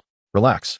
All the people around here are our relatives. It's not so easy for thieves to break into our home," Chen Sheng said with a smile and a low voice.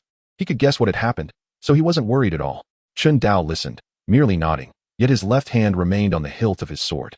Seeing this, Chen Sheng said no more and certainly didn't cross over Chen Dao to order the old soldiers of the Yuzhou army in the courtyard to assemble.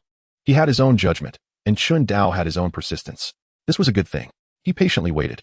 After a while, the sound of footsteps from Chen Shou and a series of knocks on the door echoed in the courtyard. Clang. Chen Dao's sword was drawn 3 inches from its sheath. Chen Sheng saw this and gently pressed down on his hand that was drawing the sword, saying, "It's our people." Sure enough, the doorman, who had thrown on some clothes, quietly inquired and then directly unlatched the door. Once the door opened, Chen Hu hurried in and, seeing Chen Sheng standing in the light spilling from the hall, exclaimed joyfully, "Big brother, that group has made their move." Chen Sheng smiled at this and asked leisurely, "Which family?" Chen Hu replied, "Currently, we only know of the grain merchant Zhang family. They set up a major granary in our Chongning Fong, and those scoundrels burned it down. But it definitely isn't just the Zhang family. Otherwise, the Fangzheng wouldn't have sealed off the area," he said excitedly, his old face brimming with uncontrollable joy. "Weren't you waiting for those thieves to go crazy? Now they're killing and burning. Isn't that crazy enough? We can finally take our revenge, right? We've waited so long for this day." However, when Chen Sheng heard the words grain merchant, his eyelids suddenly twitched, and he gritted his teeth, saying, "So ruthless. So vicious." It was already the grain full period, and since the beginning of the year, the rainy days had been fewer than 10. This year's grain shortage was already a foregone conclusion, but there was still some time before the autumn harvest, and it was uncertain to what extent the grain shortage would explode. Therefore, both the great families and the common people still held on to a certain amount of luck, or perhaps not just luck, but those with money and grain simply didn't care about the grain shortage. Moreover, the level of commercial development in the Great Zhou meant that merchants were not as quick to hoard grain as they were in Chen Sheng's previous life, and those without money or grain had it tough enough just to survive. Even if they sensed a possible grain shortage this year, what could they do? It was a fragile stability, so fragile that even Chen Sheng, when stockpiling grain, dared not buy in large quantities for fear of breaking this stability and prematurely triggering the grain shortage.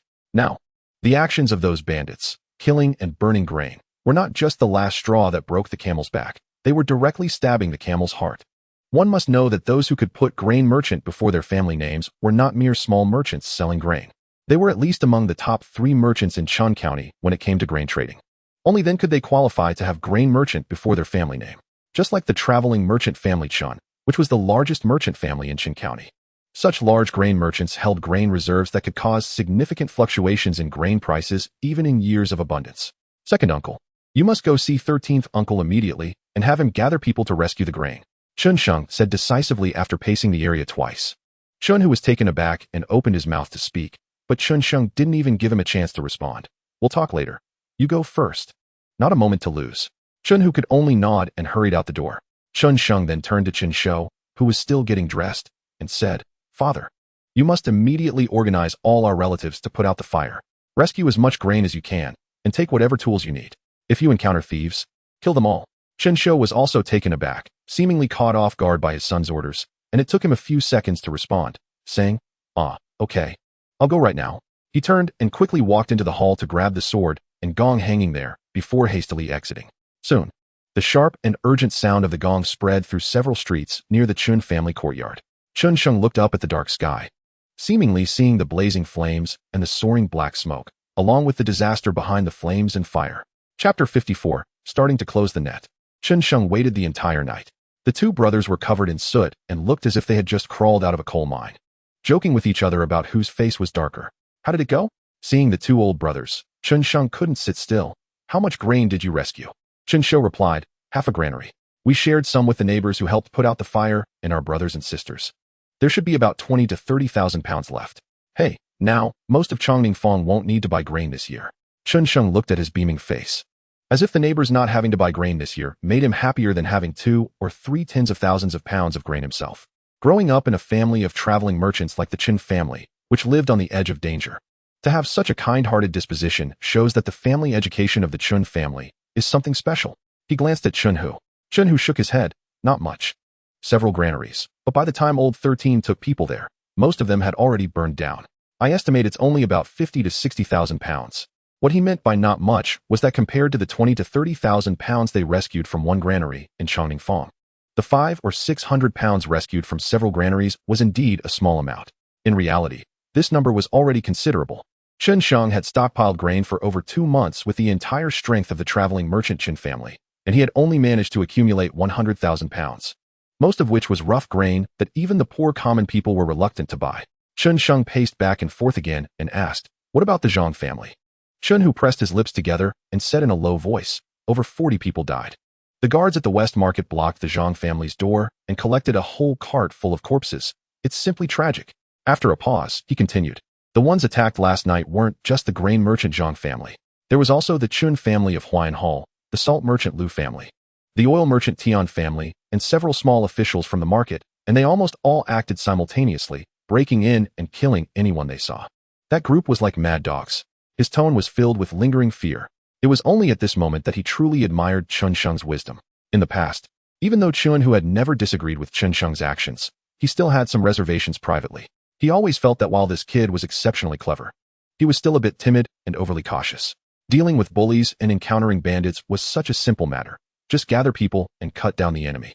Why all these twists and turns? To put it in Qianxiang's previous life terminology, a fierce charge, but when the door opens, it's a battle of wits with the air. But now, after seeing the fates of these families, he finally understood the purpose behind Qianxiang's maneuvers. If Qianxiang hadn't been cautious and had jumped into the open to confront those bandits, perhaps today the grain merchant Zhang family, the salt merchant Lu family, and the oil merchant Tian family would have been the same as the traveling merchant Qin family yesterday. Of course, he didn't think the traveling merchant Qin family couldn't compete with those bandits. The traveling merchant Qin family was a family that lived by the sword, relying on solid martial skills and courage to survive. They were fundamentally different from the merchant families like the grain merchant Zhang family, salt merchant Lu family, and oil merchant Tian family, which relied on land, relationships, and money to thrive. That group of bandits slaughtered those families but didn't dare to touch the traveling merchant Qin family, and that was precisely why. However, given the madness and strength displayed by the group of bandits in their massacre of those few families, if they were to confront them head-on with swords and guns, even if they could win, it would certainly be a Pyrrhic victory. The merchant Qin family cannot afford such a Pyrrhic victory, whether in terms of strength or emotions. They cannot bear it. Are there no survivors from the Zhang family? Qianxiang frowned and asked. Chunhu replied, there are still some. Although the grain merchant Zhang family is not as strong as ours, their tenants and guards are also quite numerous in the county. Last night, they were caught off guard by that group of bandits. Otherwise, they wouldn't have ended up in this situation. The person in charge outside seems to be Zhang Ji. The eldest son of the Zhang family. Chen Sheng. What about the other families? Chen Hu. They are pretty much the same.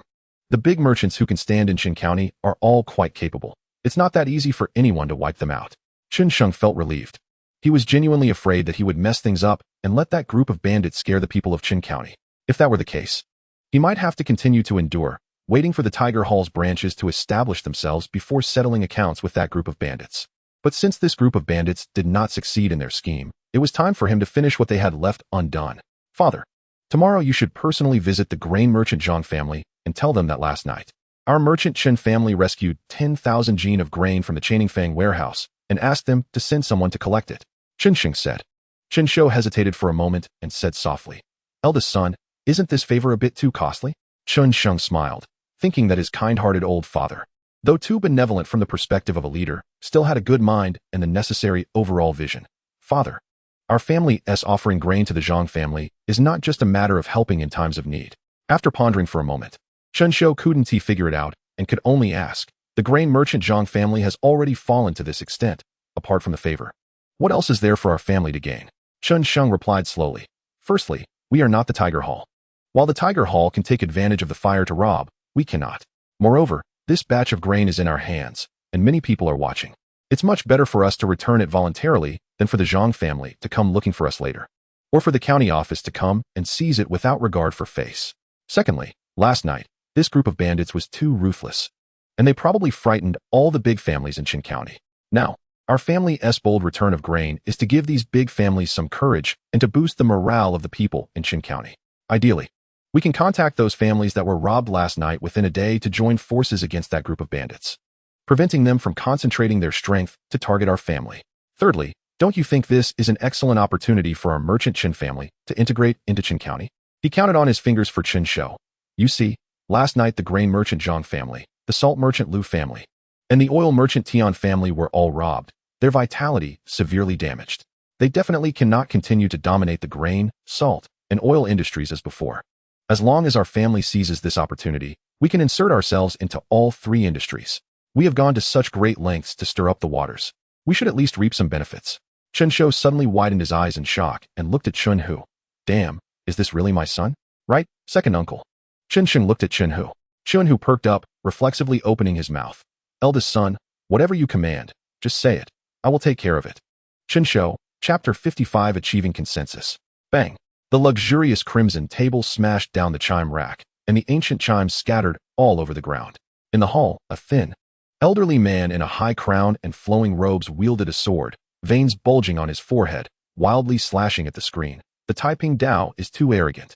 Below, a trembling young official in black robes was squatting, not daring to lift his head. At this time, another young official in black robes hurriedly entered, bowing deeply. Sir. The head of the Taiping Dao, Li Yuan, sent a letter requesting an audience. Get him to die? The thin, elderly man roared, his beard and hair standing on end. The young official did not dare to say a word, bowing again and retreating. Just as this young official exited the hall, another young official in black rushed in and saluted. Sir, Lord Zhou requests an audience.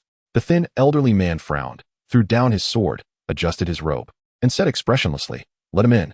The young official bowed and exited the hall.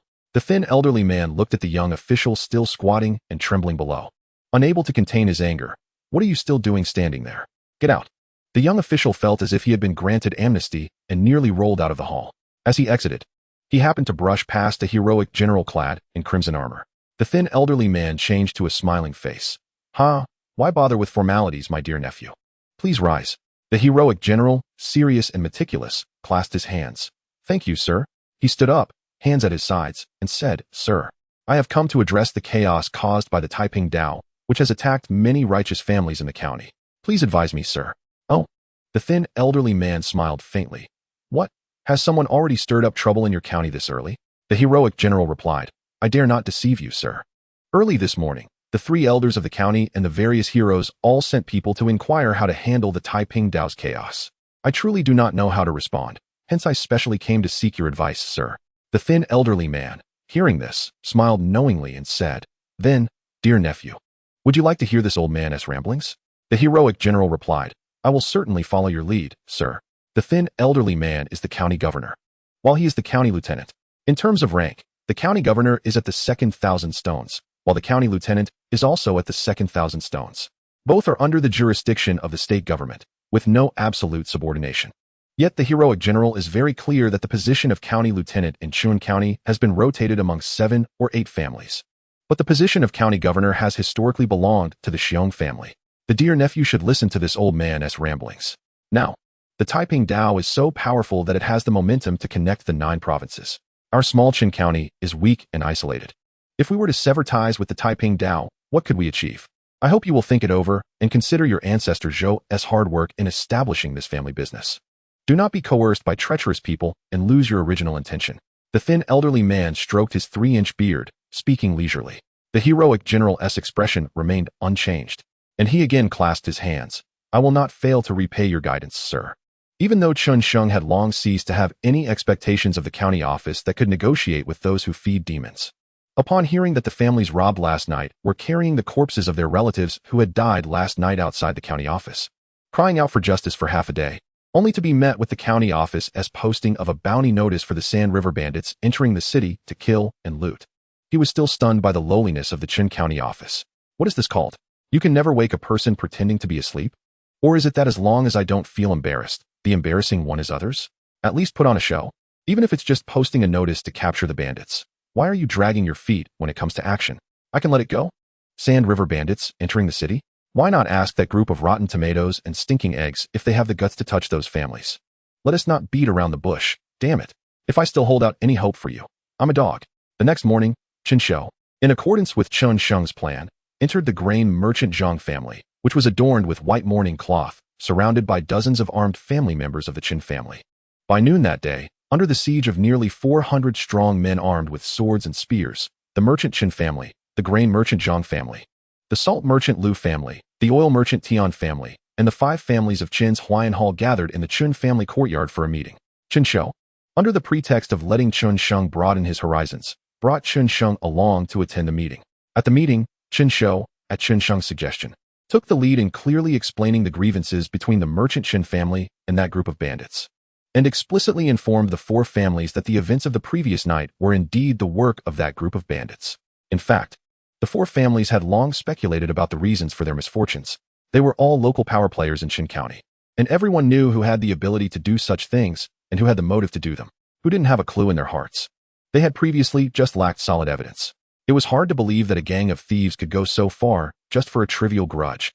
For instance, the grain merchant Zhang family had a falling out with the gang of thieves because the thieves demanded to buy 5,000 stones of grain from Zhang at half the market price, promising to pray for rain so that the many farms under Zhang's control could still have a good harvest. Such absurd demands and conditions were, of course, firmly rejected by the Zhang family, although there had been many frictions between the Zhang family and the thieves, such as the thieves inciting the common people to disrupt their grain shops, and the Zhang family sending their tenants to attack the leaders of the thieves. It had never escalated to the point of murder, let alone extermination. However, the many actions of the gang of thieves in Qin County, especially the notorious incident of using people to feed monsters that had circulated in Qin County, were clearly instigated by that gang. They were human, and they had reason. But that gang of thieves was like mad dogs, and mad dogs have no reason. Their mistake was in trying to measure a pack of mad dogs with human reason. Now that things had come to this, they had already provoked the mad dogs even if they didn't want to. And in order to ensure that everyone present could sleep soundly in the future, the 5 families had decided to send all the thieves in Chun County to their deaths. In exchange, each family would contribute 20 of their physical assets in their respective industries to have the merchant Qin family, who was the strongest and had the most intact current strength among the 5 families, lead this matter, including but not limited to a 100-acre farm, 2 mills, a salt transport ship, and 20 positions for civil and military officials from the lower levels of Qin County. The merchant Qin family would also hand over 2 trade routes, one to the south and one to the north, for the 5 families to jointly use. Based on this exchange, the 5 families would also swear a blood oath to ally, and from now on, they would operate together in Qin County, advancing and retreating together. Such an exchange was, of course, akin to cutting flesh for the grain merchant Zhang family, the salt merchant Lu family, the oil merchant Tian family, and the Chun family's Huayan Hall. But the current situation clearly indicated that not cutting flesh would lead to death, and a death that would wipe out the entire family tree. As for the merchant Qin family, the gang of thieves clearly did not dare to provoke them.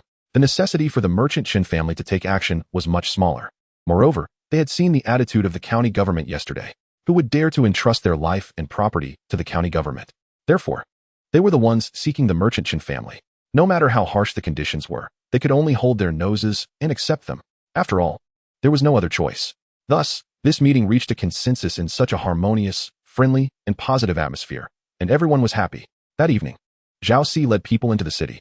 Chapter 56, The Heavens Will Die. At dusk, Chen Sheng, holding an 8-faced Han sword, passed through the ear room into the front yard, where he saw a group of 1 to 200 sturdy relatives, all with knives and swords at their waists, gathering in 2s and 3s, adjusting their clothes and belts. The atmosphere was slightly heavy. With so many people gathered, there was hardly any sound of discussion in the yard. Few could understand better than the merchant Xian family's associates what it meant to draw swords. However, the atmosphere in the yard was not overly oppressive. They understood what they relied on to stand firm and what they relied on to make a living. To put it simply, the merchant Xian family didn't provoke trouble. But when trouble really came, no one was afraid.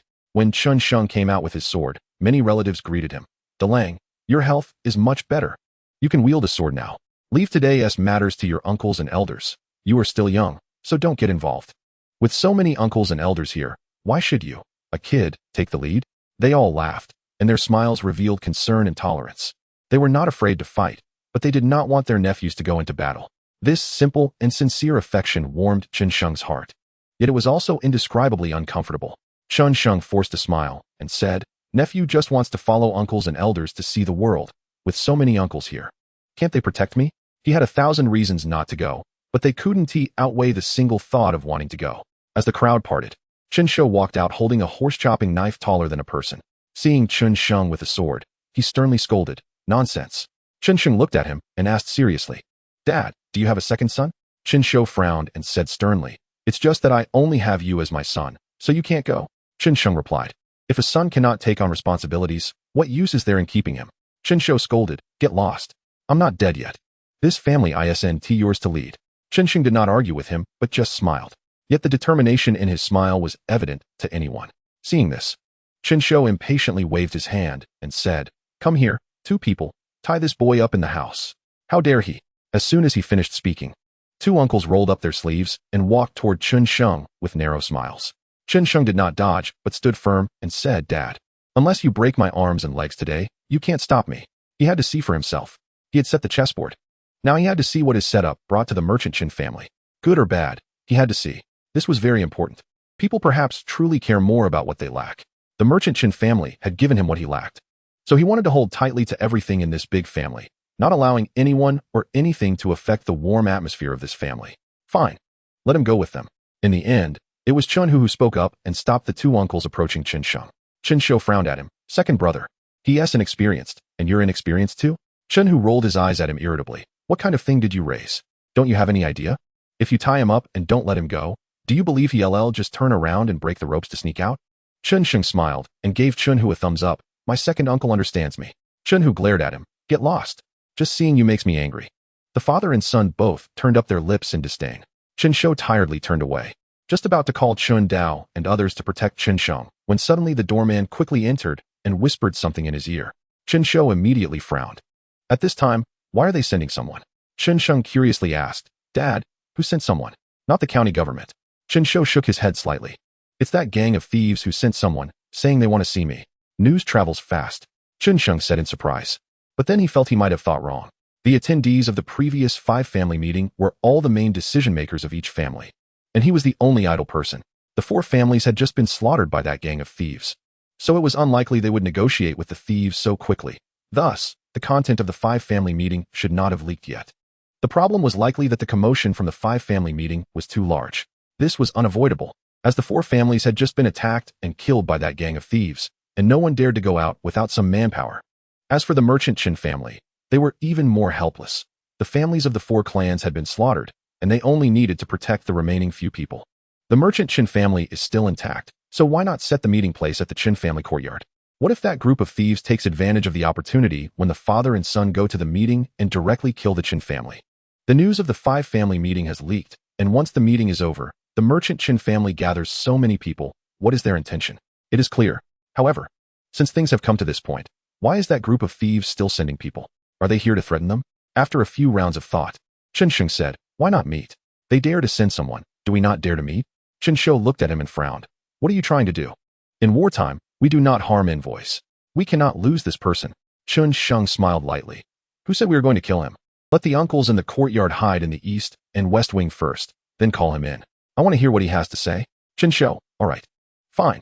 After a while, the doorman led a dignified middle-aged scholar with a beard down to his chest, walking briskly into the Chun family hall. The visitor glanced at the father and son sitting in the hall and suddenly smiled at Chen Sheng. Long time no see, the eldest son of the merchant Chen family, who was weak in health when young, is very glad to see that the eldest son is now healthy.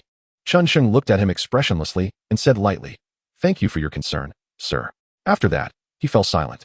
At the right moment, Chen Shou, sitting in the hall, darkened his face and shouted, "Since you and my merchant Chen family are at odds, what are you doing here?"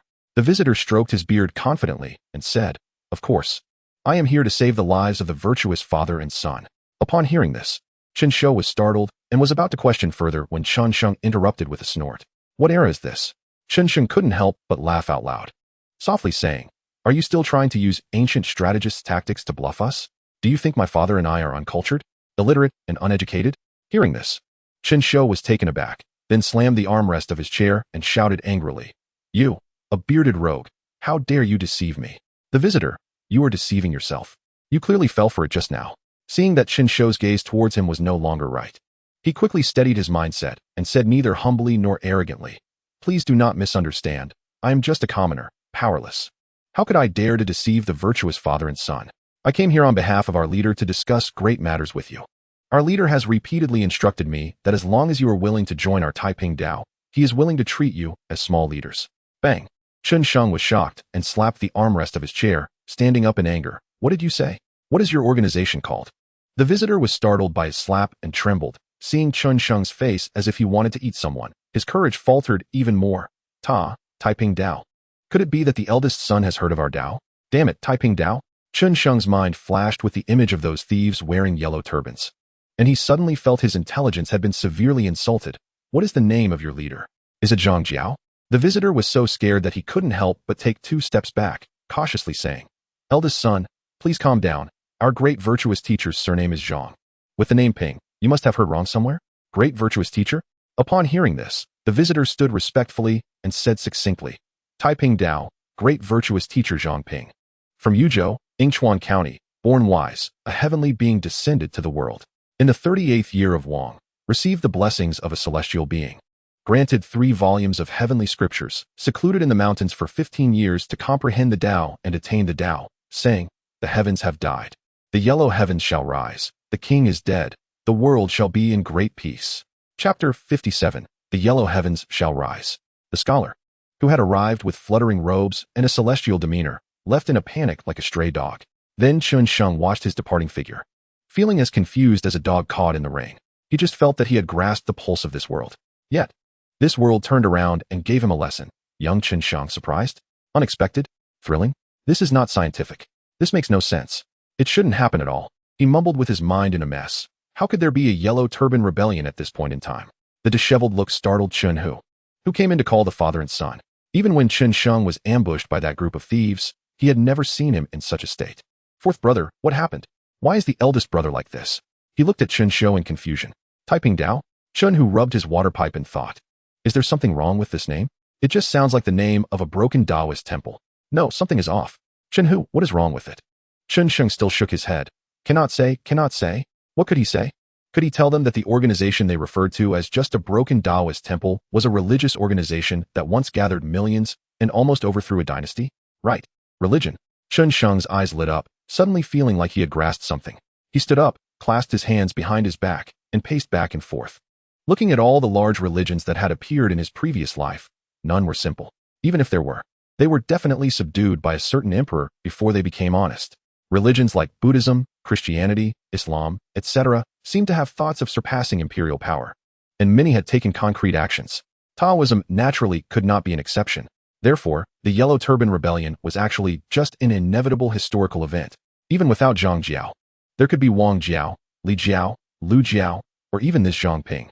If the history Chen Sheng learned had not been fully returned to his history teacher, then the name Taiping Dao was not something Zhang Jiao thought up on a whim, but derived from the Taoist scripture Taiping Yaoshu. In other words, as long as there is indeed something like Taiping Yaoshu, and it is clearly used as a pretext for uprising, then regardless of whether the protagonist is Zhang Jiao, it is highly likely that Taiping Dao would emerge. As for the so-called "the heavens have died, the yellow heavens shall rise," it seems to be a statement based on the 5 virtues of end and beginning, suggesting that the Han dynasty represents the fire virtue and will be replaced by the Taiping Dao representing the earth virtue. The origin of the name Yellow Turban Rebellion is because its members all wore yellow headbands symbolizing the earth virtue, and this statement is actually similar to when Chen Sheng of his previous life and Wu Guang rose in rebellion at Day's Township, playing a trick of hiding books in fish bellies. The rise of the Great Chu. Chen Sheng as king is also a Taoist matter. Oh, and there is also the legend that Xianyu was born with heterochromia and had the appearance of a hegemon, as well as Liu Bang, the founding emperor of the Han dynasty, slaying the white serpent to start a rebellion, which is almost the same idea. In short, it emphasizes the illegitimacy and necessity of the previous regime's collapse, as well as the legitimacy and necessity of its own rise to power. Such mystical matters, as long as there are enough believers, can make the fake seem as real as possible. Moreover, since the Great Zhou already had monsters, it wouldn't be strange if there were indeed 2 kinds of divine beings. Well, following the Great Qin, which represents the water virtue, it seems that the Great Zhou, like the Han dynasty, also represents the fire virtue. Doesn't this just fit that statement, "the heavens have died, the yellow heavens shall rise"?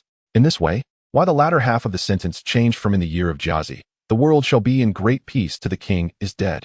The world shall be in great peace is also understandable. Damn it, the Great Zhou hasn't even established a heavenly stem year system. Where did the Jiazi year come from as a signal for them to start a rebellion? Does that mean the current Zhou king is going to meet his end? And there is also the issue of the historical context. The Great Zhou dynasty has been revived for several hundred years since King Ping.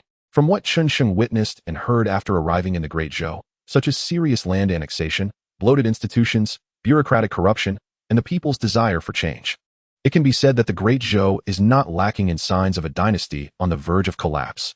In addition to the recent years of abnormal climate and continuous disasters, the regions of Yuzhou and Jizhou have experienced consecutive poor harvests, resulting in a large number of landless refugees. Oh, and let us not forget about Chen Sheng, who was born under the 7 killers. All of this indicates that the end of the Great Zhou is not far off. At this moment, the Great Zhou is just like the late Eastern Han period. However, so many coincidences coincidentally overlap, leading to the early outbreak of the Yellow Turban Rebellion by several hundred years. Is it really just a coincidence? Is this the inertia of history correcting its deviation? Or is someone behind the scenes stirring the pot? Thinking of this, Chen Sheng suddenly felt that the whole matter was permeated with a very familiar scent, as if he had experienced it before. After pondering for a long time, he finally remembered it was during the revitalization of King Ping. Big brother, big brother. Chen Hu's call awakened Chen Sheng from his wandering thoughts. He looked at Chen Hu in confusion. Second uncle, what's the matter? Chen Hu glanced at Chen Shou and cautiously said, about taking action.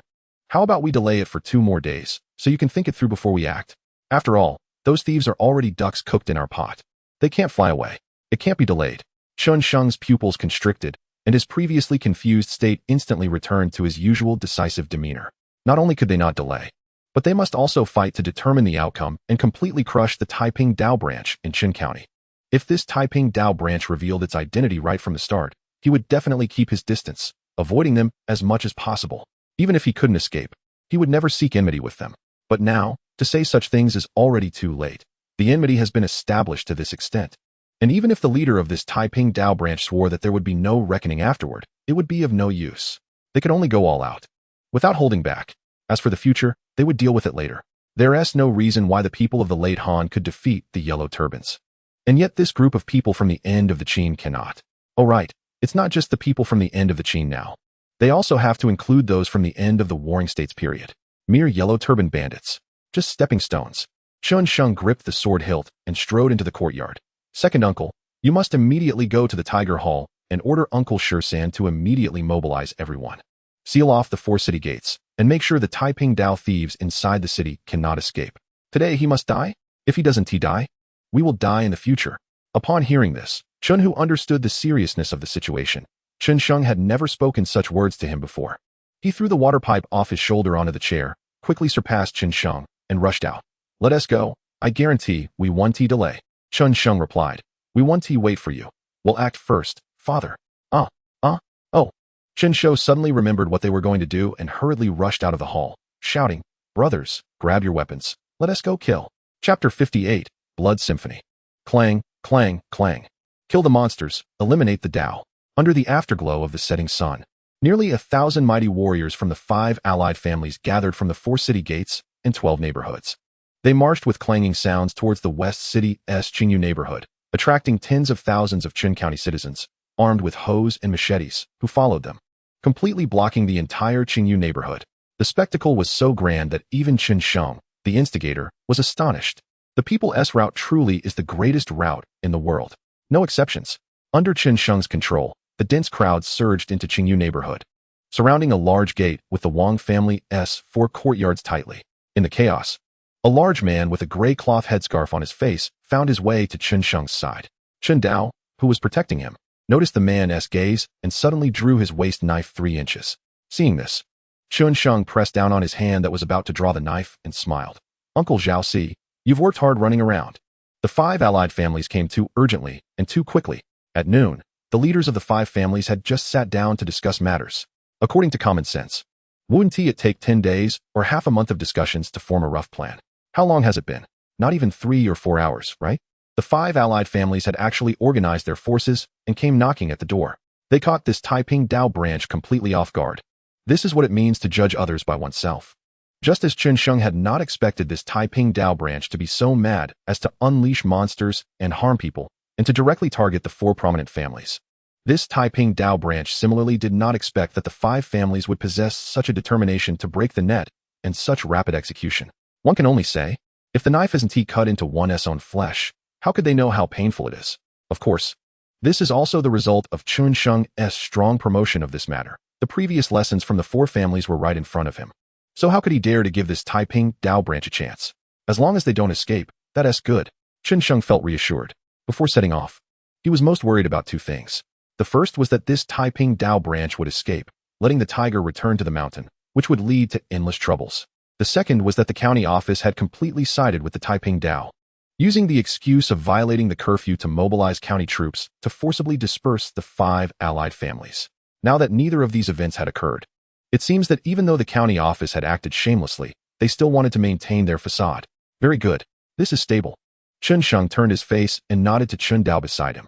Qin Dao understood, loosened the hilt of his knife, and took down the hand crossbow from his waist, aiming at the sky and shooting out a signal arrow. Whoosh! The sharp sound of the signal arrow was clearly audible even amidst the chaos of thousands of people. Qin Shou, standing with the leaders of the other 4 families, heard the sound of the signal arrow and said to the leaders of the 4 families without hesitation, according to our agreement, the merchant Qin family will go first, and you will follow. The leaders of the 4 families nodded in agreement. Kill! The many merchants of the Qin family raised their swords and shouted loudly. Qin Shou, holding the horse-cutting knife, charged forward, taking a few steps and leaping 3 zhang high, as he spread the horse-cutting knife in his hand. A flame-like red glow shining on the blade. Dog thieves die? He shouted angrily, and with the downward momentum, he struck the large copper door of the estate hard with the horse-cutting knife. A dull explosion sounded like a drum, and the 2 grand copper doors shattered into countless pieces, flying inward. But just as the crowd outside had not yet seen the scene inside, several large demon dogs, as big as calves, with fur thick and hard as armor, suddenly burst out from the broken door, biting towards Qin Shou, who had just landed. In the blink of an eye, Qin Shou sprang back, his horse-cutting knife twisting in his hand, lifting upward to repel the attacking demon dogs, while roaring, "Attack!" As soon as he finished speaking, more than 10 dark short spears flew out from the crowd of merchants behind him, accurately grazing Qin Shou's clothes and piercing into the bodies of the demon dogs hot on their heels, instantly causing them to howl in pain and abandon Qin Shou to flee into the estate. In the next second, 100 to 200 merchants from the Qin family surged forward, pulling Qin Shou, who had not yet regained his footing, into the Wang family's courtyard. This wave of actions flowed like water, perfectly coordinated, truly worthy of being the foremost merchant family in Qin County. However, this scene, seen by the tens of thousands of citizens of Qin County who followed the 5 allied families, took on another layer of meaning. Damn it, there really are monsters here? In an instant, a torrent of furious curses came crashing down, overwhelming the night. A large number of angry citizens of Qin County rolled up their sleeves, wielding sickles and hoes, charging towards the large door. Many others rushed towards the courtyard walls, climbing over walls, digging through, and forming human ladders, doing everything they could to scale this courtyard wall. It was as if the demons and monsters inside the courtyard were all tied up, obediently kneeling on the ground. As long as they rushed in, they could easily hack them to death. The coercive power of group psychology was fully unleashed at this moment. The leaders of the other 4 families, seeing the situation, quickly waved their hands, calling their sons to rush forward together. The rising tide of curses and shouts of slaughter intertwined under the dim sky, creating a grand blood-red symphony. Xianxiang, barely stabilizing himself in the surging crowd with the protection of Chun Dao and 14 veteran soldiers from Yuzhou, looked at this completely uncontrollable scene and momentarily didn't know whether manipulating public sentiment was right or wrong. The beast imprisoned in people's hearts is easily released. But soon, he felt he might have overthought it. If it were a time of peace, what he did would certainly be wrong, and a grave mistake at that. But if the world was truly as he suspected, then perhaps what he did gave these people a way to survive. An early outbreak is better than dying in silence, right? Let's go, Uncle Dao. Xianxiang tightened his belt, took a deep breath, and placed his hand on the 8-sided sword at his waist. It's time for us to go in and meet this leader of the Taiping Dao. By this point, there was no suspense left. Chapter 59, a slaughter like chopping grass. In just over 10 minutes, the courtyard had turned into a scene resembling hell on earth. Thick blood pooled everywhere in the front yard. Bloodied and mangled corpses lay in disarray amidst the blood, with numerous severed limbs scattered around.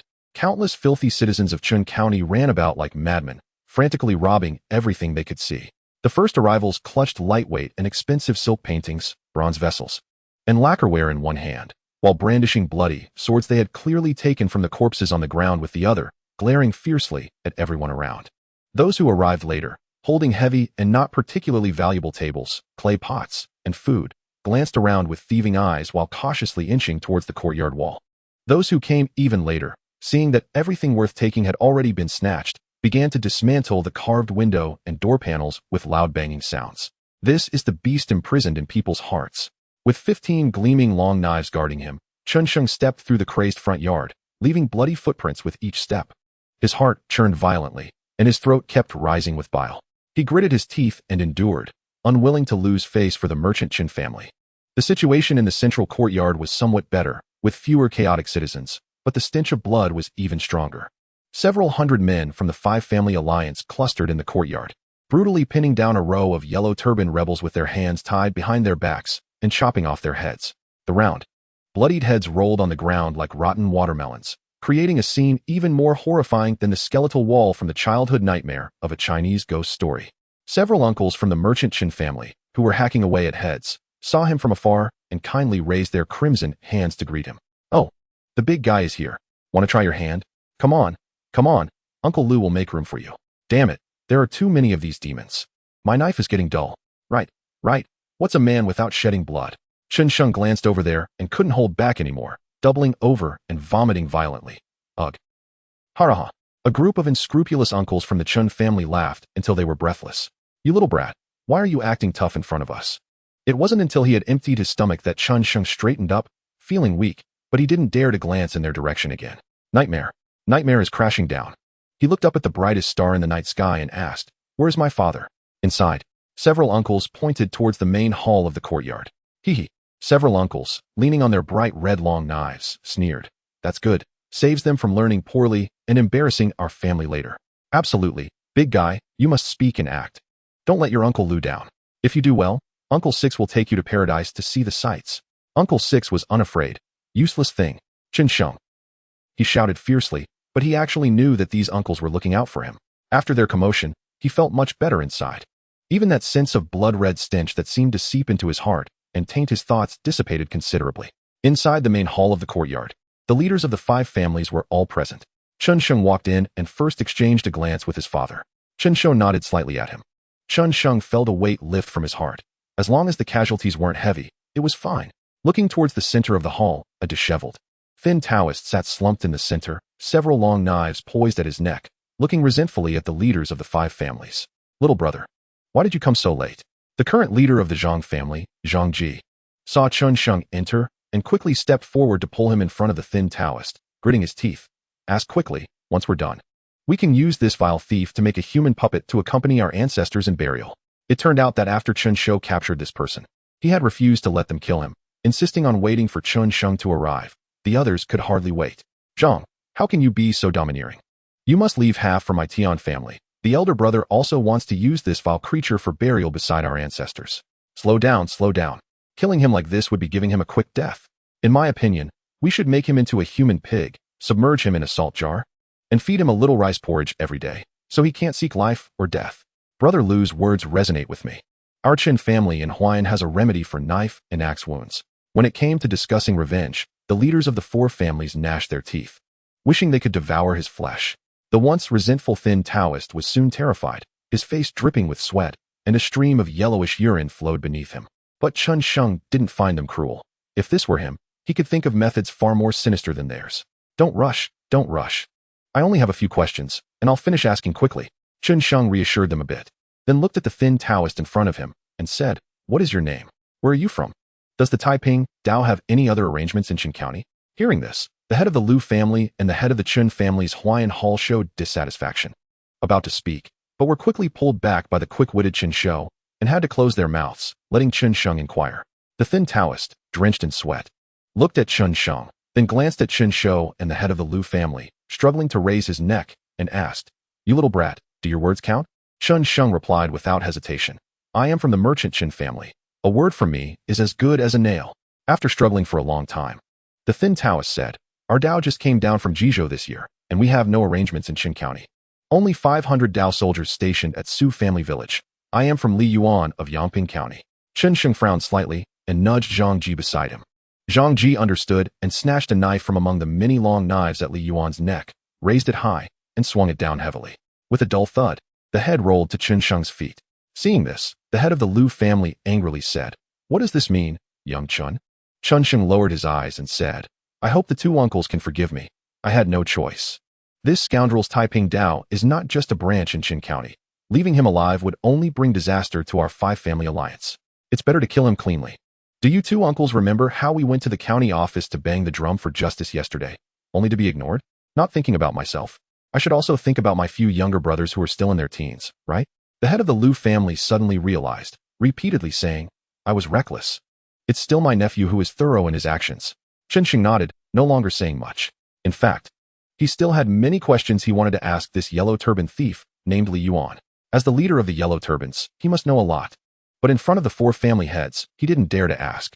He was afraid that what came out of Li Yuan's mouth would scare away the loose alliance of the five families. At least until he had the same speaking rights as the Chun County government, the five-family alliance could not fall apart. Therefore, he must ensure that Li Yuan dies. And it must be in front of him. But Li Yuan? He couldn't quite remember which film or television drama it was from. However, since he felt it was familiar, it should be a historical figure with a name. But it was just a name. Otherwise, he wouldn't only remember the name. Chapter 60, Acrobatics. Coming out of the Wang family courtyard, it was already completely dark. Chen Sheng suppressed the complicated thoughts in his heart. Looking left and right at the many uncles who had come, and with a slightly heavy voice, he asked the energetic Chen Shou, who had just walked out with a broadsword on his shoulder, "Dad, how many casualties did our family suffer tonight?" "Zhou Laosan Lu Laosi. Get out here so your big nephew can take a good look at your achievements." Chen Sheng turned to look behind, but saw no one come out, only hearing two furious roars. "Do you still have the face to say that? If it weren't for your reckless charge, would I have been surrounded and attacked by 3 demon Taoists? Damn it, Zhou Lao Lu, how dare you shout? If it weren't for your lack of skill, would I have to help you take this blow? Ouch, Chen Lao Qi, are you blind? Can't you see I'm still bleeding?" "Oh, I couldn't see in the dark." "Lu Sai, come here, let me blow on it, it'll stop hurting." Haraha. The many uncles of the Chun family laughed in unison, and the crowd was filled with a joyful atmosphere. Chen Sheng looked at this group of rough men in disbelief. "Is this it?" Chen Shou proudly nodded. Beaming, "Our family's brothers have good insight. When we rushed in, we quickly stabilized our position, only to see those from the 4 families pouncing in like wolves and tigers, charging forward without caring for their lives. So of course, we let them take the lead. Well done." Chen Sheng unreservedly gave him a thumbs up. This is the wisdom and responsibility that a qualified family head should have. Face. Being alive is what gives you face. When you're dead, you're nothing. Fourth brother, big brother. Come and see. We found something good. A figure excitedly squeezed between the father and son, handing a coarse cloth-wrapped bundle in front of them. Seeing the person, Chen Sheng greeted with a smile, "Uncle Qi, we knew it would be safe to leave this work to you." Before Chen Shou even looked at the item, he started to praise, then handed the broadsword to someone else, extending his hands to unwrap the bundle from Chen Qi's hands, revealing 2 exquisite sandalwood scrolls over a foot long. Chen Shou was astonished. Chen Qi was still immersed in excitement. Isn't it a good thing? That bunch of shallow-eyed idiots rushed into the backyard, only knowing to grab gold and silver jewelry. not realizing that these items hidden in the bed's secret compartments are the most valuable. If it weren't for us raiding that gang of Dangshan thieves' lair, we might have missed these two treasures. Huh, didn't see that coming. He's quite skilled. Chun Sheng looked at his father with interest. What have you guys been doing all these years? Chun Shou felt embarrassed under his gaze and irritably shoved the two scrolls into Chun Chi's arms. Go, go, go. I thought you had a good head on your shoulders. Could become something great, but I didn't expect you could also overlook things. Can this kind of thing be eaten or used as money? Humph. A worthless person is not worth discussing plans with. Chun Chi angrily threw down a sentence and was about to leave with the two scrolls. Chun Sheng quickly pulled him back, wearing a smile. Uncle Chi, don't argue with my dad. He's just a rough man. How would he understand these things? Something that the leader of the Taiping Dao treasures so much must be extremely important. Please give it to your nephew. I'm very interested. Chen Chi laughed heartily. Proudly glancing at Chen Shou, did you see? My big nephew knows his stuff. Unlike you, who has practiced martial arts to the point of losing your mind. Chen Shou turned his face away.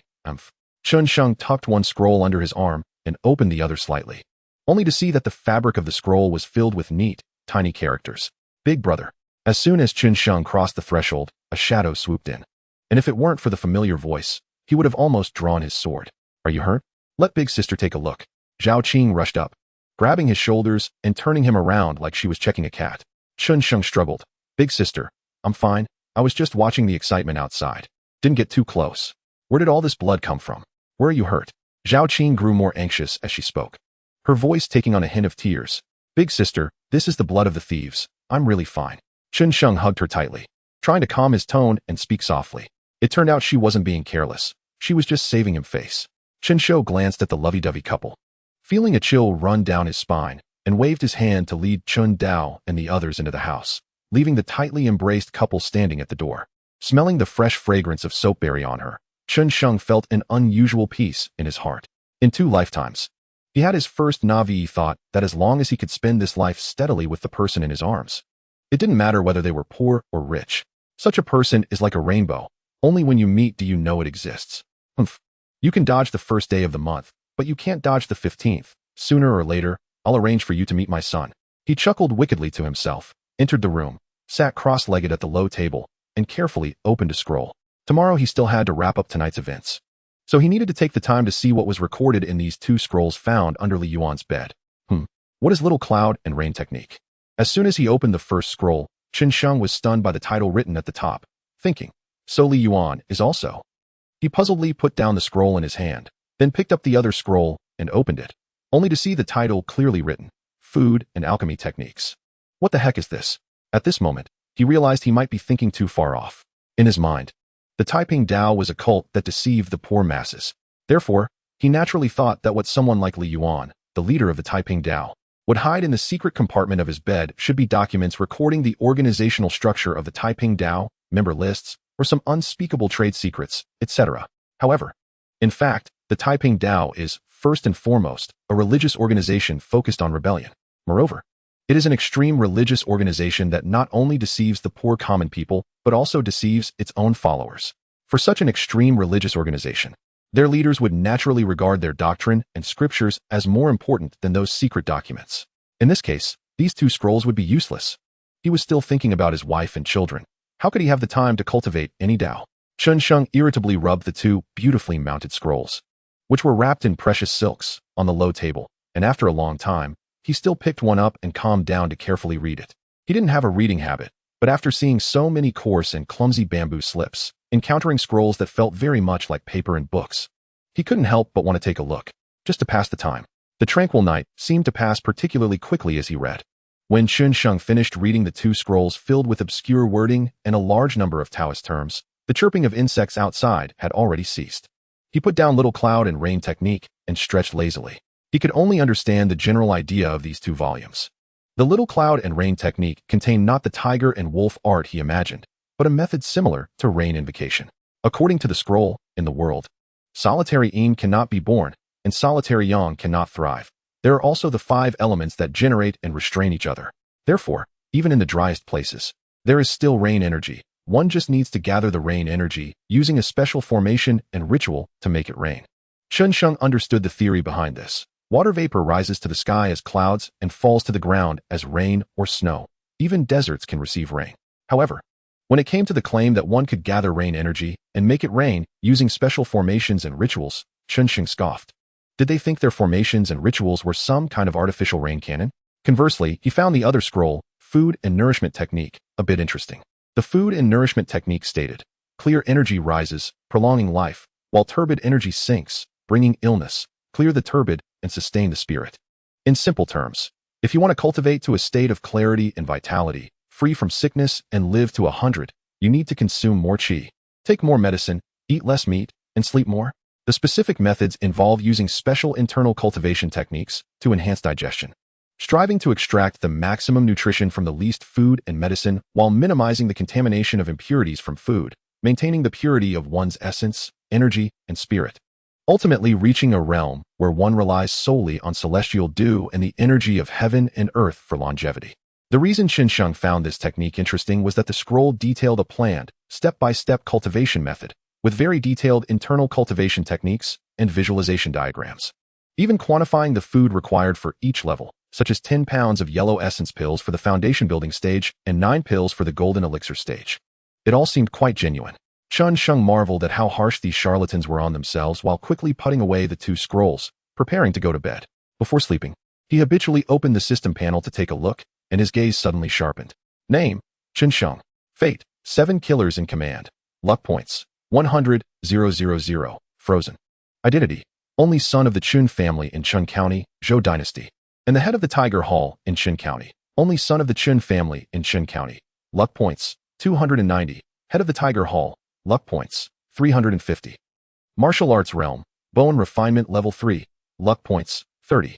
Martial arts technique, killing fist mastered, peak level, 800 luck points. Martial arts skill, killing fist beginner, entry level, 500 luck points. 7 killers sword, entry level, mastered, 1200 points. Miscellaneous skills, little cloud and rain technique unlearned, beginner, 1000 points. Food and nourishment technique unlearned, beginner, 300 points. Luck points, 670, 2,467 points. Talent, intimidation, 67,050. Causes the weak to panic for 3 seconds. Miscellaneous skills, I can even smash stones with my chest. Xianxia jumped out of bed, barefoot, and hurriedly rummaged through the bedroom for a flint and knife to relight the oil lamp that had just gone out. The dim yellow light once again illuminated the 2 scrolls on the low table, but this time, there was no contempt or disdain in Xianxia's gaze as he looked at the scrolls. What is going on? Is this system for real? These 2 volumes are really not just the self-deception of those charlatans. This world has demons. He had already witnessed that firsthand, so there was no need for doubt. Since there are demons evolved from ordinary animals, then it's highly probable that immortals cultivated from humans also exist. And for the Taiping Tao, even an ordinary dog can be raised into a demon as big as a calf. It seems unreasonable to say they don't have real skills. This means that the great sage teacher Zhangping is likely to be truly capable. Furthermore, these 2 Taoist texts that Xianxia found hidden in the bed of Taiping Dao's channel chief Li Yuan are probably genuine as well. What position does the channel chief of Taiping Dao hold? In the previous world, the 36 channel chiefs of Taiping Dao held a rank just below the self-proclaimed 3 dukes of the Zhang family, being the actual controllers of nearly 1 million troops. Don't ask him how he knows this, just know it's the truth. By the way, Xianxia suddenly remembered something. Earlier, when Li Yuan extorted grain from the grain merchant Zhang family, the condition he proposed was to pray for rain for the Zhang family's farm, ensuring their grain yield remained as before. This means that Li Yuan's condition was not just bragging to the Zhang family. Thinking of this, Xianxia couldn't help but scratch his head, exasperated. I understand the reasoning. But how can someone like me, who practices martial arts, learn something from a Taoist? No, wait. Xianxia thought of something else, and hurriedly rushed back to the low table to pull open the 2 scrolls and quickly skim through them again from start to finish. Just as he suspected, neither of these texts restricted users from needing Taoist cultivation to use them. They are techniques, not laws. This is just like using a refrigerator.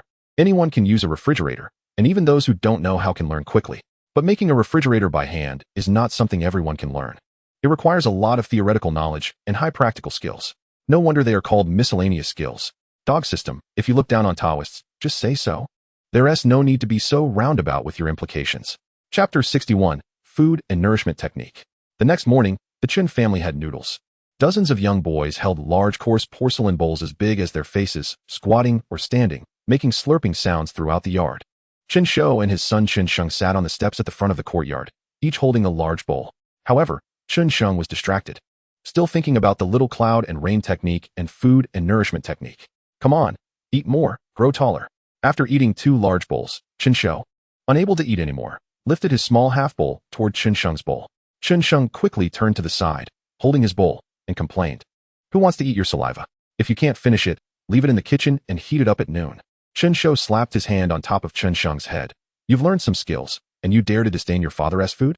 If you leave even a single grain, I'll knock your head sideways. Xianxiang shrank his neck but then defiantly shouted, if you hit me again, I'm going to complain to third uncle.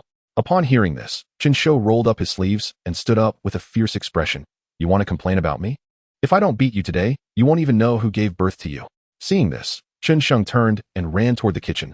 Big sister, help. My dad is going to hit me.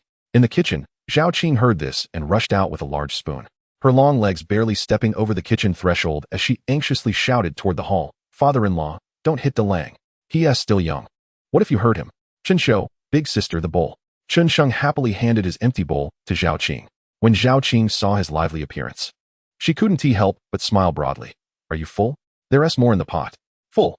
Xianxiang instinctively wanted to say he was full, but before he could say it, he felt no reaction in his stomach, as if he hadn't eaten at all, and immediately changed his mind. I think I can eat a bit more. Xiaoqing happily took the bowl and turned back into the kitchen. Big sister will get you more noodles right away. Forcing the remaining small half bowl of noodles into his stomach, Xianxiao, who was stretching his neck due to being full, glanced at the bowl of noodles in his hand and said expressionlessly, You've eaten 2 big bowls already. Can you still eat? Are you a pig? Huh. Xianxiang looked at the bowl of noodles in his hand in confusion. Did I really eat 2 bowls? I was thinking about something just now and didn't pay attention at all. Xianxiao replied. Qingyang added more noodles for you than for me. What do you say? Is that so? Xianxiang slurped a large mouthful of noodles, cheeks puffed up like a hamster, and chewed. I don't feel anything. I think I could eat 2 more bowls. What are you complaining about? You didn't eat less either. After saying that, he suddenly remembered something and was stunned, forgetting to suck in the half-eaten noodles in his mouth. Hey! Xianxiao seized the opportunity and said disdainfully, Who are you disgusting? Slurp. Before long, a surge of blood energy erupted from his body, almost condensing into visible strands of red gas on the surface of his body. Xianxiao's expression became serious as he circled around Xianxiang twice, frowning constantly. But in just a few moments, the gains were equivalent to half a day's hard training. Xianxiang opened his eyes and saw his father staring at him with a stern face. Honestly, did you secretly drink my tiger whip wine? Xianxiang. Dad, stop joking. You don't even have tiger whip wine. You don't need that stuff. Xianxiao. Then how could your blood energy be so abnormal? Xianxiang thought for a moment and silently walked to the backyard. He handed 2 scrolls to Xianxiao. Xianxiang didn't respond, letting him browse through the 2 scrolls, while he called up the system panel in his mind. Looking in shock at the words, Food Cultivation Technique Beginner, Entry Level, 600, in the acrobatic section. Is it really this amazing? Last night, after thinking it over, he decided to use the 670 luck points he had stored to push the Killing Fist technique to its peak level and instead upgraded the Food Cultivation Technique from Entry Level to Beginner. He actually wanted to upgrade the Small Rain Technique first, but it required 1,000 luck points to enter. The teaching video of Food Cultivation Technique played by the system was quite mysterious. He watched for a long time and felt dazed, as if he understood, yet didn't understand. However, he remembered that the inner training techniques and visualization diagrams in Food Cultivation Technique only required 300 luck points to see, indicating that this technique wasn't difficult. This morning during his training, he put down the Killing Fist he practiced daily and tried practicing this Taoist technique. He didn't feel he had achieved anything significant, but the surging blood energy around him proved that he had indeed made some progress. Was that what you practiced just now? Xianxiao looked at Food Cultivation Technique in disbelief, then at Xianxiang. The Chun family's ancestral martial art longevity posture was very close to Taoist energy cultivation techniques, so he could certainly understand Food Cultivation Technique. Xianxiang, I can hardly believe it myself, but I really did practice this. Xianxiao frowned. But this scroll clearly says to eat less and practice cleanliness, which doesn't match what you did. His son was also pondering this question. Xianxiang thought for a moment and said, You see, while those Taoist practitioners use this technique to practice cleanliness through fasting, perhaps the difference between cleanliness and turbidness really lies in what is consumed. Eating clean results in cleanliness. Eating turbid results in turbidness, and the function of this technique is merely to extract the essence from food. Xianxiao looked down again at the list of elixirs, food, and drinking water at the back of Food Cultivation Technique and nodded in agreement. That should be the case. With this key thought, Xianxiang's mind opened up. rubbing his fists and pacing in place. Taoist practitioners seek to shed their physical bodies and ascend to immortality, so they practice cleanliness. While we martial artists focus on tempering our bodies, which is the opposite of what Taoist practitioners seek. Doesn't that mean what we practice is turbid? Xianxiao shook his head. It's not like that. We martial artists build our foundation with our physical bodies, but once martial arts reach a certain level, we also train our essence, energy, and spirit. Like your uncle, a congenital master, he can break through thousands of troops alone. That's not a level that can be achieved by mere physical strength. Xianxiao thought for a moment and nodded in agreement. But regardless of whether what we martial artists practice is turbid, it is certain that this food cultivation technique can enhance a martial artist's blood energy. You saw it just now. I only relied on 2 big bowls of chicken noodles to match half a day's hard training. With this technique as assistance, I can hope to open my meridians within half a year. He initially thought the biggest gain yesterday was that scroll of small rain technique. Unexpectedly, this food cultivation technique, which he thought was just an accessory, brought him the greatest surprise. Xianxiao nodded in acknowledgement of his statement, but then he disdainfully said, "It's a good technique, but it consumes a lot of food." After a pause, he looked at the dozens of lively young merchants in the yard. Can these kids learn this technique? Hearing this, Xianxiao felt a sense of admiration. This was the demeanor and responsibility a family head should have. They can learn, but at most they only reach the level of children now. The rest depends on their comprehension. He said this. However, deep down, he didn't hold much hope. With his learning ability and comprehension, even the initial level of food cultivation technique fed to him by the system was hard to swallow. Let alone these young lads who had never received systematic learning. Xianxiao sighed, not knowing if it was regret or relief. What a pity. Is it a pity? Maybe a little. But as long as he could learn another technique, small rain technique, then it wouldn't be a pity at all. Dad, after you finish eating, go visit those 4 families and get the conditions they promised to our family, especially that 100-acre farm promised by the Zhang family. You must take people to see it personally. It must be confirmed before the deal. Xianxiao said. We'll save. Xianxiao nodded. Then asked, what about the county office? How do you plan to respond? Xianxiao, no response. Later, I'll ask my second uncle to take our family's uncles to the county office to collect the reward for killing the demon beasts. Xianxiao's eyebrows twitched. Surprised. You're still collecting rewards? Didn't you say the county office and those Taiping Dao demon people are in cahoots? Xianxiao smiled. It's precisely because they are in cahoots that our family needs to go and collect the reward. Xianxiao looked at him in confusion. What do you mean? As he spoke, he pushed his father towards the ear room. However, behind him, there was no shadow of Xianxiao. From afar, they could only hear Xianxiao's loud shout from the kitchen. Sister, my dad is scolding me again. Xianxiao, Chapter 62, Sunshine and Rain. On this day, Xian, who led a large group of merchants from the Qin family, banging drums and gongs, carrying 3 dog demon corpses to the county office to collect their reward. Although over 10,000 citizens of Chun County had participated in the siege of the Taiping Dao stronghold last night and had already seen these dog demons, the 3 large demon dogs, as big as calves, parading through the streets still attracted countless citizens to watch. Wherever they passed, saying the streets were empty of people would be no exaggeration. In summary, the scene could be summed up in 3 phrases. Everyone was delighted. Everyone was delighted. Still everyone was delighted. Meanwhile, Chun Hu and the many merchants from the Chun family happily carried the 300 taels of reward and a cast iron plaque inscribed with loyalty and righteousness, banging their way back home. On the other side, Xianxiao, dressed in solemn white robes, accompanied by Chun Dao and others for protection, successively went to visit the grain merchant Zhang family, the salt merchant Lu family, the oil merchant Tian family, and the funeral site of the Chun family's Huayan Hall. After expressing heavy condolences to the 4 deceased family members and presenting a substantial white envelope, he reiterated the words spoken yesterday during the blood oath ceremony in the Qin family hall, stating that regardless of wind or rain, sun or snow, the merchant Qin family would stand with them. The heads of the 4 families were also perceptive individuals, with tears streaming down their faces. They grasped Xianxiao's arm and expressed their closeness as brothers for life, reinforcing the kinship between their families. They then called upon capable individuals from their households to immediately fulfill the commitments made to the Chun family yesterday. It wasn't that they genuinely intended to honor these promises. Rather, the previous night's joint assault on the Taiping Dao had made them acutely aware of the gap between themselves and the merchant Qin family, who lived on the knife's edge. Since the Taiping Dao could slaughter their entire family, the merchant Qin family, who had successfully breached the Taiping Dao stronghold, could naturally do the same. With such a family, it was better to befriend than to make enemies. Moreover, upon reviewing the events afterward, they realized, albeit belatedly, that the young lad from the Qin family had quite a bit of talent. It seemed that the entire affair was orchestrated by that young lad hiding behind his father. As Xianxia's acting was too poor, at critical moments, he always looked towards Xianxia, making it obvious even to a fool. With Xianxia leading a couple of hundred burly men wielding spears, charging ahead, and Xianxia, that cunning and ruthless little fox, scheming behind. Who would want to provoke such a merchant family? As for us Zhang family, Lu family, Tian family, Huayan Hall, we would definitely be on friendly terms with them. Wasn't it just a farm, 2 mills, a salt transport ship, and 20 positions for minor civil and military officials? A trivial matter. Consider it money spent on hiring guards. Each time, Xianxia would repeatedly decline, insisting that they discuss it after the mourning period, saying things like my brothers and nephews look down on me, and only after expressing countless regrets and feeling guilty would he reluctantly accept the generous gifts from his brothers. But every time he turned away, he almost burst out laughing. I'm getting rich, getting rich, getting rich. In the Qin family hall, Xianxiang was discussing matters with Zhao Shan and Xianxiao.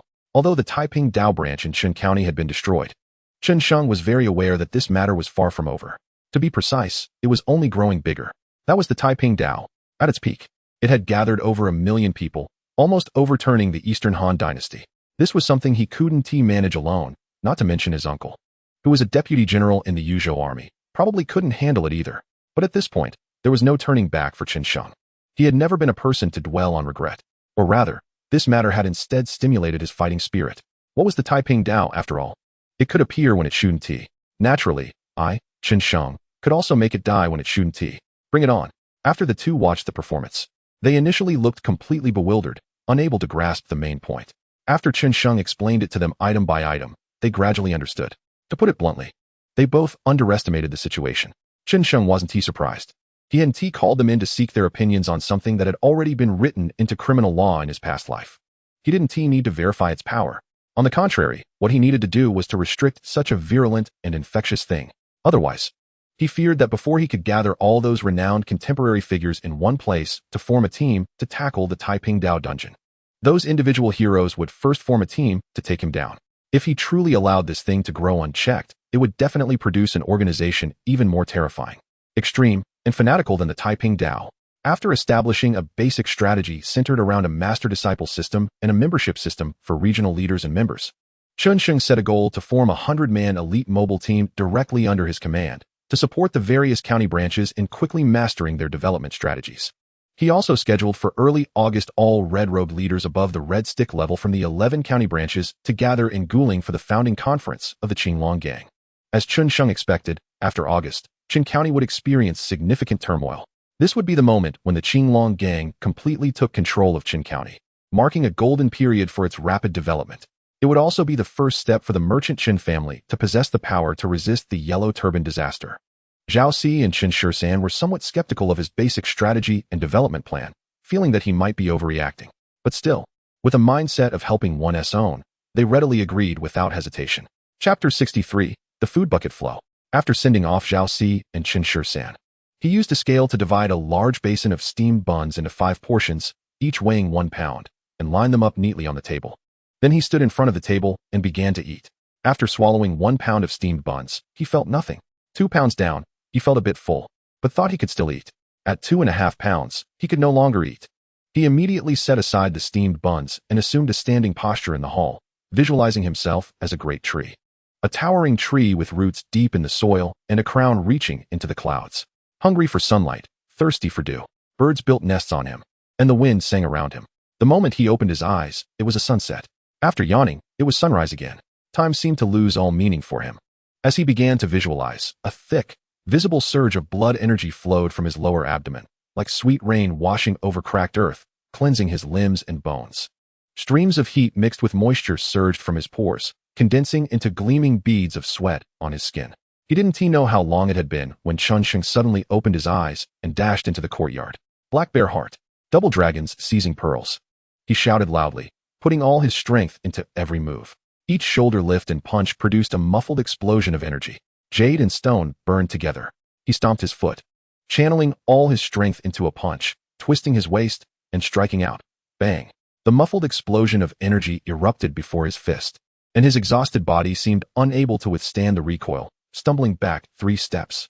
He sat down heavily, gasping for breath, the heat inside him suddenly provoking a torrent of sweat, with glistening beads of sweat clinging to his temples. Looking at the ground, he saw that where he had stepped just now, there were now fine cracks the size of a basin. The fitness coach truly didn't deceive me. Just as he thought this, he felt a cramp in his abdomen and hurriedly got up, clutching his stomach and rushing to the restroom. About 10 minutes later, he staggered out of the restroom, shaking. Thinking of this, he suddenly felt that a serious Taoist fasting technique had turned him into a feces-producing machine. Wasn't he that a bit of a misfire? No. He shook his head firmly. I'm perfectly fine. It must be a different way of doing things. As soon as the two entered, they cheerfully waved at Xianxiang, saying, Big brother, come quick, our family has struck it rich. Hearing this, Xianxiang smiled and quietly called out to the system in his heart, and the splendid system panel popped up before his eyes. It was time for the system to settle accounts. Sure enough, as soon as the system panel appeared, Xianxiang saw that the luck points for the identity of the only son of the Qin family had increased from 290 points to 420 points. The upper limit for luck points also increased from 670 points to 800 points. The luck points for advancing the killing fist technique to its peak have been acquired. Only 200 points remain until reaching the 1,000 points needed for the beginner's level of the little cloud rain technique. However, with so many industries, is it really only worth 130 points? The real estate obtained from the four families is certainly worth more than 130 luck points. But the problem is, the merchant Qin family is not just his alone. After distributing the luck among all members of the merchant Qin family, how many points will actually come to him? Getting 130 points would be quite good. It seems that the remaining luck point gap will have to be filled by finding a way from the Tiger Hall. Previously, after Qin Xiao took over the Tiger Hall, he only made minor adjustments, but his identity as the Hall Master granted him an additional 50 luck points. Now the Tiger Hall has transformed into the Octopus Tiger, with its tentacles reaching into all aspects of Qin County. Far beyond what Qin Xiao could compare to when he first took over. Where is the farm handed over by the Zhang family? Xianxiang took a large stack of land contracts handed over by Qin Xiao, glanced through them, and directly asked, You didn't just hand them over without even checking their locations, did you? I did check. Is it reliable? Xianxiang nodded, mentally noting a reminder for the grain merchant Zhang family. You will take Uncle Dao and the others tomorrow to gather the tenants from the farm and inform them of the ownership change. Also, regardless of what the Zhang family previously collected in rent, the merchant Qin family will take half a percentage less. He returned the land contracts to Qin Xiao. You keep these. Qin Xiao nodded, happily accepting the land contracts and quickly walked towards the backyard. Qin Hu, on the side, was puffing on a water pipe, coldly observing this father-son pair, watching as Qin Xiao, who had just returned home for less than 10 days, transformed into Qin Sheng. Second uncle, Qin Sheng called softly. Hey, Qin Hu quickly put down the water pipe and reported, The 3 dog demons. The county office gave us 300 taels as a reward, and as per your instructions, it has been distributed to the families that participated in last night's battle.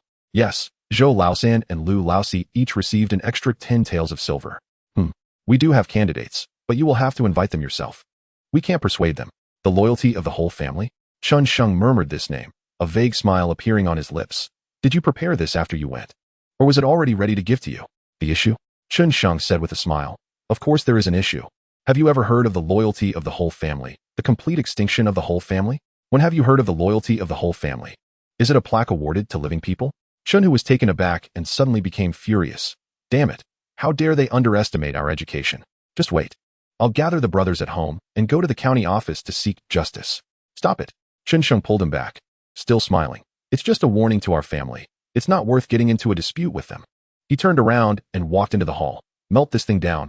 We happen to need a dung ladle at home, and I think this is quite suitable to modify. Tomorrow, let us make a plaque for the loyalty household and hang it at the door. Hey, just then, Qin Xiao came out after placing the land contracts and was startled to see the plaque on the ground. Second brother, why are you wasting a good thing? Qin Hu looked at him disdainfully. Qin Xiao, what is going on these past 2 days? Does it cost silver? Qin Sheng, I don't need silver. But there is something I need to discuss with you. Qin Xiao, what is it? Qin Sheng, about passing the position of the head of the merchant Qin family to your son. Qin Xiao, I'll kill you, you ungrateful child. Qin Hu, old fourth, stop messing around. We still have matters to discuss with big brother. Qin Xiao, Qin Sheng, second uncle, what is it? Qin Hu, it's about what you just mentioned, selecting someone to manage the farm. We think your third uncle and the others are quite suitable. Look, they are old enough to keep the tenants in check, and it also gives them some work to do. So they're not just sitting at home thinking about dying on the battlefield while you look at them. Qin Sheng, it's nothing. I just feel that you selecting third uncle and the others to guard the farm isn't for good intentions. Qin Hu, there's no evidence. You can't just make wild accusations. I'm still honoring third uncle and the others. How could I harm them? Xianxiang, I didn't say you wanted to harm third uncle. I just think you want to get third uncle and the others to the farm so that there's no one at home who can manage you. You wouldn't really think that, would you? Shinhu, old fourth, maybe you should just kill this kid. He has already grown crooked and is no good. Xianxiao. Chapter 64. I am the trend. Xianxiang then handed over all the affairs of the merchant Xian family to his father, Xianxiao. He only interjected a few words when Xianxiao encountered an insurmountable problem. At other times, he focused on tempering his body and honing his martial arts. After the Taiping Dao incident ended, he actually did a review. The conclusion drawn was that the Taiping Dao incident was actually a good thing for the merchant Qin family. Although the merchant Qin family made a huge splash in this matter and indirectly angered the county office, attracting a lot of attention, this incident also prompted him to push the originally planned 1 to 2 years of gradual deployment all at once. Without the Taiping Dao Yellow Turban Bandits attracting a lot of local snakes' attention, he definitely wouldn't have dared to take such a big step. It was also because of this event that the alliance of 5 families was born. With the influence of the 5-family alliance, the merchant Qin family has leaped to become a prominent family in Qin County, able to stand shoulder to shoulder with the Li and Wang families. Of course, on the surface, the merchant Qin family might still lack some depth compared to the old aristocratic families like the Li and Wang families. But in terms of influence, they are already nearly equal, at the very least. Now neither the Li family nor the Wang family would provoke the merchant Qin family unless there was a conflict of interest that they couldn't avoid. Haven't you seen that even the county office can only use that plaque to annoy the merchant Qin family and doesn't dare to take any real measures against them? What? On the cusp of controversy, it's not worth it? If the merchant Qin family were to be crushed, would the county office really care about controversy? The ability to make the county's leadership wary is already a manifestation of influence. After carefully analyzing the situation of the merchant Qin family, Xianxiang ultimately concluded, as long as the merchant Qin family can maintain its current momentum and continue to grow stronger, then no matter how the situation in Qin County changes, they can rest easy. However, if one day the merchant Qin family encounters an insurmountable hurdle again, or suffers a series of setbacks like before, it is very likely to fall into a situation where the walls collapse and everyone pushes against them. It is said that one cannot sleep soundly on the bed of another. The aggressiveness that the merchant Qin family has displayed in this incident has likely made many of the prominent families in Qin County feel threatened. Anyone in a high position would not want to see someone below them rise to their level and stand alongside them unless that person is their own. Obviously, the merchant Qin family and the prominent families in Qin County are not their own. However, this conclusion did not worry Xianxiang. He was only afraid that these prominent families in Qin County would band together to suppress the merchant Qin family before they had a chance to stand up. Since the merchant Qin family has already risen, do they still want to suppress them? Dream on. If they can only see the tail lights of the merchant Qin family, then that is a sign that Xianxiang has no ability. Additionally, what Xianxiang felt most deeply from this Taiping Dao incident was actually the way the great Zhou resolved conflicts and disputes. In his previous life, in that timeline, the vast majority of conflicts and disputes could be resolved through some comparatively peaceful means, from small matters like compensation, to medium matters like reporting to the police, to large matters like lawsuits. There was always a peaceful and appropriate way for ordinary citizens to resolve conflicts and disputes and protect their legal interests. This is due to the completeness and rigor of the law, as well as its credibility. There are also factors related to the overall level of education. In summary, when society as a whole tends to use peaceful means to safeguard its rights and resolve conflicts, violence becomes an outdated, undignified, and irrational method. However, in the Great Zhou, the methods from his past life simply do not work. For example, during the Taiping Dao incident, when Xianxiang discovered that this group was quite tricky and extremely difficult to provoke, he actually considered many ways to shift and divide the contradictions, attempting to find a non-bloody solution to the conflict. But in the end, he found that once the conflict between the merchant Qin family and this group had arisen, no matter how he tried to shift or divide the contradictions, the only outcome would ultimately be bloody conflict. This realization made him extremely uncomfortable, leading him to doubt his own intellect. It was only after the county office used his sign to cover the toilet that he awakened to the fact the problem was not with him, but with the world. Upon realizing this, he also became aware of another extremely important issue. Since in this world, violence is one of the main ways to resolve contradictions and conflicts, then in this world, military force is as important as intellect, a form of hard power. To be precise, the importance of military force may even surpass that of intellect. After all, any decision ultimately requires people to execute it. Just like in the Taiping Dao incident, he spent countless sleepless nights calculating at home, losing a large amount of hair, but in the end, Did not Chen Shou lead the merchant Chen family's uncles to wield knives and attack people? This time, it was because the enemy's military force had not yet surpassed that of the merchant Chen family that the conflict was perfectly resolved. But what about next time? What if the enemy's military force completely exceeds what the merchant Chen family can handle? Although Chen Sheng did not think he would let the merchant Chen family fall into such a situation. But the only certainty in life is that life is full of uncertainties. Realizing this, Chen Sheng began to adjust his mindset. No longer viewing martial arts merely as a means of physical exercise, but as an essential skill for survival. This mental journey, while seemingly obvious and requiring no thought to change such concepts, was for Chen Sheng, who had lived in a harmonious society for 30 to 40 years with a mature and stable worldview, akin to a profound reshaping of his values. One can only say that the power of habit is formidable. This may also explain why people from his past life often became easy targets for bullying in the eyes of certain uncivilized species after going abroad. On June 13th, late at night, the Chen family had all gone to bed, leaving only Chen Sheng still in the courtyard, tirelessly practicing the killing fist. Every time he practiced, he would glance at the system panel. Finally, when the moon was at its zenith, the luck points in the panel reached a full 800 points. He could enhance the killing fist. How much would the combination of the beginner-level cultivation technique and the peak-level killing fist improve his training speed in the bone-refining realm? Wouldn't it be reasonable to expect a small realm every month? Chen Sheng felt invigorated and quickly walked into the hall to sit down. After taking a deep breath, he focused on the newly appeared section for the killing fist on the system panel. In the next second, a familiar figure swiftly occupied his entire consciousness. Clad in a dark helmet and armor, with a crimson cloak, standing with closed eyes and hands at his sides amidst endless yellow sands. Suddenly, the armored figure opened his eyes, slowly raised his arms, and assumed the starting position of the killing fist. Black Bear Heart Extraction. With a stomp of his foot, invisible force radiated from beneath him, causing the yellow sand within a foot around him to drop suddenly by a foot. At the same time, his right arm surged forward, and a booming sound like a grenade explosion erupted, kicking up a storm of sand, yet not a single grain touched him. Chen Sheng, who was already absorbed in watching, suddenly widened his eyes. This was not his first time watching the system practice martial arts. He knew very well that the martial arts demonstrated by the system would not exceed his current realm. This meant that the effect of this armored figure's punch was also something he could achieve. Am I really that powerful? How come I didn't know? Just as he was in shock, the armored figure twisted his waist, his fists rising and falling, one forward and one back, both striking simultaneously. In an instant, Chen Sheng seemed to see two immense forces erupting from the fists, colliding and annihilating each other. Compared to the grand scene of dozens of figures battling through 10,000 troops when the killing fist reached perfection. This time the practice of the peak-level killing fist was not grand, nor was it fast.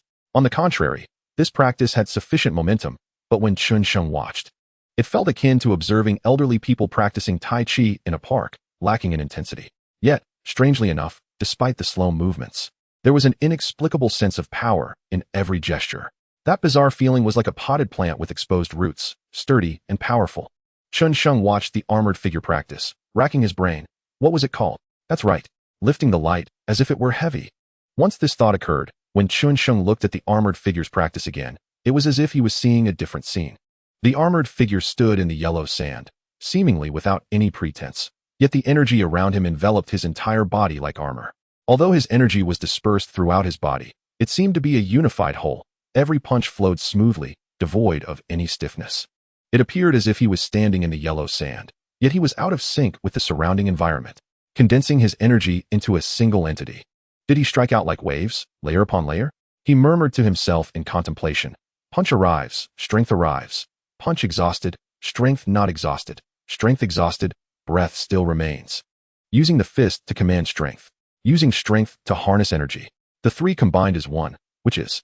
A quarter of an hour later, the armored figure before Chen Sheng gradually dissipated. He sat quietly in his chair, closing his eyes in deep thought for a long time. Suddenly, the wind rose, swaying the pear tree in the courtyard. Chen Sheng abruptly opened his eyes, rushing into the courtyard in quick steps. He assumed a stance and initiated the Black Bear Heart Extraction. His foot landed, and a punch blasted out, sending gusts of wind scattering. No. It was as if he were possessed, twisting his body to unleash the twin dragon's snatch pearl. No. The fist is the bone of strength. The energy is the foundation of strength. The three must unite in strength. The 6 forms of the killing fist flowed through his hands one by one. But with each form he executed, he would exclaim, "Not right, not right." Deep explosive sounds echoed in the courtyard. The violent commotion awakened the members of the Chun family one by one. Chen Dao pressed his waist knife and appeared on the ridge of the hall. Chen Shou, dressed in a robe and yawning, appeared at the door of the ear room. But no one spoke. They quietly watched the frenzied Chen Sheng in the courtyard. Suddenly, the wind howled, bending the pear tree as if a great bow was drawn. Seeing this, Chen Sheng instinctively took a step back, then seemed to realize something. Standing frozen in place, gazing up at the pear tree dancing wildly in the wind. "I understand," he suddenly shouted, leaping up from the spot and once again assuming the starting position.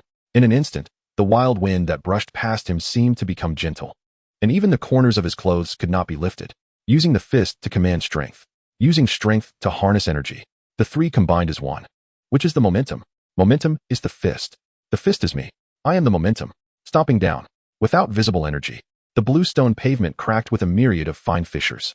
Swinging his fist, without visible explosive energy, the wild wind within 3 feet around him suddenly ceased. At the moment he swung his fist, he knew he had found the right path. He also knew he had broken through, reaching the 4th level of bone refining. No wonder it is a superb fist technique capable of equipping 500,000 troops from Yuzhou.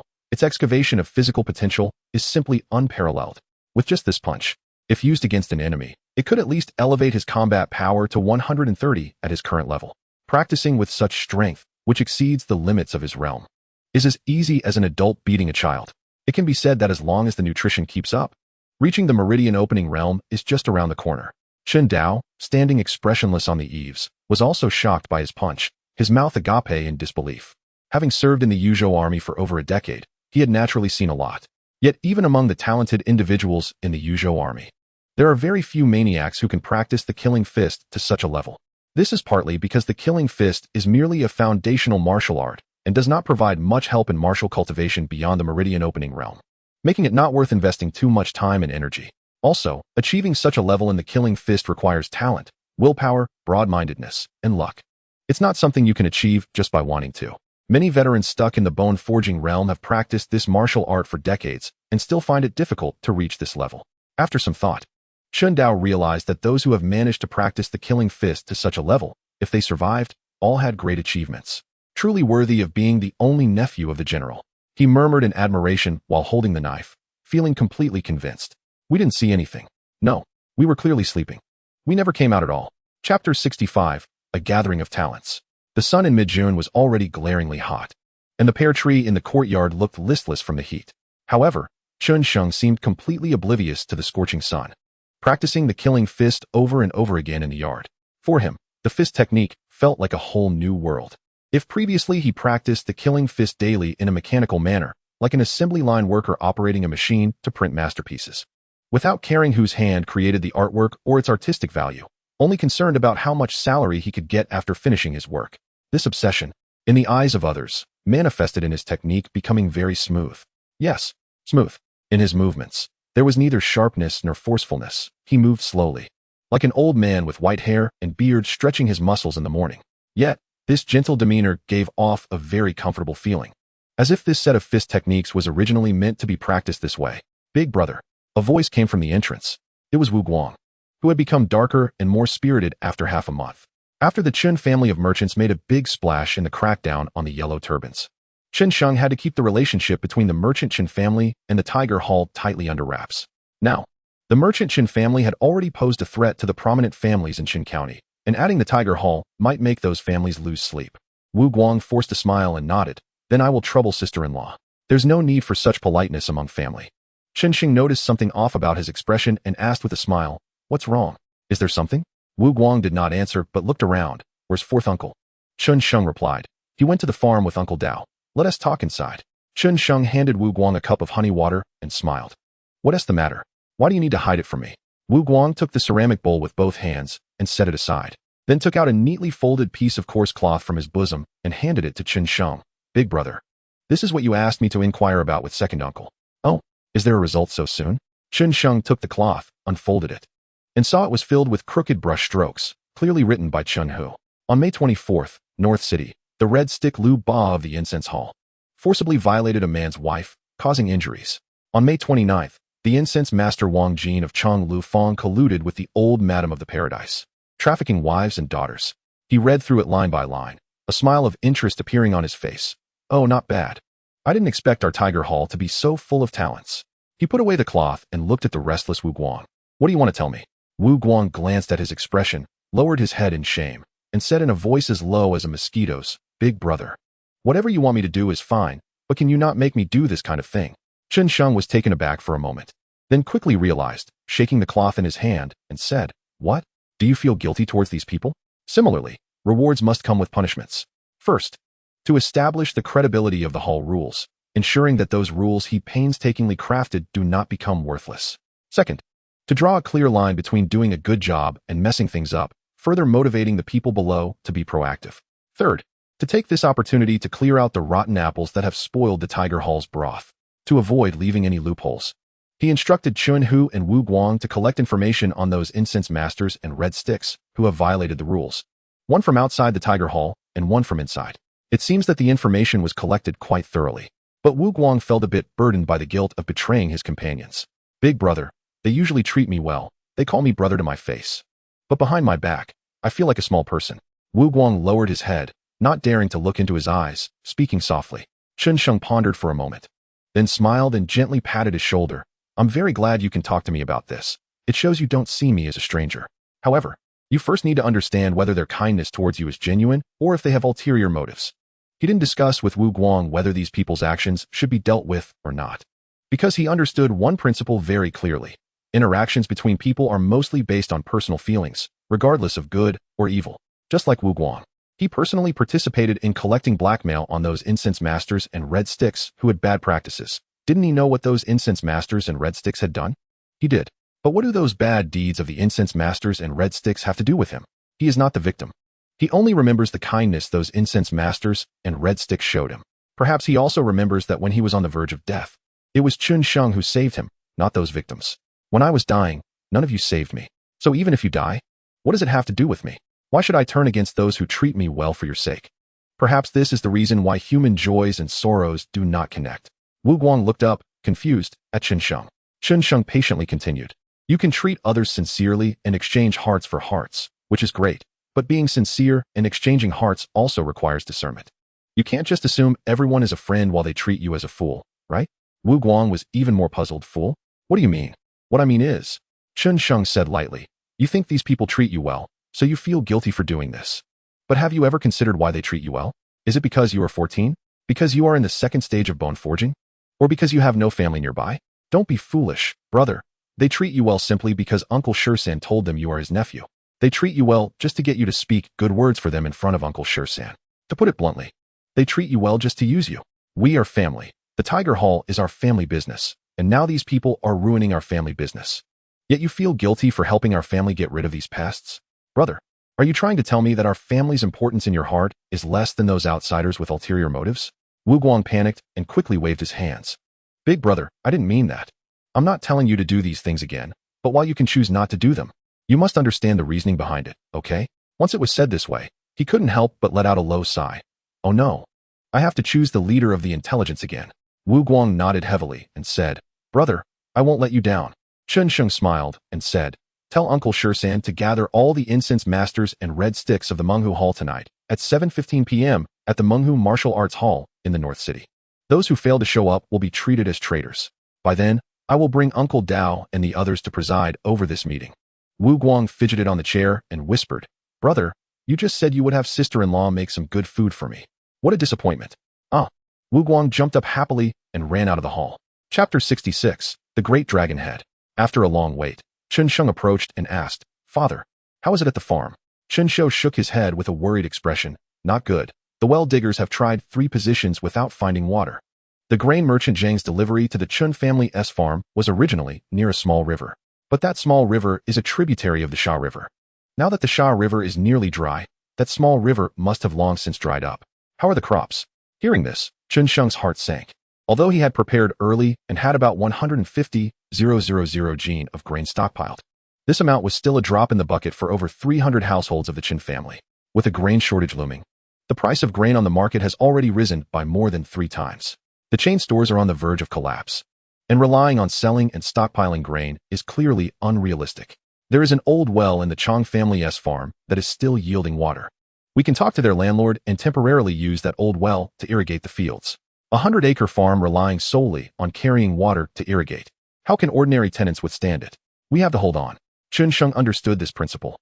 But he had no other way. It's better to suffer a little now than to see the whole family starve to death later. I will find a way to solve it as soon as possible. Upon hearing this, Xianxiao angrily slapped the back of his head with his large palm.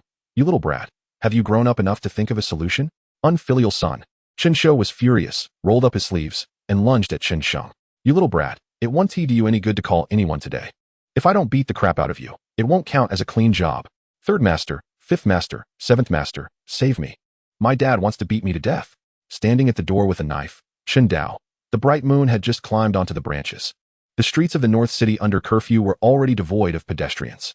Dressed in a moon-white wide-sleeved scholar's robe and wearing a white jade high crown, Chen Sheng led 12 old soldiers of the Yuzhou army, including Chen Dao, swiftly weaving through the secluded alleys, heading towards the Menghu Martial Arts Hall in the North City. Uncle Dao, watch my gestures later.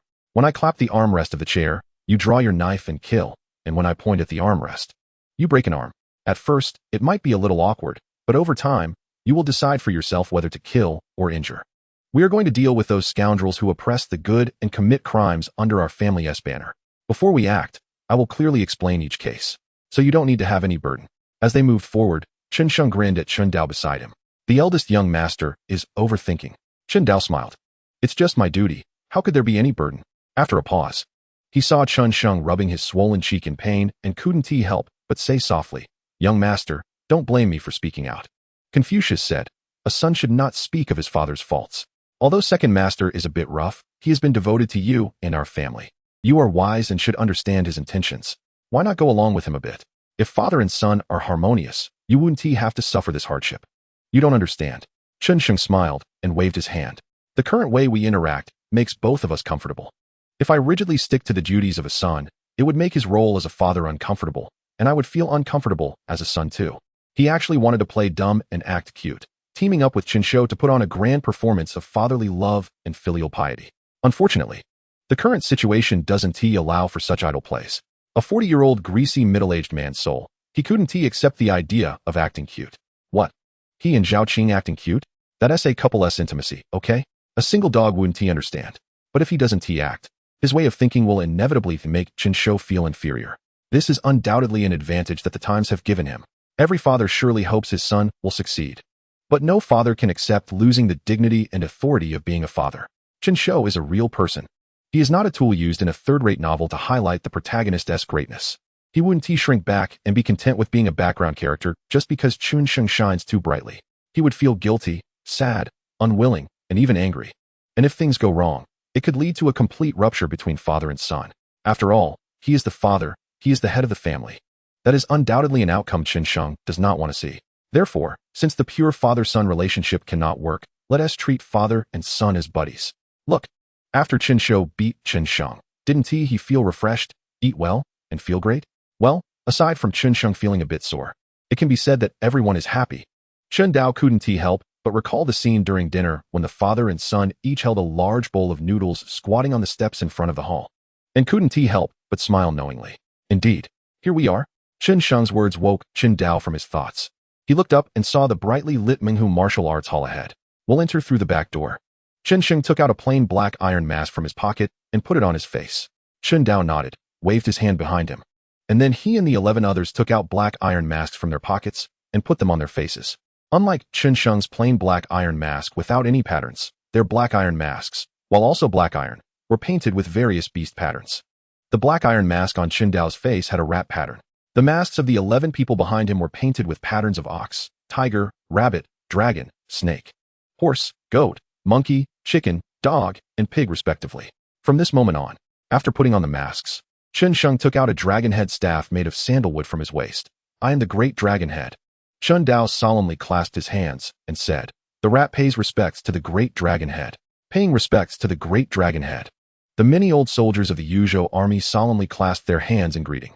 Chapter 67, The First Meeting. In the Menghu Martial Arts Hall, which was bustling during the day, 10 incense masters and 20 red sticks sat on the ground in 2 rows, left and right.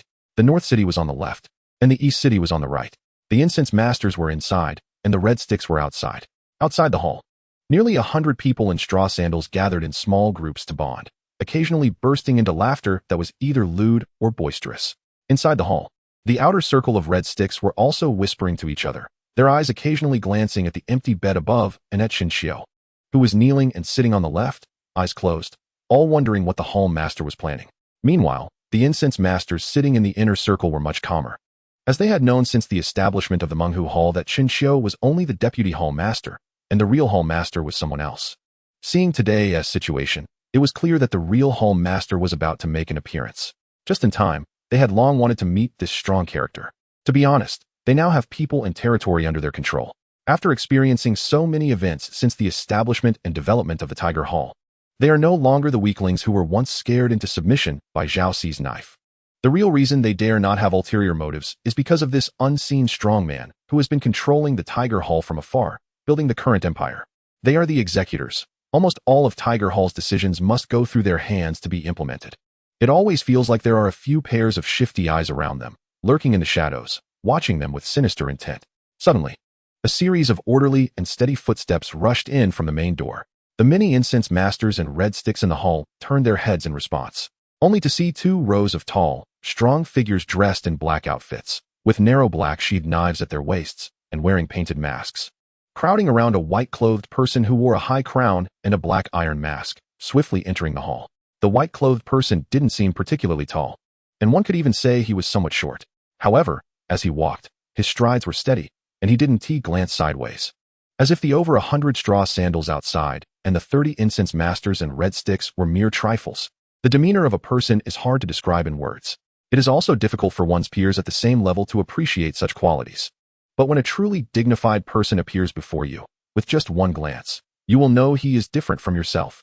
Just like at this moment, many incense masters and red sticks felt dry-mouthed watching the white-clothed man, who was surrounded by many black-clothed individuals and leisurely playing with a dark beast-patterned short staff in his hand. The 2 rows of black-clothed individuals moved quickly. Before the many incense masters and red sticks could react, the last 2 black-clothed individuals had already slammed the main door shut. The 2 rows of black-clothed individuals then lined up beside him, standing silently with their knives at the ready. "Good evening, everyone," the white-clothed man spoke. But his voice was not the kind of cool, domineering tone the incense masters had imagined. Instead, it was unexpectedly gentle and soothing, as if he were a refined young master from a scholarly family greeting them. But what kind of young master from a respectable family would lead such a large group back into the Tiger Martial Hall at this time? While the many incense masters and red sticks were still in shock, Xianxiao, who was kneeling in the first position on the left, suddenly stood up, facing the white-clothed man with clasped hands, bowing deeply. "Greetings, Hall Master." The many incense masters and red sticks immediately seemed to awaken from a dream, hurriedly standing up and clasping their hands in salute. "Greetings, Hall Master." In an instant, all the red sticks in the hall were shocked. What? This person is the Hall Master? Shin Hall Master is just a fake? However, no one among the incense masters dared to speak. No matter how many questions they had in their hearts, how could they dare to voice them? They could only hold it in. The white-clothed man continued to play with the dragon-headed staff, and after several breaths, he casually said, "Very well, rise." "Thank you, Hall Master." The incense masters and red sticks all stood up, their eyes secretly glancing at Xianxiao. They saw him standing with his hands respectfully at his sides, showing no sign of sitting down. "I've heard that there are several remarkable heroes in our Tiger Hall, and I would like to meet them." The white-clothed man paused in his actions with the dragon-headed staff, slowly scanning the many incense masters and red sticks below. "Wang Jin, Lu Ba, Zhou Jia, Chunin. Come out and let me see." His speech was very slow, and he would pause for several breaths after mentioning each name. The individuals whose names were called felt a chill in their hearts, as if something bad was about to happen. Once he finished naming them, even though a few wanted to play dumb, they saw everyone looking at them and could only harden their heads and step forward, clasping their hands in salute. "I am Wang Jin, Lu Ba, Zhou Jia, Chunin. Greetings, Hall Master." The white-clothed man casually took out a neatly folded piece of cloth from his bosom and tossed it at Xianxiao's feet. Xianxiao, confused, picked up the cloth and looked at the white-clothed man in bewilderment. The white-clothed man coldly uttered one word, "Read." Xianxiao bowed his hands, "Yes." Thud. Every time he read a name, the person standing in the inner hall would immediately kneel down in panic. After Xianxiao finished reading, the 4 of them all bowed their heads and said, "We know our wrongs. Please spare us, Hall Master." "Oh." The white-clothed man lightly placed a hand on the tiger's head of the reclining tiger and spoke in a soft tone that seemed to carry a hint of a smile. Does Deputy Hall Master Chen mean to say that before today, the rules of our Tiger Hall were merely decorations? As soon as he finished speaking, the rat-faced black-clothed man standing beside him suddenly jumped out, and the bright knife light instantly illuminated the eyes of everyone in the hall. Subordinate. Before Xianxiao could even finish his plea, he felt a gust of wind rush past him. A chill ran through his heart, and he hurriedly turned to look at the four individuals kneeling behind him, only to see their terrified faces, blood spurting from their throats. Even he, who was certain the white-clothed man wouldn't harm him, was frightened by this scene, feeling a chill in his heart and his scalp tingling. And what about the other incense masters and red sticks? In an instant, all the incense masters and red sticks in the hall deeply lowered their heads, not daring to even breathe. Bang! The four bodies fell heavily to the ground, and they couldn't even let out a cry of pain before that knife severed not just their throats, but the internal energy that followed the blade had, in an instant, shattered all their life forces. Nice to meet you all. Sorry for the scare. The white-clothed man spoke again, his voice calm and light. As if nothing had happened, I'll start with a self-introduction. I am the leader of the Qinglong gang. You can call me the Great Dragon Head. As for these 12 individuals, they are the 12 envoys of the Qinglong gang, responsible for punishing gang members who violate gang rules. Below the Deputy Hall Master, they all have the authority to dispose of offenders. The many incense masters and red sticks hurriedly bowed deeply. We have met the Great Dragon Head. We have met the 12 envoys. The white-clothed man smiled and said, everyone, please rise and take your seats. Somehow, even though his tone hadn't changed much, everyone in the hall felt a great sense of relief. Xianxiao led the way, standing up and taking his seat.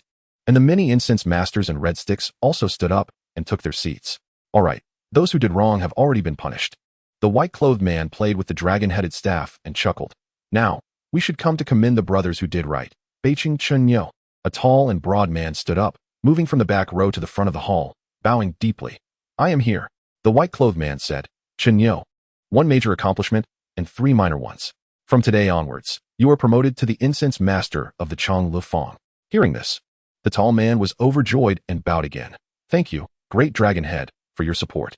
I will certainly put my life on the line to repay your kindness. The white-clothed man gently replied. Great Neo, you are already an incense master now, no longer a mere subordinate. You should refer to yourself as a subordinate. In the future, do your work well, and don't let your martial skills fall behind. Understood? The tall man felt a warmth in his heart and loudly said, yes. Even if I die, I will never let the Great Dragon Head down. The white-clothed man nodded and waved his hand, signaling him to step down. Then continued, Dongqing Wang Dog. Chapter 68, Black Face and White Face. For corpses were thrown out of the hall. This caused a commotion among the hundreds of straw sandals waiting outside the hall. Fortunately, before the commotion could escalate, Xianxiao and the many incense masters and red sticks emerging from the hall calmed them down. They told them why the four had died, explaining that this was the consequence of violating the hall rules. In the hall, Chunsheng took the opportunity to call up the system panel and carefully observed. He saw, name, Chunsheng, fate, 7 kill command, fortune points 100, 000, frozen. Identity, the only son of the Chun family, a merchant from Chun County, Dazhou. The hall master of the Tiger Hall in Chun County, Dazhou, only son of the Chun family, a merchant from Chun County, Dazhou, fortune points 420. Hall master of the Tiger Hall in Chun County, Dazhou, fortune points 700. Martial arts realm, bone forging 4th layer, fortune points 60. Martial arts technique, killing fist at its peak. Martial arts techniques, beginner's killing fist technique, entry level, 500 luck points. 7 kills sword entry level, refined, 1200 points. Acrobatics, minor cloud rain technique not yet started, beginner, 1000 points. Food and nourishment technique beginner, entry level, 600 points. Luck points, 761,180, 24,118 points. Talent, intimidation, 7650. Causes the weak to panic for 3 seconds. Seeing the title of the head of the Tiger Hall in the identity bar, without it being changed to the leader of the Azure Dragon Gang, he felt a bit surprised. However, after a moment of thought, he felt that this was reasonable. After all, today's meeting only included the mid to high-ranking members of the Chun County Tiger Hall. Unless he announced right now that the Chun County Tiger Hall was renamed the Azure Dragon Gang, even if he considered himself the leader of the Azure Dragon Gang, it would just be an empty title. It seems that he would have to wait until the establishment conference of the Azure Dragon Gang before he could rightfully hold the title of leader of the Azure Dragon Gang. However, the most urgent matter now, the entry into the minor cloud rain technique, was finally settled. The 7-kill sword was only 20 points away from reaching the refined level. Once he finished handling the goods he brought home this time, It should be enough. Besides, is the pinnacle level really the system's limit? Can't he keep leveling up? Seeing this, Xianxiang took off his black iron mask and smiled. Uncle Shisan, you don't blame your nephew for killing your trusted aide, do you? Haraha. Xianxiang stood up, pulled his hand, and invited him to sit on the ground together. I can't say it, or else your act would be fake. We need to let the people below see that we are a family. Otherwise, it would be difficult for you to be the hall master in the future. But your reaction is amazing. As soon as I start to play the villain, you immediately know to play the good guy. Those fools might really think you want to spare the lives of those four. Such thick-skinned words were spoken so openly that even Chun Dao and the others standing nearby couldn't help but glance disdainfully at the pair of uncles and nephews. Indeed, as the saying goes, deep feelings can't be retained. Only schemes can win people's hearts. But Chen Xiu didn't think there was anything wrong with this. Instead, he proudly straightened his chest. Do you really think your uncle has lived these years in vain? Back in the day, when we were scouts, even generals praised our cleverness. Chen Xiu nodded. You were right, big brother. Didn't you say earlier that the Azure Dragon Gang matter needed to be kept under wraps for a while longer? Why did you announce it today? Chen Xiang, I want them to scare themselves by saying it out loud. Otherwise, if this intimidation comes too suddenly today, it might cause these people to have second thoughts. Uncle Shisan, you still need to keep a tight grip on the martial arts matter. Although there are many people in the Tiger Hall now, most are just ordinary folks, and there are few who even reach the first or second levels of bone forging. No matter how many such people there are, they would still be useless in a fierce battle like before. He referred to the fierce battle when 5 families allied to besiege the Chun County branch of the Taiping Dao. As for why he forced those incense masters and red sticks to practice martial arts, it was because practicing martial arts is a process that consumes both money and time. Right now, the incense masters and red sticks in the Tiger Hall already have a certain status and are in their prime, making it easier for them to achieve some results compared to those still struggling to make ends meet. Of course, it's only a little bit of results. From Chun Sheng's perspective, the martial arts path has a very low threshold but a very high ceiling. Most who achieve something on this long road come from families with deep martial arts foundations.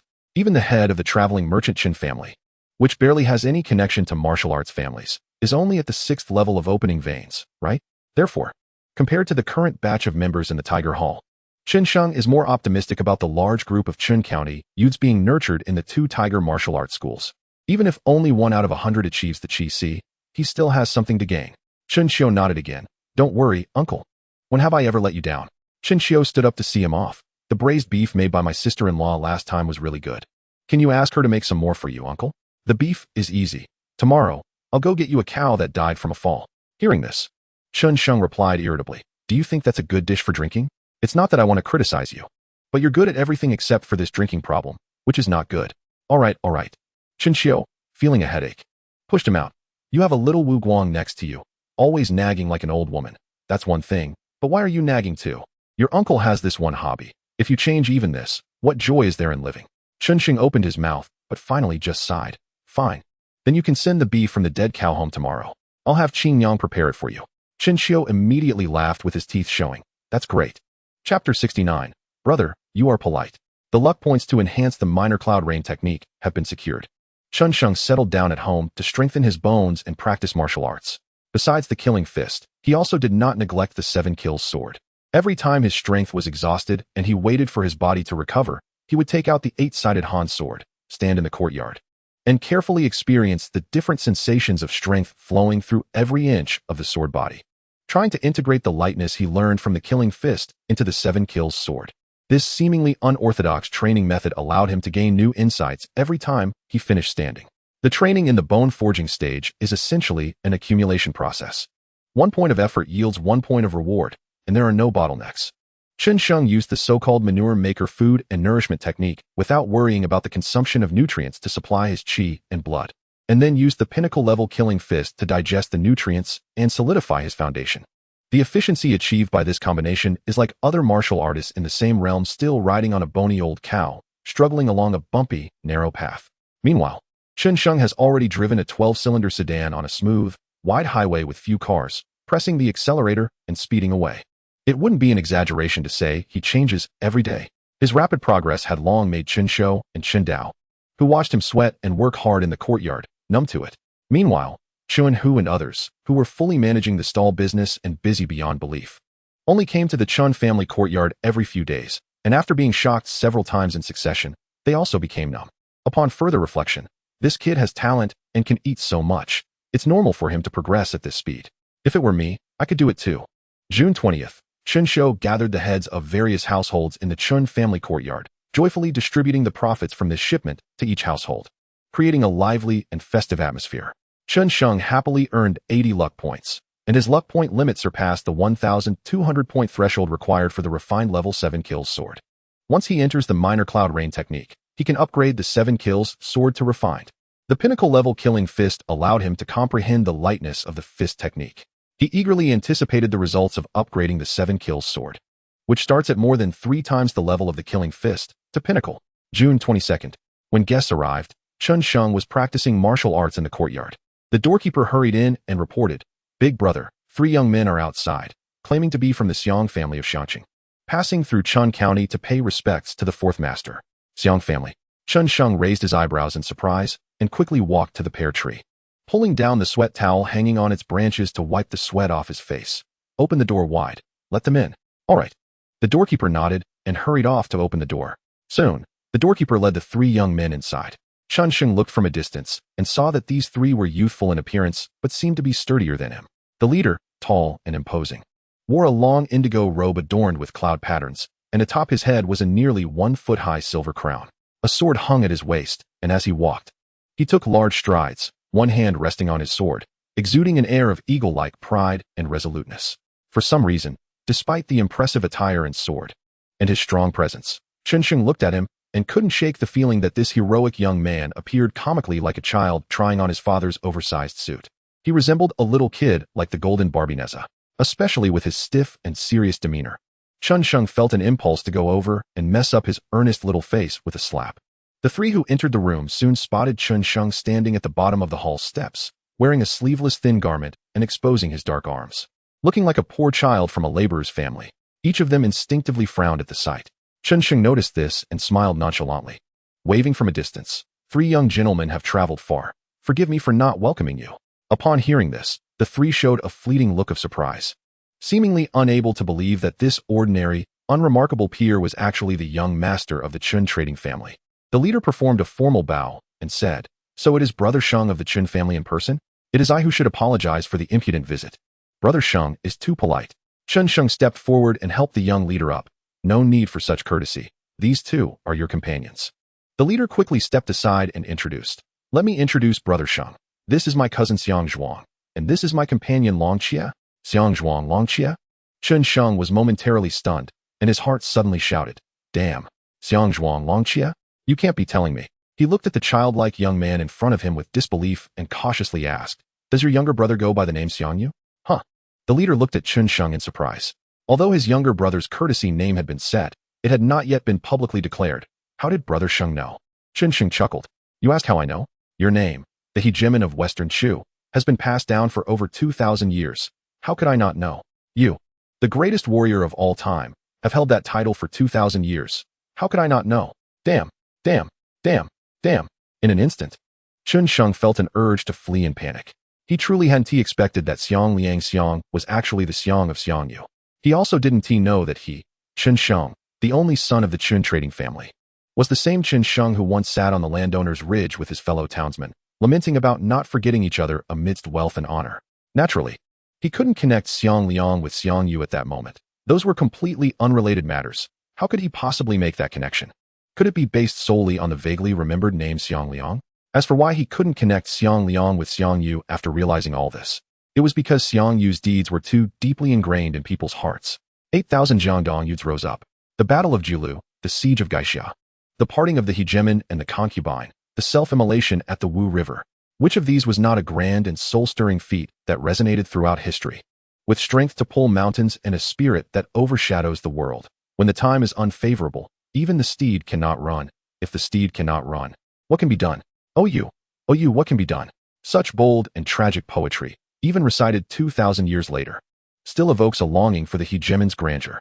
Thus, in his subconscious, he felt that at this point, Xiangyu should be hiding over in Jiangdong.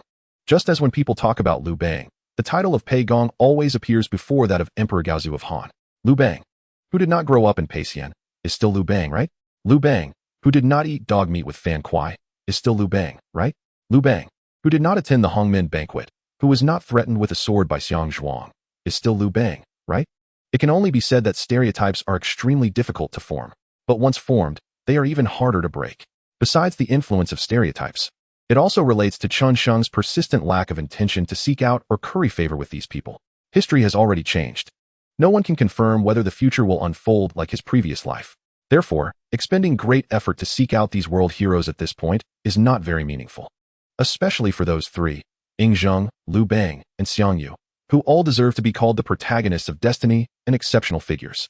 Before the situation becomes clear, getting too close to any of them is like joking with his own life and the lives of the 300 families of the Chun trading family. Such actions are not for the wise. Moreover, Chen Sheng harbored a vague anxiety. If he has the special fate of the 7 kills sitting on his life, how could Ying Zheng, Liu Bang, and Xiang Yu not have it? The great Zhou hasn't fallen yet.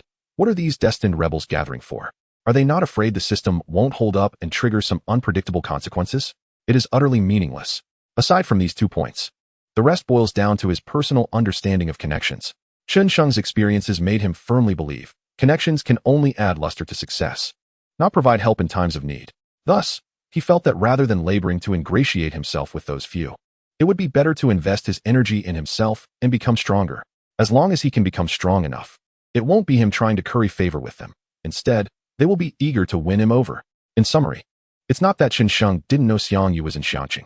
Even if he did, he would only keep his distance out of respect. Chen Sheng, with a face full of constipation, looked left and right for a while, and upon seeing no thunderbolt descending and no large groups of officials surrounding him, he forcibly suppressed the thought of being rude and fleeing in panic. Forcing a smile as he stepped aside and made a gesture inviting them to enter. Let's sit inside and talk. Chapter 70. The Youthful Unconquered Passion. What? You want to head north to join the army? Why is Brother Sheng surprised? Xiang Ji, sitting upright with his sword resting beside him, did not lean against the back of the chair and said proudly, "A man stands between heaven and earth. He should wield a 3-foot green blade and achieve unparalleled merit. Right now, the situation in the 9 provinces is weak, and millions of barbaric dogs are prowling in the north, sharpening their knives against the countless people of the 9 provinces. It is the duty of us men to bravely step forward and defend our homeland." Good, big brother. What a magnificent declaration. As soon as he finished speaking, Xiang Zhuang, with 2 long strands of hair blowing over his shoulders and a face like a young girl, vigorously applauded and cheered, his handsome little face flushed with excitement.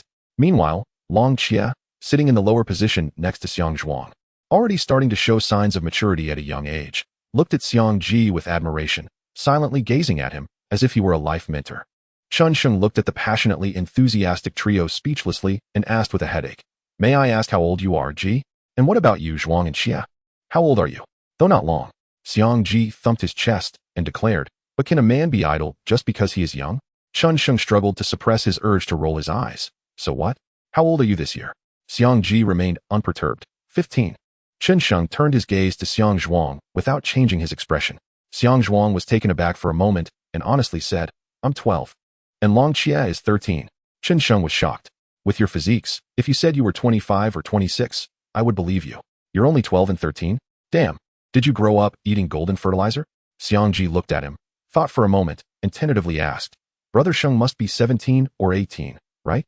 Chen Sheng, haha. "I'll only turn 15 next month." "Young man, your bragging is off the charts." Xiang Ji was momentarily stunned, then suddenly enlightened, raising his head proudly and saying, "So what? Aspiration does not depend on age. Empty words without strategy for 100 years. Though I am only 13, I can still achieve great things." Chen Sheng waved his hand. "Enough small talk. I'll just ask you one question. Does your uncle Xiang know about your plan to head north?" Xiang Zhuang, who was about to speak, was preempted by Xiang Ji. "Uncle naturally knows. Otherwise, how would we know about the friendship between the Chun family and our Xiang family to come here and pay a visit?" Chen Sheng smiled, though his smile didn't reach his eyes. Haha, indeed 3 boys who have never experienced the harsh realities of society. However, thinking about it, it makes sense. The historical Xiang Yu from the previous life, his grandfather and father both perished in the Battle of Qin, annihilating Chu. He followed his uncle to hide in the various counties of Jiangdong from a young age, filled with hatred for the Qin Empire, which naturally made him more extreme and precocious. In this timeline, Xiang Ji's family possesses a city, living in wealth and comfort, and tracing his lineage back, it was still one family with the royal family of the Great Zhou dynasty 800 years ago, growing up peacefully and prosperously under the protection of his family. His sense of belonging to the Great Zhou dynasty is naturally stronger, and he wouldn't be as extreme and precocious as the historical Xiangyu from his previous life. However, Xiangyu is still Xiangyu. Even if his background and experiences are completely different, this innate talent and boldness remain unchanged. Indeed, those who leave a significant mark in history are mostly exceptional individuals. Brother Ji has such lofty aspirations, and I greatly admire him. Chun Sheng pondered his words and slowly said, however, Brother Ji is still young and unaware of the malice of human hearts, and even less aware of the principle that it's easy to be comfortable at home but difficult to step out. With Brother Ji's ambitions, he should cherish his useful body, diligently practice martial arts, read more books, and only after he is of age should he slowly plan for it. Yet again, this is the same old talk. Brother Sheng is not that old. Why does he cling to old-fashioned ideas like a pedantic scholar? Before Xiang Ji could finish listening, he already showed an impatient expression. I have traveled all this way and only seen commoners struggling to survive, the people living in fear of the next day. The common folk eagerly waiting for rain after a long drought. Where is the malice of human hearts? Is there really any malice of human hearts? Chun Sheng smiled. Well then, since Brother Ji calls me brother, today I will teach you what the malice of human hearts is. Xiang Ji immediately stepped back 2 paces, gripping the hilt of his sword, looking at him warily. What do you mean by that, Brother Sheng? What I mean is, he took a slight breath, leaned back comfortably against the chair, and said, if I didn't know you were secretly heading north to join the army, that would be fine. Now that I know, you might as well not leave, just stay in Qin County and wait for someone from your family to come and take you away. Upon hearing this, Xiang Ji coldly laughed. Let Brother Sheng know, I completed my meridian opening last year, and although my brother and Long K have not yet opened their meridians, it won't be long. With Brother Sheng's mere strength of the 4th level of bone forging, you can't detain the 3 of us. Since my uncle is not home, and we brothers have no common ground, I won't linger any longer. Xiang Zhuang, Long K, let us go. He waved his hand, and Xiang Zhuang and Long K, who were sitting on the chair, immediately jumped up and followed him out. Chun Sheng, wait, Brother Ji. He helplessly chased after them. Speaking gently, I mean no harm, but Brother Ji's departure indeed lacks consideration. Has Brother Ji not heard Uncle Shi mention the current situation in the Yuzhou army? Even Uncle Shi has chosen to return to farming at this time. Why must Brother Ji knowingly walk into danger? Pausing, he softened his tone and said seriously, however, Brother Sheng, though young, thinks too much about things, fearing wolves in front and tigers in the back. If this continues, Brother Sheng's martial arts practice may be difficult to achieve. Forgive me for speaking too deeply, Brother Sheng, stay here. When I return to farming, I will drink with you using the head of the great demon as a cup. Chun Sheng could only watch them leave, no matter how much he wanted to persuade them. As Xiang Yu said, with Chun Shou and Chun Dao not at home, he, with his 4th level of bone forging, could not hold back the 3 of them. Thinking too much, fearing wolves in front and tigers in the back, he murmured Xiang Ji's evaluation of him. And he couldn't help but admit that this brat, though a bit naive, still had some insight into people. He acknowledged that Xiang Ji was right. Compared to the people of this timeline, he indeed lacked a bit of straightforwardness and simplicity. But how many people can leave for half a lifetime and return still looking like their youthful selves? Chun Sheng didn't think there was anything wrong with himself, nor did he believe he could change his way of acting and thinking. So let us just live like this. Although it's a bit tiring, but it tires only him. The happiness of the entire Qin family in the business is worth it. That has settled then. Just as Xiang Ji stepped out the door, Chun Sheng suddenly shouted, I'll wait for you to take off your armor, and we'll drink together using the head of the great demon. Not long after, a crisp sound of hooves came from outside the courtyard wall, quickly fading away. Chapter 71, Little Cloud and Rain Technique. Xiang Ji's brief stay in the Chun family courtyard for just a quarter of an hour brought Chun Sheng many thoughts. However, it did not affect his normal life. Regardless of whether Xiang Ji goes north or not, his life must continue, right? At most, he would just send someone to deliver a message to the Xiang family in Xianxia. That would be the limit of his kindness. As for whether the Xiang family could catch up with those 3 naive youths, that was none of Chun Sheng's business. He could upgrade the little cloud and rain technique now. System. After sitting down, Chun Sheng rubbed his hands excitedly to call up the system panel and saw that after the little cloud and rain technique in the skill section, there was indeed a colorful icon added. This entry-level skill requires 1,000 luck points, making it the highest starting skill he has learned so far, without exception. He straightened his posture seriously, and with a thought, the colorful icon sank down under his focused gaze. In an instant, a vast and magnificent scroll unfolded in his mind. It was a yellow-brown world of cracked earth, where all the grass and trees had withered. In the center of the earth stood a red earth altar, 3 zhang high and covering 24 zhangs in circumference. This red earth altar had 3 tiers. The first layer was square and had 28 star flags inserted. The second layer was divided into 8 parts, with 64 hexagram yellow flags inserted. The top layer was the altar for rituals, where offerings were made to heaven and earth. Surrounding this altar, 360 people formed a celestial array, facing the altar, holding dry sand high above their heads, closing their eyes, and praying earnestly. Amid the resounding sound of drums, a thin man dressed in feathered clothing and barefoot climbed up the steps, ascended the altar, burned incense to worship heaven and earth, and then took out a ritual sword, stepping on the heavenly steps to voice the people's wishes, praying for heavenly mercy. Xianxiang observed this grand rain prayer ceremony, and his eyes seemed to transform into an information-gathering device. Every detail, from the drawings of each array flag to each chant resembling a mournful requiem, was absorbed into his mind through his observation. Such a vast and complex flow of information and knowledge surged in. Yet it did not give him a sense of overload or dizziness.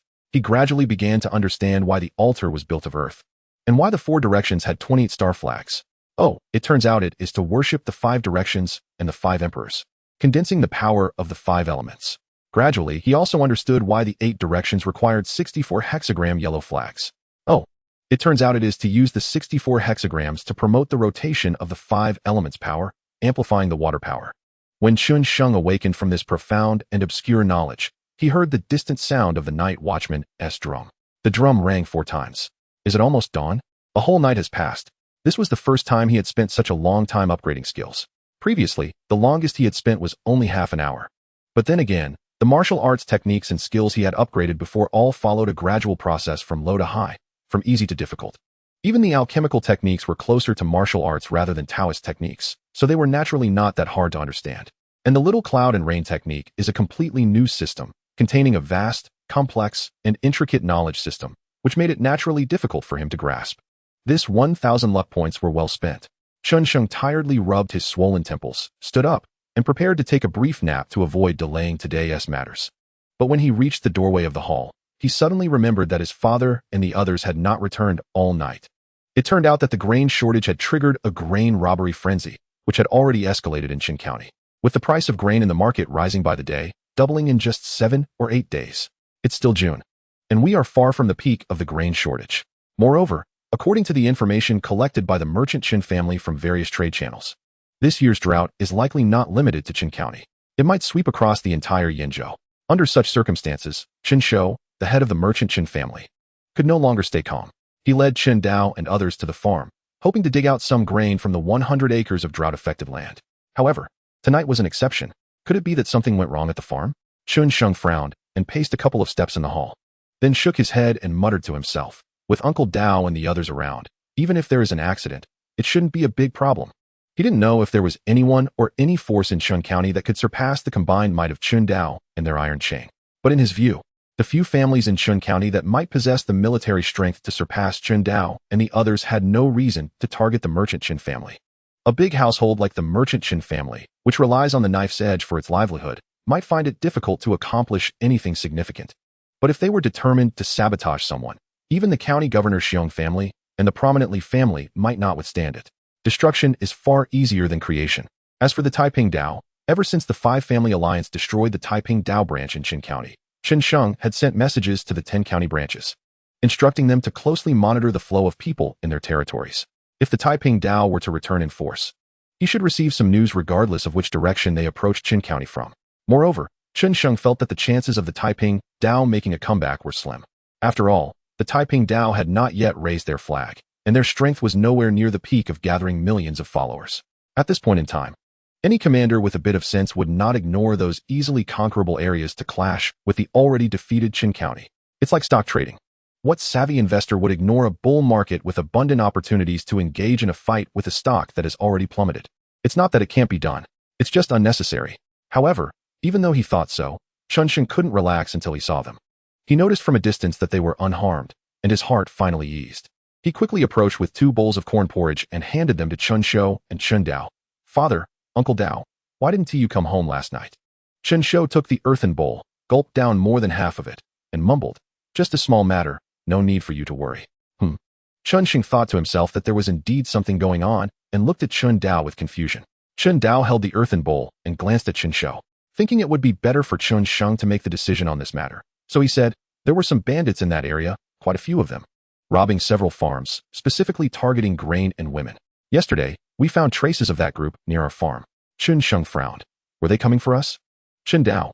It's hard to say. They might also be headed for the Chong family farm. Chen Shou glared at him. What are you up to, boy? Xianxiang rolled his eyes in annoyance. What can a son do? Of course, I'm thinking of whether we can send someone to give them a message, asking them not to set their sights on our farm. They might be numerous, but we are not easy prey either. If it comes to a fight, no one would come out unscathed. Why should we? Exactly. Chen Shou finally nodded in satisfaction. That sounds like our son. This is just how it is. Cats have their ways, and mice have theirs. Outsiders see families like ours, wandering merchants, as ruthless bandits. But in reality, the merchant Chen family has far more friends among bandits and thieves along various trade routes than enemies. The merchant Chen family's previous difficulties were due not only to losses from failed shipments, but also to the necessity of maintaining respect for various mountain kings, even when profits were low. This relationship has largely been passed down through generations. That's why, although the merchant business seems simple, few can succeed in it. For instance, when two merchant caravans of similar size set out from Chun County northward, the Chun family caravan can travel along the way, calling friends and drinking, while others might not even have left Chun County before disappearing with both people and goods. Of course, the merchant Chun family had encountered those who were too ambitious. But those people have mostly already met their end. Chen Sheng curiously looked at Chen Shou. Father, don't tell me you have no idea about the bandits in Chun County. I used to know, of course. Chen Shou sat down on the steps inside the door with the large earthen bowl in hand. But in recent years, the roads have been too chaotic, and many old villages that have been rooted for 2 or 3 generations have been uprooted by outsiders. Our family hasn't had a good time these past 2 years. So we haven't met these outsiders. I guess they don't even know our family's name. Chen Sheng frowned. Don't we even have a way to send messages? We do have one. Chen Sheng sat down beside him. So what do you mean? Chen Shou casually called over a young lad, handed him the empty earthen bowl, and asked him to fetch another bowl. Then he said, what I mean is, let us wait and see. Our farm is not big, and there's not much profit. They might have robbed the Chong farm and gone elsewhere. If they are just relying on their numbers and lack skilled hands, perhaps we can deal with them directly and show those outsiders our family's name. After a moment of contemplation, Chen Sheng shook his head. Father, your idea is fine, but this method is not very appropriate. Chen Shou pondered with a stern face for a moment before asking. Then what do you think we should do? Chen Sheng, if I were to say, let us stick to your 2 suggestions. First, find a way to send them a message to tell them to leave. Then, increase patrol efforts. If they show up again around our farm, don't hesitate. Just gather them in and go kill them all. Upon hearing this, Chen Shou felt an itch in his hands. If it weren't for the curious children peeking from a distance, he would have slapped Chen Sheng on the head. Just listen to yourself. What you're saying is no different from what I said. That is completely different. Chen Sheng said with a smile. In your method, the initiative is in their hands. In my method, the initiative is in our hands. When it comes to life and death matters, how can we let the opponent take the initiative? Chapter 72. Only conscience. At noon, after Chen Sheng usually finished a large bowl of knife-cut noodles, he stepped into the courtyard to practice his killing fist. After a round of punches, he felt a surge of strength and successfully advanced to the 5th level of bone forging. The overwhelming feeling of power surging from his limbs in that moment made him excited as he ran to the edge of the courtyard and tried to lift the large stone lock used by Chen Shou and the others for exercises. The stone lock didn't budge. He was unconvinced and exclaimed, spread his legs, tightened his belt, grabbed the stone lock's handle with both hands, took a deep breath, and shouted, lift. His arms suddenly exerted force, and in an instant, his face turned red, with clearly defined muscles bulging up. A slight cracking sound resonating from his spine to the deltoids. The powerful force took effect, and the heavy stone lock, weighing over 1,000 pounds, finally began to lift slowly off the ground. I did it. He looked at his hands in disbelief, as if he couldn't believe that these ordinary hands could possess such formidable strength. This was a stone lock weighing over 1,000 pounds. For an ordinary person, not to mention lifting it, even pushing it would be very difficult. Such strength, if it landed on someone else. Chen Sheng quickly shook his head, driving the savage and bloody scene out of his mind. He then told himself that he was a civilized person, and civilized people should use their brains and let others do the bleeding. System. He happily summoned the panel and focused his gaze. However, he saw that the fortune point bonus for breaking through to the 5th level of bone forging was not the 120 points he had anticipated, or even more, but a mere 105 points. What did this mean? Wasn't the fortune value of martial arts supposed to increase exponentially? First level of bone forging, plus 10 points. Second level, plus 15 points. Third level, plus 30 points. Fourth level, plus 60 points. Fifth level, plus 105 points. Was this a fixed incremental value? Or was it that the 7th level of bone forging was also a small realm, so the jump from 3rd to 4th level would directly double? After pondering for a moment, Xianxiang decisively gave up on this question, reasoning that the data was too sparse to make a judgment. He would have to wait for more data on the fortune point bonuses from martial arts realms before making an accurate assessment. But whether it was a fixed incremental increase or a gradual increase through small realms, it was far less powerful than the exponential increase he had originally expected. If it were an exponential increase, once he broke through to the bone forging realm, the fortune points would be close to 500. And when he reached the full meridian opening stage, he could break through to, over 60,000. Calculating this value made Xianxiang laugh at himself, realizing he was indeed thinking too highly of himself. Even the extremely special fate of 7-kill command only granted him 100,000 fortune points. A mere meridian opening warrior wished to possess 60,000 fortune points? With this thought, the slight disappointment in his heart instantly vanished. He then turned his head to calculate the time it took him to ascend from the 4th to the 5th level of bone forging. He suddenly realized that the time it took him to advance from the 4th to the 5th level was even fewer days than that from the 3rd to the 4th. It seemed that the combination of the feeding and nurturing technique and the maxed-out killing fist was indeed a perfect match. One dealt with killing, the other with burying. A match made in heaven. Since it was like this, he decided to prioritize improving the feeding and nurturing technique after the 7-kill sword. After making up his mind, he looked at the blazing sun overhead and happily decided to take half a day off to focus on completing the rain prayer altar blueprint first. This matter could not be delayed any longer. The next morning, Xianxiang followed Qinshu and Qundao to the farm outside the city. The farm was not far from Qin County, taking a bullock cart out of the southern city gate.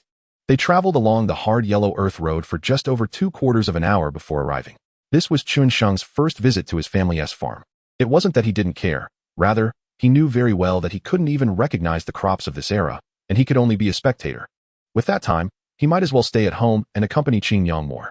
However, this visit still had a significant impact on him. In just over 2/4 of an hour, he saw many farmers sitting on the ridges, wiping their tears. Most of their crops were yellow beyond recognition. And even if it rained later, it was highly likely they wouldn't survive.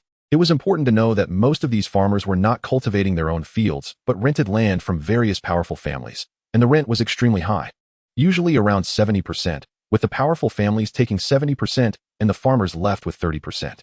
Moreover, this rent had to be paid regardless of whether they were able to produce any grain. These poor farmers could barely make ends meet during good years, often going hungry, and now facing such a natural disaster. How could they have extra money to pay the rent? They could only sell their children or abandon their fields and flee to escape the famine. This was how refugees came about. Although Xianxiang had long anticipated that there would be droughts and food shortages this year, and had prepared for it early on, living in the county before, he lacked neither water nor food. The panic of an impending drought and food shortage felt more like the oppressive low clouds before a storm. Now, looking at the vast expanse of yellow, he truly felt the apocalyptic oppression and despair. This made him reflect that perhaps he was just a person who did not know the suffering of others. Qinshu walked between their fields, listening to the tenant farmer leading the way as he introduced each plot of land, saying that one plot was planted with millet and another with wheat. Silently watching, he saw those farmers in the fields, calling him elder brother Chun while appearing 20 years older than Qinshu, with sorrowful faces, carrying buckets of water to water the withered crops. He silently observed those small radishes in the fields, dressed in patched clothes that still leaked at the seams, working hard in the fields while enviously stealing glances at him. It felt as though a heavy stone had been stuffed into his heart. Fortunately, the crops in their own fields, although the leaves were somewhat yellowed, looked like they could still be saved as long as there was sufficient water supply. Father. Qianxiang took out the rain prayer altar blueprint he had drawn the previous night and handed it to Qinshu beside him. This is the rain prayer altar. Please find someone to build it as soon as possible. Qinshu took the neatly folded silk cloth, surprised, and asked, "Did you understand the rain prayer technique from that scroll of clouds and mist?" He had seen that scroll of the rain technique and knew about it. Qinshu nodded. "I understood it." Qinshu opened the silk cloth and glanced a few times, frowning. "Elder brother, this is not a small task. Are you sure you're okay with this?" The rain prayer altar, 24 zhang in circumference and 3 zhang high, was indeed no small project relying solely on manpower. But the Chun family had plenty of workers at the bone forging stage. Having them do this job was like having a small excavator. Qinshu said, "If I weren't confident, I wouldn't dare to trouble the uncles and fathers. When constructing, please add a circle of wooden boards around the altar for cover. It would be best if it could be built within today so that I can perform the rain prayer tonight. After it's done, just push down the top 2 layers of the altar, and when it's time to pray for rain again, we can rebuild it to avoid attracting outsiders' attention. He continued thinking aloud and added, it would be best to have the tenant farmers dig water reservoirs in the center of each field during the day to collect water. After hearing him, Xianxiao immediately understood his intention and felt somewhat troubled, clicking his tongue and looking around before lowering his voice. Elder brother, we can barely take care of ourselves. We can't save so many people. Xianxiang pressed his lips together and smiled. Let us do our best with a clear conscience. Whatever we can do, we will do. Xianxiao also pressed his lips together and suddenly sighed lightly. It's the father's inability, not at all. Xianxiang comforted him by patting his arm. You've taken good care of everyone in our family. You've done well enough. It's just me being a bit willful. Xianxiao shook his head slightly. You're not wrong. A true man should act with dignity, standing tall in the world, and should have this kind of benevolence and broad-mindedness. Xianxiang smiled. Then if you have no objections, let us reduce this year's rent by another 30%. This family business was earned by you, so I won't say anything. I understand. Xianxiang said lightly with a smile, but I'm just doing things with a clear conscience, not seeking their gratitude. Whether they appreciate it or not is their business. As for next year, if I can reduce it, I can naturally increase it. Whether they agree or not is also their business. Xianxiao replied, since you understand, I won't say much. Let us do this as you said, hoping they can appreciate your kindness. Xianxiang comfortingly patted his shoulder. By the way, father, did you send the message to the bandits we talked about yesterday? Xianxiao, your uncle Dao sent a message by bow and arrow, conveying our family's intentions to that group of bandits. As for whether they will back off, only heaven knows. Xianxiang smiled and nodded. Regardless of whether they will back off, if they do, it will be a happy occasion for everyone. If they don't, then it won't be our family that suffers. Upon hearing this, Xianxiao also smiled. That's true. Anyway, I've already had your uncle Dao and the others on guard for 20 miles. As long as they dare to come, we will definitely know in advance. Chapter 73, Night Raid. The construction of the rain prayer altar was much larger than Xianxiang had anticipated, mainly because his concept of the area of 24 zhang, with a height of 3 zhang, was too vague. It wasn't until the foreman invited by Xianxiao directed the uncles and brothers to take 1 zhang long ropes to outline a mound of barren soil at the center of the farm that he suddenly realized that a zhang is more than 3 meters long. An area of 24 zhang is over 200 square meters, almost half the size of a basketball court. Moreover, with a height of 3 zhang, it would be more than 10 meters high. Although the second layer occupies only half the area of the first layer, and the third layer only half of the second layer, it is still 10 meters high. Not to mention the need to dig and compact the soil. This amount of work, even if 10 or so excavators were used, would probably take 2 to 3 days to complete, let alone manual labor. Even the workers from the Chun family who are merchants, at the very least, are at the 3rd or 4th level of bone forging, capable of carrying 300 or 400 pounds and moving swiftly. This definitely could not be completed in one night. When Sheng, who was a science student, realized how big this project was, he was completely stunned and even began to doubt whether it was worth such a huge undertaking for this 100 or so acres of land. On the contrary, the workers from the Qin family were not in the slightest bit intimidated by the massive amount of work. They gathered in groups with shovels and hoes, laughing and joking about how they had spent their lives in the wind and sand, and this was their first time dealing with farmland. They were certainly not blind. They could see the things Sheng could see. However, compared to risking their lives to transport goods, this work was indeed not difficult, aside from being tiring. Moreover, they understood one thing better. The father and son of the Qin family were doing all this to provide them with food. They kept this in mind and would not be pretentious with the Qin family. When the time came for them to contribute, they would not complain at all. Xianxiang was not very sure if this work could be done. If it would take 10 days or half a month to get started, then there would be no need for it. But soon, he heard the foreman invited by Xianxiao say that this mound of barren soil was not far from the specifications of the earth platform, and with their labor, it could be completed in 2 days. He immediately breathed a sigh of relief and thanked the mound of barren soil for its selfless contribution, promising to set up a plaque to honor it as the land god once it was done.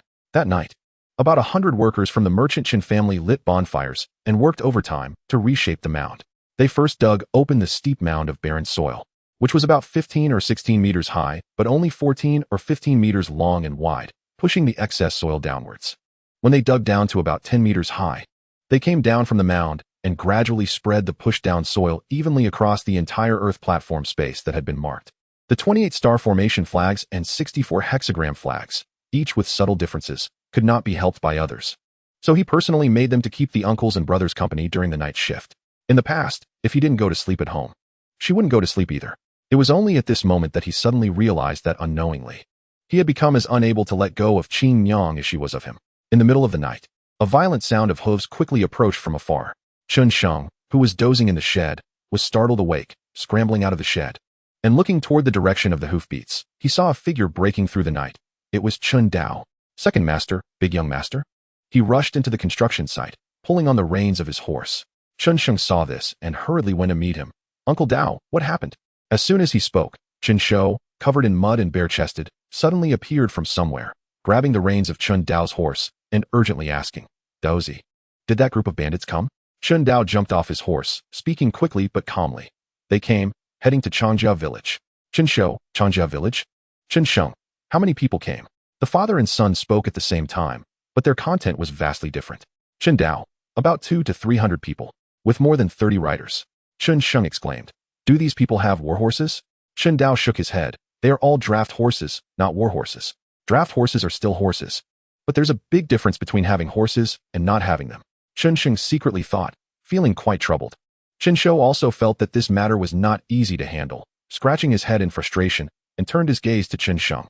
You brat. What do you think we should do? Chen Sheng almost rolled his eyes at him, thinking to himself, you really act like a father, carefree when there's nothing wrong.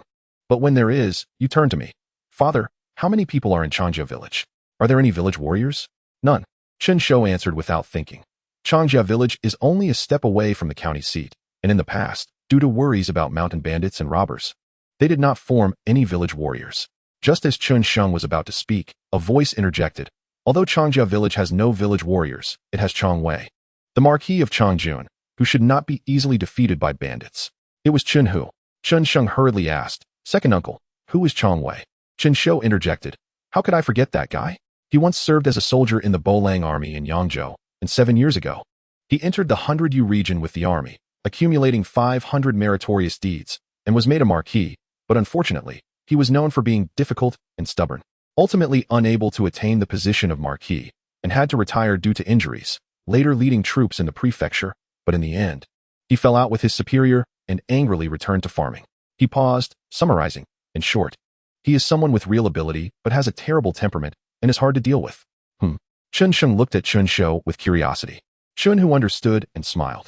Your father once thought of bringing that guy into the merchant team, but after visiting him 3 times, he never got a good face from him.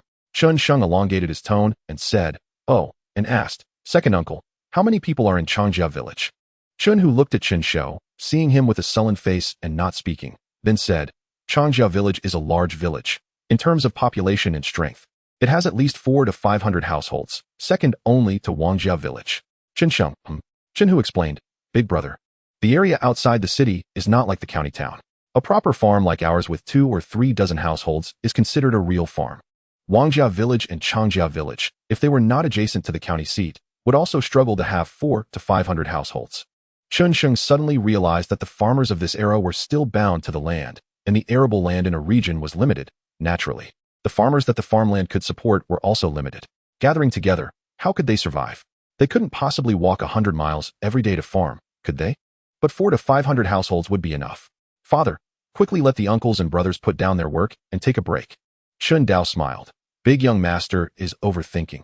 Even the tens of thousands of Chong people in the northern frontier couldn't stop our 15 brothers. These bandits are nothing. Upon hearing this, Chen Sheng quickly grasped his arm and seriously shook his head. Uncle Dao, it's not that I don't believe in your abilities, but it's that jade should not be knocked against a clay pot. You just arrived home and haven't had a few comfortable days. It's not worth it. Even if someone gets hurt, it's not worth it. Chen Dao was moved by his seriousness, slowly losing his smile, and solemnly nodded. Big brother, rest assured, if we go, all 15 of us will return. Only then did Chen Sheng relax his grip on his wrist. He truly believed in Chen Dao and the others' abilities. But he was genuinely afraid they would become careless due to their skills. We will wait for your message here. Chen Dao nodded, greeted Chen Shou and Chen Hu, and swiftly mounted his horse, turning the horse's head to charge into the night. After he left, Chen Shou said, you brat, what are you really thinking? Chen Sheng replied, the lips are gone, the teeth are cold. Haven't you heard this principle? To put it simply, our village is adjacent to the Chong family village. If the Chong family village falls victim to those bandits, how can our village fare any better? Don't count on our family's reputation to scare off these bandits. If they truly feared us, they would at least send us a warning before attacking the Chong family to avoid unnecessary misunderstandings. Have you received any word from those bandits? If not, rather than waiting for them to destroy the Chong family village and then come for us, We should take advantage of the chaos between them and the Chong family to strike hard. Even if we can't kill them, we must make them fear us. So that in the future, when they hear the name of our merchant family, they will take a detour and not dare to target us. Chen Shou and Chun Hu exchanged glances before shaking their heads in unison. I understand your reasoning, but you're still too naive. These bandits are shameless and reckless. Thinking a single blow will scare them off is not that easy. Chun Sheng replied without hesitation. Then it's even simpler. Just kill them all. There won't be any future troubles. The incident with the Chun County magistrate made him realize a profound truth. Once a conflict arises and is not dealt with, it remains a conflict. Right now, a conflict has arisen between their family and those bandits that cannot be resolved peacefully. Even if they avoid it this time, they won't be able to avoid it next time. Even if they can avoid it again, they won't be able to avoid it the time after that unless they disperse all the tenants on their farm and let over 100 acres of crops wither away, yielding nothing. Why is he out here in the wilderness with so many relatives, working hard at this late hour instead of staying home with his wife? Is it to let all the crops in those 100 acres die without attracting the attention of those starving mad dogs? Since they can't avoid it and can't let their family's interests suffer, they can only apologize to those mad dogs. Upon hearing this, Chen Hu instinctively looked at Chen Sheng, who understood and shook his head. This matter shouldn't involve Uncle 13 and the others. But if you happen to be passing by, could you please bring my nephew's sword? But don't let Qing Yang know, or she'll definitely guess something is wrong here and worry herself to death at home. Chen Hu cursed as he went to find his horse. After he left, Chen Shou voiced his dissatisfaction. You brat, what do you mean? Do you really think your uncles are less important than that group of thieves under Uncle 13? Chen Sheng looked at him helplessly and sighed. Father, although your mind isn't very sharp, you can't pretend that it doesn't exist. Chen Shou was taken aback and swung his large palm towards Chen Sheng's forehead. You ungrateful child. Dare you insult your father indirectly? Chen Sheng had anticipated this and calmly stepped back to avoid the slap. It's true. Just think about it. What are you saying? Has it even passed through your mind? Chen Shou was momentarily stunned, scratching his head. Then what do you suggest? Chen Sheng, feeling exhausted, pointed at the countless stars in the sky. Do you think Uncle 13 can go anywhere to gather people at this moment? Chen Shou thought for a moment and awkwardly smiled. That's true. Huh. I'm just worried that you brat, can't tell the difference between what's important and what's not. Chen Sheng replied with a smile. In fact, the timing is just one factor. Another factor is that the Tiger Hall is at a crucial stage of forming internal cohesion. And they can't afford to engage in this hard battle that has nothing to do with Tiger Hall's interests. If they do, it will definitely fall apart. Not only will it not have any positive effect, but it might also negatively impact their operations against those bandits. The subsequent negative effects could be numerous. Therefore, involving Tiger Hall in this battle would be purely harmful with no benefits. However, Chen Shou's concern is indeed a problem. Protecting the farm is for the sake of food. Getting food is for the sake of life. Sacrificing lives to protect the farm seems a bit misplaced. Thinking of this, Chen Sheng quickened his pace to catch up to Chen Shou and whispered, Father, in the past, when you transported goods and encountered those unruly bandits, how did you resolve it? Is there a method that can kill all the bandits without hurting our own people? Chen Shou said without thinking, there are definitely methods. But they are not applicable now. Chen Sheng asked, why not applicable? Chen Shou glanced at him. Then tell me, how can we quietly approach those bandits while they are robbing homes and kill them one by one? Chen Sheng replied, isn't that a special warfare tactic? That indeed might not be applicable. Wait, why isn't it applicable? Chen Sheng surveyed the surrounding relatives, all dirty and disheveled. These men don't look like good people. Chen Sheng's eyes lit up, and he grabbed Chen Shou's arm. Father, you take a few uncles to the village and ask the tenants to lend us some clothes. We'll buy them, 30 coins for each piece. After we finish our business, we'll return the clothes. Those 30 horses are definitely worth more than that. What? The horses belong to those bandits? Nonsense. Since Chen Sheng has already set his sights on them, of course, they belong to him. Chapter 74. The fight begins. The flickering firelight illuminated the dim, starry night. On the low wooden stockade, about 2 people high, stood men, women, and the elderly, all armed with hatchets, hoes, hunting bows, and other weapons. The mournful sound of the gong echoed, calling the villagers of Xianxia village to the stockade in an endless stream. However, the increasing number of fellow villagers did not bring any comfort to the villagers on the stockade. The oppressive and fearful atmosphere still clung tightly to their hearts. What they saw was a sea of flames formed by torches. The sea of flames engulfed their farmland, sweeping over like a great river, boundless and overwhelming. The sea of flames stopped 2 or 3 zhang away from the stockade. But the villagers, taking advantage of their elevated vantage point, could clearly see that in the center of the sea of flames, a group of ragged bandits was desperately pushing a makeshift siege tower that was taller than their stockade towards them. Where are you coming from? The gray-haired old landlord, surrounded by a group of strong young men, mustered his courage to shout. His voice, originally tinged with reluctance and a forced smile, trembled and sounded almost like weeping. In a moment, the sea of flames parted. A towering figure, 8 feet tall and clad in dark armor, charged out, brandishing a long spear, and shouted at the stockade gate, "We only take food and women. If you dare resist, we will destroy the stockade and slaughter the village." The man pointed his spear at the old landlord, his voice deep and powerful like a tiger's roar, commanding respect without anger. As the firelight flickered, the old landlord could vaguely see that the newcomer had a face full of stubble, but he was likely still young, possessing a tall and robust physique that instilled fear. Let the king know. The old landlord's heart grew even more fearful, but he still gritted his teeth and bowed. Our Chang village has 400 households, but most of the land is owned by the Li family. After paying the rent each year, it is barely enough for the old and young in the village to fill their stomachs. It's not worth your grand approach. So I beg the king to show mercy and spare our Chang village. We are willing to offer you 1,000 jin of fine grain and 20 bolts of silk as supplies for your march. As he spoke, he knocked his forehead against the wooden stack, making a loud sound. At his old age, he still adopted such a lowly posture, which would elicit sympathy from normal people. Old dog, do not say too much. However, the burly man at the base of the stockade was completely unfazed by his words. Gripping the reins, he shouted angrily, "Now that I have arrived, you have only 2 options, fight or surrender. If you dare to deceive me with your words, I will surely slaughter your entire family." At that moment, a nearly 2-meter-high siege tower was pushed up beside the burly man. He casually thrust his spear into the gap beneath the siege tower, and with a swing of his arm, he lifted the siege tower that required 7 or 8 men to move and slammed it against the stockade wall. Bang! The makeshift siege tower crashed heavily into the stockade wall, causing it to tremble violently. Instantly, many villagers from Xianxia village were terrified. The old village chief was also greatly shocked and wanted to beg for mercy. Just then, a sturdy, dark-skinned man clad in armor led a large group of strong men wielding swords and knives up to the stockade wall. With an impatient expression, he shoved the old village chief aside and shouted angrily at the burly man below, "Who is this bandit? Have you heard of the great name of your ancestor? Changwei, like dogs and pigs, do you dare to bark wildly?" Hearing this, the burly man below was also furious, declaring, "I swear today to slaughter your 9 clans." The dark-skinned man was unfazed. "Your head is still here. What can a brat like you do? Come at me."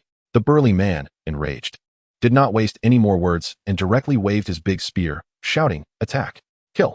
The shouts of thousands of men echoed far into the rain ritual site. Chen Shou, adjusting his belt, paused and looked towards Xianxia village, whispering, "It started." Chen Sheng was holding a piece of white silk, gesturing to his left arm, feeling it was too conspicuous. After switching to a deep blue silk and trying again, he found it not striking enough. Finally, he simply tied the white silk around his neck and stepped back to examine it. Although it was still somewhat eye-catching, the night was too dark, and the white silk looked not much different from the light-colored coarse cloth sweat towels, so he nodded in satisfaction. He hoped that Xianxia village could hold on a little longer, wearing down the morale and stamina of those bandits. He casually replied.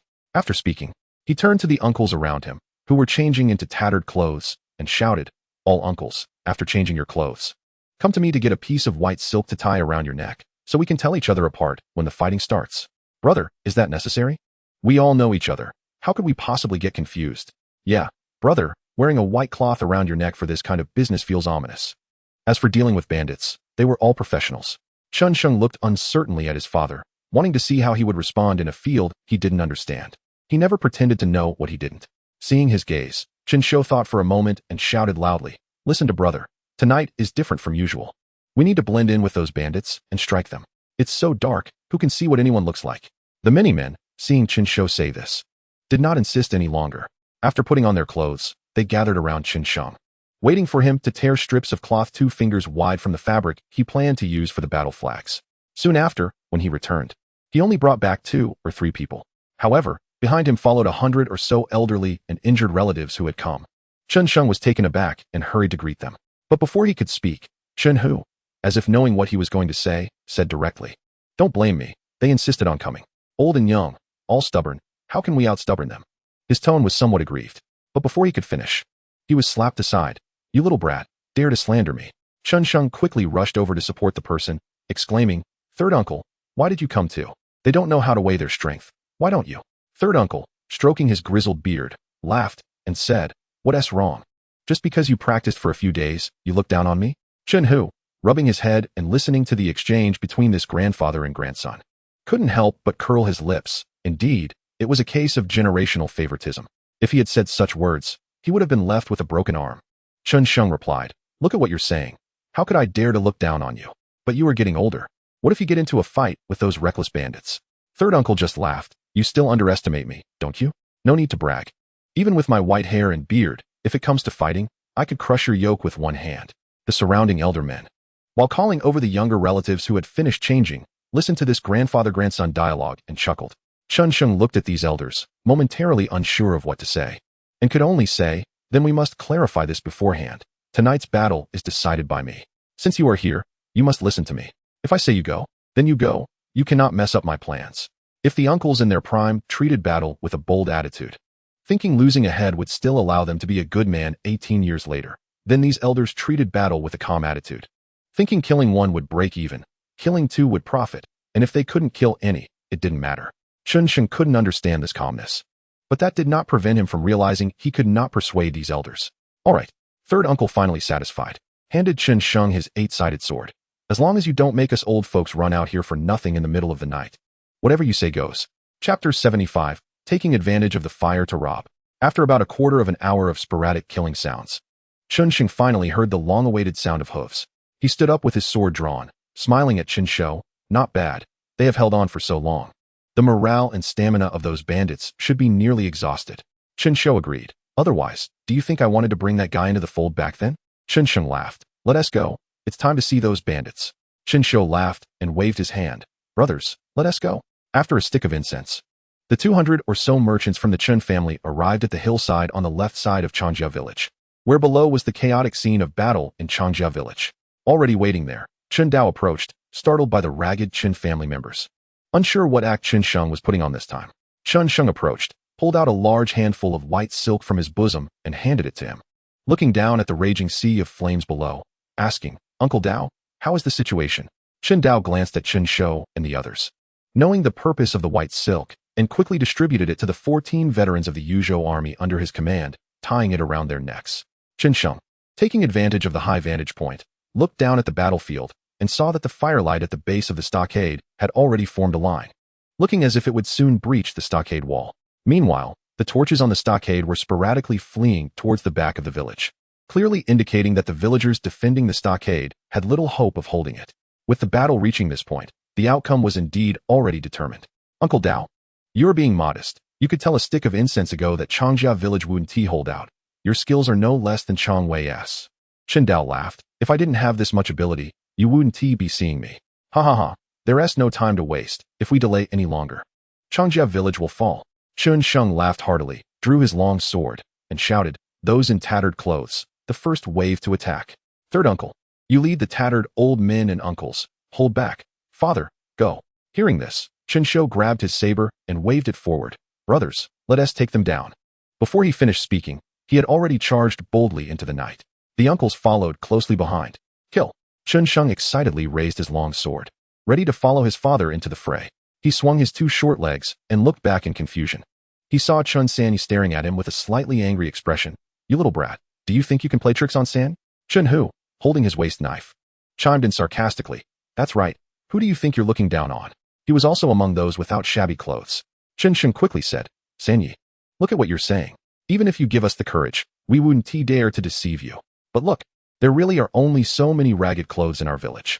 You and the other gentlemen and uncles are dressed neatly and cleanly. No matter how you look at it. You don't look like bandits, do you? How can we mix in? Please wait a moment. My father and I will go down first and kill as many as we can.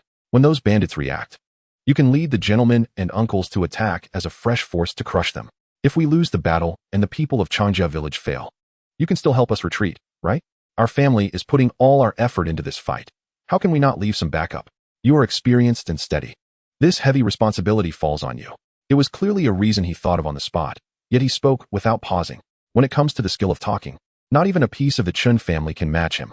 "Really?" Chen Sanyi looked at Qianxiang with half-belief. "Big grandson, you can't deceive your Sanj." Qianxiang opened his mouth, about to assure him, when Chen Hu interjected. "It must be fake, Sanbo, you can't be deceived by this little brat. He clearly looks down on us old and weak." Slap. "Chen Hu, big grandson, you speak." Hearing this, Chun Sheng couldn't help but glance at Chun Hu with pride. See, this is called intergenerational affection. Of course it's true, he said, with your experience and insight. Do you really need me to remind you when to pursue victory and when to help our uncles retreat? Of course, you have the final say. Chun Sanny nodded in satisfaction, his bony yet strong hand reaching out as if grabbing a chick, pulling Chun Hu over. Look at this, look at this. How old is our big grandson, and how old are you? Useless bear thing. You've lived long enough to become a dog. Chun Hu, I'm really foolish, really. As soon as Chun Sanny let go, Chun Sheng quickly moved his short legs down the mountain. Chen Dao, who had been waiting for him, closely guarded him. Upon reaching the bottom of the mountain, Chun Sheng saw a field of corpses lying haphazardly at the edge of the fire. In front, a familiar group of figures, shouting kill and kill them in accents similar to the surrounding battle cries, were quickly covering a bandit holding a torch with one hand while slitting their throat with the other. Once the bandit in their arms stopped struggling, they tossed the body behind and lunged at the next target. Occasionally, some sharp and strong bandits noticed something was wrong, but their terrified screams were drowned out by their louder battle cries, and they were quickly killed without making a splash. Each action was practiced and smooth, like a butcher slaughtering chickens and ducks, making Chun Sheng involuntarily exclaim inwardly, "Damn, ruthless." It was clear that they had done this kind of work many times before. He didn't hesitate, drawing his long sword and approaching, mimicking the bandit's method of covering the mouth of the one holding the torch with his left hand while his right hand brought the sword to the bandit's throat, pulling hard. In an instant, he felt a warm sensation on the hand covering the bandit's mouth, a sticky warmth, while the person in his arms began to struggle violently. To be honest, the struggling power of this bandit wasn't too much. Chun Sheng felt like he was holding down a stubborn dog, but a different kind of tension caused him to exert more strength, as if fearing the person in his arms would escape. With a crack, the bandit's body stiffened and then fell silent. Chun Sheng was speechless as he picked up the lifeless bandit and tossed him behind him, suddenly hearing a series of low chuckles. Chen Dao stood by Chun Sheng, tightly guarding him, but did not participate in the killing. Chun Sheng rolled his eyes at him irritably and lunged at the next bandit with his long sword. Perhaps it was too dark, or the visibility was too poor. Or perhaps this group of bandits never expected that someone would dare to take advantage of them during their robbery. In any case, this surprise attack went even more smoothly than Chun Sheng had anticipated. The surrounding battle cries were gradually weakening. Chun Sheng estimated that in another quarter of an hour, the numbers in this three-sided ambush would shift. But just as Chun Sheng was about to cut the throat of the bandit in his arms for the third time, he suddenly heard a hysterical laugh from ahead. "You fool, do you still dare to fight us? Don't you know you've already become someone else's meal?" Chun Sheng was stunned, then suddenly shouted angrily, "Damn it, I won't rest until I kill you. Dog thief, you have guts." A roar that drowned out the battle cries rang out, and a towering dark figure leaped from the front of the bandits, wielding a spear like a club, aiming directly at Chen Shou, who was surrounded by many old soldiers of the Yuzhou army. In an instant, a phantom of a fierce tiger had flashed in front of that person. Chun Sheng was shocked and quickly reached for Chun Dao, "Dao uncle." But he grabbed at nothing. It turned out that Chun Dao had already leaped up, drawing his knife to meet the fierce thrust of the spear. Clang! The clash of blade and spear produced a sound as heavy and grand as a copper bell. Chun Dao and the dark figure each retreated from the force of the blow, landing on the ground. A bunch of rusty hatchets and hoes aimed at the more than 100 merchants from the Qin family. Chun Sheng's scalp tingled as he glanced around and instinctively shouted, "Retreat! Retreat!" Just as his words fell, they were overshadowed by Chen Shou's even more powerful, heroic roar. "Brothers, follow me to kill them." He broke through the encirclement of the 14 old soldiers of the Yuzhou army, swinging his saber like a reaping knife, and beheaded a bandit. The merchants from the Qin family quickly gathered behind Chen Shou, charging forward wildly. As his voice fell, the 14 old soldiers of the Yuzhou army jumped up in response, landing behind him, their waist knives angled outward, forming a dazzling array of blade light. "Kill!" Chen Dao swung his waist knife and charged straight at the dark figure he had just fought with. The tight formation of the 15 old soldiers of the Yuzhou army was like a monster filled with sharp teeth, swallowing the unsuspecting bandits whole and spitting out a ground of broken limbs.